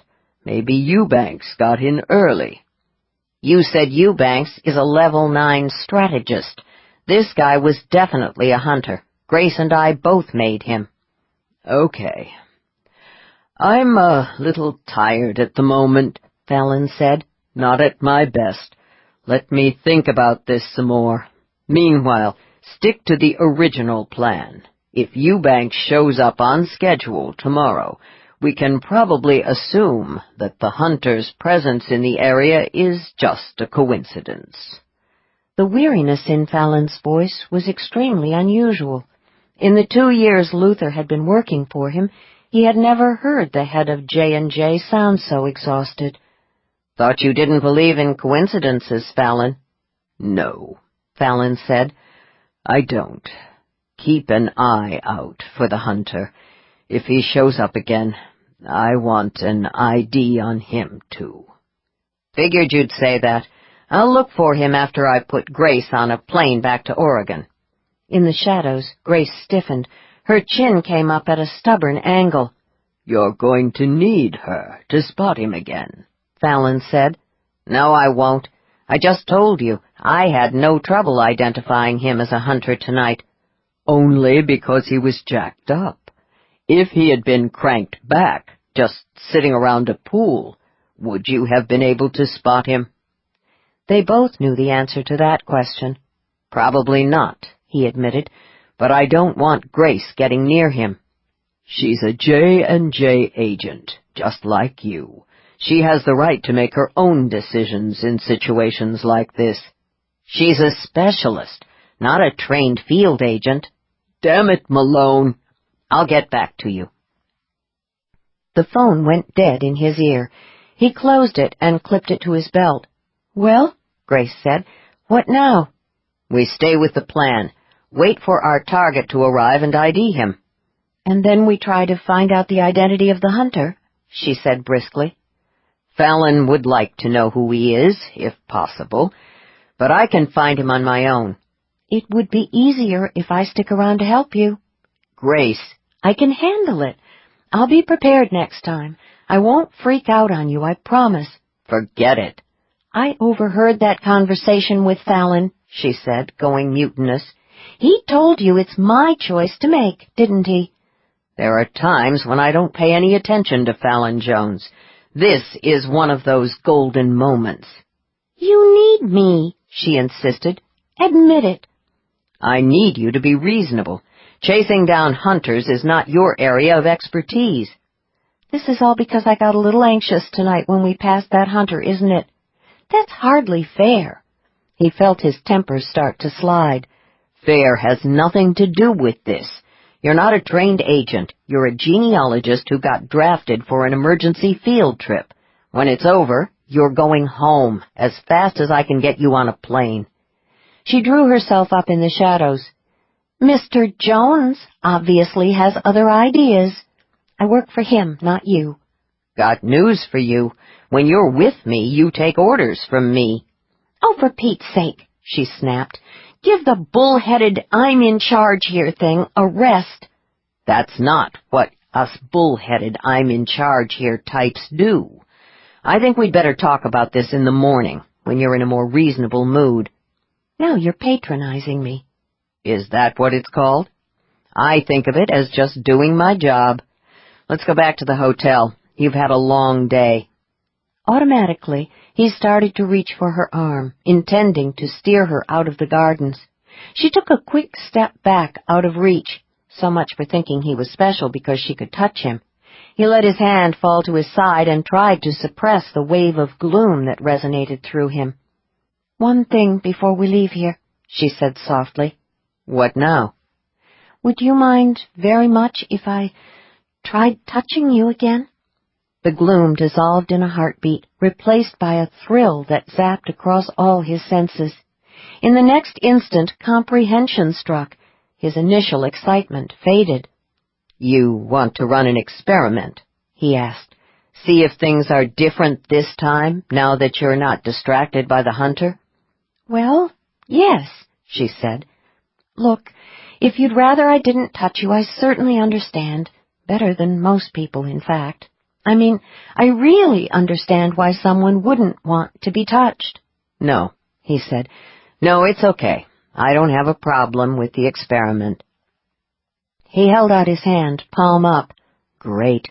He'd been reduced to the level of a lab rat. She took a cautious step forward, as wary as any wild bird being offered food by a human. Slowly, she put out her hand. Her fingertips hovered just above his for a few seconds, and then she brushed them across his palm, alighting briefly, before immediately taking flight. He resisted the urge to capture her wrist and draw her closer.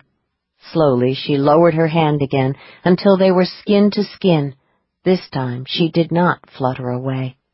He could feel fine tremors going through her. "Are you all right?" he asked. "Yes, I'm fine." She sounded entranced. "This is amazing. Last week I accidentally touched a clerk's hand in the grocery store and got another bad jolt. I was starting to think that maybe I wasn't going to recover this time." He wanted to ask her how often she'd experienced the problem in the past, but he sensed that this was not the moment for that kind of question. "Feel anything?" he said instead. "Yes, but nothing bad." "You know, a compliment like that could really go to a man's head." "Sorry, it's just that for the past year I haven't been able to touch anyone without getting a strong psychic shock. Just going to the dentist was an ordeal. I had to take a dose of anti-anxiety meds to get through a simple cleaning. You can't imagine how it feels to know that my senses are returning to normal." Slowly, he closed his fingers around hers. The fine bones of her hand felt delicate and incredibly sensual. Her skin was warm and soft. She did not try to pull away. "I wonder if it's just you," she said, very thoughtful now.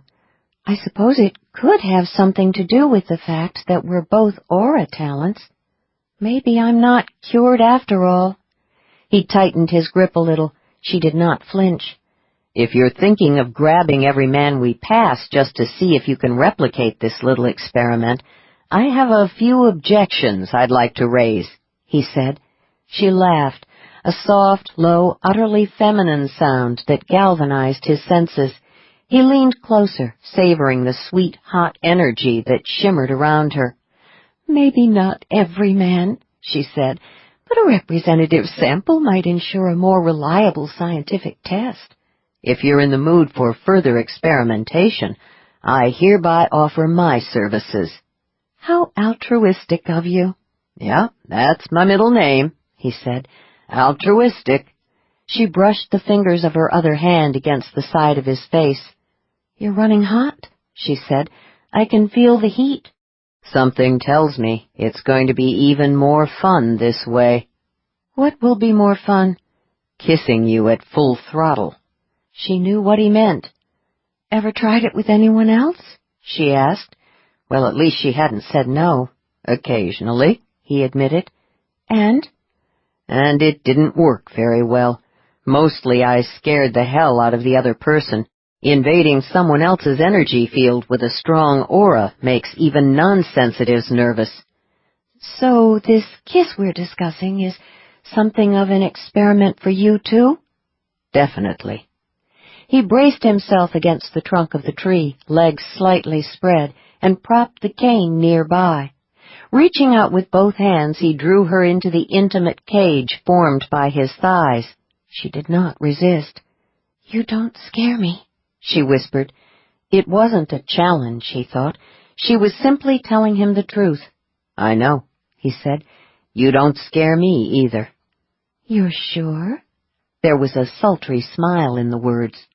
He traced the outline of her lips with one finger. "Do I look scared?" "No." He took her mouth, slowly, deliberately, knowing that whatever happened, he was going to remember this moment for the rest of his life.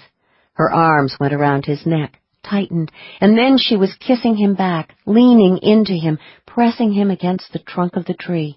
The light around her flared into a glowing aurora. Waves of unnamed colors ebbed and flowed, clashing and resonating with his own energy. The incredibly intimate sensation had a lot in common with putting a match to a dry forest in August. The night was suddenly on fire. He'd thought he was already jacked. Now he was at flash point. The rush dazzled his senses. It was also disorienting. The only thing that kept him on his feet was the tree at his back. Come to think of it, he did not want to be on his feet anyway. He'd much rather be down on the ground, on top of Grace. He had intended this first kiss to be gentle, non-threatening. After all, the woman hadn't touched anyone in a year, at least not without shocking her senses. A gentleman would go slowly in a situation like this. Instead, he was in hand-to-hand combat with the forces of his own self-control. A devouring urgency cascaded through him. Grace seemed to be as caught up in the whirlwind as he was. Her arms were wound fiercely around him. Her mouth was soft and open beneath his. Maybe her desire for him was just the result of being freed from a year of misery. He'd worry about that later. Right now the only thing that mattered was that she wanted him as much as he wanted her. The scorching kiss blazed across his senses, hotter than any sex he'd ever had. "I could come right now," he muttered against her mouth. "Just kissing you is enough." "This is amazing." She shuddered in his arms and pulled back a little to look at him. "I haven't ever felt like this, not even before my senses got fried. It must have something to do with the fact that we're both aura talents. Nothing else explains it." "Do me a favor. Stop trying to analyze it." "Sorry," she said. "It's just that it's all so weird." He crushed her mouth with his own to silence her. She responded by wrapping her right leg around his calf as if she intended to climb up onto his erection. He reached down, found the zipper of her pants, and lowered it. She made a small, desperate little sound when he got his hand inside her panties and between her legs. She was hot and wet and full. He found the tight little bundle of nerve endings with his thumb. She gasped. He slid a finger inside her tight core.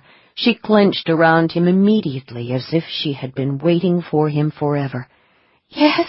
Her hands tightened around his shoulders. "Yes." He stroked her, learning her.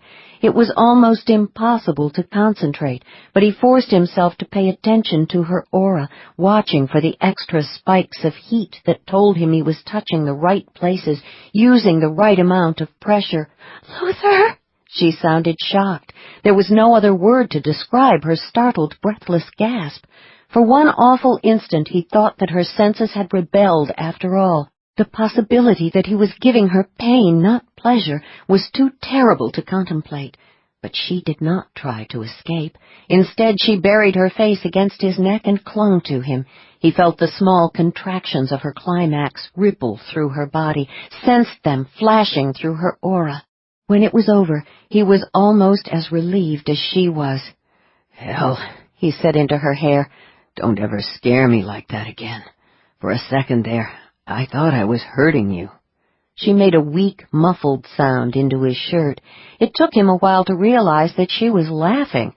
She was limp against him. Her breathing was that of a swimmer who had just made it back to the surface after nearly drowning. He held her tightly, trying to get his own breathing as well as his raging need under control. After a while, he realized that she was no longer laughing. The front of his shirt was soaked with tears. "Grace?" "Don't worry." She did not raise her face from his shirt front. "I'm all right. It's just that I haven't felt anything quite like that before." He smiled into her hair. "Neither have I." She stilled and then raised her head. "But you didn't—" "It's okay." He stroked the wings of her hair back behind her ears. "I think you need some time to process this." "I think you're right. I feel like I've been on a roller coaster all day." "You're not the only one." "I'm sorry," she said, chagrined. "I never meant that to happen. I realize it's highly unprofessional." He covered her mouth with his fingertips, silencing her. "Whatever you do," he growled, "don't tell me you're sorry about what just happened. That's the one thing I do not want to hear. Are we clear on that?" She hesitated and then nodded once. He took his hand off her mouth, eased her away from him, and grabbed the cane. They walked back to the hotel in moonlight and silence, not touching. 10. Harry Sweetwater felt the faint vibration of his cell phone just as he left the beach path and started up the steps to his hotel. He checked the incoming number and then stopped in the shadows of a large palm to take the call. "Hello, gorgeous," he said. "Hello, handsome," Allison said. The ritual greeting between them was as old as their relationship. It had started on their first date 34 years earlier. "Are you in position?" Allison asked. He pictured his wife at her pristine desk, heavily encrypted computer and phones neatly at hand. The desk was in a small, anonymous office, housed in a large commercial tower located on a convenient offshore island. Most of the other firms in the building offered financial assistance to those who found it necessary to give their money a thorough cleansing before investing it in legitimate enterprises. Among such a group of discreetly run businesses, a small, family-owned enterprise that offered special services to an exclusive clientele went unnoticed. "All set," he said. "Got a room in the hotel next to the one the target is going to check into tomorrow." "I'm starting to think that we may have a problem with the client, Harry." He didn't question the conclusion. Allison was a high-level intuitive. "We've done a lot of work for number 2, he said. They only had 2 clients. It kept things simple in the customer relations department. "Everything looks right," Allison said. 2 is using the right security codes. "I'm not sure what's bothering me about this job. Maybe something to do with the way the client is trying to micromanage it." "You got another email?" "Yes. It came in a few minutes ago requesting another update. That's not routine. In the past, once 2 has commissioned a job, there's been no further contact unless something changes. When the contract is completed, the money shows up in our account, and that's the end of the matter." That was true. In his experience, neither of the 2 clients ever wanted to know anything more than what was absolutely necessary about the details of the work that had been commissioned. Ignorance was bliss, or maybe it just let the client sleep better at night. "Did you initiate a reverse security check?" he asked. "Yes, I got the right response, but something just doesn't feel right." "Think we've been hacked?" "I've got John checking that angle now. He doesn't think our computers have been invaded, but there's always the possibility that someone has gotten inside 2's system." He felt a flash of fatherly pride. His youngest son was brilliant when it came to computers, preternaturally so.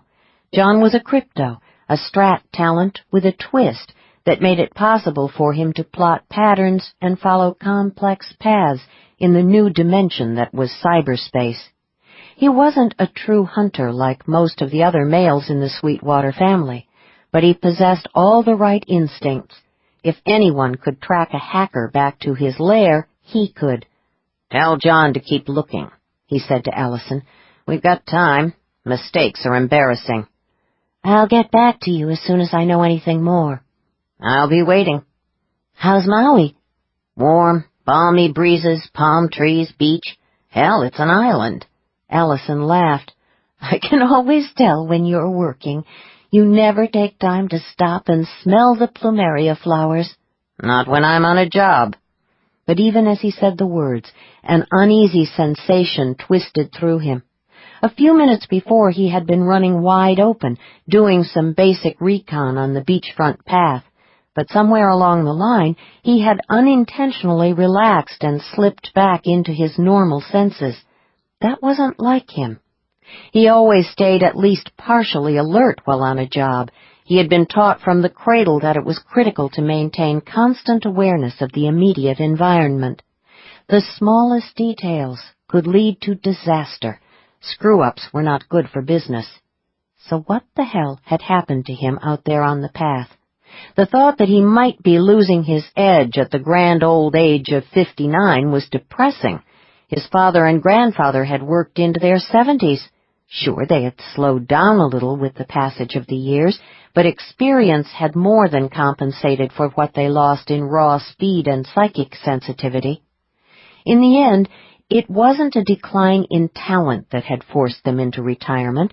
They had both been dragged into it, kicking and screaming, by their wives. "How's Teresa doing?" he asked. "She's fine, just a little impatient. She's more concerned about Nick. He's turning into a basket case.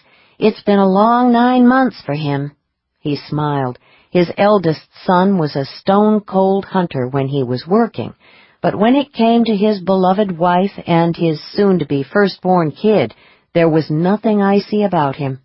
Nick had scheduled his jobs so that he could attend prenatal classes with Teresa. He had devoured every book on the subject of birth and parenting that he could find on the Internet. He had even insisted on hiring a decorator to design the baby's room in order to create what one of the texts had called a nurturing environment. Now he was determined to assist at the birth. "He'll survive," Harry said. "I did." "Ha! Every time you came into the delivery room with me, I was afraid you would faint." "Okay, maybe I got a little pale around the edges, but I didn't keel over." They chatted for a few more minutes and then signed off with their customary ritual. "Good night, gorgeous." "Good night, handsome." The phone went silent in his hand. He dropped it into his pocket and stood looking out at the black mirror of the ocean. Something had definitely happened back there on the path. He tried to remember exactly when his other senses had shut down. He had passed an elderly couple who had been holding hands. Next, he'd noticed a man using a cane and a woman. They had been walking side by side, not touching. Something about the man had drawn his attention. His jacked-up hunter instincts had recognized another potential predator.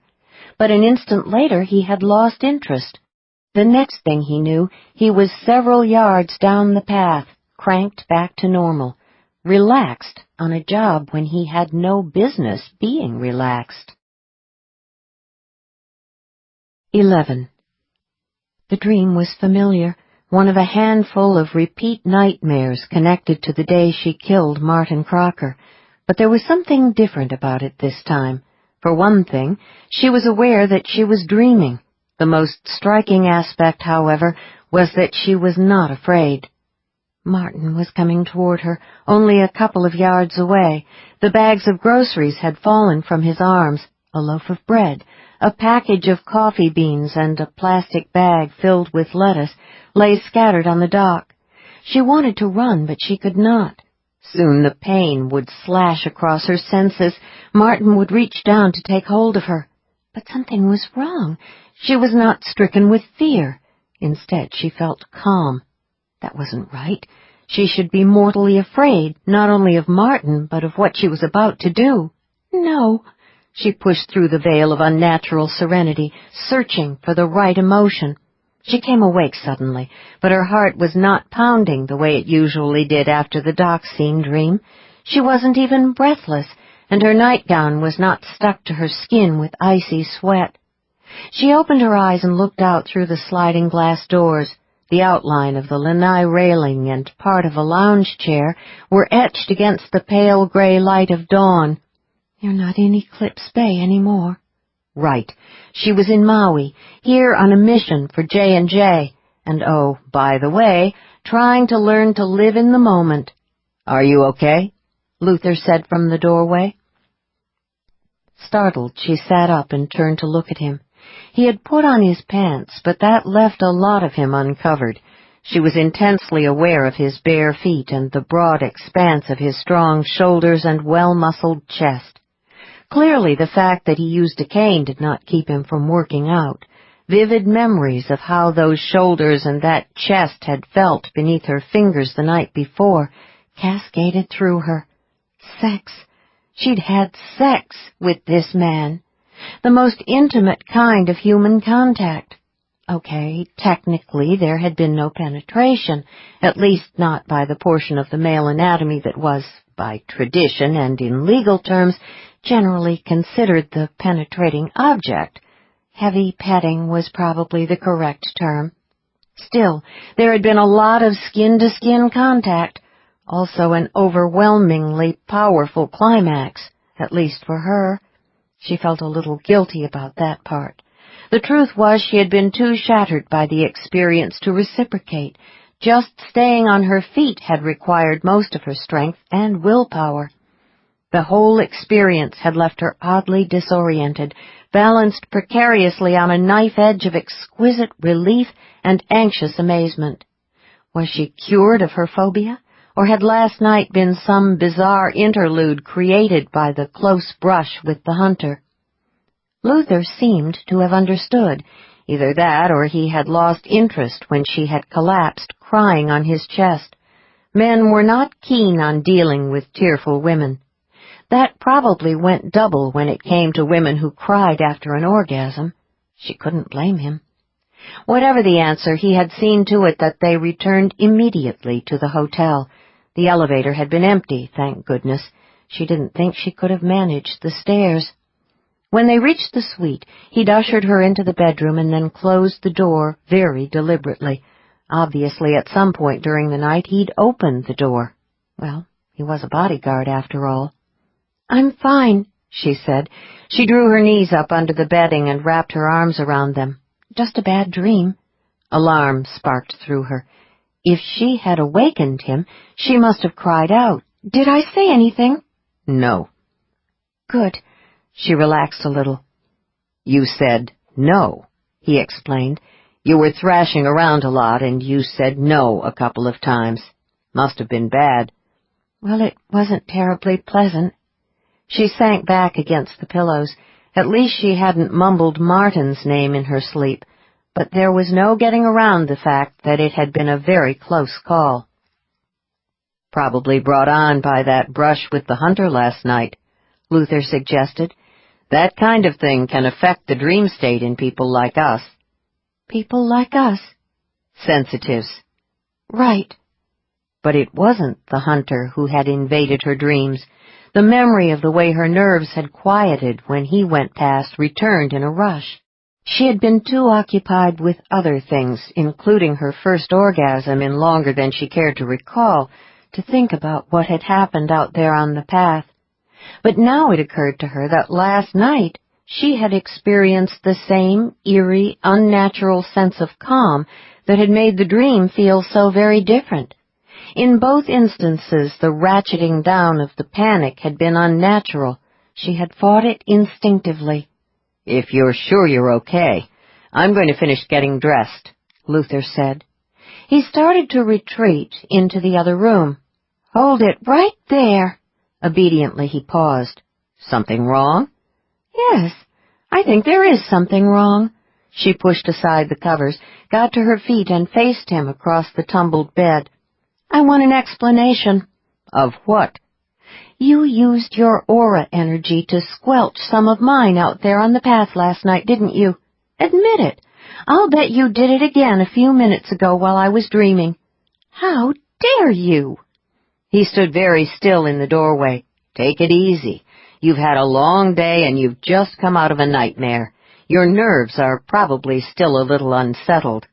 "My nerves are fine, thank you very much. What did you do to me?" "You felt it?" he asked, frowning a little, as if he was not certain that he had heard her correctly. "Well, of course I did. I didn't have time to think about it last night because I was focused on the hunter and the fact that he wasn't paying any attention to us, and—" She broke off, astonishment shooting through her. "Good grief. You did it to him, too, didn't you? You diffused him or something. He was running hot, and you cooled him down. You used your own aura to suppress his." "You seem to have figured it out pretty damn fast." He watched her with a shuttered, wary expression. "No one else ever has, with the possible exception of Fallon Jones."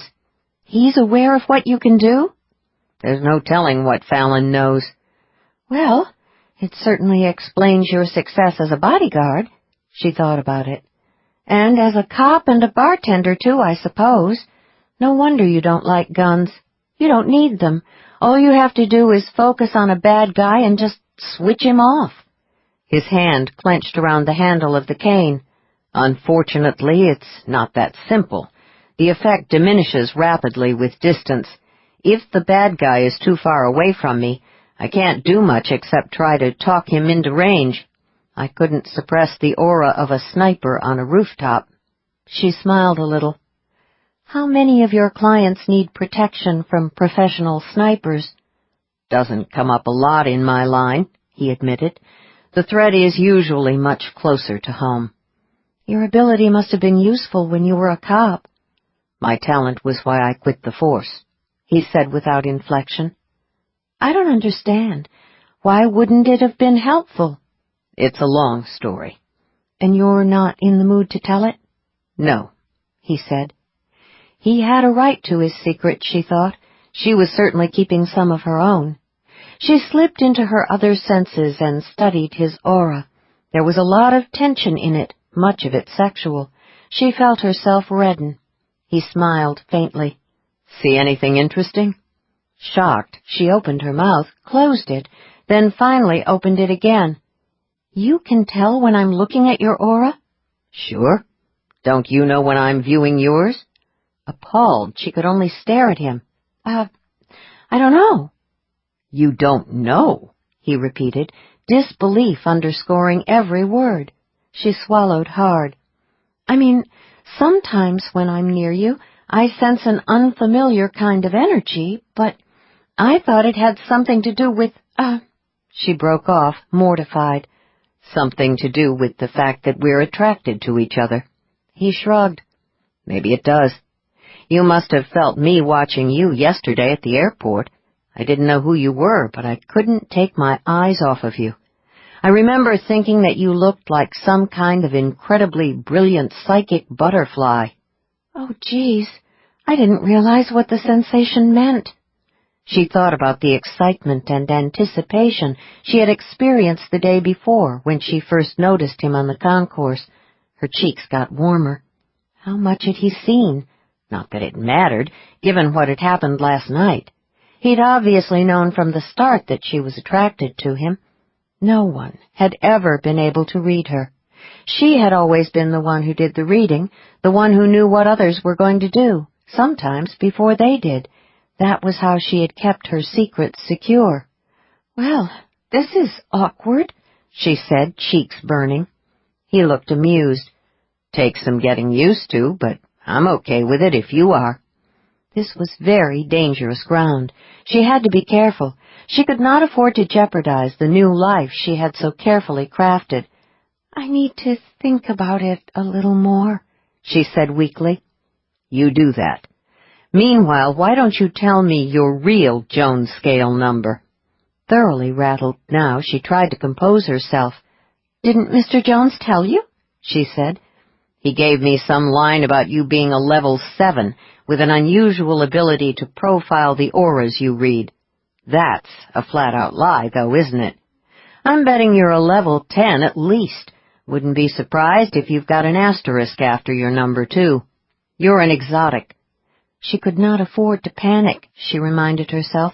Anger was a much safer response.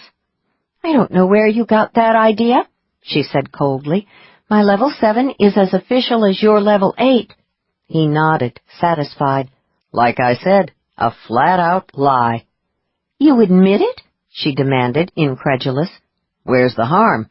You probably already know it, being such a hotshot talent and all. I doubt that you're going to run around telling everyone you meet." "Well, no. It's just that Mr. Jones assured me that you were an 8. "The sooner you learn that Fallon Jones lies through his teeth whenever it suits him, the better off you'll be." She sank down on the edge of the bed, her hands clasped in her lap, her back to him. She looked out at the lanai. "I don't think he lied for the sake of it. I think he was trying to protect your secret." "You want to be careful about attributing good intentions to Fallon Jones. His only priority is protecting the Society's secrets. He'll do whatever it takes to accomplish that objective." "I suppose you're right," she said. She wondered uneasily how much Fallon knew or suspected about her own Jones scale number. "Fallon tweaked my file to make sure my rank stayed under the radar," Luther said. "He wanted to keep my abilities under wraps. But how the hell did you manage to alter your own number?" "What makes you think that I did?" "Because I can see your power wavelengths," he said quietly. "I can feel them. Whatever you are, you're no 7. Maybe she could finesse this. "I told you, my mother died when I was 13, shortly before I was due to be tested at Arcane House. I went straight into the foster care system where no one knew or cared about the Society. The result was that I wasn't tested until I applied to join the Bureau. By then, I knew how to control my talent. It was no big deal to make sure I scored a 7. You know how people react to 9s and 10s within the society. Sure. They think we're freaks of nature. Freaks, especially powerful freaks, make people nervous. So what are you, a 10? She cleared her throat. A 9. Bullshit. You should see your aura. It's pulsing like crazy. You're a 10+, aren't you? That much was true. Yes, she said. Like me. She sighed. The Jones scale stops at 10. Only because they haven't found a way to measure psychic energy beyond that point. That's why they came up with the damned asterisk. Think Fallon Jones knows your real number? Until this morning, I would have said no. She unclasped her hands. Now I'm not so sure. Given the nature of his own talent, I suppose it's possible he's guessed that I'm a little higher than my file indicates. You're an exotic, he said, very sure. Like me. One secret in exchange for another. As he had pointed out, where was the harm in acknowledging a piece of the truth to another aura talent? It was a relief to admit it to someone who truly understood. Yes, she said. She made a face. But I hate that word. Exotic? It's just a semi-polite term for psychic freak. You're no freak. He started toward her, cane thudding softly on the carpet. But you are a very rare creature in my book. She stood, turning to face him. I am, she said. Another wave of hot, sensual energy whispered through her. He was revved up again, watching her aura. She could feel the light pulses of heat from his energy field. Now she knew just what that meant. The sensation was exquisitely intimate. He sees the real me, she thought. He's the only man who ever has. He came to a halt directly in front of her, smiling a little.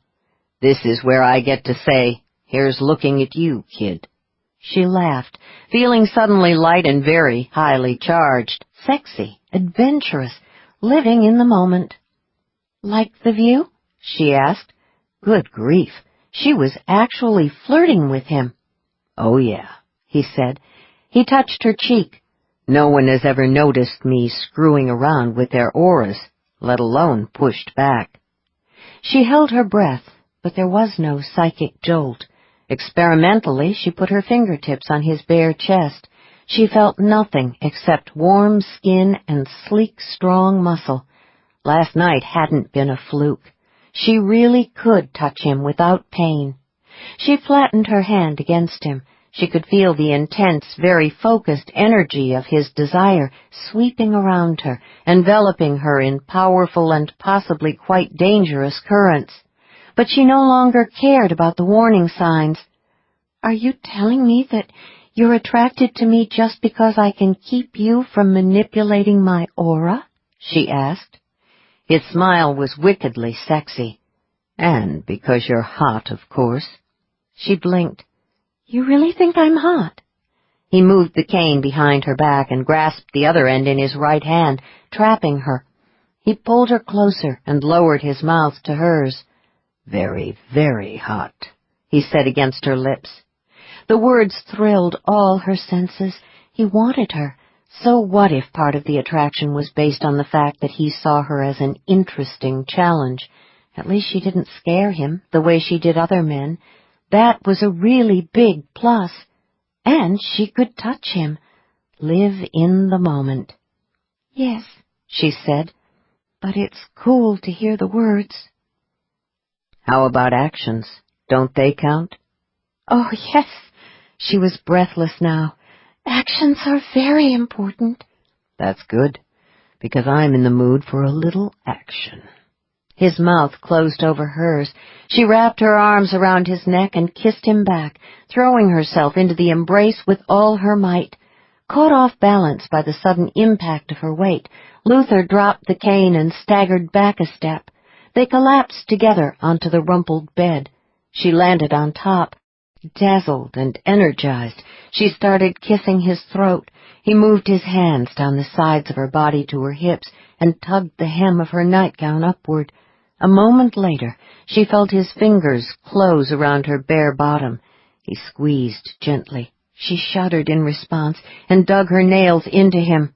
"Oh, yeah, definitely hot," he said, his voice tight and ragged. He raised one knee, cradling her between his thighs, and pressed the hard, demanding shape of his erection against her leg. Enthralled, she slipped one hand down his chest and over his flat belly until she found his zipper. She started to tug. The zipper did not slide readily due to the presence of the large object in the way. Luther drew in a harsh breath and eased back a little. "I'll get it," he said. "Okay, hurry." He sat up on the side of the bed.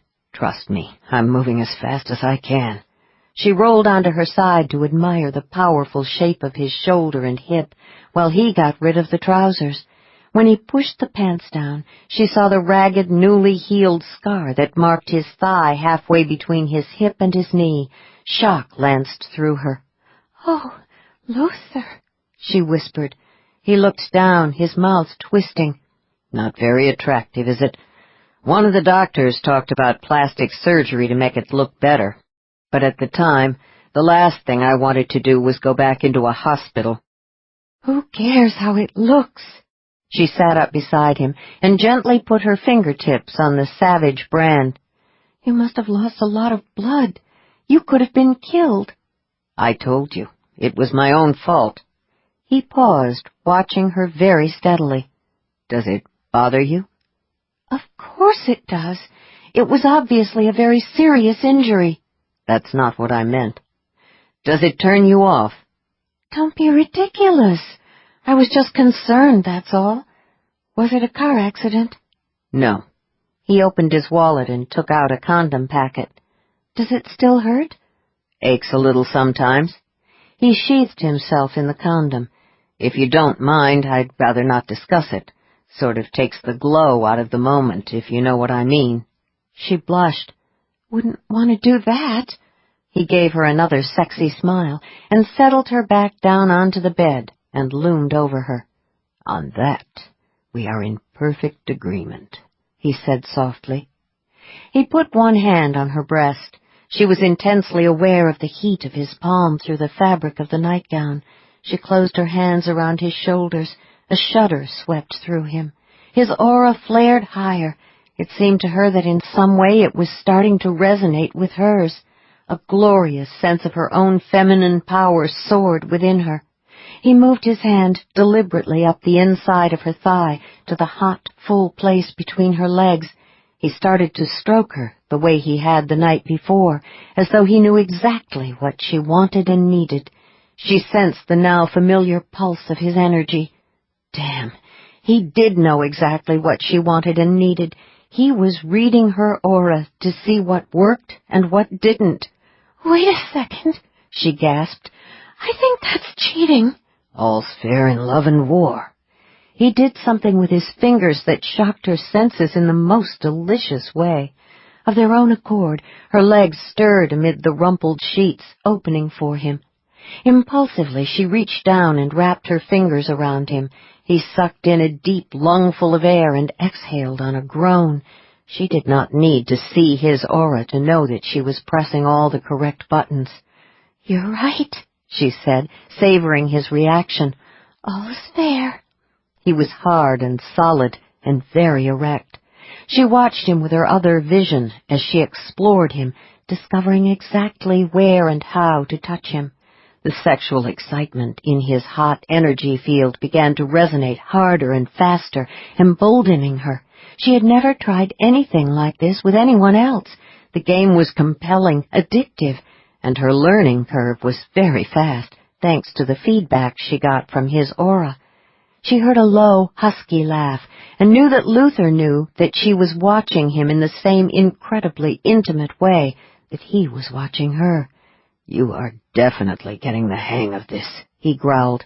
He captured her wrists and pinned them over her head. "But I'm not going to let you end things too soon." She smiled sweetly and raised one hip a little, nudging him. Distracted, he reached down with his free hand, bringing his shoulder within range of her mouth. She nipped him lightly, letting him feel her teeth. "I should have seen that coming," he muttered. "Okay, you've made your point." He freed her wrists, and she went back to her explorations. So did he. The sensual battle grew increasingly fierce and exciting, each of them trying to push the other to a higher level of excitement. And then Luther was on top of her, driving himself deeply into her. She gripped his shoulders, raised her knees, and tightened around him. Invisible light and fire flashed in the atmosphere of the bedroom. She held him even closer, possessive and demanding in a way she had never been with any other man. She felt his muscles harden under her clutching hands. Her insides clenched tighter and tighter. Luther's entire body went rigid. Beneath her palms, the muscles of his back could have been sculpted from steel. With an effort, she managed to open her eyes. The morning light revealed the savage set of his hard face. It was the expression of a man on the verge of either sexual release or lethal violence. He opened his eyes and saw her watching him. He did not speak. She knew that, like her, he could not. They were both too far gone into the whirling fire. But in that heartbeat of time she sensed a flash of intense awareness, a kind of mutual recognition resonating between them. Before she had time to analyze the strange new energy, her climax rolled through her, stealing her breath. A heartbeat later, Luther followed her over the edge. For a timeless moment, she could have sworn that their auras fused into a single energy field that enveloped them both, which was, of course, quite impossible according to the laws of paraphysics. 12. There was only one other person in the elevator, a woman swathed in one of the hotel's plush white spa robes. Luther stifled a grin when he sensed Grace's disappointment. He knew that she had been hoping to test her sense of touch on someone else to determine the extent of the cure. When they reached the terrace where the open-air restaurant was located, Grace got out first. He followed, thinking that he couldn't remember the last time he had felt so good, so refreshed. "Can you use that aura manipulation trick to make a woman get instantly hot for you?" Grace asked, with what sounded like academic curiosity. The urge to smile vanished instantly. He knew a trap when he saw one. "Damn it, Grace, keep your voice down." He looked around quickly, hoping for a distraction, but none of the half-dozen people in the airy colonnade that led to the restaurant were close enough to eavesdrop. So much for that excuse. He lowered his own voice and injected as much steel into it as possible. "Doesn't work like that," he said. "You can't blame me for being curious. I haven't come across your particular talent in any of my genealogy research." He put on his sunglasses and looked at her. She had taken a shower after the hot, sweaty sex. Her still wet hair was combed back behind her ears. She had on a pair of trousers and another one of her long-sleeved shirts. The sleeves of the shirt were rolled up almost to her elbows, though. A very daring move. "I'm not some small electric you can plug in whenever it's convenient," he muttered. "No," she agreed.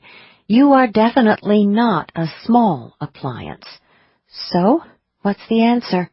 "We're about to eat breakfast. Usually I read newspapers when I'm eating breakfast. Could we have this conversation some other time?" "A simple yes or no will do." "There's no such thing as a simple yes or no when it comes to sex," he said. That was good, he thought, pleased. Smart answer, Malone. Brilliant, in fact. She tilted her head to look at him, eyes veiled by the dark glasses. "That's not an answer," she said. He exhaled slowly and went for deeply offended. "You're asking me if I can use my talent to seduce any woman I want?" "No." She stopped and turned toward him, clearly shocked. "I know you wouldn't do anything that unethical." He stopped, too. "Yeah? How do you know that?" "I'm an aura profiler, remember?" He frowned. You profiled me? Of course, she said coolly. Do you think I'd go to bed with a man I haven't analyzed, especially given my issues? I guess I haven't thought about it quite that way. He paused. I passed the profile test? Oh, yes. She gave him a smile that was brighter than the light of the tropical morning. You definitely passed. And here I've been wondering if the reason you were attracted to me was because you could touch me without getting fried. What? It was her turn to be outraged. How dare you think I would fall into bed with a man simply because I could touch him? You did say you haven't been able to get close to a man for over a year. My phobia issues had nothing to do with what happened last night or this morning, she snapped. At least, not in the way you mean. I am insulted. Take it easy. I will not take it easy. I'm more than insulted. You just made me mad. Really, really mad. I know. I can see it, he said, admiring the heat leaping around her. Let's get something clear, she said evenly. I would never go to bed with a man just because I could touch him. The fires of her feminine outrage were resonating nicely with the hot, exciting wavelengths of desire. She was furious, but she wanted him. He suddenly felt much more cheerful again. You can't blame a man for leaping to the obvious conclusion, he said. Yes, I can. Ever heard the phrase, you're cute when you get mad? For a few seconds he thought she was going to explode, but she made a face instead. Fine, she said. Be that way. I'm hungry. Let's eat. She turned on her heel and took off very quickly, heading toward the entrance to the restaurant. He retaliated by playing the injured card, making a show of limping after her.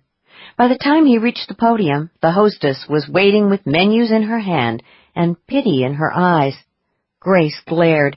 He smiled, satisfied with his petty revenge. That sort of behavior is called passive-aggressive, she said when they were seated. I know. He picked up the menu. But it feels good. Look, I'll try to answer your question, but don't blame me if things aren't clear. It's a very murky subject. She raised her brows. I'm listening. Manipulating sex energy is very complicated, he began, assuming what he hoped was an air of scholarly authority. More complicated than tweaking other elements of an aura? Yes. Why? She asked. How the hell should I know? Blame it on biology. So much for sounding scholarly. You're not getting off that easily. For starters, I can't work with what doesn't exist, he said. I beg your pardon? If a woman isn't already attracted to me, there's no energy. I can't create it out of thin air. But what about her natural desire for sex? Couldn't you just... She made a little motion with one hand. Enhance it a little? Put her in the mood? If only it were that simple. Maybe, he said, if she wasn't concentrating on something else, like, say, painting or cooking or teaching a class in physics or listening to music. Why would that be a problem? Because sexual energy is a raw fuel that can be channeled into a lot of different engines, or in this case, passions. I might be able to heighten a woman's sense of physical excitement under the right circumstances, but sadly, there's no guarantee she would focus that excitement in my direction. She might decide that the guy she saw going down to the beach with a surfboard earlier in the afternoon looked a lot more interesting. Grace pursed her lips, thoughtful now. But if she was interested in you, in a casual way, could you intensify that interest? Theoretically, maybe. But even if it were possible to get her into bed by fiddling around with her aura, what would be the point? The next morning she'd wonder what the hell she saw in me. That would not be good for the ego. There are men who wouldn't care at all about what the woman thought the next morning. Yeah, well, I'm not one of them. No, she said, very serious. You're not. He frowned, unsure how to take that. Even if there was no ego issue, there's one other big reason why manipulating a woman's aura in bed wouldn't work well, at least not for long. What's that? Viewing someone's aura requires only a small amount of energy and effort. But take it from me, manipulating a person's energy field requires enormous concentration and the maximum amount of power. The evening would be ruined for me because I'd have to work constantly every minute just to keep her interested on the psychic level. There wouldn't be much left over to concentrate on the, physical aspects of the situation. She tapped the menu lightly against the edge of the table. I hadn't thought about the heavy energy drain.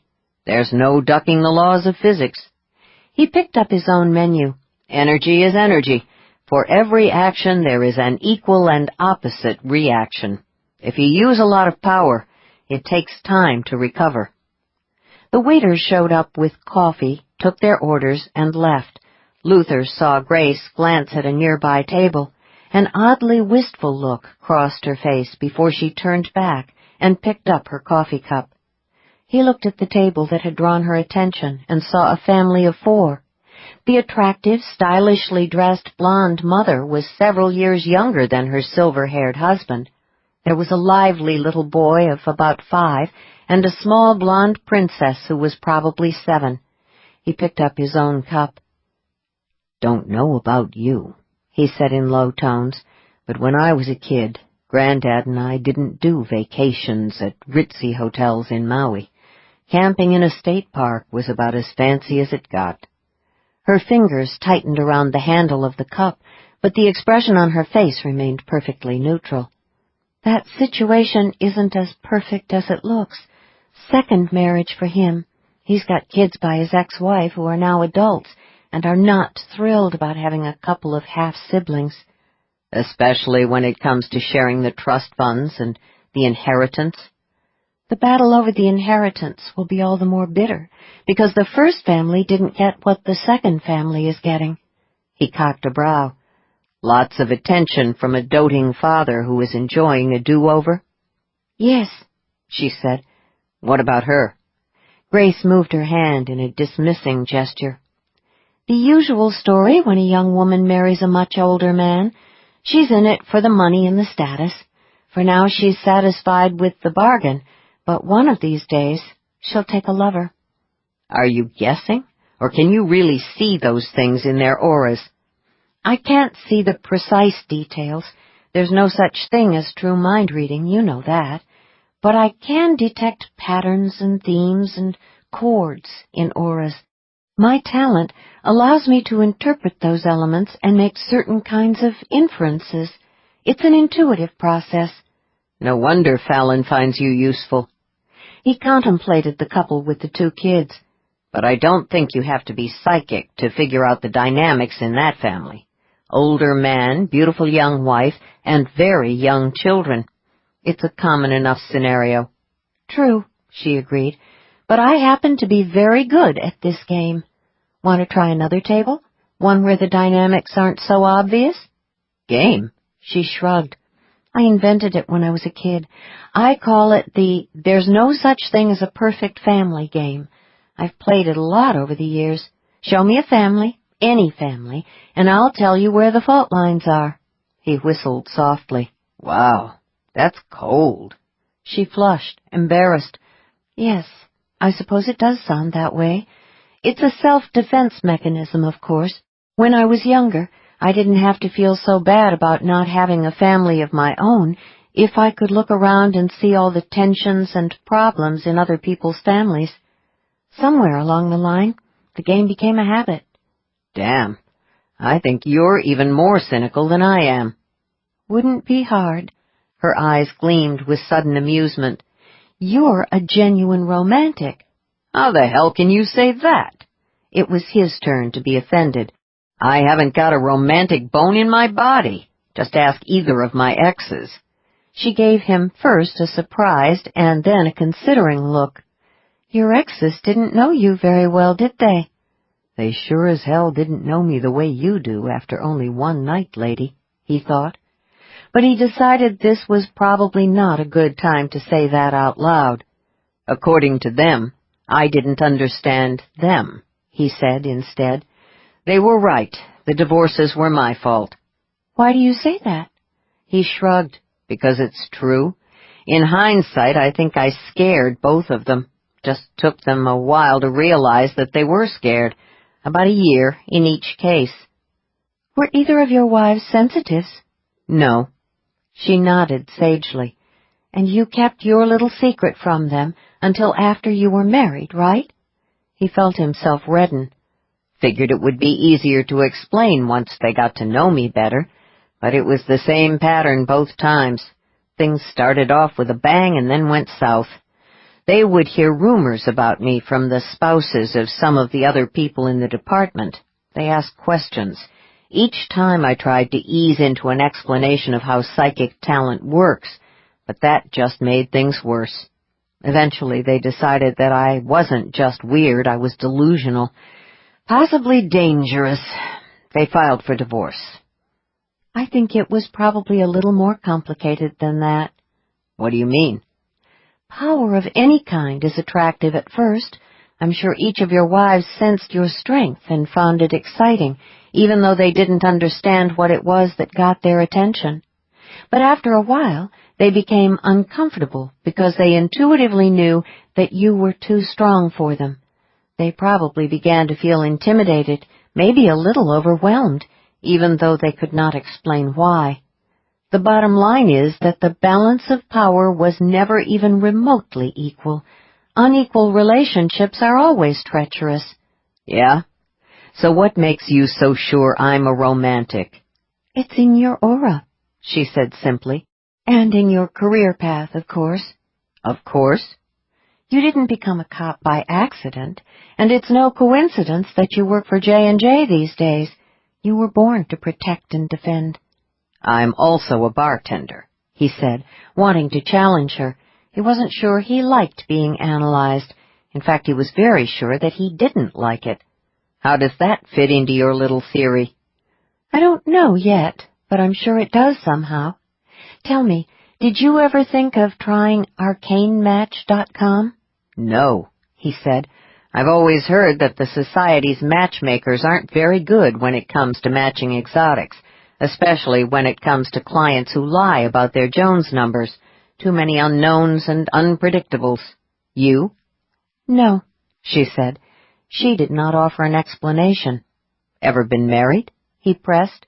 She shook her head again. No. Why not? She smiled sweetly. Unlike you, I'm not a romantic.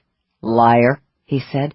I think the reason you never married is because you've been waiting for Mr. Right. Call me picky. 27. Luther opened his eyes to sunlight streaming through palm fronds, the incredibly satisfying sensation of grace curled around him, and the annoying trill of his phone. The sunshine and the phone were standard issue when it came to mornings. The feeling of Grace cuddled next to him was anything but. Only one night of having her here in his bed, and he was already addicted. Reluctantly, he eased away from Grace's soft warmth, sat up on the edge of the bed, and picked up the phone.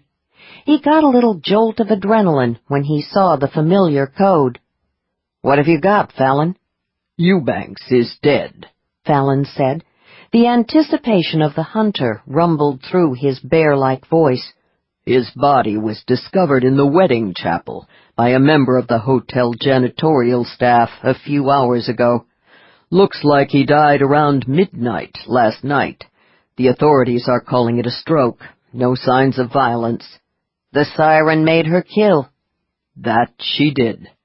Now we get to sit back and watch. Can't wait to see who takes Eubanks's place. When we find out, we may know who commissioned the murder." "What about the siren?" "She fulfilled her contract. If she's a real pro, as I suspect, she'll probably just disappear."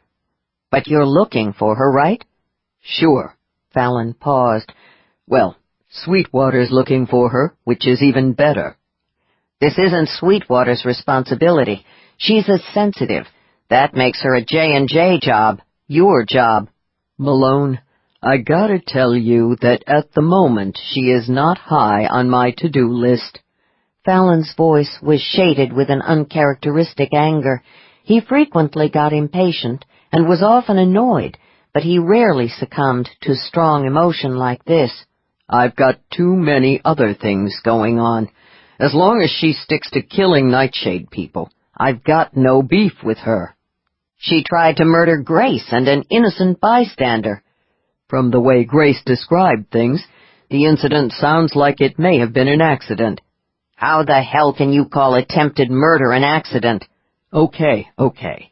Not exactly an accident," Fallon muttered.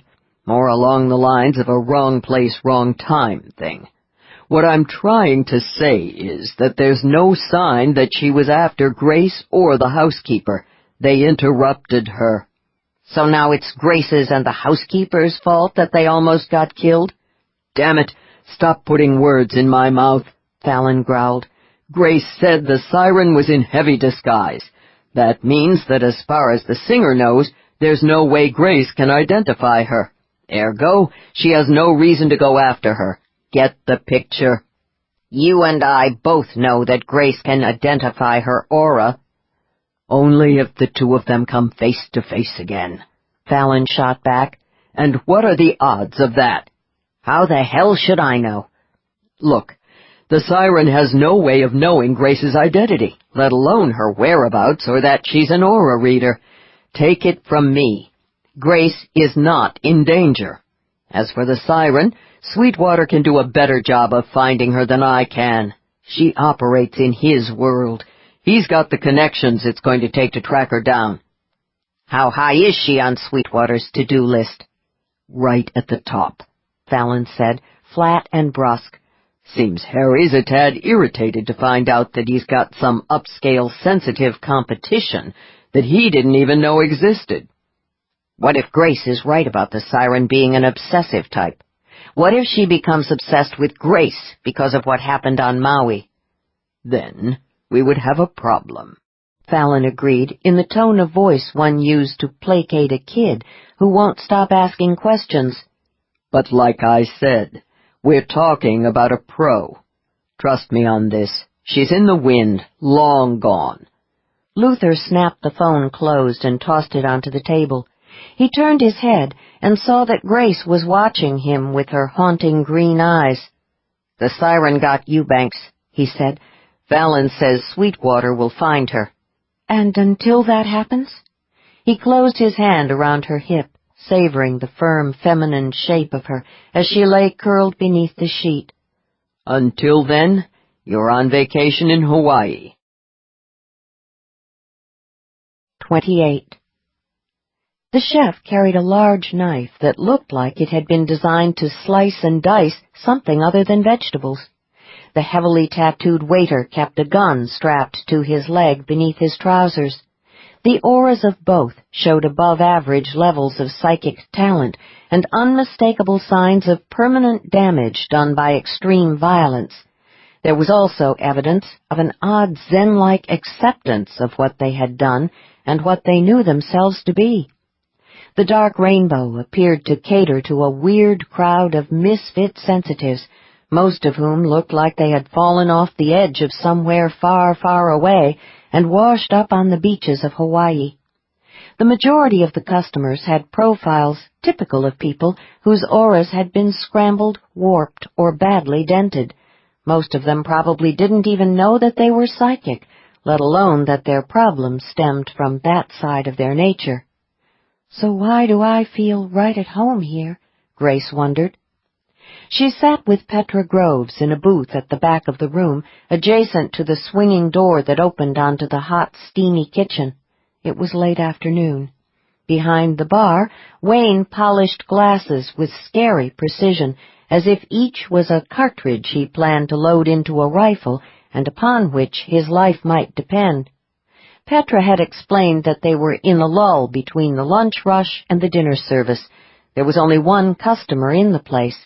He had parked his rusty shopping cart containing a stained bedroll and a number of empty soda cans and bottles outside in the courtyard. Referring to him as a customer was pushing it, Grace thought, since he was getting a free meal. "That's Jeff," Petra explained in low tones. "Head trauma while he was doing his third tour." "I can see the damage," Grace said softly. He's low level, looks totally paranoid. Yeah, doesn't trust the VA. Probably just as well. Doubt the doctors would know what to do with a sensitive. When he gets one of his spells, he shows up here. Luther tweaks his aura a little, calms him right down. On his good days, like today, he stops in and orders the fish and chips. Which you serve him without charge? Petra shrugged. He always offers to pay, but we don't need any more empty cans and bottles. Judging by the lunch crowd, a lot of your clientele look like they should have an appointment with one of the Society's shrinks. Petra snorted. Most of them don't even know the Society exists. What's more, if they did find out that there was such a thing, they'd probably run like hell in the opposite direction. Grace nodded solemnly. They become so paranoid, they would probably fear anyone who tried to coax them into a clinical setting. A few of them have good reason to be paranoid, Petra said grimly. A lot of our regulars got into trouble somewhere along the line when their psychic natures brought them to the attention of folks in white coats. You mean when other people decided they were crazy? Wayne paused in his polishing, eyes as cold as those of the snake that crowned his shaved head. Couple of them ended up in some damned lab experiments. Petra lowered her coffee mug. We don't try to play doctor here at the Dark Rainbow. Me and Wayne, we put off having kids and then found out we couldn't have any. After we moved here, I guess we just started adopting folks like Jeff and Ray and the others. The customers come here the first time for a meal or a drink. They come back because they feel better when they're here. Grace smiled.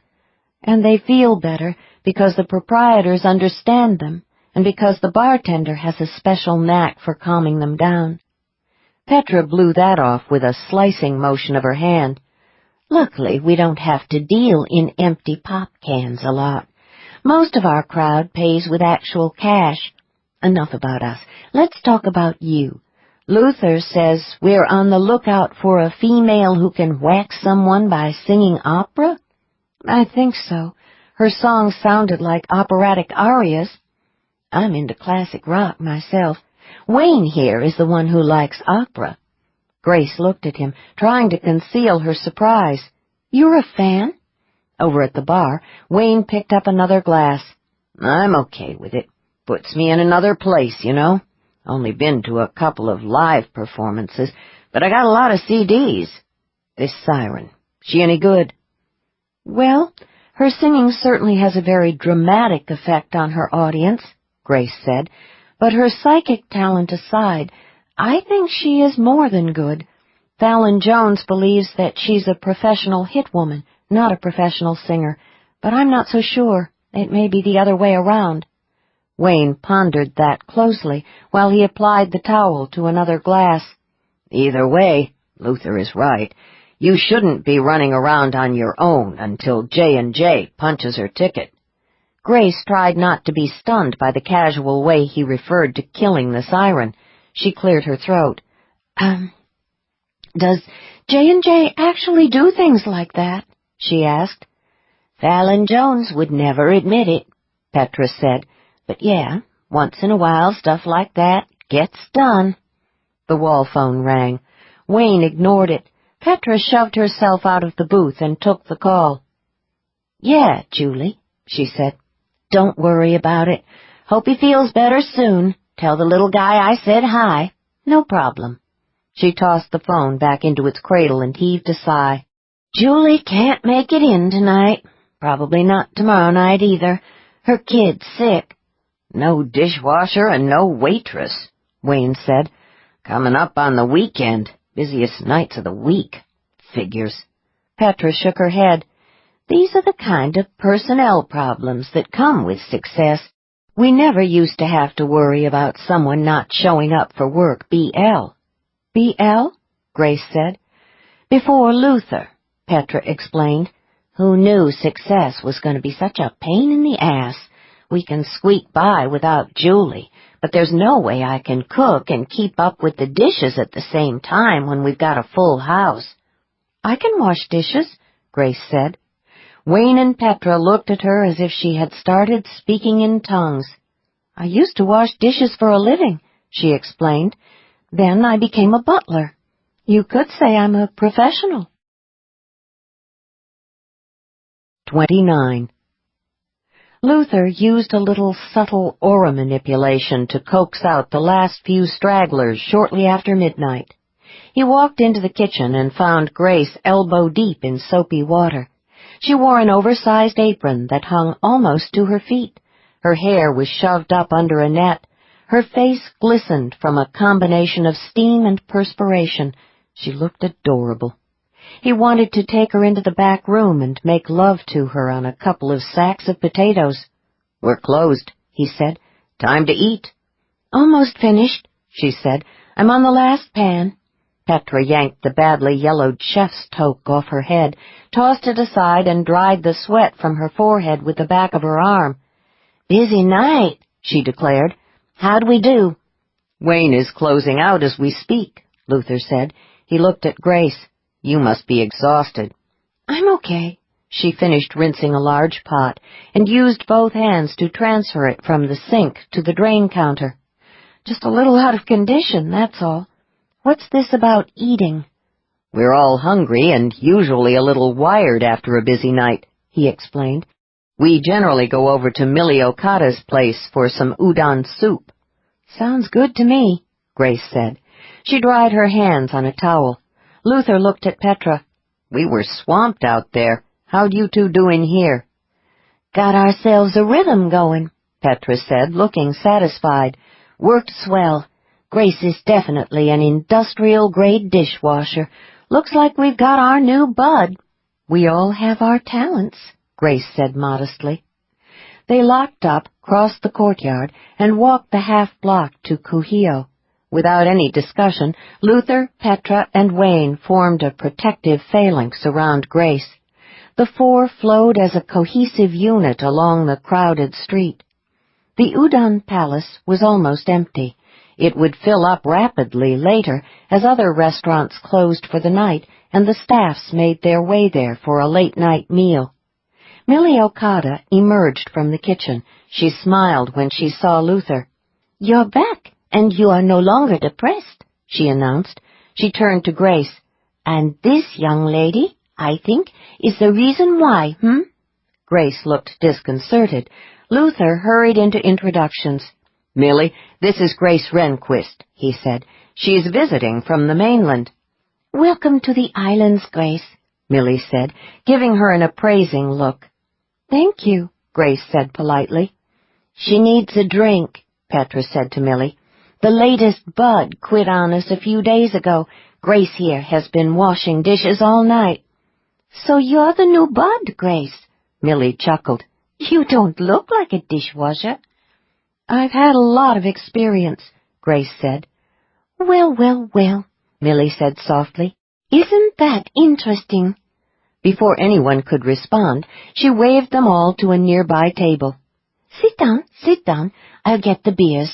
She looked at Grace, one brow raised. "Wine for you?" "Yes, please," Grace said.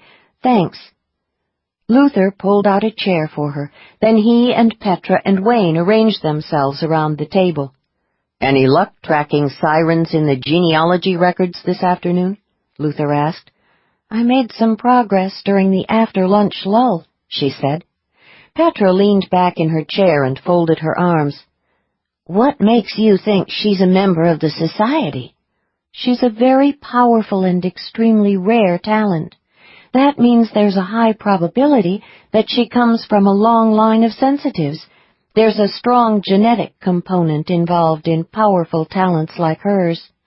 "In other words," Luther said, "even if she isn't registered, one or more of her ancestors with the killer talent may have been a member." Grace nodded. "Right.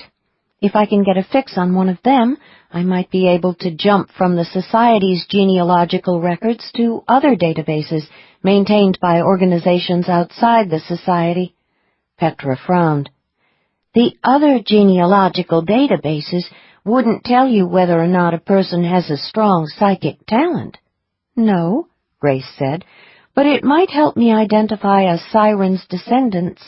From there I can determine if any had an unusual talent for singing." Wayne's eyes narrowed faintly. "Sounds like a long shot." "It is," Grace agreed, "but it's something to do while we wait for word from Fallon Jones." Millie emerged with 3 beers and a glass of white wine. She came back a moment later with bowls of steaming udon soup and handed them around. "Anything else?" Luther asked after Millie returned to the kitchen. "Not much," Grace admitted. "There are a number of references to members who possess what was often described as a mesmerizing voice. But even today, critics throw that term around routinely, so I'm not sure it means much. I did find some entries concerning singers whose music can put people in a trance that resembles sleep." "I hear that happens a lot at the opera," Petra said. "Maybe the talent isn't so rare." Grace smiled. "The point is, I didn't find any references to singers who can literally kill with their music. I sent an email request to Fallon Jones asking him to grant me access to the classified section of the genealogy files." Luther picked up his beer. "There's a classified section?" "Oh, yes," she said. "A lot of the records pertaining to particularly dangerous or bizarre talents are highly classified. I've been allowed to work with them on occasion when Mr. Jones was trying to identify a suspect. I'm sure he'll let me back into them for this search." She inhaled the steam off her soup. "This smells very, very good." "Best udon on the island," Wayne assured her.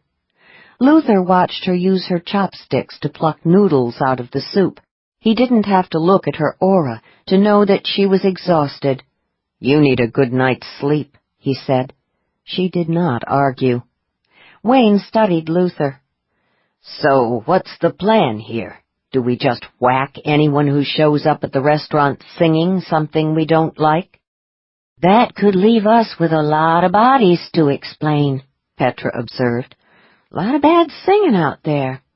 "I think the larger issue here is making sure that Grace is never alone until this is over," Luther said. "No problem."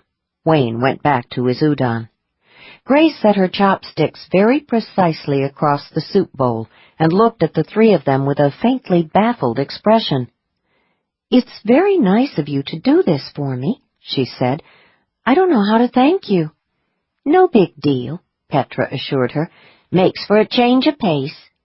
"Change is good once in a while," Wayne said.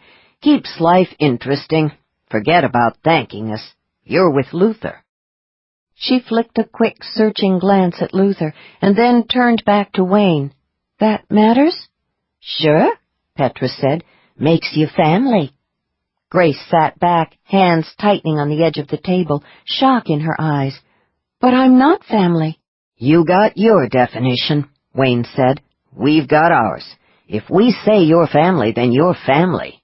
Grace's eyes glinted with tears. You don't even know me." "Forget the mushy stuff," Petra said. "Tell us more about sirens." Grace grabbed her napkin, dabbed at her eyes, and then cleared her throat a couple of times. She took a sip of wine and set down the glass, composed once more. "I spent some time researching the subject of mythological sirens in order to get some background.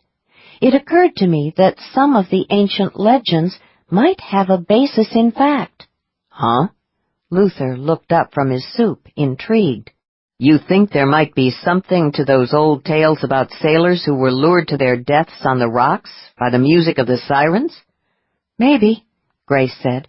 "According to the myths, there were some folks who survived the encounters.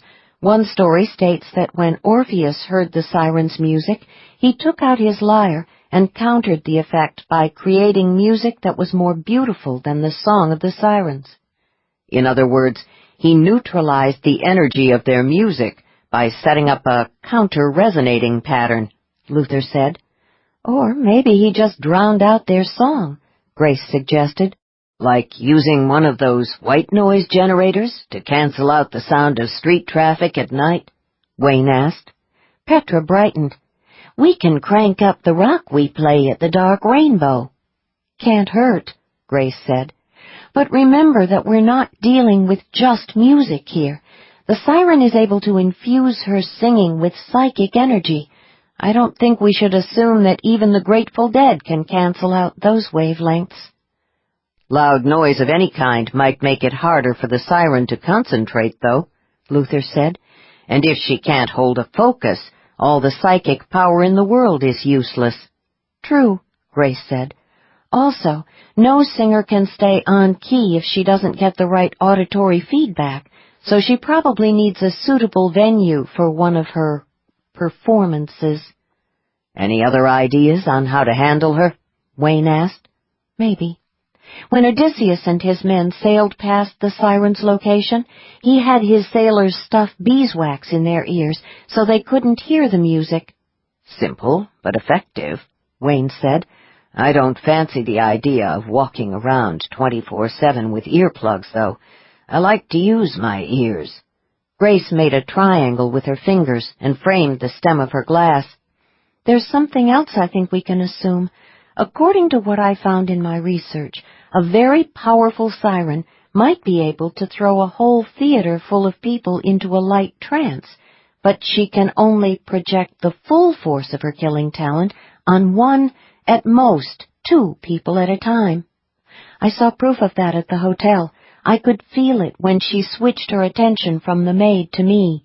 But when the elevator started to open, she panicked and fled. She knew she couldn't control any more than just the 2 of us.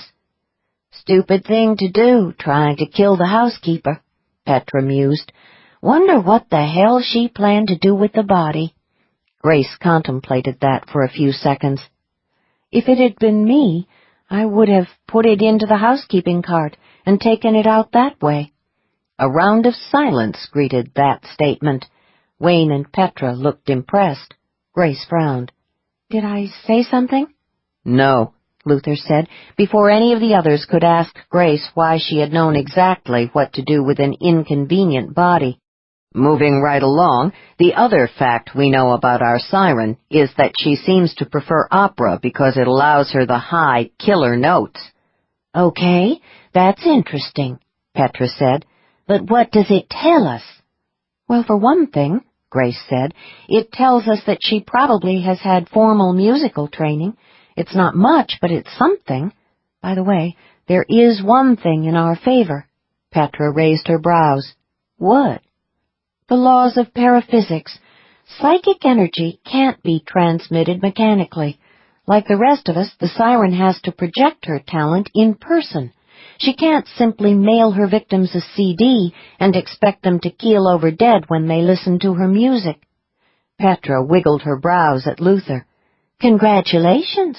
I see you found yourself a real glass-half-full kind of woman. Luther grinned at Grace. Yeah, I've turned over a new leaf. Who says I'm depressed? 30. Damaris came awake with the familiar panicky feeling. Something was wrong. But that wasn't true. Everything was all right again. The Maui operation had gone off perfectly in the end. Eubanks was dead, and La Sirene was back in San Francisco. Her racing heart and the breathless sensation were due to the drug. She dreaded the next injection. It was scheduled for 9 a.m. The phone rang. She rolled onto her side and grabbed it off the bedside table. One glance at the incoming number iced her blood. "What is it?" she said into the phone. "What's wrong?" "Nothing's wrong," La Sirene said impatiently, "except that I'm running around like a madwoman here, getting ready to fly to Acacia Bay. Dear Newland is sending his private jet for me." Her voice became slightly muffled as she spoke to someone else. "No, not those shoes, you idiot. The blue pair. Blue is my color. I'll need them for the opening night party." Like a madwoman. Damaris shuddered, wondering if her sister had any idea just how accurate the description was. Probably not. Crazy people didn't see themselves as crazy. "That's great," she said, taking a couple of deep breaths to calm her racing heart. "You're going to knock 'em dead as the queen of the night." She winced at her own unfortunate choice of words. "I'm looking forward to the performance. I'm sure all the most important critics will be there. Dear Newland has promised they will be. Has Daddy found that bitch yet?" Damaris closed her eyes. "Vivian, please listen to me. The housekeeper isn't important." "I told you, forget the hotel maid," La Sirène snapped. "I'm not interested in her. She's nothing to me. I want the other woman, the one who protected the housekeeper and tried to resist my singing." Damaris got to her feet, fingers clenched around the phone. "The other woman doesn't matter either. Let it go, Vivian. Concentrate on the Acacia Bay performance. Your career is about to take off again. You can't afford to be distracted." "Not the emeralds, you silly creature. I'll need the sapphire and diamond set that dear Newland gave me. They go with the shoes and the gown." La Sirène's voice grew louder as she spoke directly into the phone. "Damaris, this is the least you can do for me. Let me rephrase that. It's the least Daddy can do for me. He owes me this much." "The important thing is that the woman has no way of knowing who you are. She can't identify you." "This has nothing to do with whether she can identify me. She resisted me. I know she must be a sensitive. Don't tell me that Daddy can't find her." "He's still looking for her," Damaris lied. "I'll let you know as soon as he finds her." "Promise?" Damaris sighed. "Promise." The phone went dead. Damaris stared at it, wondering why it was vibrating. After a couple of seconds, she realized that it was shaking because her hand was trembling. She made herself take several deep, steadying breaths and went to the window. She stood looking out at the lights of Los Angeles for a long time, thinking. Two things had become very clear. Her fears about using her sister to take out Eubanks had been justified. La Sirène was now obsessed with the mysterious woman she had encountered on Maui. She viewed her as a rival. Given Vivian's character, that fixation would not end until the woman was dead. The entire plan was in jeopardy. She went back to the nightstand and picked up the phone. Daddy answered on the first ring. "You're awake," she said quietly. "I don't sleep much these days. What's wrong?" "I think we may have a problem. Vivian has become fixated on the woman who discovered her in Eubanks's hotel room on Maui. Not the housekeeper, the other one." There was a short silence, and then a soft chuckle. "Your sister may not be as crazy as you think." "What do you mean?" "I've been obsessing on her myself." "I don't understand," Damaris whispered. "Why?" "Because it was simply too much of a coincidence that a sensitive, powerful enough to interfere with your sister's singing, just happened to be in that hotel on Eubanks's floor at that moment." Shock reverberated through her. "Yes, of course. I should have realized." "Yes, you should have thought about the possibilities." "I'm sorry." She rubbed her damp forehead. "It's the drug, Daddy. I can't seem to think straight these days." "I know. I told you. The first few months are a little rough. Relax. I'm not annoyed because of this small lapse. I've got the situation under control." "You found the woman?" "Her name is Grace Renquist. Turns out she's just a librarian in the Bureau of Genealogy. Fairly strong aura talent, though. Fallon Jones sent her to Maui along with a bodyguard to get a look at Eubanks. That means she must be able to ID auras." "How much does J&J know?" "At the moment, nothing. As I thought, Jones was watching Eubanks as part of a routine investigation into the death of one of the women he killed, the last victim. The woman's family hired the agency to look into it. Fallon Jones figured Eubanks for just another high-level sensitive gone bad. Now Eubanks is dead due to a stroke. As far as the agency is concerned, the case is closed." "But what about Grace Renquist? You said she's a high-ranking aura talent. She must have seen Vivian's aura. A lot of strong auras can recognize individual energy fields. At the very least, she must have realized that Vivian is a powerful sensitive of some kind. J&J would follow up on that information. Now you're thinking like the future director of Nightshade. Approval laced each word. You're right. Miss Renquist has indeed become a problem. As things stand, she is the one person who might be able to identify La Sirene. And if La Sirene were to be discovered and identified, well, things could get a bit awkward. Comprehension shuddered through Damaris. She had to fight to breathe. If J&J finds Vivian, she broke off, unable to finish the sentence. Yes, exactly, Daddy said gently.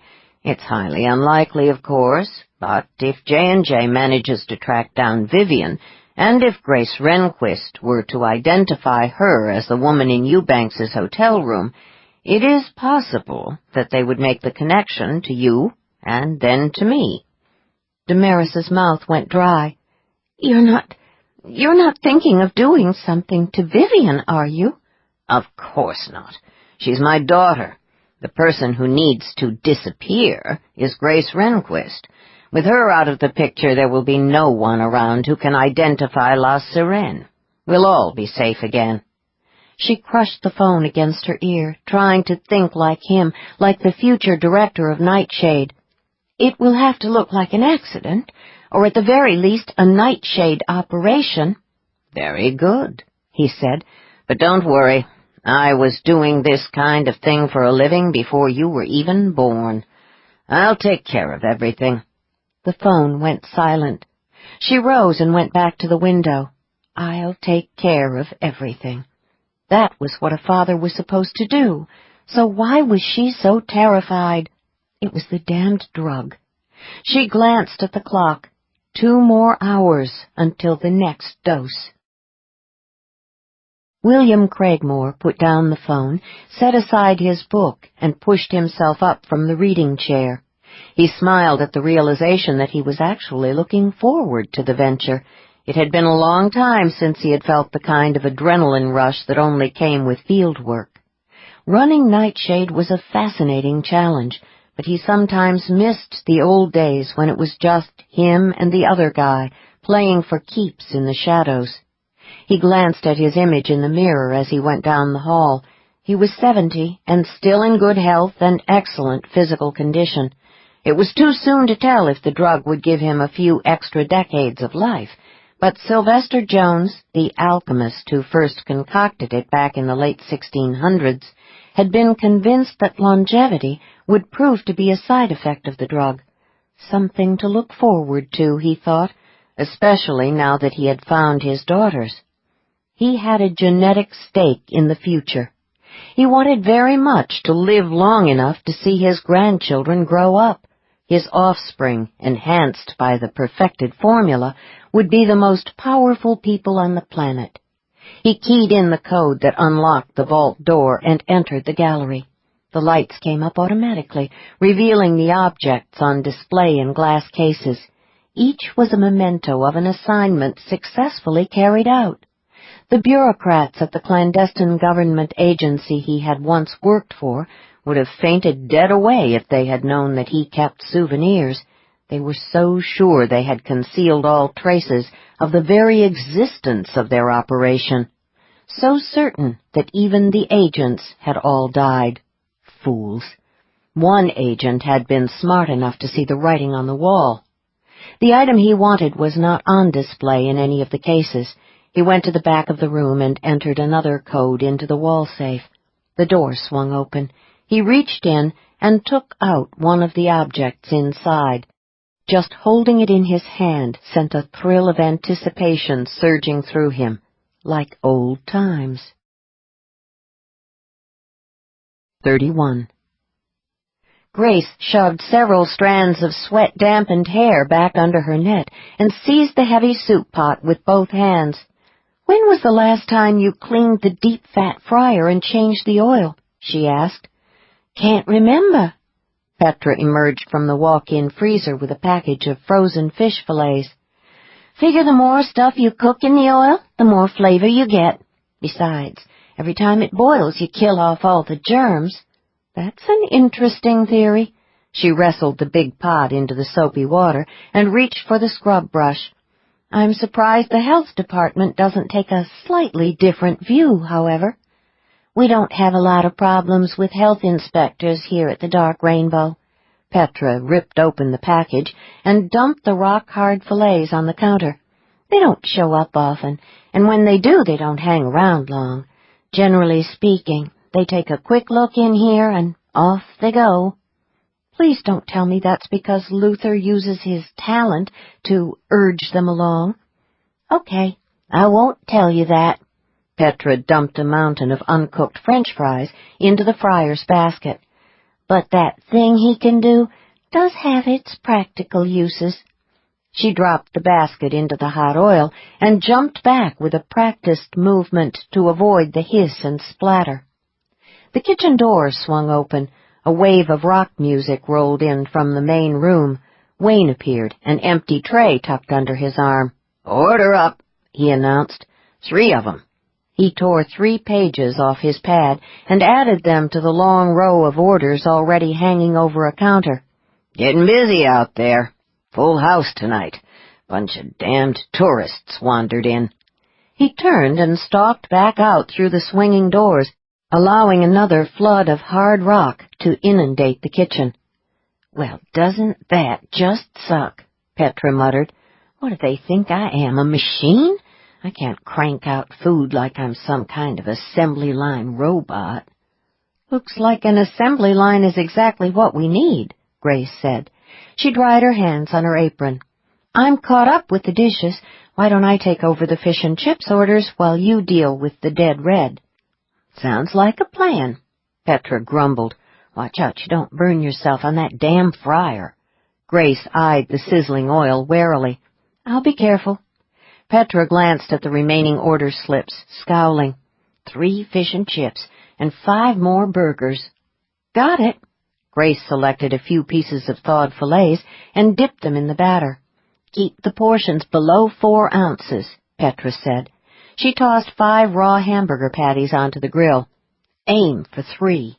We're not running a homeless shelter here." "Isn't 3 ounces of fish a rather small serving?" "Not when you're feeding tourists. They'll never know the difference. Besides, the batter blows up a lot in the fryer, makes the portions look bigger. Then you fill up the rest of the plate with a lot of French fries. Potatoes are cheaper than fish. And since it's all fried, it's all the same color. No one notices where the fish stops and the potatoes begin." "I can see you've got this down to a fine art." "Damn straight." The swinging door opened again, releasing another flood of rock, just as Grace was lowering the basket of batter-dipped fish into the fryer. Luther came into the room. He frowned at her. "Watch that fryer," he said. "It's dangerous." "Trust me, I'm being very careful." "Thought you were supposed to be washing dishes," he said. Petra looked up from the burgers. "Gave her a field promotion due to the fact that we're swamped. How's it going out there?" "Busy night. Probably peak in the next hour or so. Bunch of tourists found us. You two doing okay?" "Do we look like we're okay?" Petra snapped. "It's hotter'n hell in here, and we've got orders coming out the ass." "Now there's an appetizing visual," Luther said. "Do they talk like that on the cooking channel?" "Damned if I know," Petra said. "I didn't learn to cook by watching the cooking channel." "Well, hey, I'm just the bartender," Luther said. "I sure don't want to slow down the process in here. I'll leave you two to get on with the preparation of your culinary art." He winked at Grace and went back through the swinging doors. Petra glared at the doors. "What the hell is culinary art?" "Cooking," Grace said. "Oh, yeah, right. I knew that." "Where did you learn to cook?" Grace asked, curious. "Wayne and I hired us a real cook when we bought the place. Watched him for a while. By the time he quit, and sooner or later they all quit, I figured I could handle the kitchen. No big trick to it. So long as you put the food in the fryer or throw it on a grill, folks will eat it. Fact of life." "I can see there's a real emphasis on healthy, organic cooking here at the Dark Rainbow. How did Luther come to join the staff?" After he moved to Waikiki, he found his way here like the rest of the regulars, started coming in occasionally for a beer and sometimes a meal. On quiet nights we got to talking. You know how it is. Strong sensitives usually recognize each other. Yes, Grace said, thinking back to that day on the concourse when she first saw Luther. I know. We had some things in common. He'd been a cop and he was doing some contract work for J&J. Wayne and me, we'd done something along the same lines. None of us had any family to speak of. Guess you could say the three of us sort of understood each other. You formed your own family? Something like that, yeah. But how did Luther get involved in the business? She asked. After a while, it came out that me and Wayne were having some problems here. There was a lot of drug dealing in the alley out back, and some of the low-rent hookers had started hanging out in the bar. We had a few fights break out. Police started showing up a lot, disturbed the regulars. They stopped coming around. All in all, we were going under. Luther fixed a few things. How? Let's just say he got rid of some pesky problems. The regulars returned, and we've been okay ever since.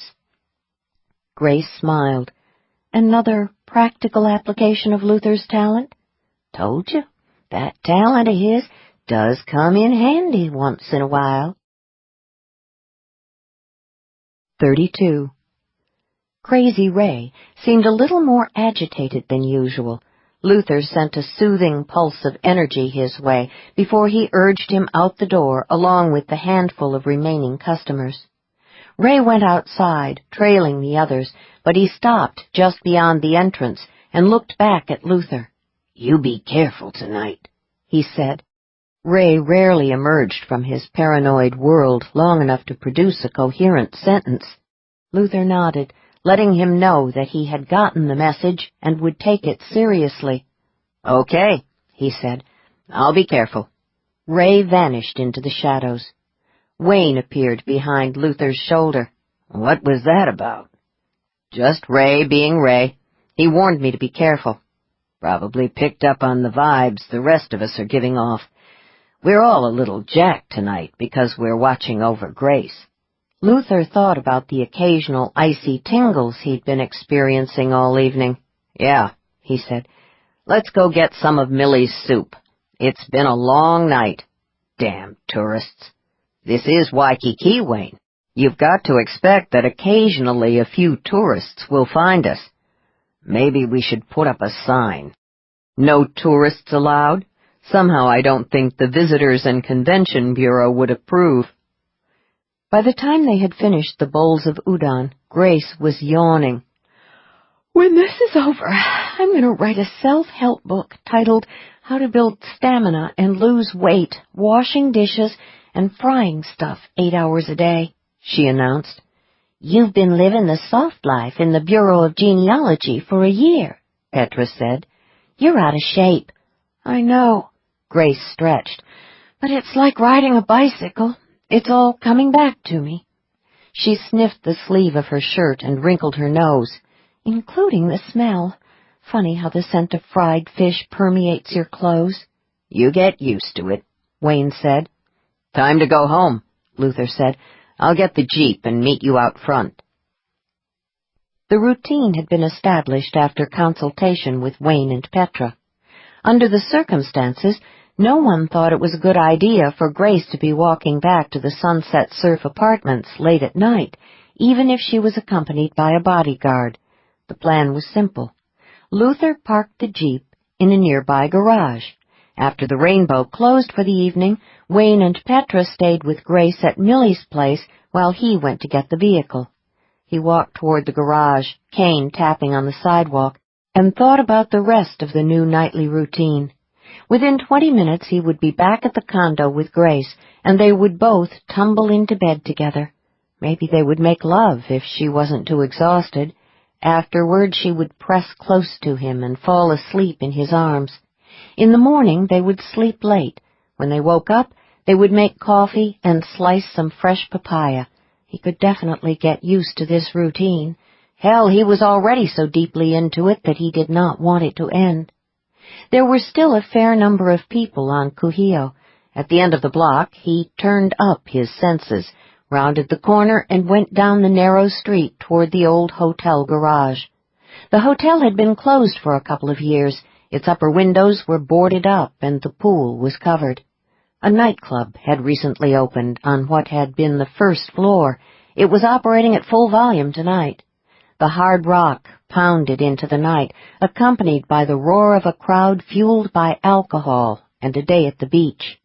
The garage was full, thanks to the club patrons. He walked toward the far end where he had parked the Jeep, automatically watching for the flash of an aura in the dark canyons between vehicles. The deep thunder of the music spilled through every opening in the concrete walls and cascaded down the stairwell. His leg was aching again tonight.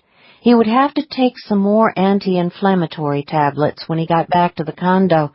The thought made him want to snap the cane in half and hurl the pieces into the nearest trash bin. The memory of the shooter coming out of the bedroom, surprising him, flashed in his head. Get over it. Could have been a hell of a lot worse. He went toward the Jeep, keys out, still on alert for movement in the shadows or anything else that didn't seem right.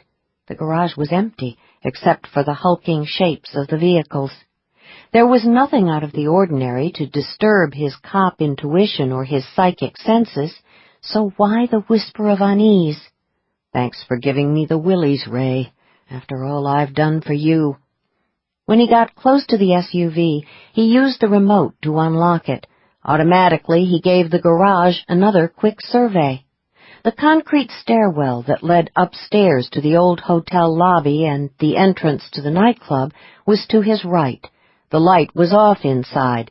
It had been on earlier when he parked. Adrenaline scalded his veins. The narrow beam of a penlight appeared first, prowling around the stairwell landing, illuminating the concrete steps. The person gripping the small light rounded the corner a second later and started down the steps. In the darkened stairwell he was only a tall, lean silhouette, but his aura pulsed hot with the colors of violence and raw power. Luther concentrated, getting the pattern in focus, just in case. The man halted at the foot of the stairs. Although his aura was running red-hot, he made no move that could be interpreted as violent. There was no gun or knife in his free hand. He just stood there, aiming the flashlight at Luther's chest. Rogue waves spiked across the stranger's aura. Luther sent a crushing tide of energy at him. Nothing happened. In the next instant, he realized that his parasenses were fading fast, going blind. It was suddenly hard to make out the stranger's pattern. That wasn't right. He should have been able to see it clearly. I'm afraid you have become a problem, Mr. Malone, the man said, but I'm an old hand at fixing problems like you. The words sounded as if they came from the bottom of an abyss. They were laced with the promise of death. Luther could barely hear them. The garage was filling with a rising tide of shadows. The gathering darkness rapidly blotted up what little light came from the overhead fixtures. Now his vision was fading. A great weakness settled on him, saturating his bones. He knew with absolute certainty that he was dying. There was pain where the pencil-slim flashlight beam struck his chest. He realized that it had to be the light that was swiftly neutralizing his aura. When your energy field went out, you went out with it. He tried to summon the strength to move, but his muscles would not obey. His will to live was a weak and flimsy weapon against the numbing power of the penlight. "Who are you?" he croaked. "William Cragmore. Perhaps you've heard of me." "Counsel." He could barely get the word out.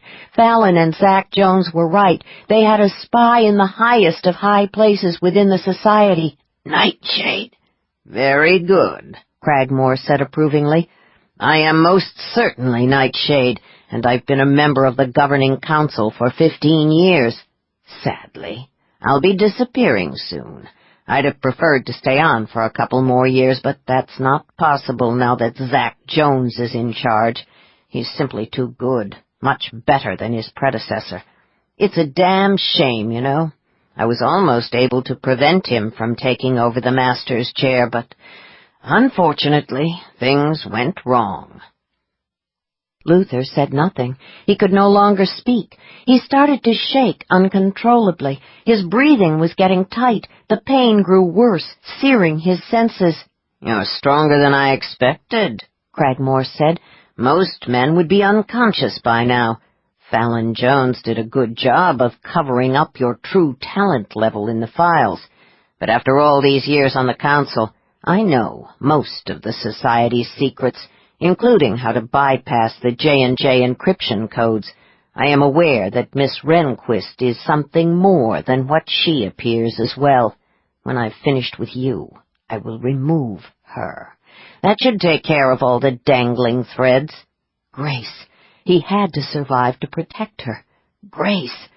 Somehow just thinking her name clarified his fevered mind for a few seconds. It occurred to him that the only thing keeping him on his feet was willpower and the cane. He had a death grip on the handle, knowing that if he went down he would not get up. If he went down. He allowed himself to stop fighting the effects of the beam. The last of the strength went out of his fingers. The cane clattered on the concrete. Predictably, he too fell hard and fast onto the unforgiving floor. Pain jolted through his bad leg, but for a precious few seconds the penlight lost its focus on his chest. His senses slammed back with jolting force. The lights came up in the garage. The thunder of the rock music and the noise of the crowd grew loud. He could breathe again. He rolled under the Jeep, instinctively seeking the darkness like some night creature scurrying from the sun. Cragmore swung the penlight back and forth in an arc, trying to track and pin him again with the beam. He sensed the slender ray, slicing like a surgeon's scalpel, striking his legs and, briefly, his shoulders and back as he scrambled under the Jeep. When the killing light hit his lower body, it did not have nearly as much impact as when it glanced across his core. It hurt like hell, but he could keep moving. In the 2 seconds it took to get under the Jeep, all his senses sparked on and off like faulty electrical wiring, a dizzying, nerve-rattling whirl of sound and silence, sight and blindness. Once in the narrow space under the vehicle, he kept going, wriggling beneath the undercarriage and out on the far side. "Give it up," Cragmore ordered.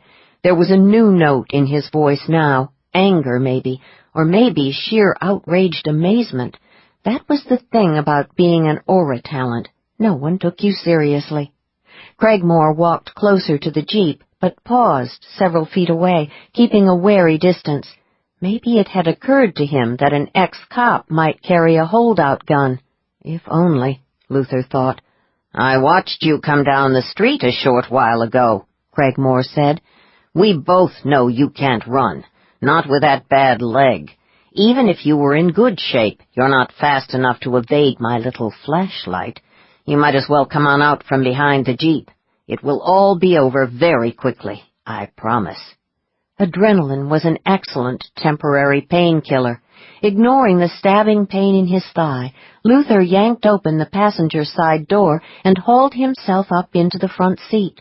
He made it into the driver's side and hit the button to lock all 4 doors, sealing himself inside. He was about to put the laws of paraphysics to a severe test.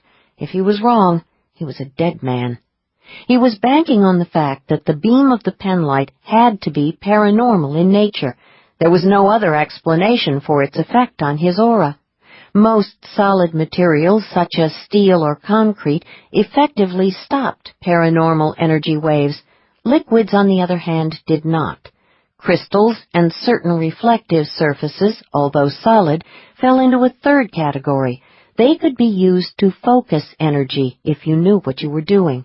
Glass, however, was a fourth category of matter as far as paraphysics was concerned.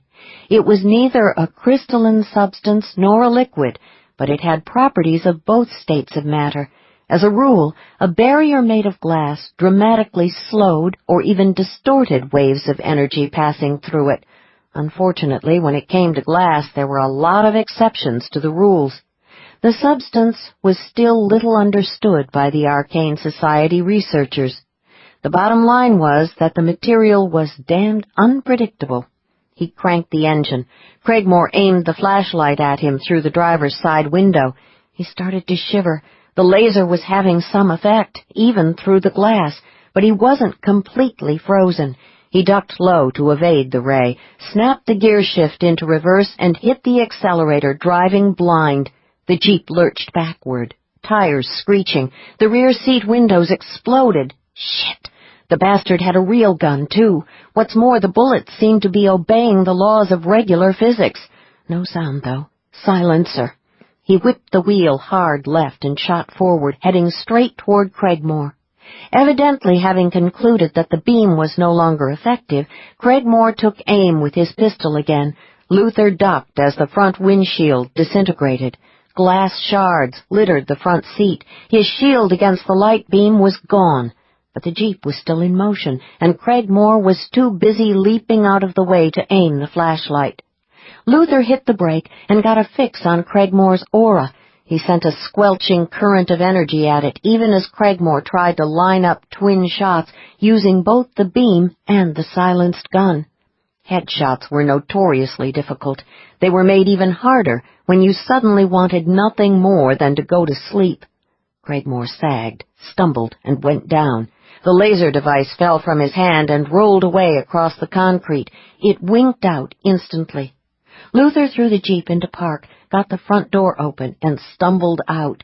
He limped toward Craigmore, using the fender of a nearby car for support. Craigmore was on his belly on the oil-stained concrete, facing Luther. Amazingly, he still gripped the gun and was using both hands to try to aim it. His lips were pulled back in a savage grin. He managed to get off another shot. The bullet went wide, but Luther jerked aside reflexively. The sudden movement caused his leg to collapse again. He landed hard on one knee and his elbow. His concentration wavered for a few seconds.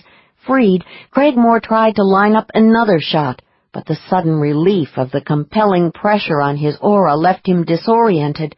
Luther heightened his aura to full power, lurched part way to his feet, and fell on top of Craigmore.